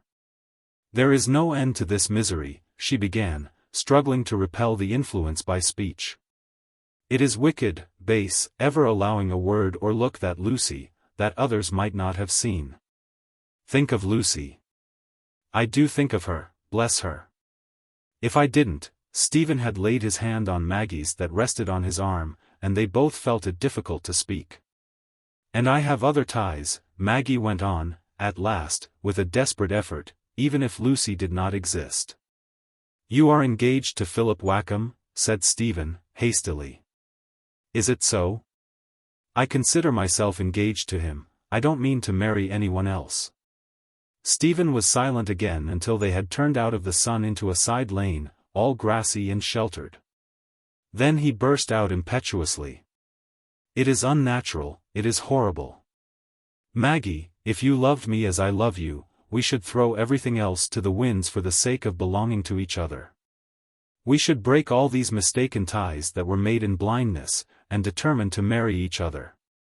I would rather die than fall into that temptation, said Maggie, with deep, slow distinctness, all the gathered spiritual force of painful years coming to her aid in this extremity. She drew her arm from his as she spoke. Tell me, then, that you don't care for me, he said, almost violently. Tell me that you love someone else better. It darted through Maggie's mind that here was a mode of releasing herself from outward struggle, to tell Stephen that her whole heart was Philip's. But her lips would not utter that, and she was silent. If you do love me, dearest, said Stephen, gently, taking her hand again and laying it within his arm, it is better, it is right that we should marry each other. We can't help the pain it will give. It has come upon us without our seeking, it is natural, it has taken hold of me in spite of every effort I have made to resist it. God knows, I've been trying to be faithful to tacit engagements, and I've only made things worse, I'd better have given way at first. Maggie was silent. If it were not wrong, if she were once convinced of that, and need no longer beat and struggle against this current, soft and yet strong as the summer stream. Say, yes, dearest, said Stephen, leaning to look entreatingly in her face. What could we care about in the whole world beside, if we belonged to each other? Her breath was on his face, his lips were very near hers, but there was a great dread dwelling in his love for her. Her lips and eyelids quivered. She opened her eyes full on his for an instant, like a lovely wild animal timid and struggling under caresses, and then turned sharp round toward home again. And after all, he went on, in an impatient tone, trying to defeat his own scruples as well as hers, I am breaking no positive engagement. If Lucy's affections had been withdrawn from me and given to someone else, I should have felt no right to assert a claim on her. If you are not absolutely pledged to Philip, we are neither of us bound. You don't believe that, it is not your real feeling, said Maggie, earnestly. You feel, as I do, that the real tie lies in the feelings and expectations we have raised in other minds. Else all pledges might be broken, when there was no outward penalty. There would be no such thing as faithfulness. Stephen was silent. He could not pursue that argument. The opposite conviction had wrought in him too strongly through his previous time of struggle. But it soon presented itself in a new form. The pledge can't be fulfilled, he said, with impetuous insistence. It is unnatural. We can only pretend to give ourselves to anyone else. There is wrong in that too. There may be misery in it for them as well as for us. Maggie, you must see that. You do see that. He was looking eagerly at her face for the least sign of compliance. His large, firm, gentle grasp was on her hand. She was silent for a few moments, with her eyes fixed on the ground. Then she drew a deep breath, and said, looking up at him with solemn sadness. "Oh, it is difficult, life is very difficult. It seems right to me sometimes that we should follow our strongest feeling. But then, such feelings continually come across the ties that all our former life has made for us, the ties that have made others dependent on us, and would cut them in two. If life were quite easy and simple, as it might have been in paradise, and we could always see that one being first toward whom, if life did not make duties for us before love comes. Love would be a sign that two people ought to belong to each other. But I feel it is not so now. There are things we must renounce in life, some of us must resign love. Many things are difficult and dark to me. But I see one thing quite clearly, that I must not, cannot, seek my own happiness by sacrificing others. Love is natural, but surely pity and faithfulness and memory are natural too. And they would live in me still, and punish me if I did not obey them. I should be haunted by the suffering I had caused. Our love would be poisoned. Don't urge me. Help me, because I love you." Maggie had become more and more earnest as she went on. Her face had become flushed, and her eyes fuller and fuller of appealing love. Stephen had the fibre of nobleness in him that vibrated to her appeal, but in the same moment, how could it be otherwise, that pleading beauty gained new power over him. "Dearest," he said, in scarcely more than a whisper, while his arms stole round her, I'll bear anything you wish. But, one kiss, the last, before we part. One kiss, and then a long look, until Maggie said tremulously, let me go, let me make haste back. She hurried along, and not another word was spoken. Stephen stood still and beckoned when they came within sight of Willie and the horse, and Maggie went on through the gate. Mrs. Moss was standing alone at the door of the old porch. She had sent all the cousins in, with kind thoughtfulness. It might be a joyful thing that Maggie had a rich and handsome lover, but she would naturally feel embarrassed at coming in again. And it might not be joyful. In either case Mrs. Moss waited anxiously to receive Maggie by herself. The speaking face told plainly enough that, if there was joy, it was of a very agitating, dubious sort. "Sit down here a bit, my dear." She drew Maggie into the porch, and sat down on the bench by her. There was no privacy in the house. "Oh, Aunt Gritty, I'm very wretched. I wish I could have died when I was 15. It seemed so easy to give things up then, it is so hard now." The poor child threw her arms round her aunt's neck, and fell into long, deep sobs. Chapter 12. A Family Party. Maggie left her good Aunt Gritty at the end of the week, and went to Garum Firs to pay her visit to Aunt Pullet according to agreement. In the meantime very unexpected things had happened, and there was to be a family party at Garum to discuss and celebrate a change in the fortunes of the Tullivers, which was likely finally to carry away the shadow of their demerits like the last limb of an eclipse, and cause their hitherto obscured virtues to shine forth in full rounded splendor. It is pleasant to know that a new ministry just come into office are not the only fellow men who enjoy a period of high appreciation and full-blown eulogy. In many respectable families throughout this realm, relatives becoming creditable meet with a similar cordiality of recognition, which in its fine freedom from the coercion of any antecedents, suggests the hopeful possibility that we may some day without any notice find ourselves in full millennium, with cockatrices who have ceased to bite, and wolves that no longer show their teeth with any but the blandest intentions. Lucy came so early as to have the start even of Aunt Glegg, for she longed to have some undisturbed talk with Maggie about the wonderful news. It seemed, did it not?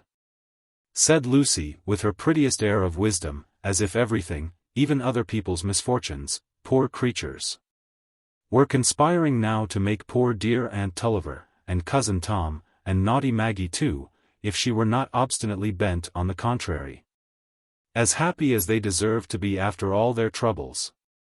To think that the very day, after Tom had come back from Newcastle, that unfortunate young jetsam, whom Mr. Wakem had placed at the mill, had been pitched off his horse in a drunken fit, and was lying at St. Ogg's in a dangerous state, so that Wakem had signified his wish that the new purchasers should enter on the premises at once. It was very dreadful for that unhappy young man, but it did seem as if the misfortune had happened then, rather than at any other time, in order that Cousin Tom might all the sooner have the fit reward of his exemplary conduct. Papa thought so very highly of him. Aunt Tulliver must certainly go to the mill now, and keep house for Tom. That was rather a loss to Lucy in the matter of household comfort. But then, to think of poor Auntie being in her old place again, and gradually getting comforts about her there. On this last point Lucy had her cunning projects, and when she and Maggie had made their dangerous way down the bright stairs into the handsome parlor, where the very sunbeams seemed cleaner than elsewhere, she directed her maneuvers, as any other great tactician would have done, against the weaker side of the enemy. "Aunt Pullet," she said, seating herself on the sofa, and caressingly adjusting that lady's floating cap-string, "I want you to make up your mind what linen and things you will give Tom toward housekeeping. Because you are always so generous, you give such nice things, you know, and if you set the example, Aunt Glegg will follow." "That she never can, my dear," said Mrs. Pullet, with unusual vigor, "for she hasn't got the linen to follow suit. Why, mine, I can tell you. She'd neither the taste, not if she'd spend the money.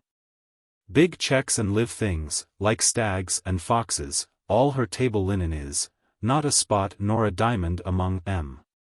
But it's poor work dividing one's linen before one dies. I never thought to ha' done that, Bessie." Mrs. Pullet continued, shaking her head and looking at her sister Tulliver, "when you and me chose the double diamant, the first flax ever we'd spun, and the Lord knows where yours is gone." "I'd no choice, I'm sure, sister," said poor Mrs. Tulliver, accustomed to consider herself in the light of an accused person. "I'm sure it was no wish o' mine, ever, as I should lie awake o' nights thinking o' my best bleached linen all over the country."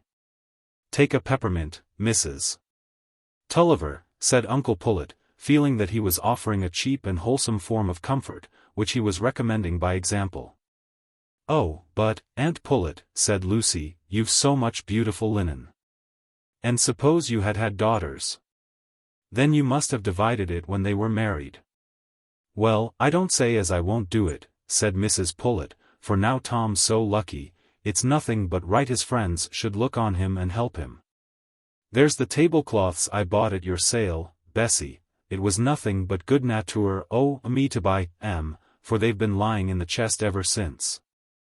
But I'm not going to give Maggie any more o' my Indy muslin and things, if she's to go into service again, when she might stay and keep me company, and do my sewing for me. If she wasn't wanted at her brother's." Going into service, was the expression by which the Dodson mind represented to itself the position of teacher or governess. And Maggie's return to that menial condition, now circumstances offered her more eligible prospects, was likely to be a sore point with all her relatives, besides Lucy. Maggie in her crude form, with her hair down her back, and altogether in a state of dubious promise, was a most undesirable niece, but now she was capable of being at once ornamental and useful. The subject was revived in Aunt and Uncle Glegg's presence, over the tea and muffins.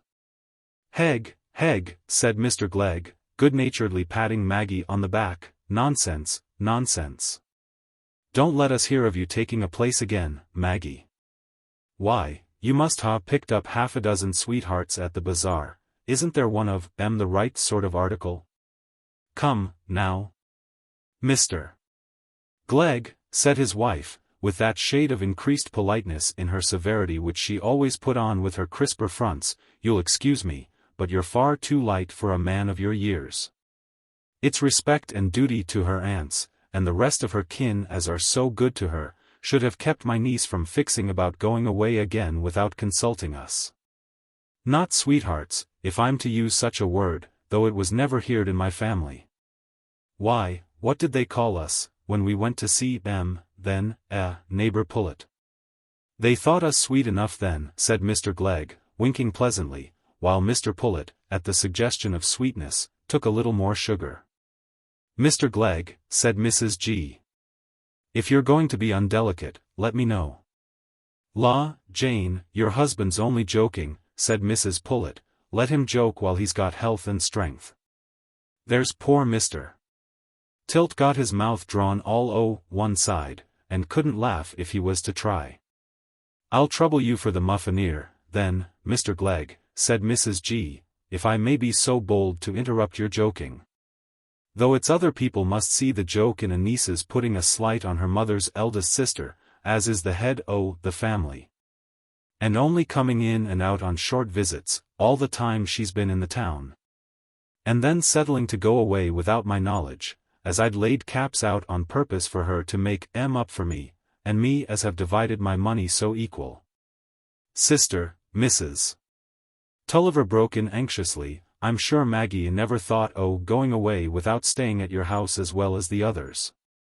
Not as it's my wish she should go away at all, but quite contrary. I'm sure I'm innocent. I've said over and over again, my dear, you've no call to go away. But there's 10 days or a fortnight Maggie'll have before she's fixed to go. She can stay at your house just as well, and I'll step in when I can, and so will Lucy. Bessie, said Mrs. Glegg, if you'd exercise a little more thought, you might know I should hardly think it was worth while to unpin a bed, and go to all that trouble now, just at the end o' the time. When our house isn't above a quarter of an hour's walk from Mr. Dean's. She can come the first thing in the morning, and go back the last at night, and be thankful she's got a good aunt so close to her to come and sit with. I know I should, when I was her age. La, Jane, said Mrs. Pullet, it ud do your beds good to have somebody to sleep in. There's that striped room smells dreadful mouldy, and the glass mildewed like anything. I'm sure I thought I should be struck with death when you took me in. Oh, there is Tom, exclaimed Lucy, clapping her hands. He's come on Sinbad, as I told him. I was afraid he was not going to keep his promise. Maggie jumped up to kiss Tom as he entered, with strong feeling, at this first meeting since the prospect of returning to the mill had been opened to him.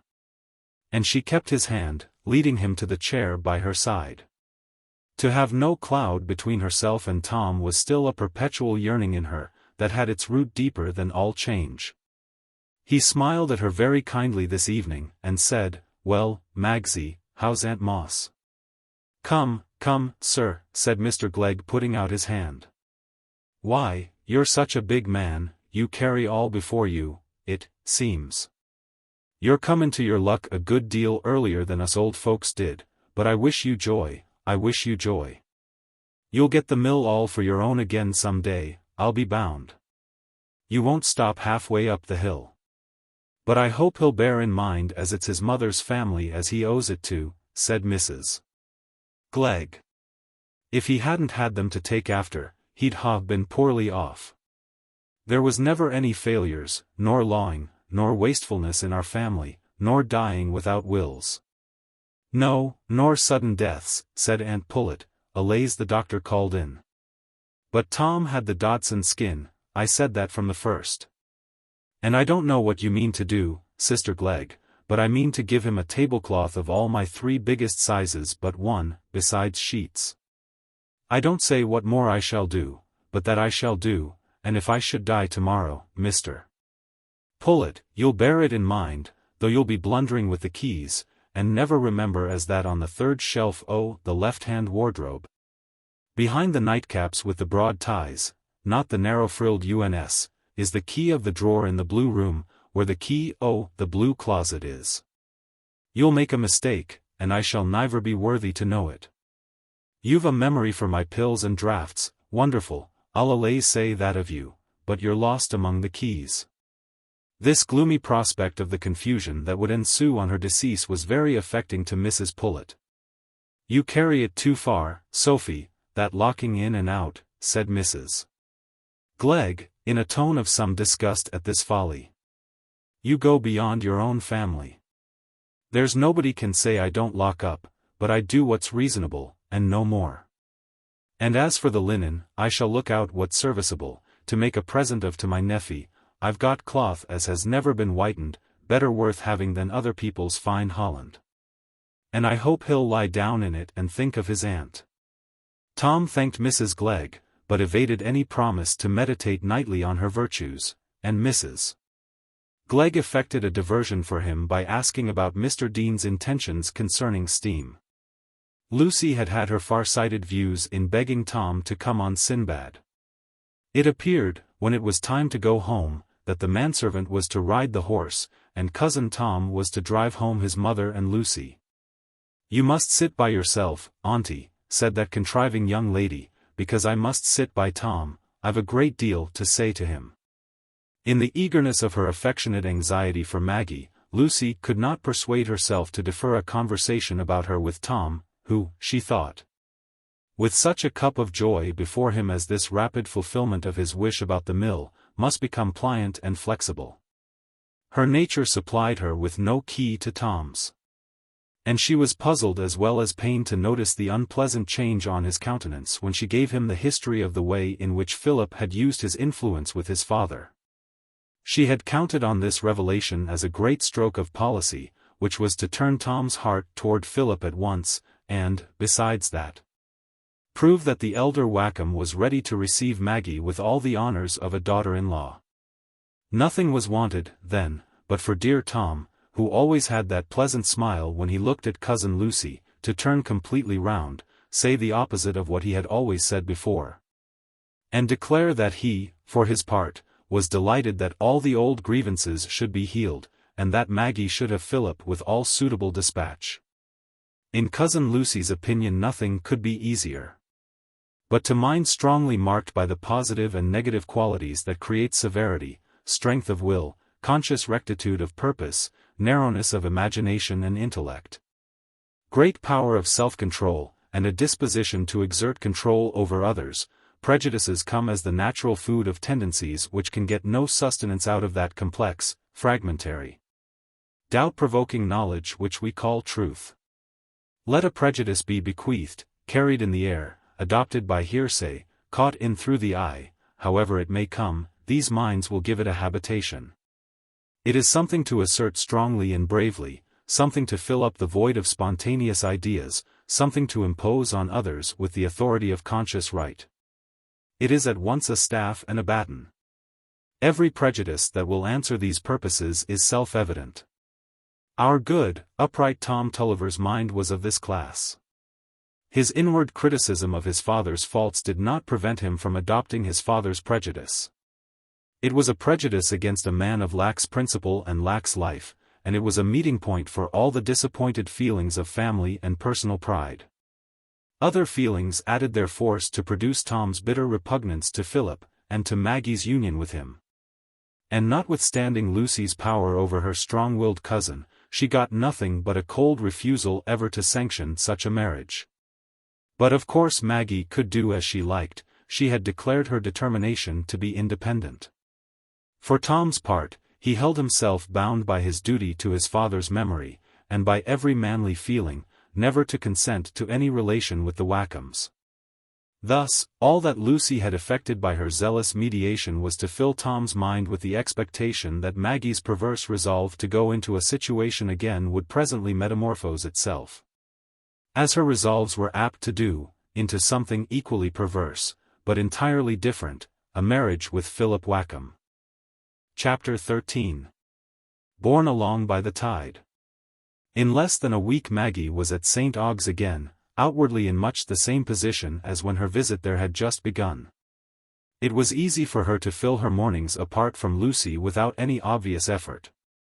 For she had her promised visits to pay to her Aunt Glegg, and it was natural that she should give her mother more than usual of her companionship in these last weeks.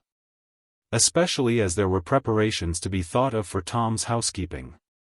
But Lucy would hear of no pretext for her remaining away in the evenings. She must always come from Aunt Glegg's before dinner, else what shall I have of you? Said Lucy, with a tearful pout that could not be resisted. And Mr. Stephen Guest had unaccountably taken to dining at Mr. Dean's as often as possible, instead of avoiding that, as he used to do. At first he began his mornings with a resolution that he would not dine there, not even go in the evening, till Maggie was away. He had even devised a plan of starting off on a journey in this agreeable June weather. The headaches which he had constantly been alleging as a ground for stupidity and silence were a sufficient ostensible motive. But the journey was not taken, and by the fourth morning no distinct resolution was formed about the evenings. They were only foreseen as times when Maggie would still be present for a little while, when one more touch, one more glance, might be snatched. For why not? There was nothing to conceal between them, they knew, they had confessed their love, and they had renounced each other, they were going to part. Honor and conscience were going to divide them. Maggie, with that appeal from her inmost soul, had decided it. But surely they might cast a lingering look at each other across the gulf, before they turned away never to look again till that strange light had forever faded out of their eyes. Maggie, all this time, moved about with a quiescence and even torpor of manner, so contrasted with her usual fitful brightness and ardor, that Lucy would have had to seek some other cause for such a change, if she had not been convinced that the position in which Maggie stood between Philip and her brother, and the prospect of her self-imposed wearisome banishment, were quite enough to account for a large amount of depression. But under this torpor there was a fierce battle of emotions, such as Maggie in all her life of struggle had never known or foreboded. It seemed to her as if all the worst evil in her had lain in ambush till now, and had suddenly started up full-armed, with hideous, overpowering strength. There were moments in which a cruel selfishness seemed to be getting possession of her. Why should not Lucy, why should not Philip, suffer? She had had to suffer through many years of her life. And who had renounced anything for her? And when something like that fullness of existence, love, wealth, ease, refinement, all that her nature craved, was brought within her reach, why was she to forego it? That another might have it, another, who perhaps needed it less? But amidst all this new passionate tumult there were the old voices making themselves heard with rising power, till, from time to time, the tumult seemed quelled. Was that existence which tempted her the full existence she dreamed? Where, then, would be all the memories of early striving? All the deep pity for another's pain, which had been nurtured in her through years of affection and hardship? All the divine presentiment of something higher than mere personal enjoyment, which had made the sacredness of life? She might as well hope to enjoy walking by maiming her feet, as hope to enjoy an existence in which she set out by maiming the faith and sympathy that were the best organs of her soul. And then, if pain were so hard to her, what was it to others? Ah, God! Preserve me from inflicting, give me strength to bear it. How had she sunk into this struggle with a temptation that she would once have thought herself as secure from as from deliberate crime? When was that first hateful moment in which she had been conscious of a feeling that clashed with her truth, affection, and gratitude, and had not shaken it from her with horror? As if it had been a loathsome thing? And yet, since this strange, sweet, subduing influence did not, should not, conquer her, since it was to remain simply her own suffering, her mind was meeting Stephen's in that thought of his.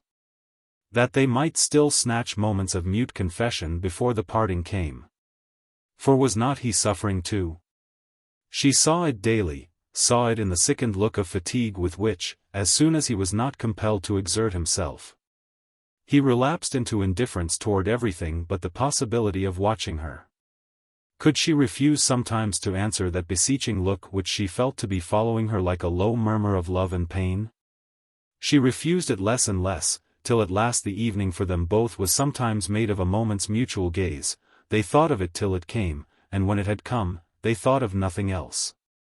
One other thing Stephen seemed now and then to care for, and that was to sing. It was a way of speaking to Maggie.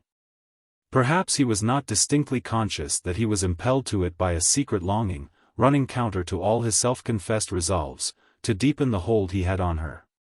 Watch your own speech, and notice how it is guided by your less conscious purposes, and you will understand that contradiction in Stephen. Philip Wakem was a less frequent visitor, but he came occasionally in the evening, and it happened that he was there when Lucy said, as they sat out on the lawn near sunset, "Now Maggie's tale of visits to Aunt Glegg is completed. I mean that we shall go out boating every day until she goes. She has not had half enough boating because of these tiresome visits, and she likes it better than anything. Don't you, Maggie? Better than any sort of locomotion, I hope you mean," said Philip, smiling at Maggie, who was lolling backward in a low garden chair. "Else she will be selling her soul to that ghostly boatman who haunts the Floss, only for the sake of being drifted in a boat forever." "Should you like to be her boatman?" said Lucy. "Because, if you would, you can come with us and take an oar. If the Floss were but a quiet lake instead of a river, we should be independent of any gentleman, for Maggie can row splendidly. As it is, we are reduced to ask services of knights and squires, who do not seem to offer them with great alacrity." She looked playful reproach at Stephen, who was sauntering up and down, and was just singing in pianissimo falsetto. "The thirst that from the soul doth rise, doth ask a drink divine." He took no notice, but still kept aloof. He had done so frequently during Philip's recent visits. "You don't seem inclined for boating," said Lucy, when he came to sit down by her on the bench. "Doesn't rowing suit you now?" "Oh, I hate a large party in a boat," he said, almost irritably.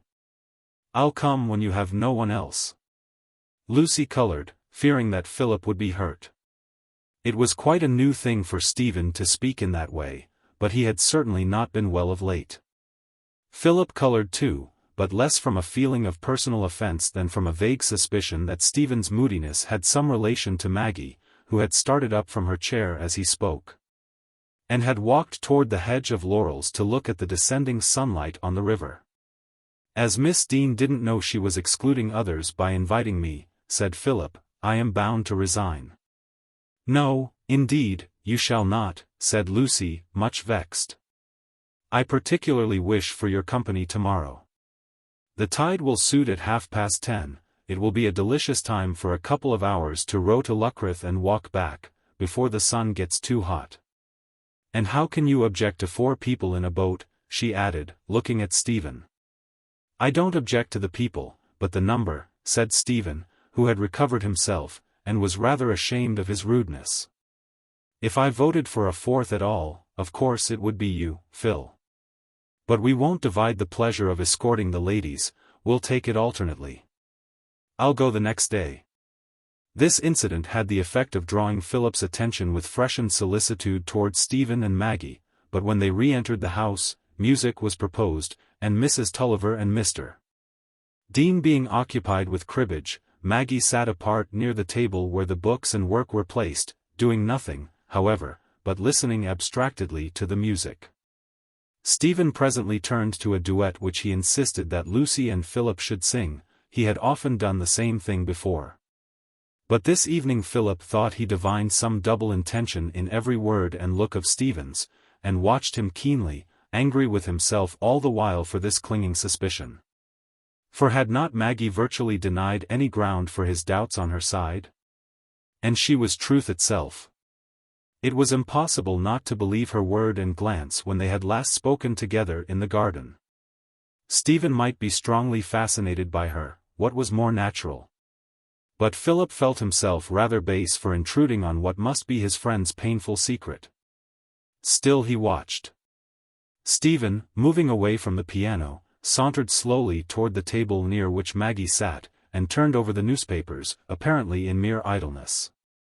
Then he seated himself with his back to the piano, dragging a newspaper under his elbow, and thrusting his hand through his hair.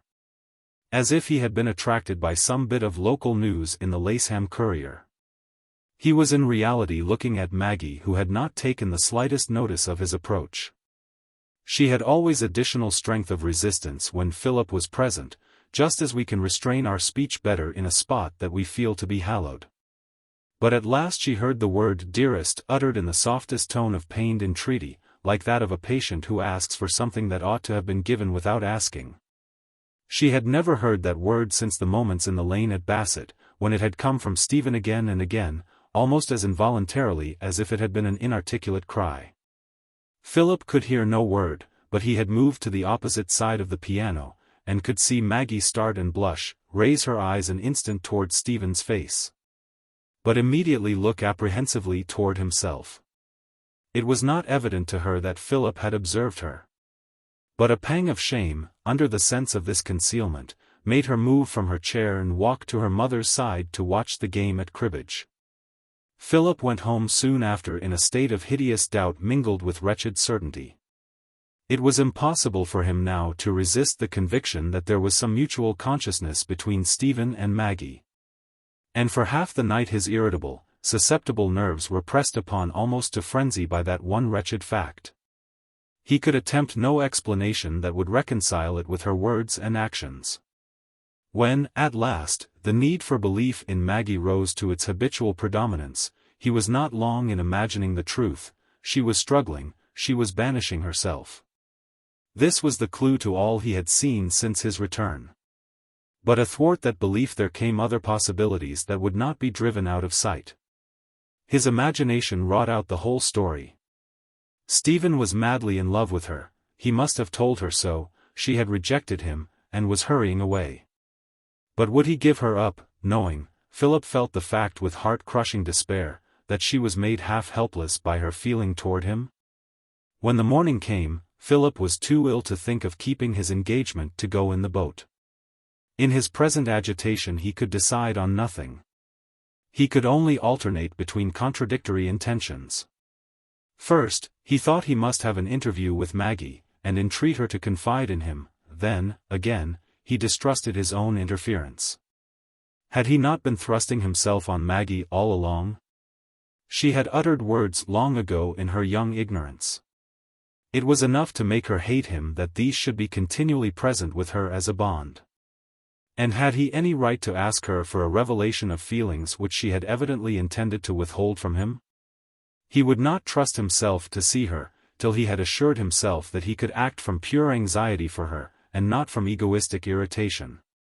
He wrote a brief note to Stephen, and sent it early by the servant, saying that he was not well enough to fulfill his engagement to Miss Dean. Would Stephen take his excuse, and fill his place? Lucy had arranged a charming plan, which had made her quite content with Stephen's refusal to go in the boat. She discovered that her father was to drive to Lindham this morning at 10. Lindham was the very place she wanted to go to make purchases, important purchases, which must by no means be put off to another opportunity. And Aunt Tulliver must go too, because she was concerned in some of the purchases. "You will have your row in the boat just the same, you know," she said to Maggie when they went out of the breakfast room and upstairs together. "Philip will be here at 10:30, and it is a delicious morning. Now don't say a word against it, you dear dolorous thing. What is the use of my being a fairy godmother, if you set your face against all the wonders I work for you? Don't think of awful cousin Tom, you may disobey him a little." Maggie did not persist in objecting. She was almost glad of the plan, for perhaps it would bring her some strength and calmness to be alone with Philip again. It was like revisiting the scene of a quieter life, in which the very struggles were repose, compared with the daily tumult of the present. She prepared herself for the boat and at 10:30 sat waiting in the drawing-room. The ring of the doorbell was punctual, and she was thinking with half-sad, affectionate pleasure of the surprise Philip would have in finding that he was to be with her alone. When she distinguished a firm, rapid step across the hall, that was certainly not Philip's. The door opened, and Stephen Guest entered. In the first moment they were both too much agitated to speak, for Stephen had learned from the servant that the others were gone out.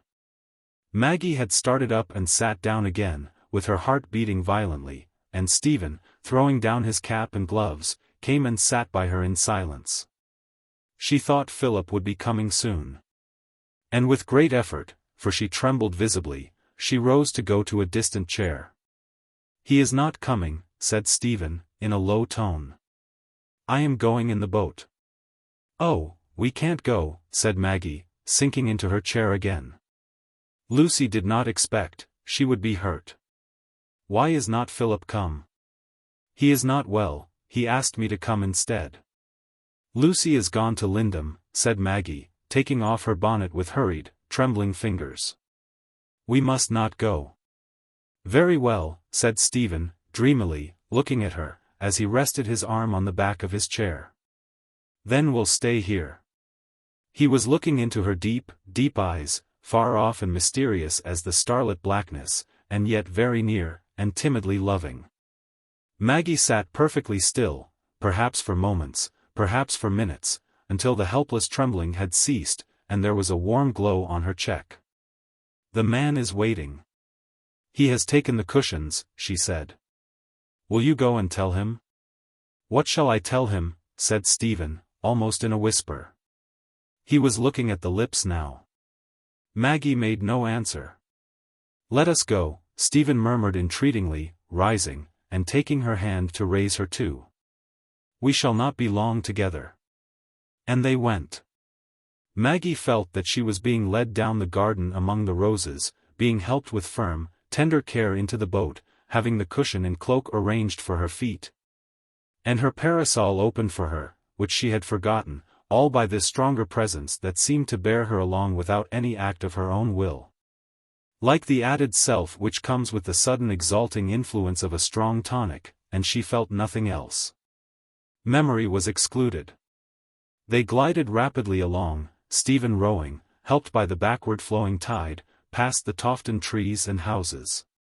On between the silent sunny fields and pastures, which seemed filled with a natural joy that had no reproach for theirs. The breath of the young, unwearied day, the delicious rhythmic dip of the oars, the fragmentary song of a passing bird heard now and then, as if it were only the overflowing of brimful gladness. The sweet solitude of a twofold consciousness that was mingled into one by that grave, untiring gaze which need not be averted. What else could there be in their minds for the first hour? Some low, subdued, languid exclamation of love came from Stephen from time to time, as he went on rowing idly, half automatically, otherwise they spoke no word. For what could words have been but an inlet to thought? And thought did not belong to that enchanted haze in which they were enveloped, it belonged to the past and the future that lay outside the haze. Maggie was only dimly conscious of the banks, as they passed them, and dwelt with no recognition on the villages. She knew there were several to be passed before they reached Luckreth, where they always stopped and left the boat. At all times she was so liable to fits of absence, that she was likely enough to let her waymarks pass unnoticed. But at last Stephen, who had been rowing more and more idly, ceased to row, laid down the oars, folded his arms, and looked down on the water as if watching the pace at which the boat glided without his help. This sudden change roused Maggie. She looked at the far-stretching fields, at the banks close by, and felt that they were entirely strange to her. A terrible alarm took possession of her. "Oh, have we passed Luckreth, where we were to stop?" she exclaimed, looking back to see if the place were out of sight. No village was to be seen. She turned around again, with a look of distressed questioning at Stephen. He went on watching the water, and said, in a strange, dreamy, absent tone, "Yes, a long way." "Oh, what shall I do?" cried Maggie, in an agony. "We shall not get home for hours, and Lucy? Oh God, help me!" She clasped her hands and broke into a sob, like a frightened child. She thought of nothing but of meeting Lucy, and seeing her look of pain, surprise and doubt, perhaps of just upbraiding. Stephen moved and sat near her, and gently drew down the clasped hands. "Maggie," he said, in a deep tone of slow decision, "let us never go home again, till no one can part us, till we are married." The unusual tone, the startling words, arrested Maggie's sob, and she sat quite still, wondering. As if Stephen might have seen some possibilities that would alter everything, and annul the wretched facts. "See, Maggie, how everything has come without our seeking, in spite of all our efforts. We never thought of being alone together again, it has all been done by others. See how the tide is carrying us out, away from all those unnatural bonds that we have been trying to make fast around us, and trying in vain. It will carry us on to Torby, and we can land there, and get some carriage, and hurry on to York and then to Scotland, and never pause a moment till we are bound to each other. So that only death can part us. It is the only right thing, dearest. It is the only way of escaping from this wretched entanglement. Everything has concurred to point it out to us.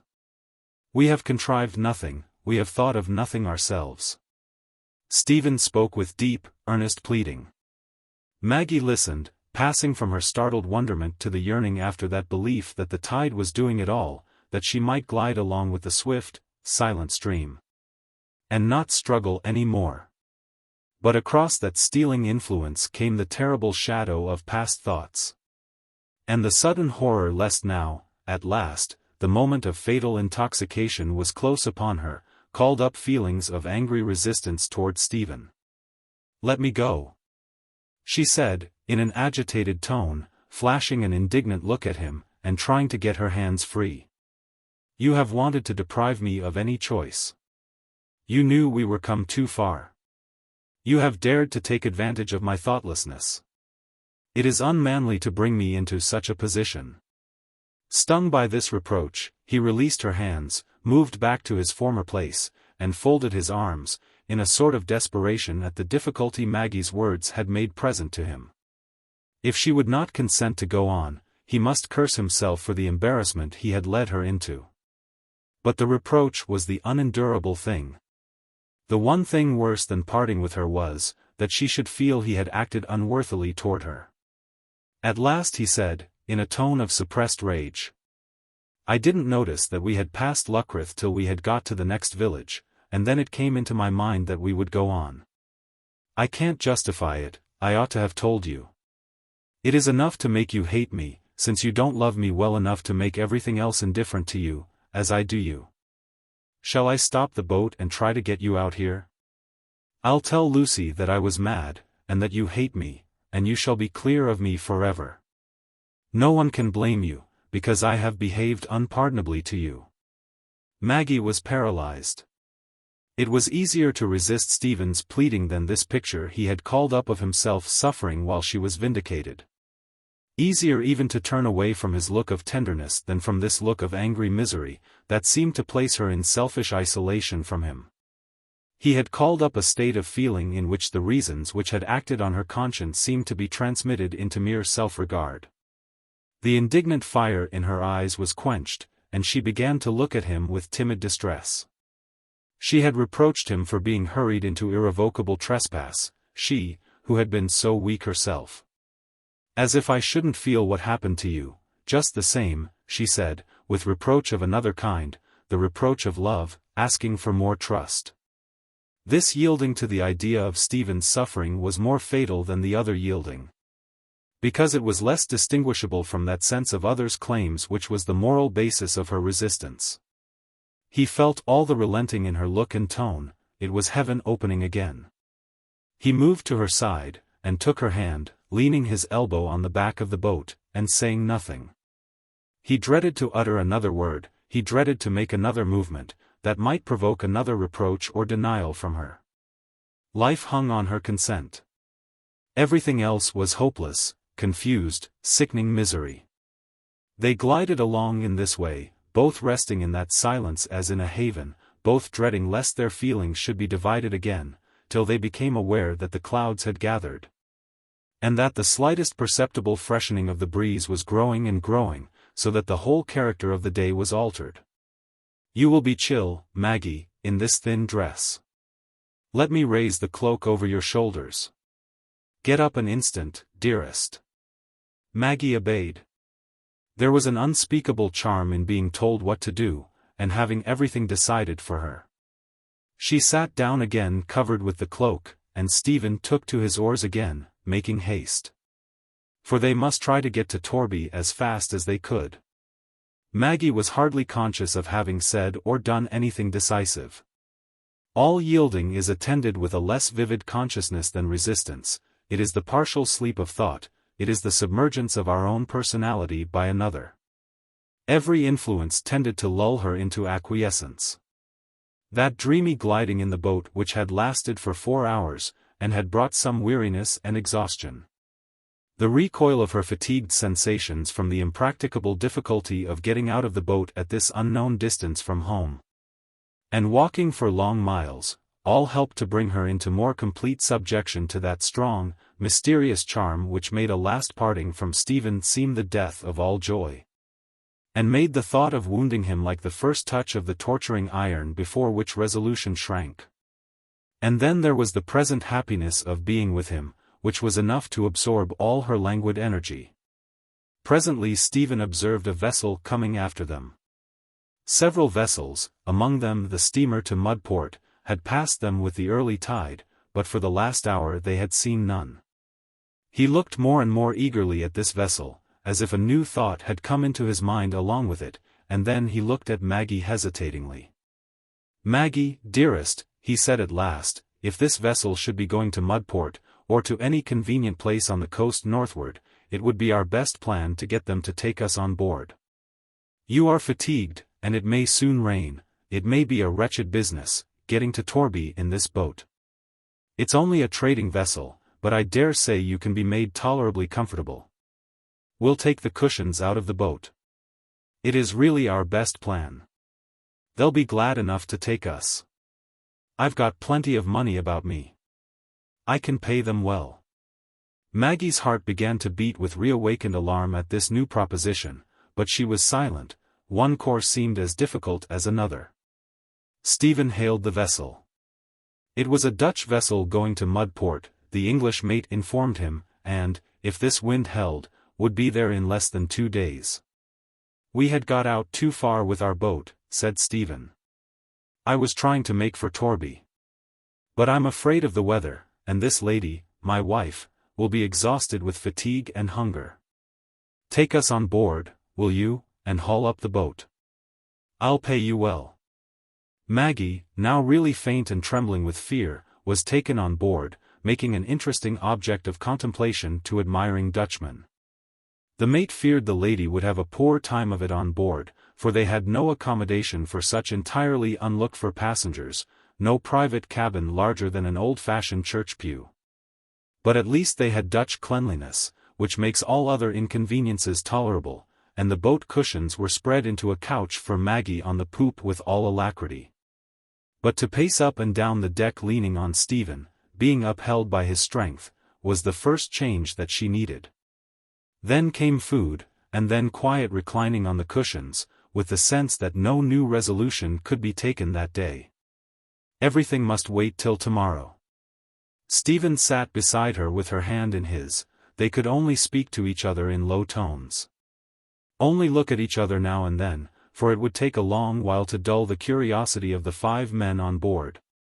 And reduce these handsome young strangers to that minor degree of interest which belongs, in a sailor's regard, to all objects nearer than the horizon. But Stephen was triumphantly happy. Every other thought or care was thrown into unmarked perspective by the certainty that Maggie must be his. The leap had been taken now. He had been tortured by scruples, he had fought fiercely with overmastering inclination, he had hesitated, but repentance was impossible. He murmured forth in fragmentary sentences his happiness, his adoration, his tenderness, his belief that their life together must be heaven. That her presence with him would give rapture to every common day.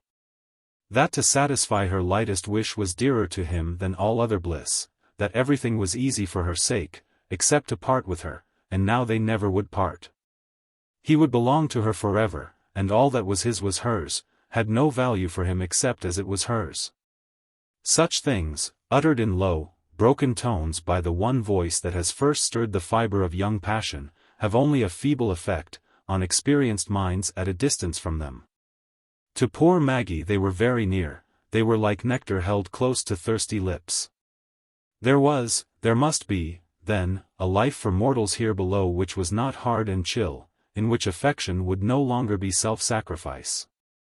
Stephen's passionate words made the vision of such a life more fully present to her than it had ever been before. And the vision for the time excluded all realities, all except the returning sun-gleams which broke out on the waters as the evening approached, and mingled with the visionary sunlight of promised happiness. All except the hand that pressed hers, and the voice that spoke to her, and the eyes that looked at her with grave, unspeakable love. There was to be no rain, after all. The clouds rolled off to the horizon again, making the great purple rampart and long purple isles of that wondrous land which reveals itself to us when the sun goes down, the land that the evening star watches over. Maggie was to sleep all night on the poop, it was better than going below, and she was covered with the warmest wrappings the ship could furnish. It was still early, when the fatigues of the day brought on a drowsy longing for perfect rest, and she laid down her head, looking at the faint, dying flush in the west, where the one golden lamp was getting brighter and brighter. Then she looked up at Stephen, who was still seated by her, hanging over her as he leaned his arm against the vessel's side. Behind all the delicious visions of these last hours, which had flowed over her like a soft stream, and made her entirely passive, there was the dim consciousness that the condition was a transient one, and that the morrow must bring back the old life of struggle. That there were thoughts which would presently avenge themselves for this oblivion. But now nothing was distinct to her. She was being lulled to sleep with that soft stream still flowing over her, with those delicious visions melting and fading like the wondrous aerial land of the West. Chapter 14. Waking. When Maggie was gone to sleep, Stephen, weary too with his unaccustomed amount of rowing, and with the intense inward life of the last 12 hours, but too restless to sleep, walked and lounged about the deck with his cigar far on into midnight, not seeing the dark water, hardly conscious there were stars, living only in the near and distant future. At last fatigue conquered restlessness, and he rolled himself up in a piece of tarpaulin on the deck near Maggie's feet. She had fallen asleep before 9, and had been sleeping for 6 hours before the faintest hint of a midsummer daybreak was discernible. She awoke from that vivid dreaming which makes the margin of our deeper rest. She was in a boat on the wide water with Stephen, and in the gathering darkness something like a star appeared, that grew and grew till they saw it was the Virgin seated in St. Og's boat, and it came nearer and nearer, till they saw the Virgin was Lucy and the boatman was Philip, no, not Philip, but her brother, who rowed past without looking at her. And she rose to stretch out her arms and call to him, and their own boat turned over with the movement, and they began to sink, till with one spasm of dread she seemed to awake, and find she was a child again in the parlour at evening twilight, and Tom was not really angry. From the soothed sense of that false waking she passed to the real waking, to the plash of water against the vessel, and the sound of a footstep on the deck, and the awful starlit sky. There was a moment of utter bewilderment before her mind could get disentangled from the confused web of dreams, but soon the whole terrible truth urged itself upon her. Stephen was not by her now. She was alone with her own memory and her own dread. The irrevocable wrong that must blot her life had been committed. She had brought sorrow into the lives of others, into the lives that were knit up with hers by trust and love. The feeling of a few short weeks had hurried her into the sins her nature had most recoiled from, breach of faith and cruel selfishness. She had rent the ties that had given meaning to duty, and had made herself an outlawed soul, with no guide but the wayward choice of her own passion. And where would that lead her? Where had it led her now? She had said she would rather die than fall into that temptation. She felt it now that the consequences of such a fall had come before the outward act was completed. There was at least this fruit from all her years of striving after the highest and best, that her soul, though betrayed, beguiled, and snared, could never deliberately consent to a choice of the lower. And a choice of what? O God! Not a choice of joy, but of conscious cruelty and hardness, for could she ever cease to see before her Lucy and Philip, with their murdered trust and hopes? Her life with Stephen could have no sacredness, she must forever sink and wander vaguely, driven by uncertain impulse. For she had let go the clue of life, that clue which once in the far-off years her young need had clutched so strongly. She had renounced all delights then, before she knew them, before they had come within her reach. Philip had been right when he told her that she knew nothing of renunciation.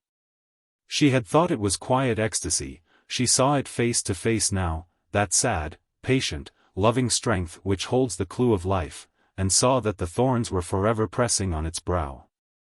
The yesterday, which could never be revoked, if she could have changed it now for any length of inward silent endurance, she would have bowed beneath that cross with a sense of rest.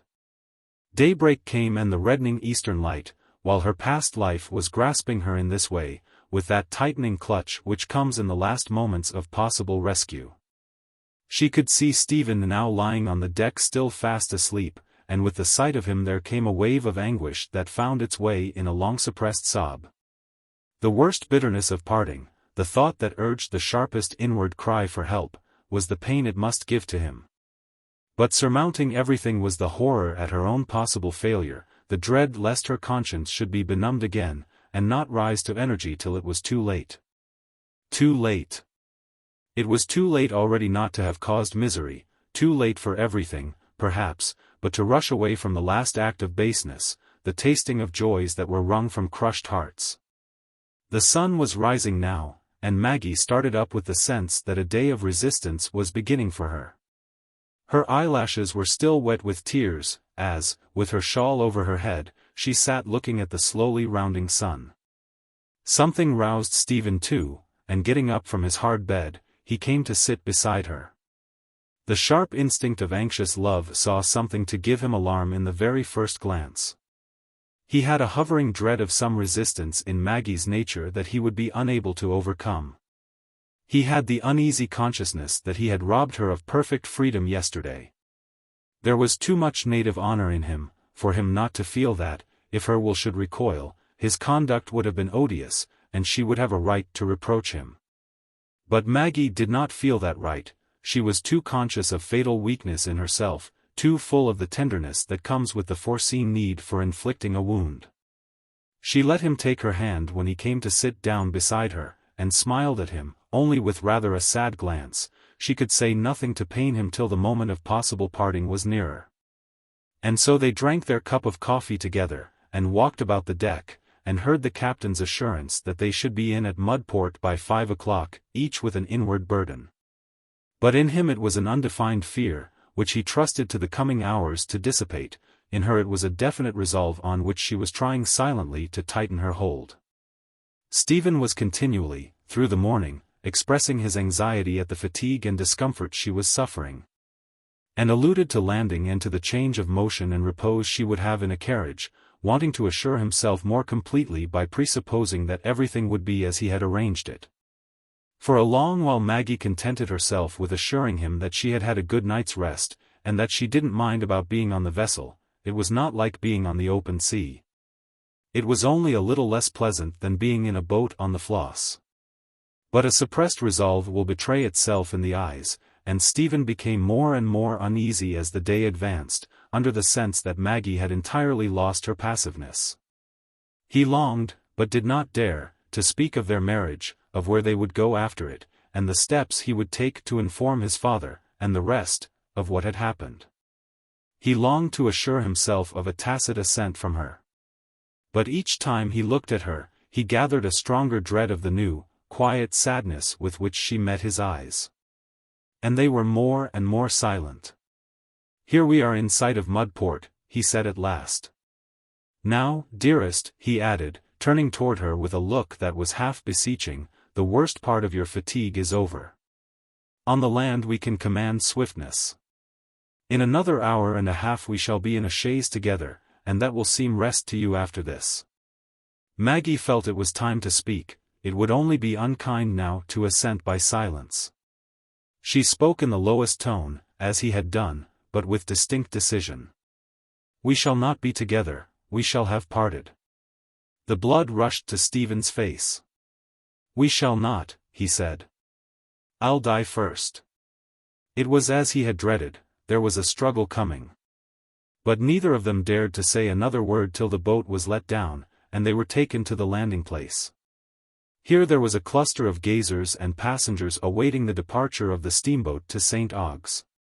Maggie had a dim sense, when she had landed, and Stephen was hurrying her along on his arm, that someone had advanced toward her from that cluster as if he were coming to speak to her.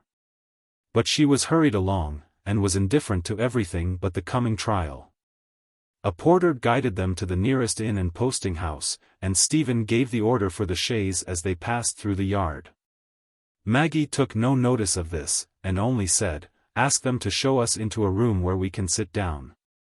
When they entered, Maggie did not sit down, and Stephen, whose face had a desperate determination in it, was about to ring the bell, when she said, in a firm voice, "I'm not going.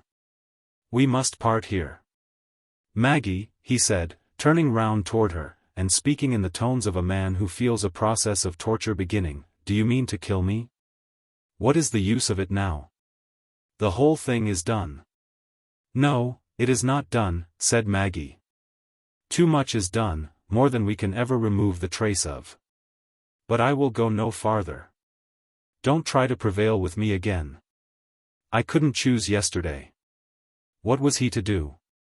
He dared not go near her, her anger might leap out, and make a new barrier. He walked backward and forward in maddening perplexity.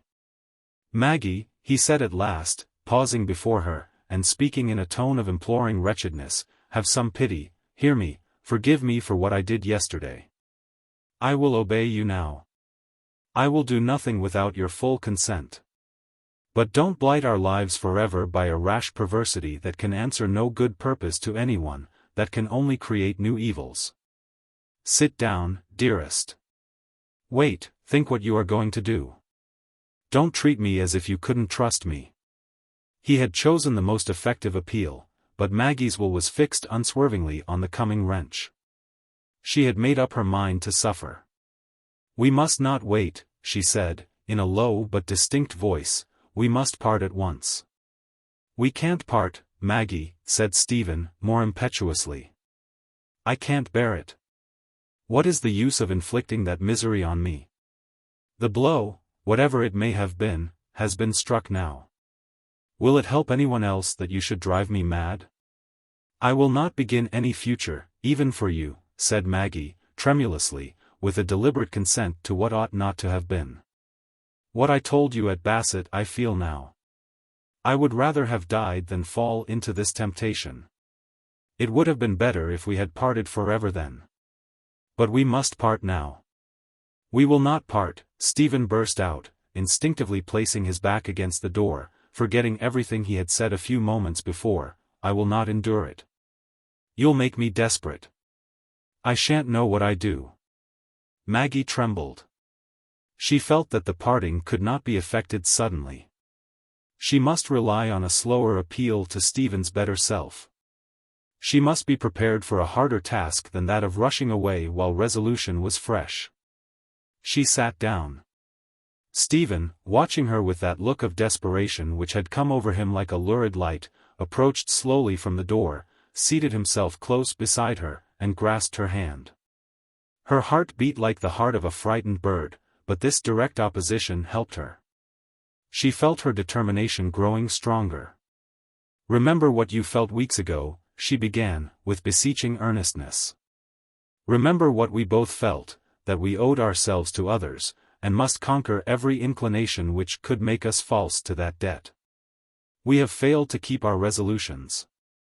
But the wrong remains the same."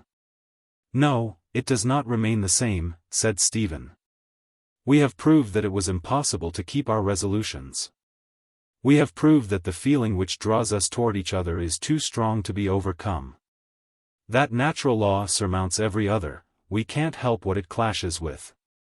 It is not so, Stephen. I'm quite sure that is wrong. I have tried to think it again and again, but I see, if we judged in that way, there would be a warrant for all treachery and cruelty. We should justify breaking the most sacred ties that can ever be formed on earth. If the past is not to bind us, where can duty lie? We should have no law but the inclination of the moment. But there are ties that can't be kept by mere resolution, said Stephen, starting up and walking about again. What is outward faithfulness? Would they have thanked us for anything so hollow as constancy without love? Maggie did not answer immediately. She was undergoing an inward as well as an outward contest. At last she said, with a passionate assertion of her conviction, as much against herself as against him. That seems right, at first, but when I look further, I'm sure it is not right.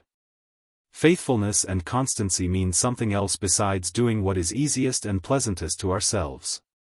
They mean renouncing whatever is opposed to the reliance others have in us, whatever would cause misery to those whom the course of our lives has made dependent on us. If I had been better, nobler, those claims would have been so strongly present with me, I should have felt them pressing on my heart so continually. Just as they do now in the moments when my conscience is awake, that the opposite feeling would never have grown in me, as it has done. It would have been quenched at once, I should have prayed for help so earnestly, I should have rushed away as we rush from hideous danger. I feel no excuse for myself, none. I should never have failed toward Lucy and Philip as I have done, if I had not been weak, selfish, and hard, able to think of their pain without a pain to myself that would have destroyed all temptation. Oh, what is Lucy feeling now? She believed in me, she loved me, she was so good to me. Think of her. Maggie's voice was getting choked as she uttered these last words. I can't think of her, said Stephen, stamping as if with pain. I can think of nothing but you, Maggie. You demand of a man what is impossible. I felt that once, but I can't go back to it now. And where is the use of your thinking of it, except to torture me? You can't save them from pain now, you can only tear yourself from me, and make my life worthless to me. And even if we could go back, and both fulfill our engagements, if that were possible now, it would be hateful, horrible. To think of your ever being Philip's wife, of your ever being the wife of a man you didn't love. We have both been rescued from a mistake. A deep flush came over Maggie's face, and she couldn't speak. Stephen saw this. He sat down again, taking her hand in his, and looking at her with passionate entreaty. Maggie! Dearest! If you love me, you are mine. Who can have so great a claim on you as I have? My life is bound up in your love. There is nothing in the past that can annul our right to each other, it is the first time we have either of us loved with our whole heart and soul. Maggie was still silent for a little while, looking down. Stephen was in a flutter of new hope, he was going to triumph. But she raised her eyes and met his with a glance that was filled with the anguish of regret, not with yielding. No, not with my whole heart and soul, Stephen, she said with timid resolution. I have never consented to it with my whole mind. There are memories, and affections, and longings after perfect goodness, that have such a strong hold on me, they would never quit me for long. They would come back and be pain to me, repentance. I couldn't live in peace if I put the shadow of a willful sin between myself and God. I have caused sorrow already, I know, I feel it. But I have never deliberately consented to it, I have never said, they shall suffer, that I may have joy. It has never been my will to marry you. If you were to win consent from the momentary triumph of my feeling for you, you would not have my whole soul. If I could wake back again into the time before yesterday, I would choose to be true to my calmer affections, and live without the joy of love. Stephen loosed her hand, and rising impatiently, walked up and down the room in suppressed rage.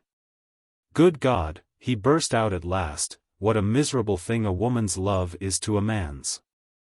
I could commit crimes for you, and you can balance and choose in that way. But you don't love me. If you had a tithe of the feeling for me that I have for you, it would be impossible to you to think for a moment of sacrificing me. But it weighs nothing with you that you are robbing me of my life's happiness. Maggie pressed her fingers together almost convulsively as she held them clasped on her lap. A great terror was upon her, as if she were ever and anon seeing where she stood by great flashes of lightning, and then again stretched forth her hands in the darkness. "No, I don't sacrifice you, I couldn't sacrifice you," she said, as soon as she could speak again, "but I can't believe in a good for you, that I feel, that we both feel, is a wrong toward others. We can't choose happiness either for ourselves or for another, we can't tell where that will lie. We can only choose whether we will indulge ourselves in the present moment, or whether we will renounce that. For the sake of obeying the divine voice within us, for the sake of being true to all the motives that sanctify our lives. I know this belief is hard, it has slipped away from me again and again, but I have felt that if I let it go forever, I should have no light through the darkness of this life." "But, Maggie," said Stephen, seating himself by her again, "is it possible you don't see that what happened yesterday has altered the whole position of things? What infatuation is it, what obstinate prepossession, that blinds you to that? It is too late to say what we might have done or what we ought to have done. Admitting the very worst view of what has been done, it is a fact we must act on now, our position is altered, the right course is no longer what it was before. We must accept our own actions and start afresh from them. Suppose we had been married yesterday? It is nearly the same thing. The effect on others would not have been different. It would only have made this difference to ourselves," Stephen added bitterly, "that you might have acknowledged then that your tie to me was stronger than to others." Again a deep flush came over Maggie's face, and she was silent. Stephen thought again that he was beginning to prevail. He had never yet believed that he should not prevail. There are possibilities which our minds shrink from too completely for us to fear them. "Dearest," he said, in his deepest, tenderest tone, leaning toward her, and putting his arm round her, "you are mine now, the world believes it, duty must spring out of that now. In a few hours you will be legally mine, and those who had claims on us will submit, they will see that there was a force which declared against their claims." Maggie's eyes opened wide in one terrified look at the face that was close to hers, and she started up, pale again. "Oh, I can't do it," she said, in a voice almost of agony. "Stephen, don't ask me, don't urge me. I can't argue any longer, I don't know what is wise, but my heart will not let me do it. I feel their trouble now. It is as if it were branded on my mind. I have suffered, and had no one to pity me, and now I have made others suffer. It would never leave me, it would embitter your love to me. I do care for Philip, in a different way, I remember all we said to each other, I know how he thought of me as the one promise of his life. He was given to me that I might make his lot less hard. And I have forsaken him. And Lucy, she has been deceived, she who trusted me more than anyone. I cannot marry you, I cannot take a good for myself that has been wrung out of their misery.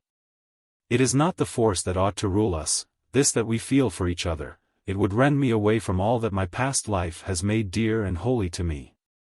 I can't set out on a fresh life, and forget that, I must go back to it, and cling to it, else I shall feel as if there were nothing firm beneath my feet. Good God, Maggie! Said Stephen, rising too and grasping her arm, you rave. How can you go back without marrying me? You don't know what will be said, dearest. You see nothing as it really is. Yes, I do. But they will believe me. I will confess everything. Lucy will believe me, she will forgive you, and, oh, some good will come by clinging to the right. Dear, dear Stephen, let me go. Don't drag me into deeper remorse. My whole soul has never consented, it does not consent now. Stephen let go her arm, and sank back on his chair, half stunned by despairing rage. He was silent a few moments, not looking at her, while her eyes were turned toward him yearningly, in alarm at this sudden change. At last he said, still without looking at her. Go, then, leave me, don't torture me any longer, I can't bear it. Involuntarily she leaned toward him and put out her hand to touch his. But he shrank from it as if it had been burning iron, and said again, Leave me." Maggie was not conscious of a decision as she turned away from that gloomy averted face, and walked out of the room. It was like an automatic action that fulfills a forgotten intention. What came after? A sense of stairs descended as if in a dream, of flagstones, of a chaise and horses standing, then a street, and a turning into another street where a stagecoach was standing, taking in passengers.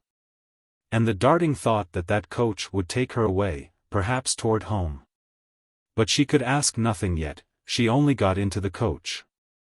Home, where her mother and brother were, Philip, Lucy, the scene of her very cares and trials, was the haven toward which her mind tended. The sanctuary where sacred relics lay, where she would be rescued from more falling. The thought of Stephen was like a horrible throbbing pain, which yet, as such pains do, seemed to urge all other thoughts into activity. But among her thoughts, what others would say and think of her conduct was hardly present. Love and deep pity and remorseful anguish left no room for that. The coach was taking her to York, farther away from home, but she did not learn that until she was set down in the old city at midnight. It was no matter. She could sleep there, and start home the next day. She had her purse in her pocket, with all her money in it, a banknote and a sovereign. She had kept it in her pocket from forgetfulness, after going out to make purchases the day before yesterday. Did she lie down in the gloomy bedroom of the old inn that night with her will bent unwaveringly on the path of penitent sacrifice? The great struggles of life are not so easy as that. The great problems of life are not so clear. In the darkness of that night she saw Stephen's face turned toward her in passionate, reproachful misery. She lived through again all the tremulous delights of his presence with her that made existence an easy floating in a stream of joy, instead of a quiet resolved endurance and effort. The love she had renounced came back upon her with a cruel charm, she felt herself opening her arms to receive it once more. And then it seemed to slip away and fade and vanish, leaving only the dying sound of a deep, thrilling voice that said, "Gone, forever gone." Book. Chapter 7. The Final Rescue. Chapter 1. The Return to the Mill. Between 4 and 5 o'clock on the afternoon of the 5th day from that on which Stephen and Maggie had left St. Ogg's, Tom Tulliver was standing on the gravel walk outside the old house at Dorlcote Mill. He was master there now. He had half fulfilled his father's dying wish. And by years of steady self-government and energetic work he had brought himself near to the attainment of more than the old respectability which had been the proud inheritance of the Dodsons and Tullivers. But Tom's face, as he stood in the hot, still sunshine of that summer afternoon, had no gladness, no triumph in it. His mouth wore its bitterest expression, his severe brow its hardest and deepest fold, as he drew down his hat farther over his eyes to shelter them from the sun. And thrusting his hands deep into his pockets, began to walk up and down the gravel. No news of his sister had been heard since Bob Jakin had come back in the steamer from Mudport, and put an end to all improbable suppositions of an accident on the water by stating that he had seen her land from a vessel with Mr. Stephen Guest. Would the next news be that she was married, or what? Probably that she was not married. Tom's mind was set to the expectation of the worst that could happen, not death, but disgrace. As he was walking with his back toward the entrance gate, and his face toward the rushing mill stream, a tall, dark-eyed figure, that we know well, approached the gate, and paused to look at him with a fast-beating heart. Her brother was the human being of whom she had been most afraid from her childhood upward. Afraid with that fear which springs in us when we love one who is inexorable, unbending, unmodifiable, with a mind that we can never mold ourselves upon, and yet that we cannot endure to alienate from us. That deep-rooted fear was shaking Maggie now, but her mind was unswervingly bent on returning to her brother, as the natural refuge that had been given her. In her deep humiliation under the retrospect of her own weakness, in her anguish at the injury she had inflicted, she almost desired to endure the severity of Tom's reproof. To submit in patient silence to that harsh, disapproving judgment against which she had so often rebelled. It seemed no more than just to her now, who was weaker than she was. She craved that outward help to her better purpose which would come from complete, submissive confession. From being in the presence of those whose looks and words would be a reflection of her own conscience. Maggie had been kept on her bed at York for a day with that prostrating headache which was likely to follow on the terrible strain of the previous day and night. There was an expression of physical pain still about her brow and eyes, and her whole appearance, with her dress so long unchanged, was worn and distressed. She lifted the latch of the gate and walked in slowly. Tom did not hear the gate, he was just then close upon the roaring dam. But he presently turned, and lifting up his eyes, saw the figure whose worn look and loneliness seemed to him a confirmation of his worst conjectures. He paused, trembling and white with disgust and indignation. Maggie paused too, 3 yards before him. She felt the hatred in his face, felt it rushing through her fibers, but she must speak. "Tom," she began faintly, "I am come back to you, I am come back home, for refuge, to tell you everything." "You will find no home with me," he answered, with tremulous rage. "You have disgraced us all. You have disgraced my father's name. You have been a curse to your best friends. You have been base, deceitful, no motives are strong enough to restrain you. I wash my hands of you forever. You don't belong to me." Their mother had come to the door now. She stood paralyzed by the double shock of seeing Maggie and hearing Tom's words. "Tom," said Maggie, with more courage, "I am perhaps not so guilty as you believe me to be. I never meant to give way to my feelings. I struggled against them. I was carried too far in the boat to come back on Tuesday. I came back as soon as I could." "I can't believe in you any more," said Tom, gradually passing from the tremulous excitement of the first moment to cold inflexibility. "You have been carrying on a clandestine relation with Stephen Guest, as you did before with another. He went to see you at my Aunt Moss's, you walked alone with him in the lanes. You must have behaved as no modest girl would have done to her cousin's lover, else that could never have happened. The people at Luckreth saw you pass, you passed all the other places. You knew what you were doing. You have been using Philip Wakem as a screen to deceive Lucy, the kindest friend you ever had. Go and see the return you have made her. She's ill, unable to speak. My mother can't go near her, lest she should remind her of you." Maggie was half stunned, too heavily pressed upon by her anguish even to discern any difference between her actual guilt and her brother's accusations, still less to vindicate herself. "Tom," she said, crushing her hands together under her cloak, in the effort to speak again, "whatever I have done, I repent it bitterly. I want to make amends. I will endure anything.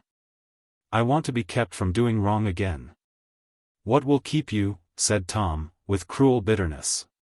"Not religion, not your natural feelings of gratitude and honor. And he would deserve to be shot, if it were not, but you are 10 times worse than he is. I loathe your character and your conduct. You struggled with your feelings, you say. Yes. I have had feelings to struggle with, but I conquered them. I have had a harder life than you have had, but I have found my comfort in doing my duty. But I will sanction no such character as yours. The world shall know that I feel the difference between right and wrong. If you are in want, I will provide for you, let my mother know. But you shall not come under my roof. It is enough that I have to bear the thought of your disgrace, the sight of you is hateful to me." Slowly Maggie was turning away with despair in her heart. But the poor frightened mother's love leaped out now, stronger than all dread. "My child. I'll go with you. You've got a mother." Oh, the sweet rest of that embrace to the heart-stricken Maggie. More helpful than all wisdom is one draught of simple human pity that will not forsake us. Tom turned and walked into the house. "Come in, my child," Mrs. Tulliver whispered. "He'll let you stay and sleep in my bed. He won't deny that if I ask him." "No, mother," said Maggie, in a low tone, like a moan. "I will never go in." "Then wait for me outside.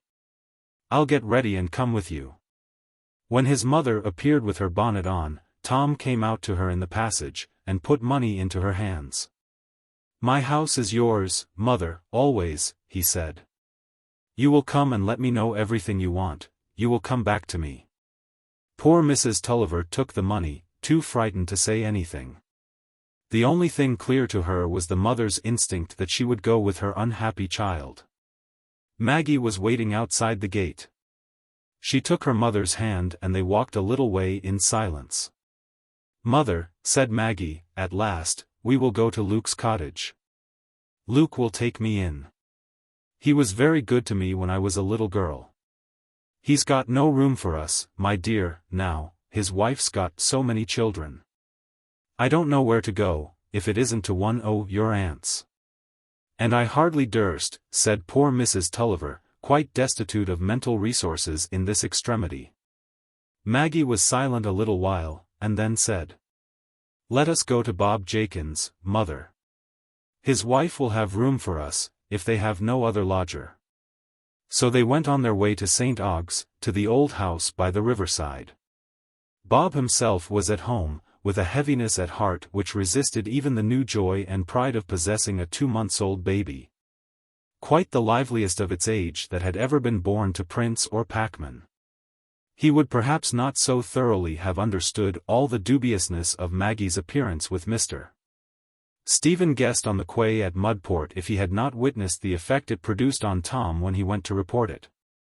And since then, the circumstances which in any case gave a disastrous character to her elopement had passed beyond the more polite circles of St. Ogg's, and had become matter of common talk, accessible to the grooms and errand boys. So that when he opened the door and saw Maggie standing before him in her sorrow and weariness, he had no questions to ask except one which he dared only ask himself: where was Mr. Stephen Guest? Bob, for his part, hoped he might be in the warmest department of an asylum understood to exist in the other world for gentlemen who are likely to be in fallen circumstances there. The lodgings were vacant, and both Mrs. Jakin the larger and Mrs. Jakin the less were commanded to make all things comfortable for the old Mrs. and the young Miss. Alas that she was still Miss. The ingenious Bob was sorely perplexed as to how this result could have come about, how Mr. Stephen Guest could have gone away from her, or could have let her go away from him, when he had the chance of keeping her with him. But he was silent, and would not allow his wife to ask him a question, would not present himself in the room, lest it should appear like intrusion and a wish to pry. Having the same chivalry toward dark-eyed Maggie as in the days when he had bought her the memorable present of books. But after a day or two Mrs. Tulliver was gone to the mill again for a few hours to see to Tom's household matters. Maggie had wished this. After the first violent outburst of feeling which came as soon as she had no longer any active purpose to fulfill, she was less in need of her mother's presence. She even desired to be alone with her grief. But she had been solitary only a little while in the old sitting-room that looked on the river, when there came a tap at the door, and turning round her sad face as she said, "Come in," she saw Bob enter, with the baby in his arms and Mumps at his heels.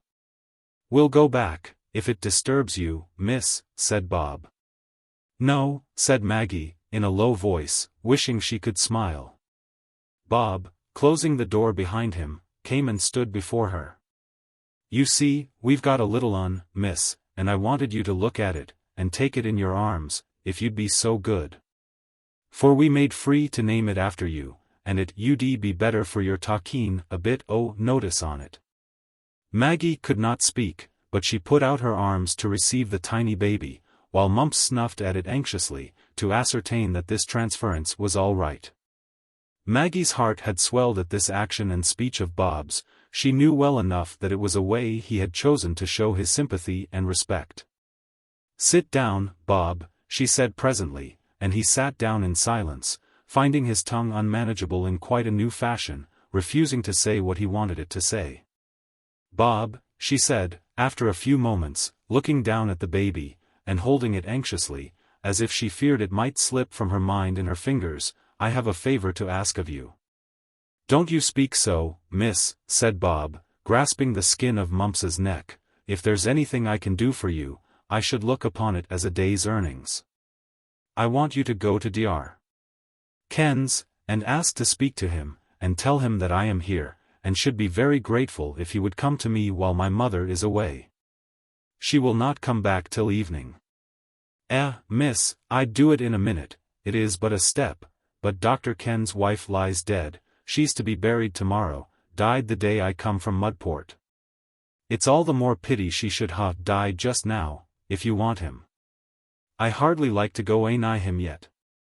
Oh no, Bob, said Maggie, we must let it be, till after a few days, perhaps, when you hear that he is going about again. But perhaps he may be going out of town, to a distance, she added, with a new sense of despondency at this idea. Not he, miss, said Bob. He'll none go away. He isn't one o' them gentlefolks as go to cry at watering places when their wives die, he's got summat else to do. He looks fine and sharp after the parish, he does. He christened the little un. And he was at me to know what I did of a Sunday, as I didn't come to church. But I told him I was yupo the travel 3 parts o' the Sundays, and then I'm so used to bein' on my legs, I can't sit so long on end, and lors, sir, says I. A packman can do why a small lowance o' church. It tastes strong, says I, there's no call to lay it on thick. Miss, how good the little un is why you. It's like as if it knowed you. It partly does, I'll be bound, like the birds know the mornin'. Bob's tongue was now evidently loosed from its unwanted bondage, and might even be in danger of doing more work than was required of it. But the subjects on which he longed to be informed were so steep and difficult of approach, that his tongue was likely to run on along the level rather than to carry him on that unbeaten road. He felt this, and was silent again for a little while, ruminating much on the possible forms in which he might put a question. At last he said, in a more timid voice than usual. Will you give me leave to ask you only one thing, miss?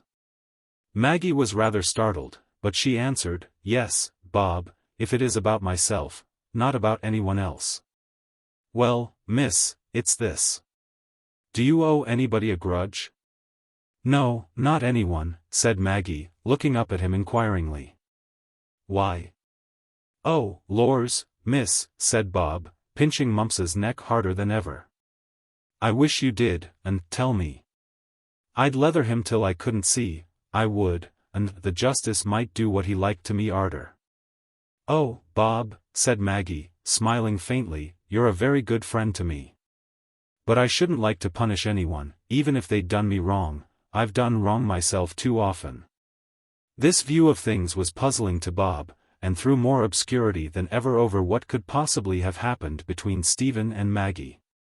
But further questions would have been too intrusive, even if he could have framed them suitably, and he was obliged to carry baby away again to an expectant mother. Happen you'd like Mumps for company, miss, he said when he had taken the baby again. He's rare company, Mumps is, he knows everything, and makes no bother about it. If I tell him, he'll lie before you and watch you, as still, just as he watches my pack. You'd better let me leave him a bit, he'll get fond on you. Lors, it's a fine thing to hev a dumb brute fond on you, it'll stick to you, and make no jaw. Yes, do leave him, please, said Maggie. I think I should like to have Mumps for a friend. Mumps, lie down there, said Bob, pointing to a place in front of Maggie, and neither do you stir till you're spoke to. Mumps lay down at once, and made no sign of restlessness when his master left the room. Chapter 2. St. Ogg's passes judgment. It was soon known throughout St. Ogg's that Miss Tulliver was come back. She had not, then, eloped in order to be married to Mr. Stephen Guest. At all events, Mr. Stephen Guest had not married her, which came to the same thing, so far as her culpability was concerned. We judge others according to results, how else? Not knowing the process by which results are arrived at. If Miss Tulliver, after a few months of well-chosen travel, had returned as Mrs. Stephen Guest, with a post-marital trousseau, and all the advantages possessed even by the most unwelcome wife of an only son, public opinion, which at St. Ogg's, as elsewhere, always knew what to think, would have judged in strict consistency with those results. Public opinion, in these cases, is always of the feminine gender, not the world, but the world's wife. And she would have seen that two handsome young people, the gentlemen of quite the first family in St. Ogg's, having found themselves in a false position, had been led into a course which, to say the least of it, was highly injudicious, and productive of sad pain and disappointment. Especially to that sweet young thing, Miss Dean. Mr. Stephen Guest had certainly not behaved well, but then, young men were liable to those sudden infatuated attachments, and bad as it might seem in Mrs.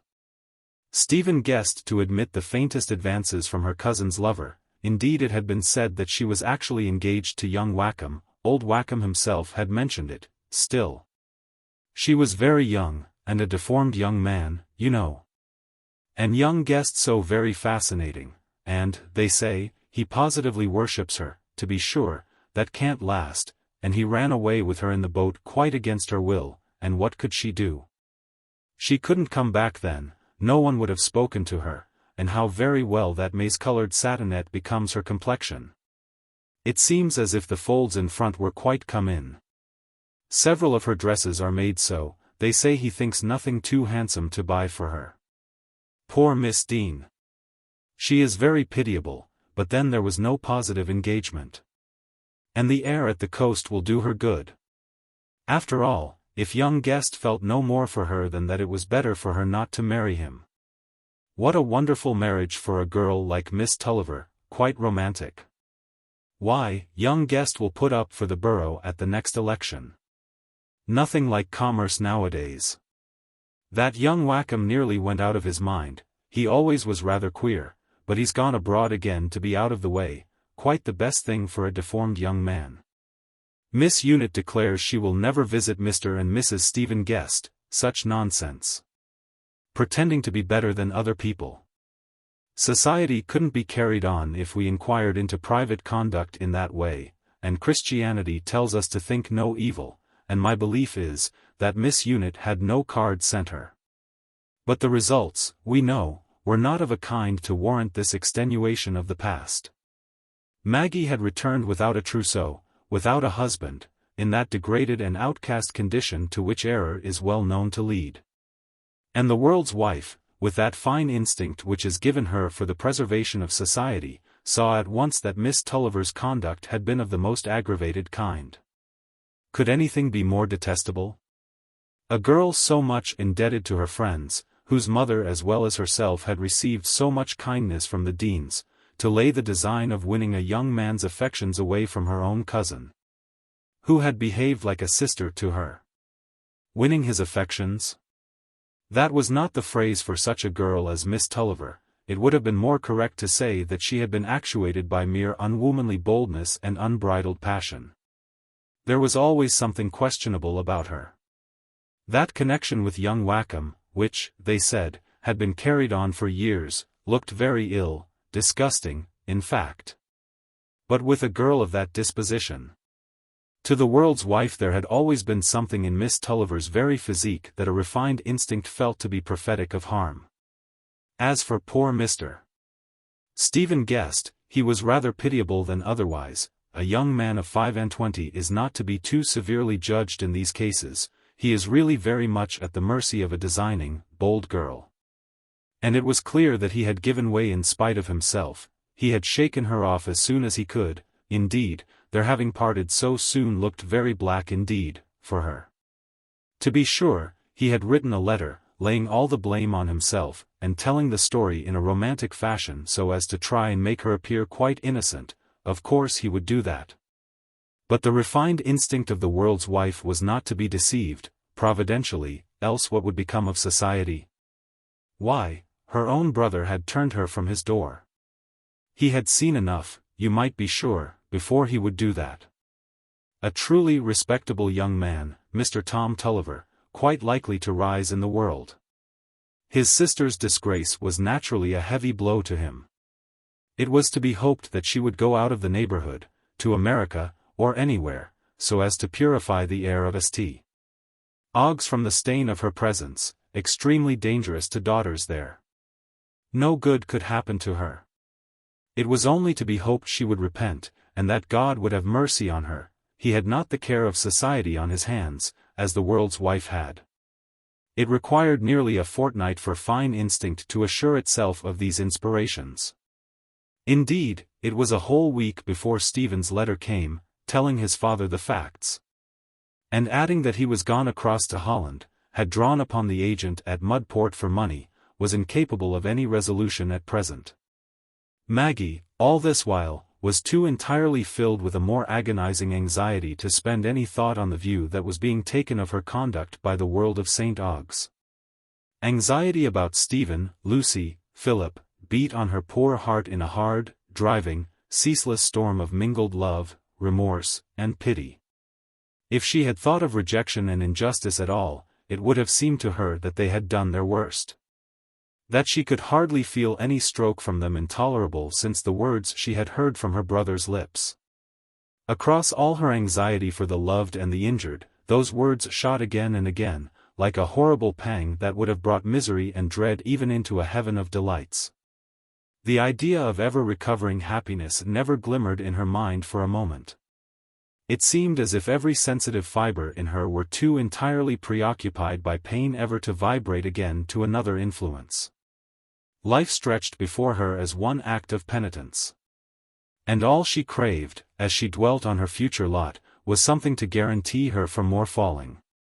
Her own weakness haunted her like a vision of hideous possibilities, that made no peace conceivable except such as lay in the sense of a sure refuge.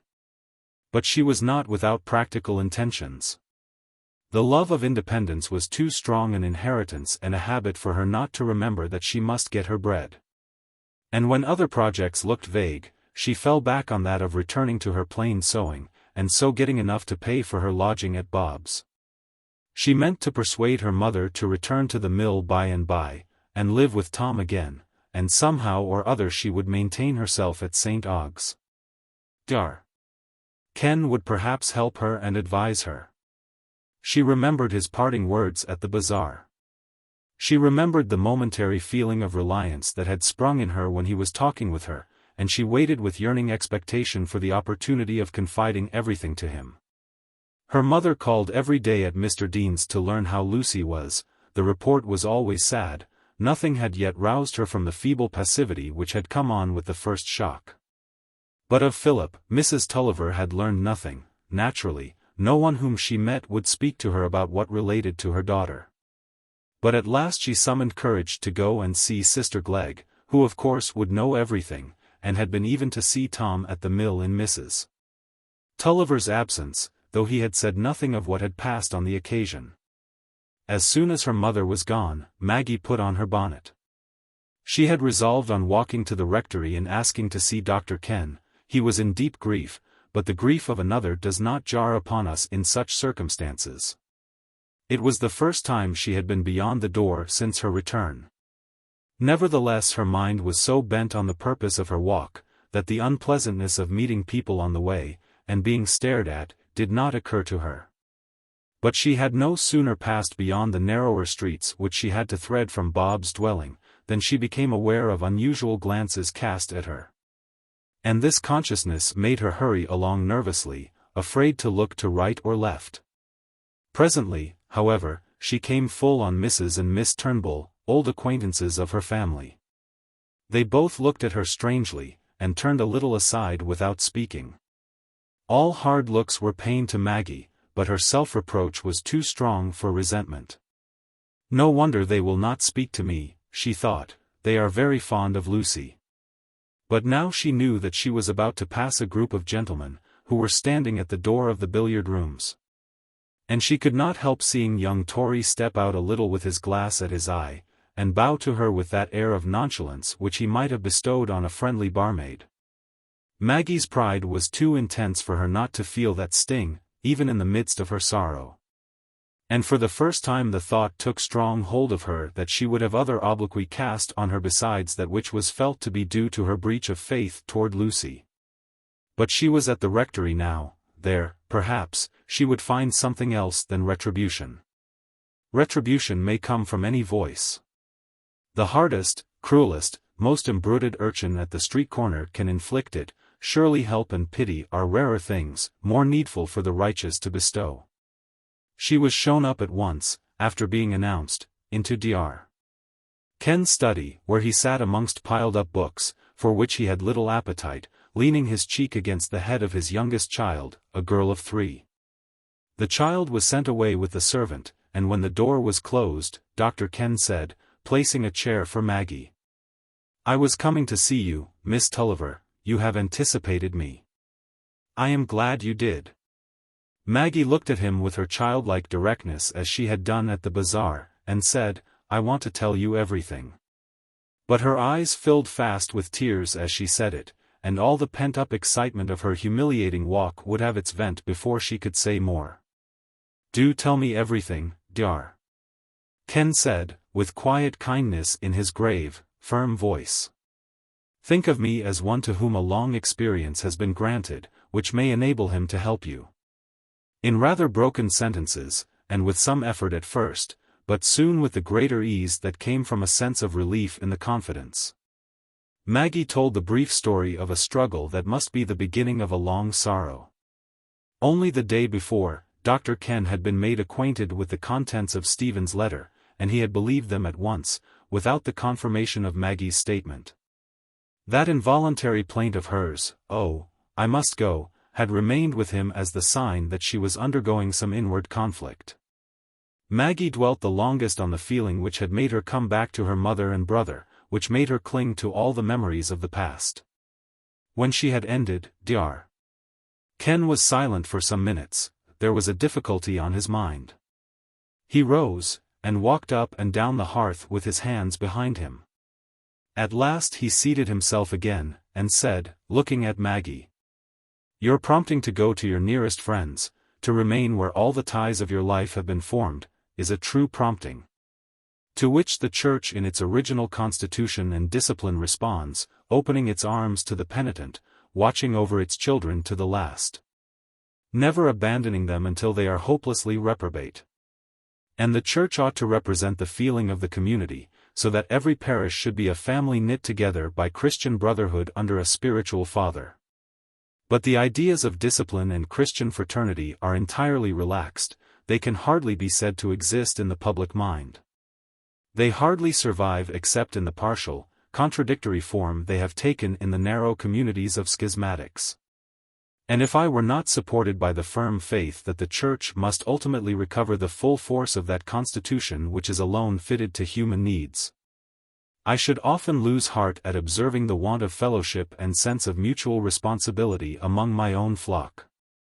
At present everything seems tending toward the relaxation of ties, toward the substitution of wayward choice for the adherence to obligation, which has its roots in the past. Your conscience and your heart have given you true light on this point, Miss Tulliver. And I have said all this that you may know what my wish about you, what my advice to you, would be, if they sprang from my own feeling and opinion unmodified by counteracting circumstances. Dr. Ken paused a little while. There was an entire absence of effusive benevolence in his manner, there was something almost cold in the gravity of his look and voice. If Maggie had not known that his benevolence was persevering in proportion to its reserve, she might have been chilled and frightened. As it was, she listened expectantly, quite sure that there would be some effective help in his words. He went on. "Your inexperience of the world, Miss Tulliver, prevents you from anticipating fully the very unjust conceptions that will probably be formed concerning your conduct, conceptions which will have a baneful effect, even in spite of known evidence to disprove them."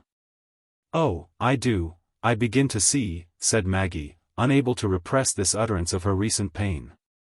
"I know I shall be insulted. I shall be thought worse than I am." "You perhaps do not yet know," said Dr. Ken, with a touch of more personal pity, "that a letter is come which ought to satisfy everyone who has known anything of you, that you chose the steep and difficult path of a return to the right, at the moment when that return was most of all difficult." "Oh, where is he?" said poor Maggie, with a flush and tremor that no presence could have hindered. "He is gone abroad, he has written of all that passed to his father. He has vindicated you to the utmost, and I hope the communication of that letter to your cousin will have a beneficial effect on her." Dr. Ken waited for her to get calm again before he went on. "That letter, as I said, ought to suffice to prevent false impressions concerning you. But I am bound to tell you, Miss Tulliver, that not only the experience of my whole life, but my observation within the last 3 days, makes me fear that there is hardly any evidence which will save you from the painful effect of false imputations. The persons who are the most incapable of a conscientious struggle such as yours are precisely those who will be likely to shrink from you, because they will not believe in your struggle. I fear your life here will be attended not only with much pain, but with many obstructions. For this reason, and for this only, I ask you to consider whether it will not perhaps be better for you to take a situation at a distance, according to your former intention. I will exert myself at once to obtain one for you." "Oh, if I could but stop here," said Maggie. "I have no heart to begin a strange life again. I should have no stay. I should feel like a lonely wanderer, cut off from the past. I have written to the lady who offered me a situation to excuse myself. If I remained here, I could perhaps atone in some way to Lucy, to others, I could convince them that I'm sorry. And," she added, with some of the old proud fire flashing out, "I will not go away because people say false things of me. They shall learn to retract them.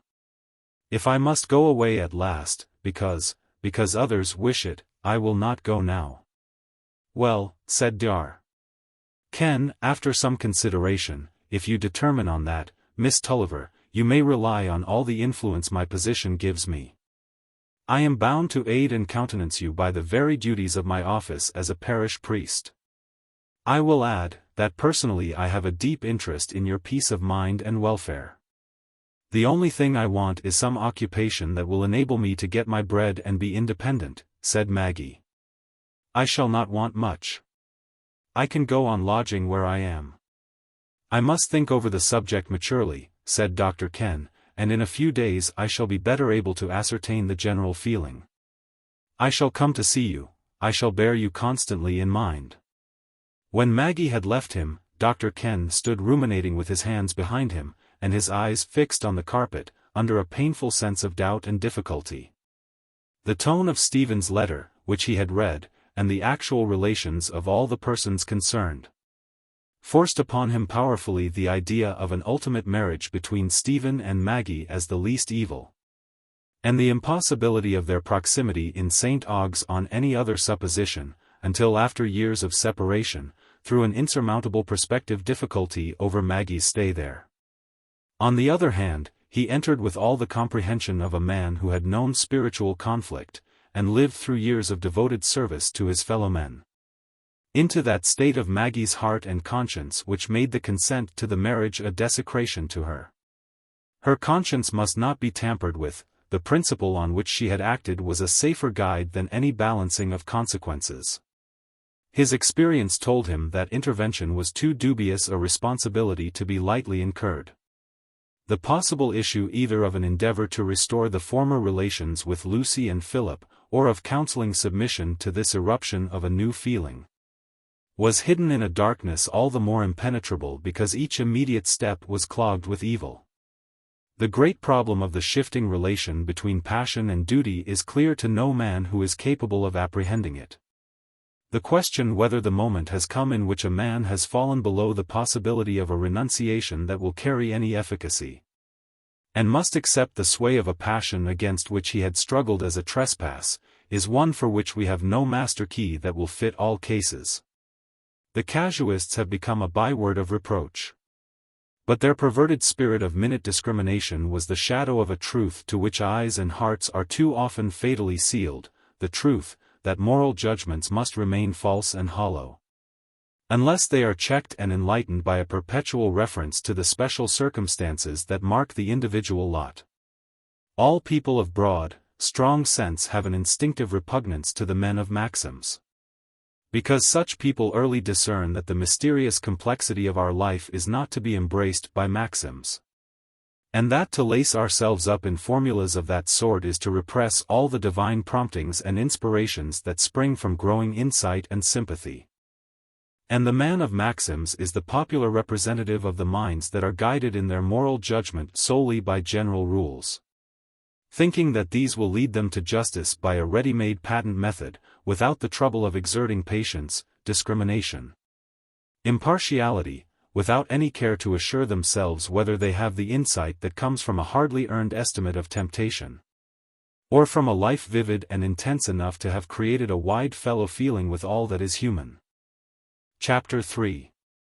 Showing that old acquaintances are capable of surprising us. When Maggie was at home again, her mother brought her news of an unexpected line of conduct in Aunt Glegg. As long as Maggie had not been heard of, Mrs. Glegg had half closed her shutters and drawn down her blinds. She felt assured that Maggie was drowned. That was far more probable than that her niece and legatee should have done anything to wound the family honor in the tenderest point.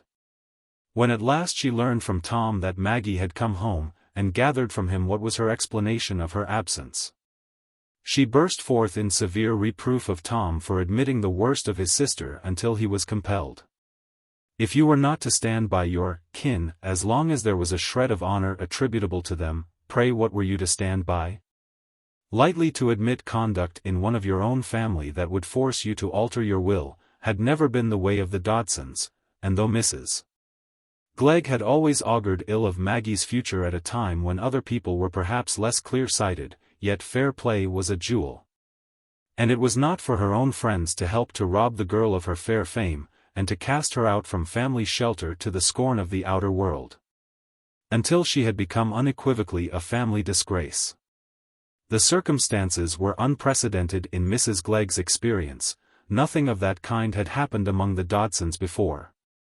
But it was a case in which her hereditary rectitude and personal strength of character found a common channel along with her fundamental ideas of clanship, as they did in her lifelong regard to equity in money matters.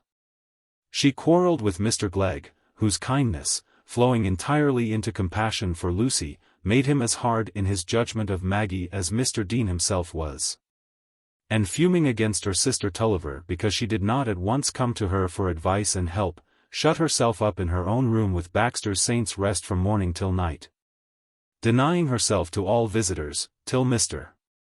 Glegg brought from Mr. Dean the news of Stephen's letter. Then Mrs. Glegg felt that she had adequate fighting ground, then she laid aside Baxter, and was ready to meet all comers. While Mrs. Pullet could do nothing but shake her head and cry, and wish that Cousin Abbott had died, or any number of funerals had happened rather than this, which had never happened before. So that there was no knowing how to act, and Mrs. Pullet could never enter St. Ogg's again, because Acquaintances knew of it all. Mrs. Glegg only hoped that Mrs.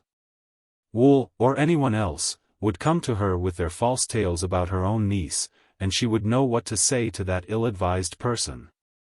Again she had a scene of remonstrance with Tom, all the more severe in proportion to the greater strength of her present position. But Tom, like other immovable things, seemed only the more rigidly fixed under that attempt to shake him. Poor Tom! He judged by what he had been able to see, and the judgment was painful enough to himself. He thought he had the demonstration of facts observed through years by his own eyes, which gave no warning of their imperfection, that Maggie's nature was utterly untrustworthy, and too strongly marked with evil tendencies to be safely treated with leniency. He would act on that demonstration at any cost, but the thought of it made his days bitter to him. Tom, like every one of us, was imprisoned within the limits of his own nature, and his education had simply glided over him, leaving a slight deposit of polish. If you are inclined to be severe on his severity, remember that the responsibility of tolerance lies with those who have the wider vision. There had arisen in Tom a repulsion toward Maggie that derived its very intensity from their early childish love in the time when they had clasped tiny fingers together, and their later sense of nearness in a common duty and a common sorrow. The sight of her, as he had told her, was hateful to him. In this branch of the Dodson family Aunt Glegg found a stronger nature than her own. A nature in which family feeling had lost the character of clanship by taking on a doubly deep dye of personal pride. Mrs. Glegg allowed that Maggie ought to be punished. She was not a woman to deny that. She knew what conduct was, but punished in proportion to the misdeeds proved against her. Not to those which were cast upon her by people outside her own family who might wish to show that their own kin were better. "Your Aunt Glegg scolded me so as niver was, my dear," said poor Mrs. Tulliver, when she came back to Maggie, "as I didn't go to her before. She said it wasn't for her to come to me first. But she spoke like a sister, too, having she a lays was, and hard to please, oh dear, but she said the kindest word as has ever been spoke by you yet, my child. For she says, for all she's been so set again having one extry in the house, and making extry spoons and things, and putting her about in her ways, you shall have a shelter in her house. If you'll go to her dutiful, and she'll uphold you against folks as say harm of you when they've no call. And I told her I thought you couldn't bear to see anybody but me, you were so beat down with trouble, but she said, I won't throw ill words at her. There's them out family, you'll be ready enough to do that. But I'll give her good advice, and she must be humble. It's wonderful, Jane. For I'm sure she used to throw everything I did wrong at me, if it was the raisin wine as turned out bad, or the pies too hot, or whatever it was. Oh, mother, said poor Maggie, shrinking from the thought of all the contact her bruised mind would have to bear, tell her I'm very grateful, I'll go to see her as soon as I can. But I can't see anyone just yet, except Dr. Ken. I've been to him, he will advise me, and help me to get some occupation. I can't live with anyone, or be dependent on them, tell Aunt Glegg. I must get my own bread. But did you hear nothing of Philip Wakem? Have you never seen anyone that has mentioned him? No, my dear. But I've been to Lucy's, and I saw your uncle, and he says they got her to listen to the letter, and she took notice Miss Guest, and asked questions. And the doctor thinks she's on the turn to be better. What a world this is, what trouble, oh dear. The law was the first beginning, and it's gone from bad to worse, all of a sudden, just when the luck seemed on the turn. This was the first lamentation that Mrs. Tulliver had let slip to Maggie, but old habit had been revived by the interview with Sister Glegg. My poor mother. Maggie burst out, cut to the heart with pity and compunction, and throwing her arms round her mother's neck, I was always naughty and troublesome to you. And now you might have been happy if it hadn't been for me. My dear, said Mrs. Tulliver, leaning toward the warm young cheek, I must put up my children, I shall never have no more. And if they bring me bad luck, I must be fond on it. There's nothing else much to be fond on, for my furniture went long ago. And you'd got to be very good once. I can't think how it's turned out the wrong way so. Still 2 or 3 more days passed, and Maggie heard nothing of Philip. Anxiety about him was becoming her predominant trouble, and she summoned courage at last to inquire about him of Dr. Ken, on his next visit to her. He did not even know if Philip was at home. The elder Wakem was made moody by an accumulation of annoyance. The disappointment in this young jetsam, to whom, apparently, he was a good deal attached, had been followed close by the catastrophe to his son's hopes after he had done violence to his own strong feeling by conceding to them, and had incautiously mentioned this concession in St. Ogg's, and he was almost fierce in his brusqueness when anyone asked him a question about his son. But Philip could hardly have been ill, or it would have been known through the calling in of the medical man. It was probable that he was gone out of the town for a little while.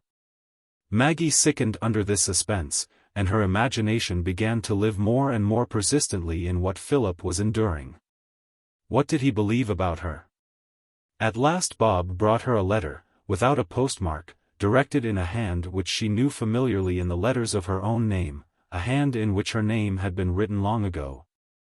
In a pocket Shakespeare which she possessed. Her mother was in the room, and Maggie, in violent agitation, hurried upstairs that she might read the letter in solitude. She read it with a throbbing brow. Maggie, I believe in you. I know you never meant to deceive me, I know you tried to keep faith to me and to all. I believed this before I had any other evidence of it than your own nature. The night after I last parted from you I suffered torments. I had seen what convinced me that you were not free, that there was another whose presence had a power over you which mine never possessed. But through all the suggestions, almost murderous suggestions, of rage and jealousy, my mind made its way to believe in your truthfulness. I was sure that you meant to cleave to me, as you had said. That you had rejected him, that you struggled to renounce him, for Lucy's sake and for mine. But I could see no issue that was not fatal for you. And that dread shut out the very thought of resignation. I foresaw that he would not relinquish you, and I believed then, as I believe now, that the strong attraction which drew you together proceeded only from one side of your characters, and belonged to that partial, divided action of our nature which makes half the tragedy of the human lot. I have felt the vibration of chords in your nature that I have continually felt the want of in his. But perhaps I am wrong. Perhaps I feel about you as the artist does about the scene over which his soul has brooded with love. He would tremble to see it confided to other hands. He would never believe that it could bear for another all the meaning and the beauty it bears for him. I dared not trust myself to see you that morning. I was filled with selfish passion. I was shattered by a night of conscious delirium. I told you long ago that I had never been resigned even to the mediocrity of my powers. How could I be resigned to the loss of the one thing which had ever come to me on earth with the promise of such deep joy as would give a new and blessed meaning to the foregoing pain, the promise of another self that would lift my aching affection into the divine rapture of an ever-springing, ever-satisfied want? But the miseries of that night had prepared me for what came before the next. It was no surprise to me. I was certain that he had prevailed on you to sacrifice everything to him, and I waited with equal certainty to hear of your marriage. I measured your love and his by my own. But I was wrong, Maggie. There is something stronger in you than your love for him. I will not tell you what I went through in that interval. But even in its utmost agony, even in those terrible throes that love must suffer before it can be disembodied of selfish desire, my love for you sufficed to withhold me from suicide. Without the aid of any other motive. In the midst of my egoism, I yet could not bear to come like a death shadow across the feast of your joy. I could not bear to forsake the world in which you still lived and might need me. It was part of the faith I had vowed to you, to wait and endure. Maggie. That is a proof of what I write now to assure you of, that no anguish I have had to bear on your account has been too heavy a price to pay for the new life into which I have entered in loving you. I want you to put aside all grief because of the grief you have caused me. I was nurtured in the sense of privation, I never expected happiness. And in knowing you, in loving you, I have had, and still have, what reconciles me to life. You have been to my affections what light, what color is to my eyes, what music is to the inward ear. You have raised a dim unrest into a vivid consciousness. The new life I have found in caring for your joy and sorrow more than for what is directly my own, has transformed the spirit of rebellious murmuring into that willing endurance which is the birth of strong sympathy. I think nothing but such complete and intense love could have initiated me into that enlarged life which grows and grows by appropriating the life of others. For before, I was always dragged back from it by ever-present painful self-consciousness. I even think sometimes that this gift of transferred life which has come to me in loving you, may be a new power to me. Then, dear one, in spite of all, you have been the blessing of my life. Let no self-reproach weigh on you because of me. It is I who should rather reproach myself for having urged my feelings upon you, and hurried you into words that you have felt as fetters. You meant to be true to those words, you have been true. I can measure your sacrifice by what I have known in only 1/2 hour of your presence with me, when I dreamed that you might love me best. But, Maggie, I have no just claim on you for more than affectionate remembrance. For some time I have shrunk from writing to you, because I have shrunk even from the appearance of wishing to thrust myself before you, and so repeating my original error. But you will not misconstrue me. I know that we must keep apart for a long while, cruel tongues would force us apart, if nothing else did. But I shall not go away. The place where you are is the one where my mind must live, wherever I might travel. And remember that I am unchangeably yours, yours not with selfish wishes, but with a devotion that excludes such wishes. God comfort you, my loving, large-souled Maggie. If everyone else has misconceived you, remember that you have never been doubted by him whose heart recognized you 10 years ago. Do not believe anyone who says I am ill, because I am not seen out of doors. I have only had nervous headaches, no worse than I have sometimes had them before. But the overpowering heat inclines me to be perfectly quiescent in the daytime. I am strong enough to obey any word which shall tell me that I can serve you by word or deed. Yours to the last, Philip Wakem. As Maggie knelt by the bed sobbing, with that letter pressed under her, her feelings again and again gathered themselves in a whispered cry, always in the same words. Oh God! Is there any happiness in love that could make me forget their pain? Chapter 4. Maggie and Lucy. By the end of the week Dr. Ken had made up his mind that there was only one way in which he could secure to Maggie a suitable living at St. Aug's. Even with his 20 years' experience as a parish priest, he was aghast at the obstinate continuance of imputations against her in the face of evidence. Hitherto he had been rather more adored and appealed to than was quite agreeable to him. But now, in attempting to open the ears of women to reason, and their consciences to justice, on behalf of Maggie Tulliver, he suddenly found himself as powerless as he was aware he would have been if he had attempted to influence the shape of bonnets. Dr. Ken could not be contradicted, he was listened to in silence, but when he left the room, a comparison of opinions among his hearers yielded much the same result as before. Miss Tulliver had undeniably acted in a blamable manner, even Dr. Ken did not deny that. How, then, could he think so lightly of her as to put that favorable interpretation on everything she had done? Even on the supposition that required the utmost stretch of belief, namely, that none of the things said about Miss Tulliver were true, still, since they had been said about her, they had cast an odor round her which must cause her to be shrunk from by every woman who had to take care of her own reputation, and of society. To have taken Maggie by the hand and said, I will not believe unproved evil of you, my lips shall not utter it, my ears shall be closed against it. I, too, am an erring mortal, liable to stumble, apt to come short of my most earnest efforts. Your lot has been harder than mine, your temptation greater. Let us help each other to stand and walk without more falling. To have done this would have demanded courage, deep pity, self-knowledge, generous trust.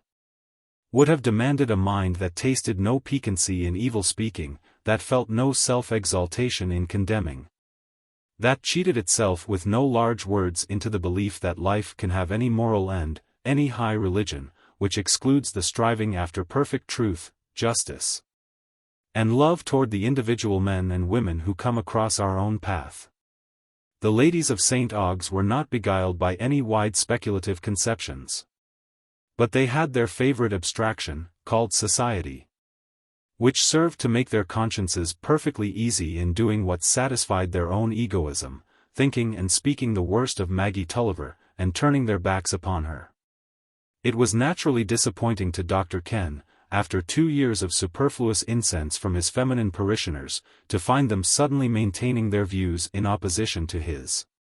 But then they maintained them in opposition to a higher authority, which they had venerated longer. That authority had furnished a very explicit answer to persons who might inquire where their social duties began, and might be inclined to take wide views as to the starting point. The answer had not turned on the ultimate good of society, but on a certain man, who was found in trouble by the wayside. Not that St. Aug's was empty of women with some tenderness of heart and conscience, probably it had as fair a proportion of human goodness in it as any other small trading town of that day.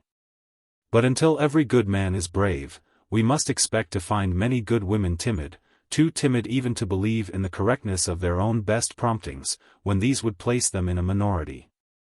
And the men at St. Aug's were not all brave, by any means. Some of them were even fond of scandal, and to an extent that might have given their conversation an effeminate character, if it had not been distinguished by masculine jokes. And by an occasional shrug of the shoulders at the mutual hatred of women.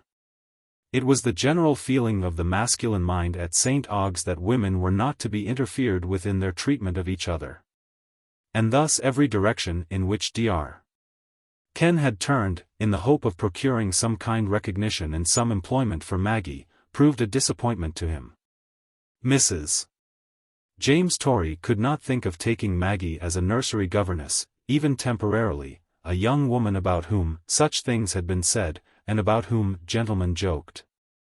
And Miss Kirk, who had a spinal complaint, and wanted a reader and companion, felt quite sure that Maggie's mind must be of a quality with which she, for her part, could not risk any contact. Why did not Miss Tulliver accept the shelter offered her by her Aunt Glegg?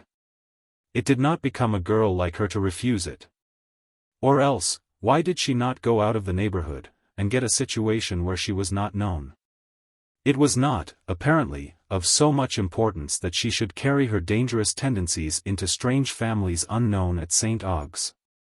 She must be very bold and hardened to wish to stay in a parish where she was so much stared at and whispered about. Dr.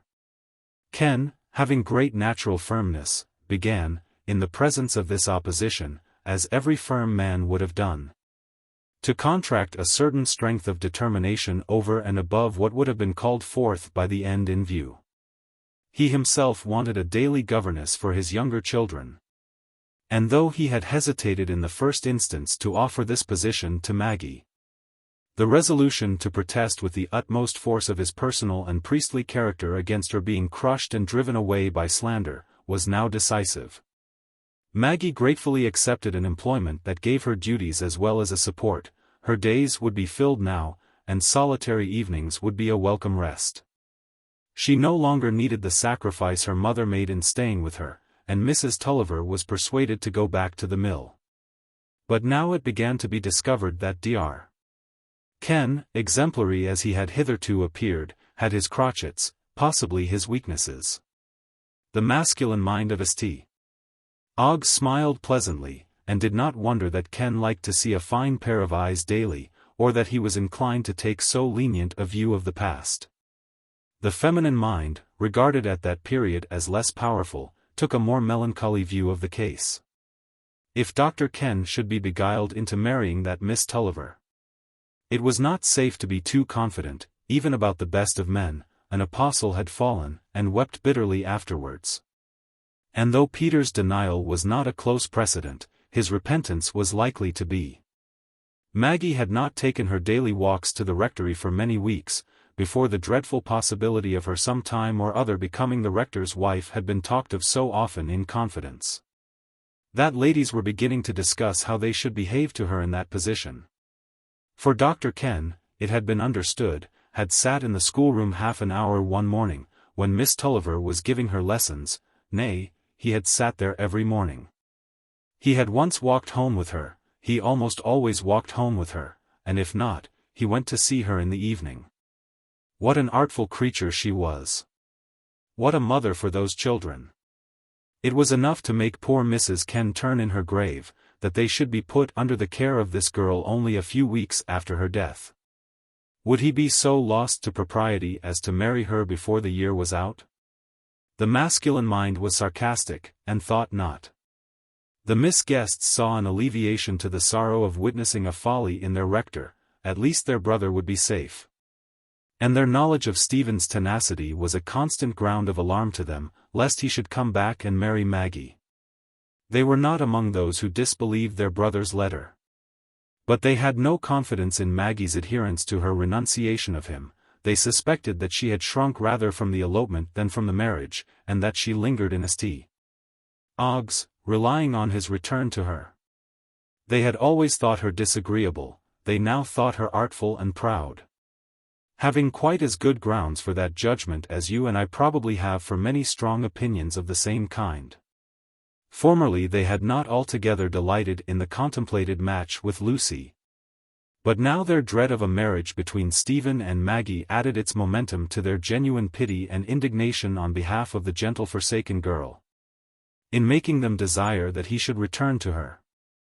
As soon as Lucy was able to leave home, she was to seek relief from the oppressive heat of this August by going to the coast with the Miss Guests. And it was in their plans that Stephen should be induced to join them. On the very first hint of gossip concerning Maggie and Dr. Ken, the report was conveyed in Miss Guest's letter to her brother. Maggie had frequent tidings through her mother, or Aunt Glegg, or Dr. Ken, of Lucy's gradual progress toward recovery, and her thoughts tended continually toward her Uncle Dean's house. She hungered for an interview with Lucy, if it were only for 5 minutes, to utter a word of penitence. To be assured by Lucy's own eyes and lips that she did not believe in the willing treachery of those whom she had loved and trusted. But she knew that even if her uncle's indignation had not closed his house against her, the agitation of such an interview would have been forbidden to Lucy. Only to have seen her without speaking would have been some relief, for Maggie was haunted by a face cruel in its very gentleness. A face that had been turned on hers with glad, sweet looks of trust and love from the twilight time of memory, changed now to a sad and weary face by a first heartstroke. And as the days passed on, that pale image became more and more distinct, the picture grew and grew into more speaking definiteness under the avenging hand of remorse. The soft hazel eyes, in their look of pain, were bent forever on Maggie, and pierced her the more because she could see no anger in them. But Lucy was not yet able to go to church, or any place where Maggie could see her. And even the hope of that departed, when the news was told her by Aunt Glegg, that Lucy was really going away in a few days to Scarborough with the Miss Guests, who had been heard to say that they expected their brother to meet them there. Only those who have known what hardest inward conflict is, can know what Maggie felt as she sat in her loneliness the evening after hearing that news from Mrs. Glegg. Only those who have known what it is to dread their own selfish desires as the watching mother would dread the sleeping potion that was to still her own pain. She sat without candle in the twilight, with the window wide open toward the river, the sense of oppressive heat adding itself undistinguishably to the burden of her lot. Seated on a chair against the window, with her arm on the windowsill, she was looking blankly at the flowing river, swift with the backward rushing tide. Struggling to see still the sweet face in its unreproaching sadness, that seemed now from moment to sink away and be hidden behind a form that thrust itself between, and made darkness. Hearing the door open, she thought Mrs. Jakin was coming in with her supper, as usual. And with that repugnance to trivial speech which comes with languor and wretchedness, she shrank from turning round and saying she wanted nothing. Good little Mrs. Jakin would be sure to make some well-meant remarks. But the next moment, without her having discerned the sound of a footstep, she felt a light hand on her shoulder, and heard a voice close to her saying, "Maggie." The face was there, changed, but all the sweeter, the hazel eyes were there, with their heart-piercing tenderness. "Maggie," the soft voice said. "Lucy," answered a voice with a sharp ring of anguish in it, and Lucy threw her arms round Maggie's neck, and leaned her pale cheek against the burning brow. "I stole out," said Lucy, almost in a whisper, while she sat down close to Maggie and held her hand, "when Papa and the rest were away. Alice is come with me. I asked her to help me. But I must only stay a little while, because it is so late." It was easier to say that at first than to say anything else. They sat looking at each other. It seemed as if the interview must end without more speech, for speech was very difficult. Each felt that there would be something scorching in the words that would recall the irretrievable wrong. But soon, as Maggie looked, every distinct thought began to be overflowed by a wave of loving penitence, and words burst forth with a sob. "God bless you for coming, Lucy." The sobs came thick on each other after that. "Maggie, dear, be comforted," said Lucy now, putting her cheek against Maggie's again. "Don't grieve." And she sat still, hoping to soothe Maggie with that gentle caress. "I didn't mean to deceive you, Lucy," said Maggie, as soon as she could speak. "It always made me wretched that I felt what I didn't like you to know. It was because I thought it would all be conquered, and you might never see anything to wound you." "I know, dear," said Lucy. "I know you never meant to make me unhappy. It is a trouble that has come on us all. You have more to bear than I have, and you gave him up, when, you did what it must have been very hard to do." They were silent again a little while, sitting with clasped hands, and cheeks leaned together. "Lucy," Maggie began again, "he struggled too. He wanted to be true to you. He will come back to you. Forgive him, he will be happy then." These words were wrung forth from Maggie's deepest soul, with an effort like the convulsed clutch of a drowning man. Lucy trembled and was silent. A gentle knock came at the door. It was Alice, the maid, who entered and said, "I daren't stay any longer, Miss Dean. They'll find it out, and there'll be such anger at your coming out so late." Lucy rose and said, "Very well, Alice, in a minute. I'm to go away on Friday, Maggie," she added, when Alice had closed the door again. "When I come back, and am strong, they will let me do as I like. I shall come to you when I please then." "Lucy," said Maggie, with another great effort, "I pray to God continually that I may never be the cause of sorrow to you any more." She pressed the little hand that she held between hers, and looked up into the face that was bent over hers. Lucy never forgot that look. "Maggie," she said, in a low voice, that had the solemnity of confession in it, "you are better than I am. I can't." She broke off there, and said no more. But they clasped each other again in a last embrace. Chapter 5. The Last Conflict. In the second week of September, Maggie was again sitting in her lonely room, battling with the old shadowy enemies that were forever slain and rising again. It was past midnight, and the rain was beating heavily against the window, driven with fitful force by the rushing, loud moaning wind. For the day after Lucy's visit there had been a sudden change in the weather. The heat and drought had given way to cold variable winds, and heavy falls of rain at intervals. And she had been forbidden to risk the contemplated journey until the weather should become more settled. In the counties higher up the Floss the rains had been continuous, and the completion of the harvest had been arrested. And now, for the last 2 days, the rains on this lower course of the river had been incessant, so that the old men had shaken their heads and talked of 60 years ago, when the same sort of weather, happening about the equinox, brought on the great floods, which swept the bridge away, and reduced the town to great misery. But the younger generation, who had seen several small floods, thought lightly of these somber recollections and forebodings.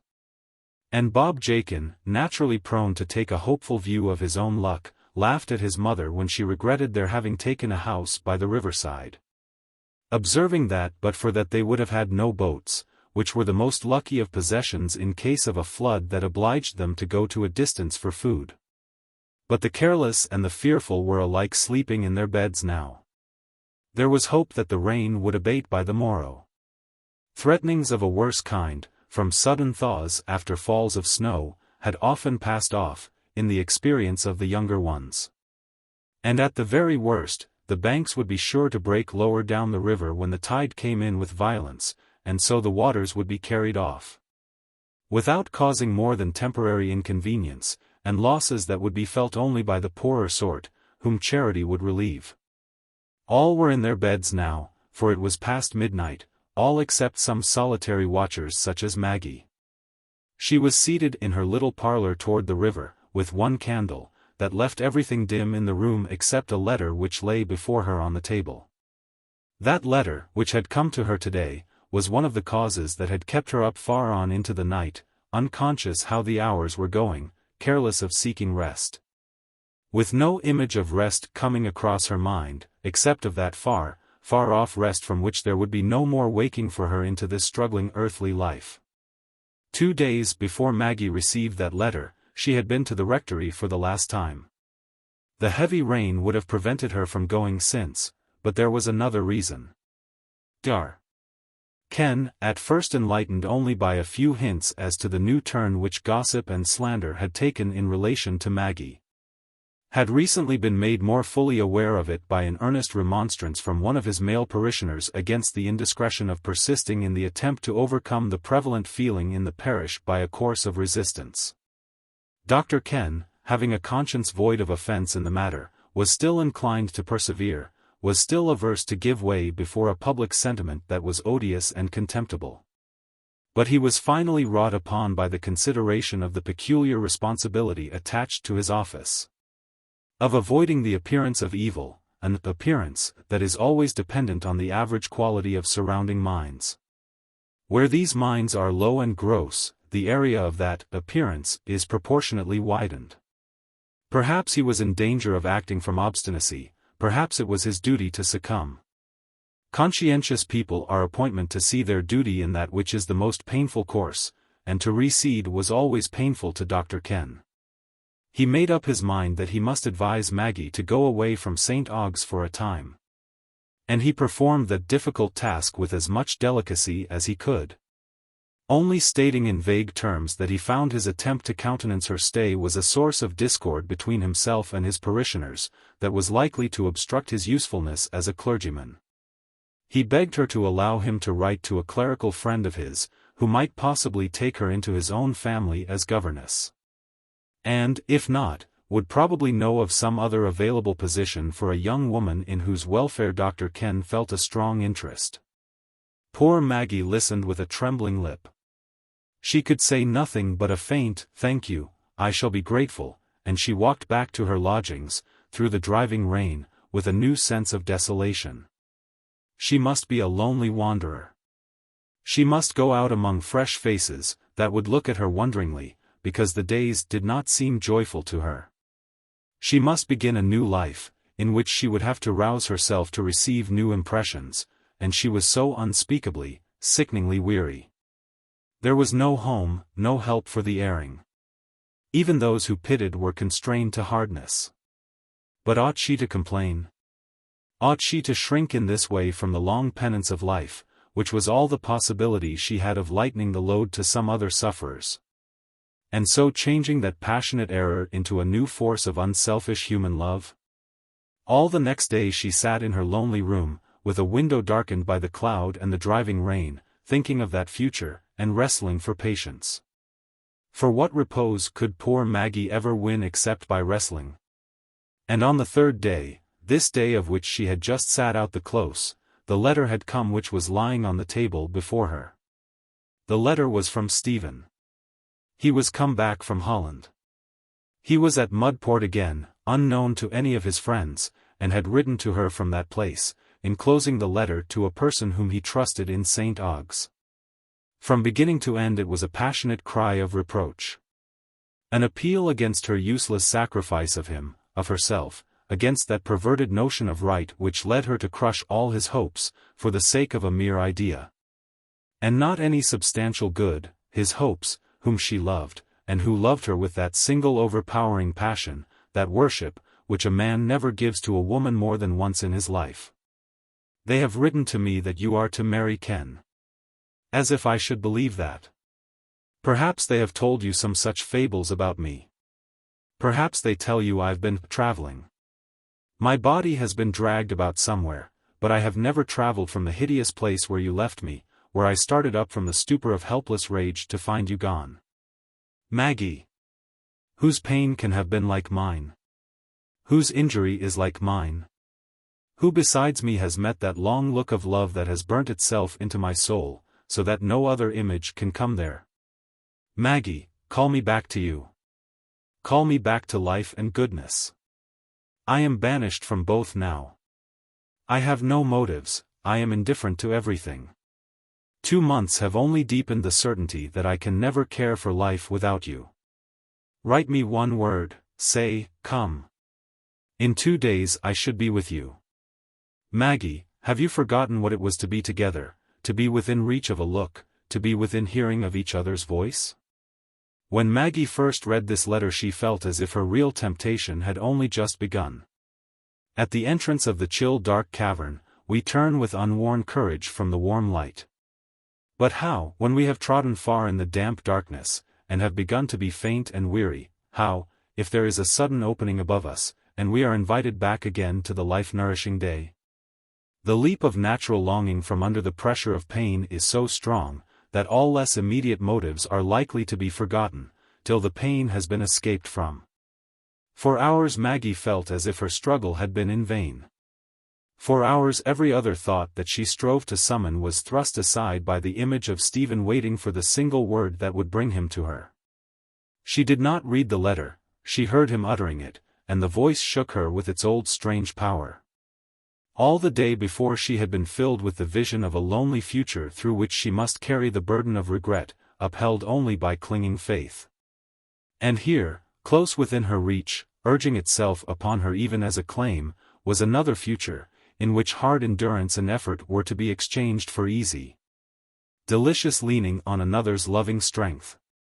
And yet that promise of joy in the place of sadness did not make the dire force of the temptation to Maggie. It was Stephen's tone of misery, it was the doubt in the justice of her own resolve, that made the balance tremble, and made her once start from her seat to reach the pen and paper, and write, "Come." But close upon that decisive act, her mind recoiled, and the sense of contradiction with her past self in her moments of strength and clearness came upon her like a pang of conscious degradation. No, she must wait, she must pray, the light that had forsaken her would come again. She should feel again what she had felt when she had fled away, under an inspiration strong enough to conquer agony, to conquer love. She should feel again what she had felt when Lucy stood by her, when Philip's letter had stirred all the fibers that bound her to the calmer past. She sat quite still, far on into the night, with no impulse to change her attitude, without active force enough even for the mental act of prayer. Only waiting for the light that would surely come again. It came with the memories that no passion could long quench. The long past came back to her, and with it the fountains of self-renouncing pity and affection, of faithfulness and resolve. The words that were marked by the quiet hand in the little old book that she had long ago learned by heart, rushed even to her lips, and found a vent for themselves in a low murmur that was quite lost in the loud driving of the rain against the window and the loud moan and roar of the wind. "I have received the cross, I have received it from thy hand, I will bear it, and bear it till death, as thou hast laid it upon me." But soon other words rose that could find no utterance but in a sob, "Forgive me, Stephen. It will pass away. You will come back to her." She took up the letter, held it to the candle, and let it burn slowly on the hearth. Tomorrow she would write to him the last word of parting. "I will bear it, and bear it till death. But how long it will be before death comes.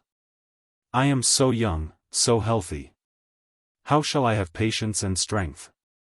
Am I to struggle and fall and repent again? Has life other trials as hard for me still?" With that cry of self-despair, Maggie fell on her knees against the table, and buried her sorrow-stricken face. Her soul went out to the unseen pity that would be with her to the end. Surely there was something being taught her by this experience of great need, and she must be learning a secret of human tenderness and long-suffering, that the less erring could hardly know. "O God, if my life is to be long, let me live to bless and comfort." At that moment Maggie felt a startling sensation of sudden cold about her knees and feet, it was water flowing under her. She started up, the stream was flowing under the door that led into the passage. She was not bewildered for an instant, she knew it was the flood. The tumult of emotion she had been enduring for the last 12 hours seemed to have left a great calm in her. Without screaming, she hurried with the candle upstairs to Bob Jakin's bedroom. The door was ajar, she went in and shook him by the shoulder. "Bob, the flood is come. It is in the house, let us see if we can make the boats safe." She lighted his candle, while the poor wife, snatching up her baby, burst into screams, and then she hurried down again to see if the waters were rising fast. There was a step down into the room at the door leading from the staircase. She saw that the water was already on a level with the step. While she was looking, something came with a tremendous crash against the window, and sent the leaded panes and the old wooden framework inward in shivers, the water pouring in after it. "It is the boat," cried Maggie. "Bob, come down to get the boats." And without a moment's shudder of fear, she plunged through the water, which was rising fast to her knees, and by the glimmering light of the candle she had left on the stairs. She mounted on to the windowsill, and crept into the boat, which was left with the prow lodging and protruding through the window. Bob was not long after her, hurrying without shoes or stockings, but with the lantern in his hand. "Why, they're both here, both the boats," said Bob, as he got into the one where Maggie was. "It's wonderful this fastening isn't broke too, as well as the mooring." In the excitement of getting into the other boat, unfastening it, and mastering an oar, Bob was not struck with the danger Maggie incurred. We are not apt to fear for the fearless, when we are companions in their danger, and Bob's mind was absorbed in possible expedients for the safety of the helpless indoors. The fact that Maggie had been up, had waked him, and had taken the lead in activity, gave Bob a vague impression of her as one who would help to protect, not need to be protected. She too had got possession of an oar, and had pushed off, so as to release the boat from the overhanging window frame. "The water's rising so fast," said Bob, "I doubt it'll be in at the chambers before long, house is so low. I've more mind to get Prissy and the child and the mother into the boat, if I could, and truss 'en to the water, for old house is none so safe. And if I let go the boat, but you," he exclaimed, suddenly lifting the light of his lantern on Maggie, as she stood in the rain with the oar in her hand and her black hair streaming. Maggie had no time to answer, for a new tidal current swept along the line of the houses, and drove both the boats out onto the wide water, with a force that carried them far past the meeting current of the river. In the first moments Maggie felt nothing, thought of nothing, but that she had suddenly passed away from that life which she had been dreading. It was the transition of death, without its agony, and she was alone in the darkness with God. The whole thing had been so rapid, so dreamlike, that the threads of ordinary association were broken. She sank down on the seat clutching the oar mechanically, and for a long while had no distinct conception of her position. The first thing that waked her to fuller consciousness was the cessation of the rain, and a perception that the darkness was divided by the faintest light, which parted the overhanging gloom from the immeasurable watery level below. She was driven out upon the flood, that awful visitation of God which her father used to talk of, which had made the nightmare of her childish dreams. And with that thought there rushed in the vision of the old home, and Tom, and her mother. They had all listened together. "Oh God, where am I? Which is the way home?" she cried out, in the dim loneliness. What was happening to them at the mill? The flood had once nearly destroyed it. They might be in danger, in distress, her mother and her brother, alone there, beyond reach of help. Her whole soul was strained now on that thought. And she saw the long-loved faces looking for help into the darkness, and finding none. She was floating in smooth water now, perhaps far on the overflooded fields. There was no sense of present danger to check the outgoing of her mind to the old home. And she strained her eyes against the curtain of gloom that she might seize the first sight of her whereabout, that she might catch some faint suggestion of the spot toward which all her anxieties tended.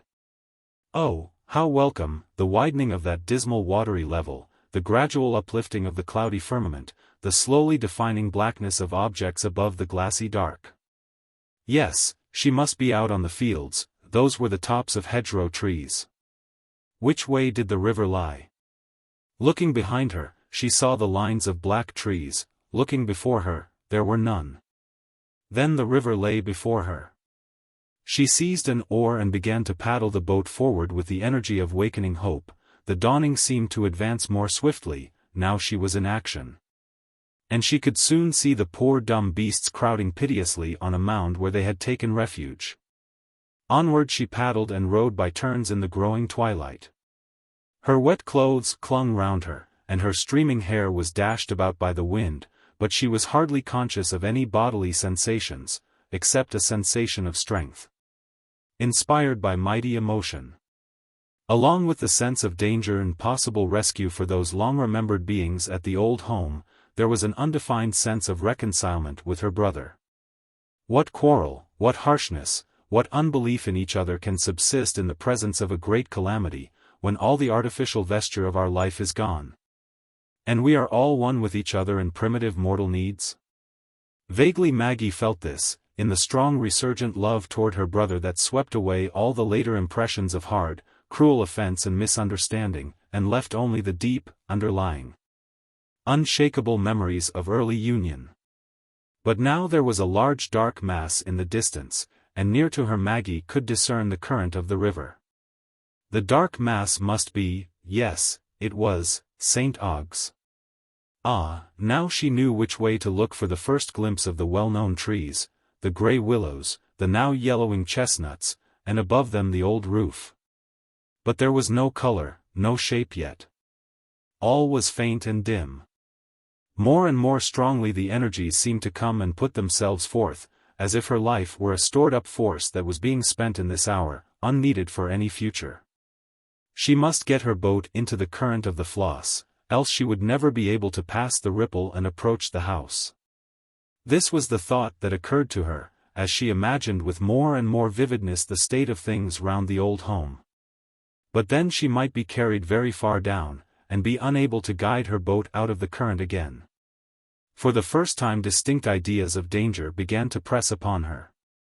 But there was no choice of courses, no room for hesitation, and she floated into the current. Swiftly she went now without effort. More and more clearly in the lessening distance and the growing light she began to discern the objects that she knew must be the well-known trees and roofs. Nay, she was not far off a rushing, muddy current that must be the strangely altered ripple. Great God! There were floating masses in it, that might dash against her boat as she passed, and cause her to perish too soon. What were those masses? For the first time Maggie's heart began to beat in an agony of dread. She sat helpless, dimly conscious that she was being floated along, more intensely conscious of the anticipated clash. But the horror was transient, it passed away before the oncoming warehouses of St. Ogg's. She had passed the mouth of the ripple, then. Now, she must use all her skill and power to manage the boat and get it if possible out of the current. She could see now that the bridge was broken down. She could see the masts of a stranded vessel far out over the watery field. But no boats were to be seen moving on the river, such as had been laid hands on were employed in the flooded streets. With new resolution, Maggie seized her oar, and stood up again to paddle, but the now ebbing tide added to the swiftness of the river, and she was carried along beyond the bridge. She could hear shouts from the windows overlooking the river, as if the people there were calling to her. It was not till she had passed on nearly to Tofton that she could get the boat clear of the current.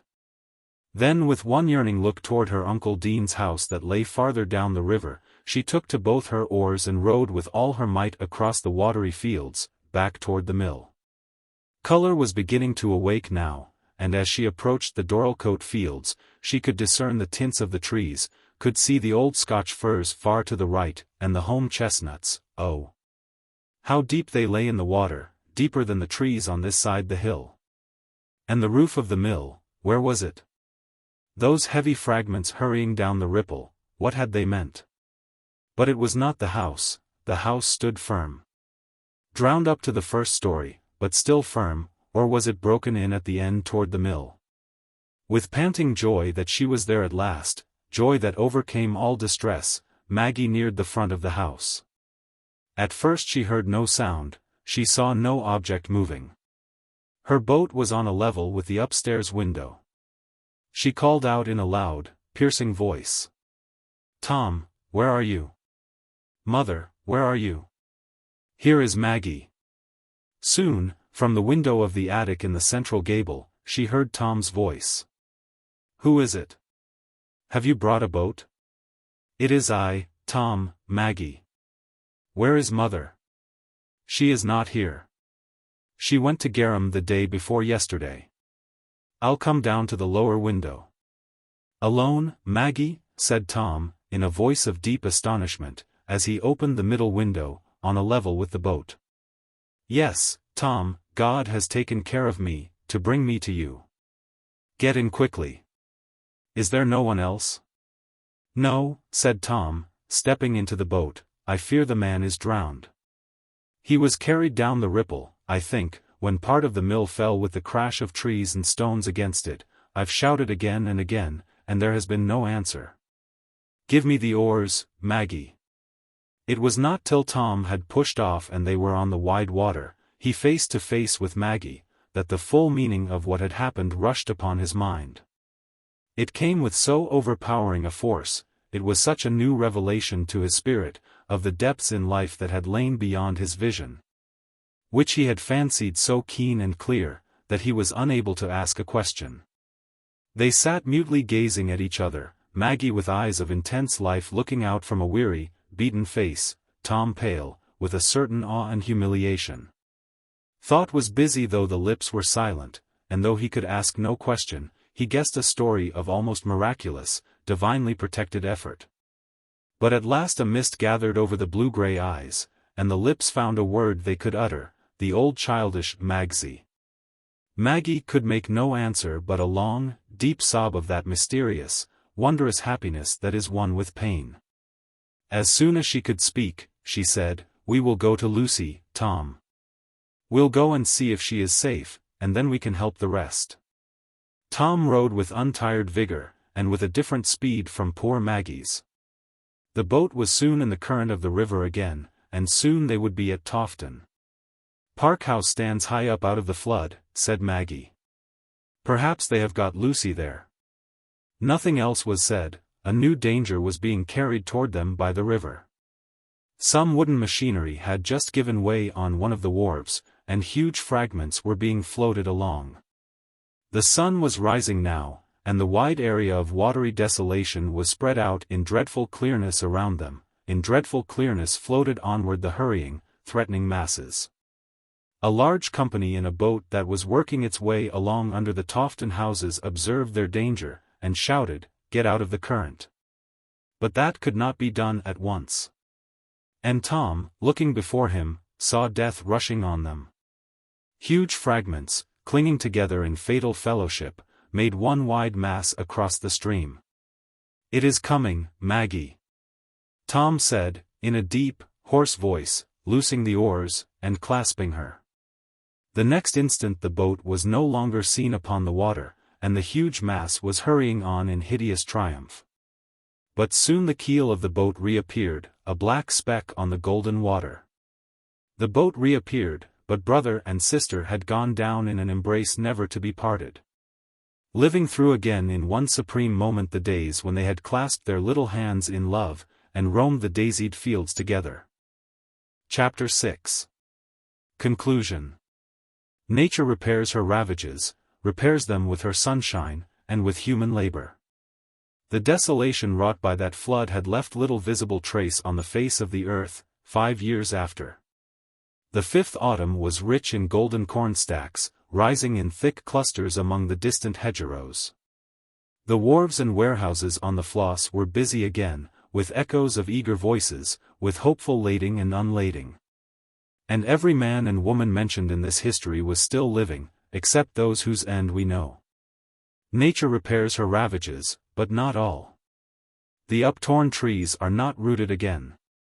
The parted hills are left scarred. If there is a new growth, the trees are not the same as the old, and the hills underneath their green vesture bear the marks of the past rending. To the eyes that have dwelt on the past, there is no thorough repair. Dorlcote Mill was rebuilt. And Dorlcote churchyard, where the brick grave that held a father whom we know, was found with the stone laid prostrate upon it after the flood, had recovered all its grassy order and decent quiet. Near that brick grave there was a tomb erected, very soon after the flood, for 2 bodies that were found in close embrace.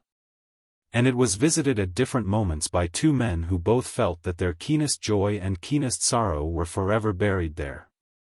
One of them visited the tomb again with a sweet face beside him. But that was years after. The other was always solitary. His great companionship was among the trees of the red deeps, where the buried joy seemed still to hover, like a revisiting spirit. The tomb bore the names of Tom and Maggie Tulliver, and below the names it was written, "In their death they were not divided."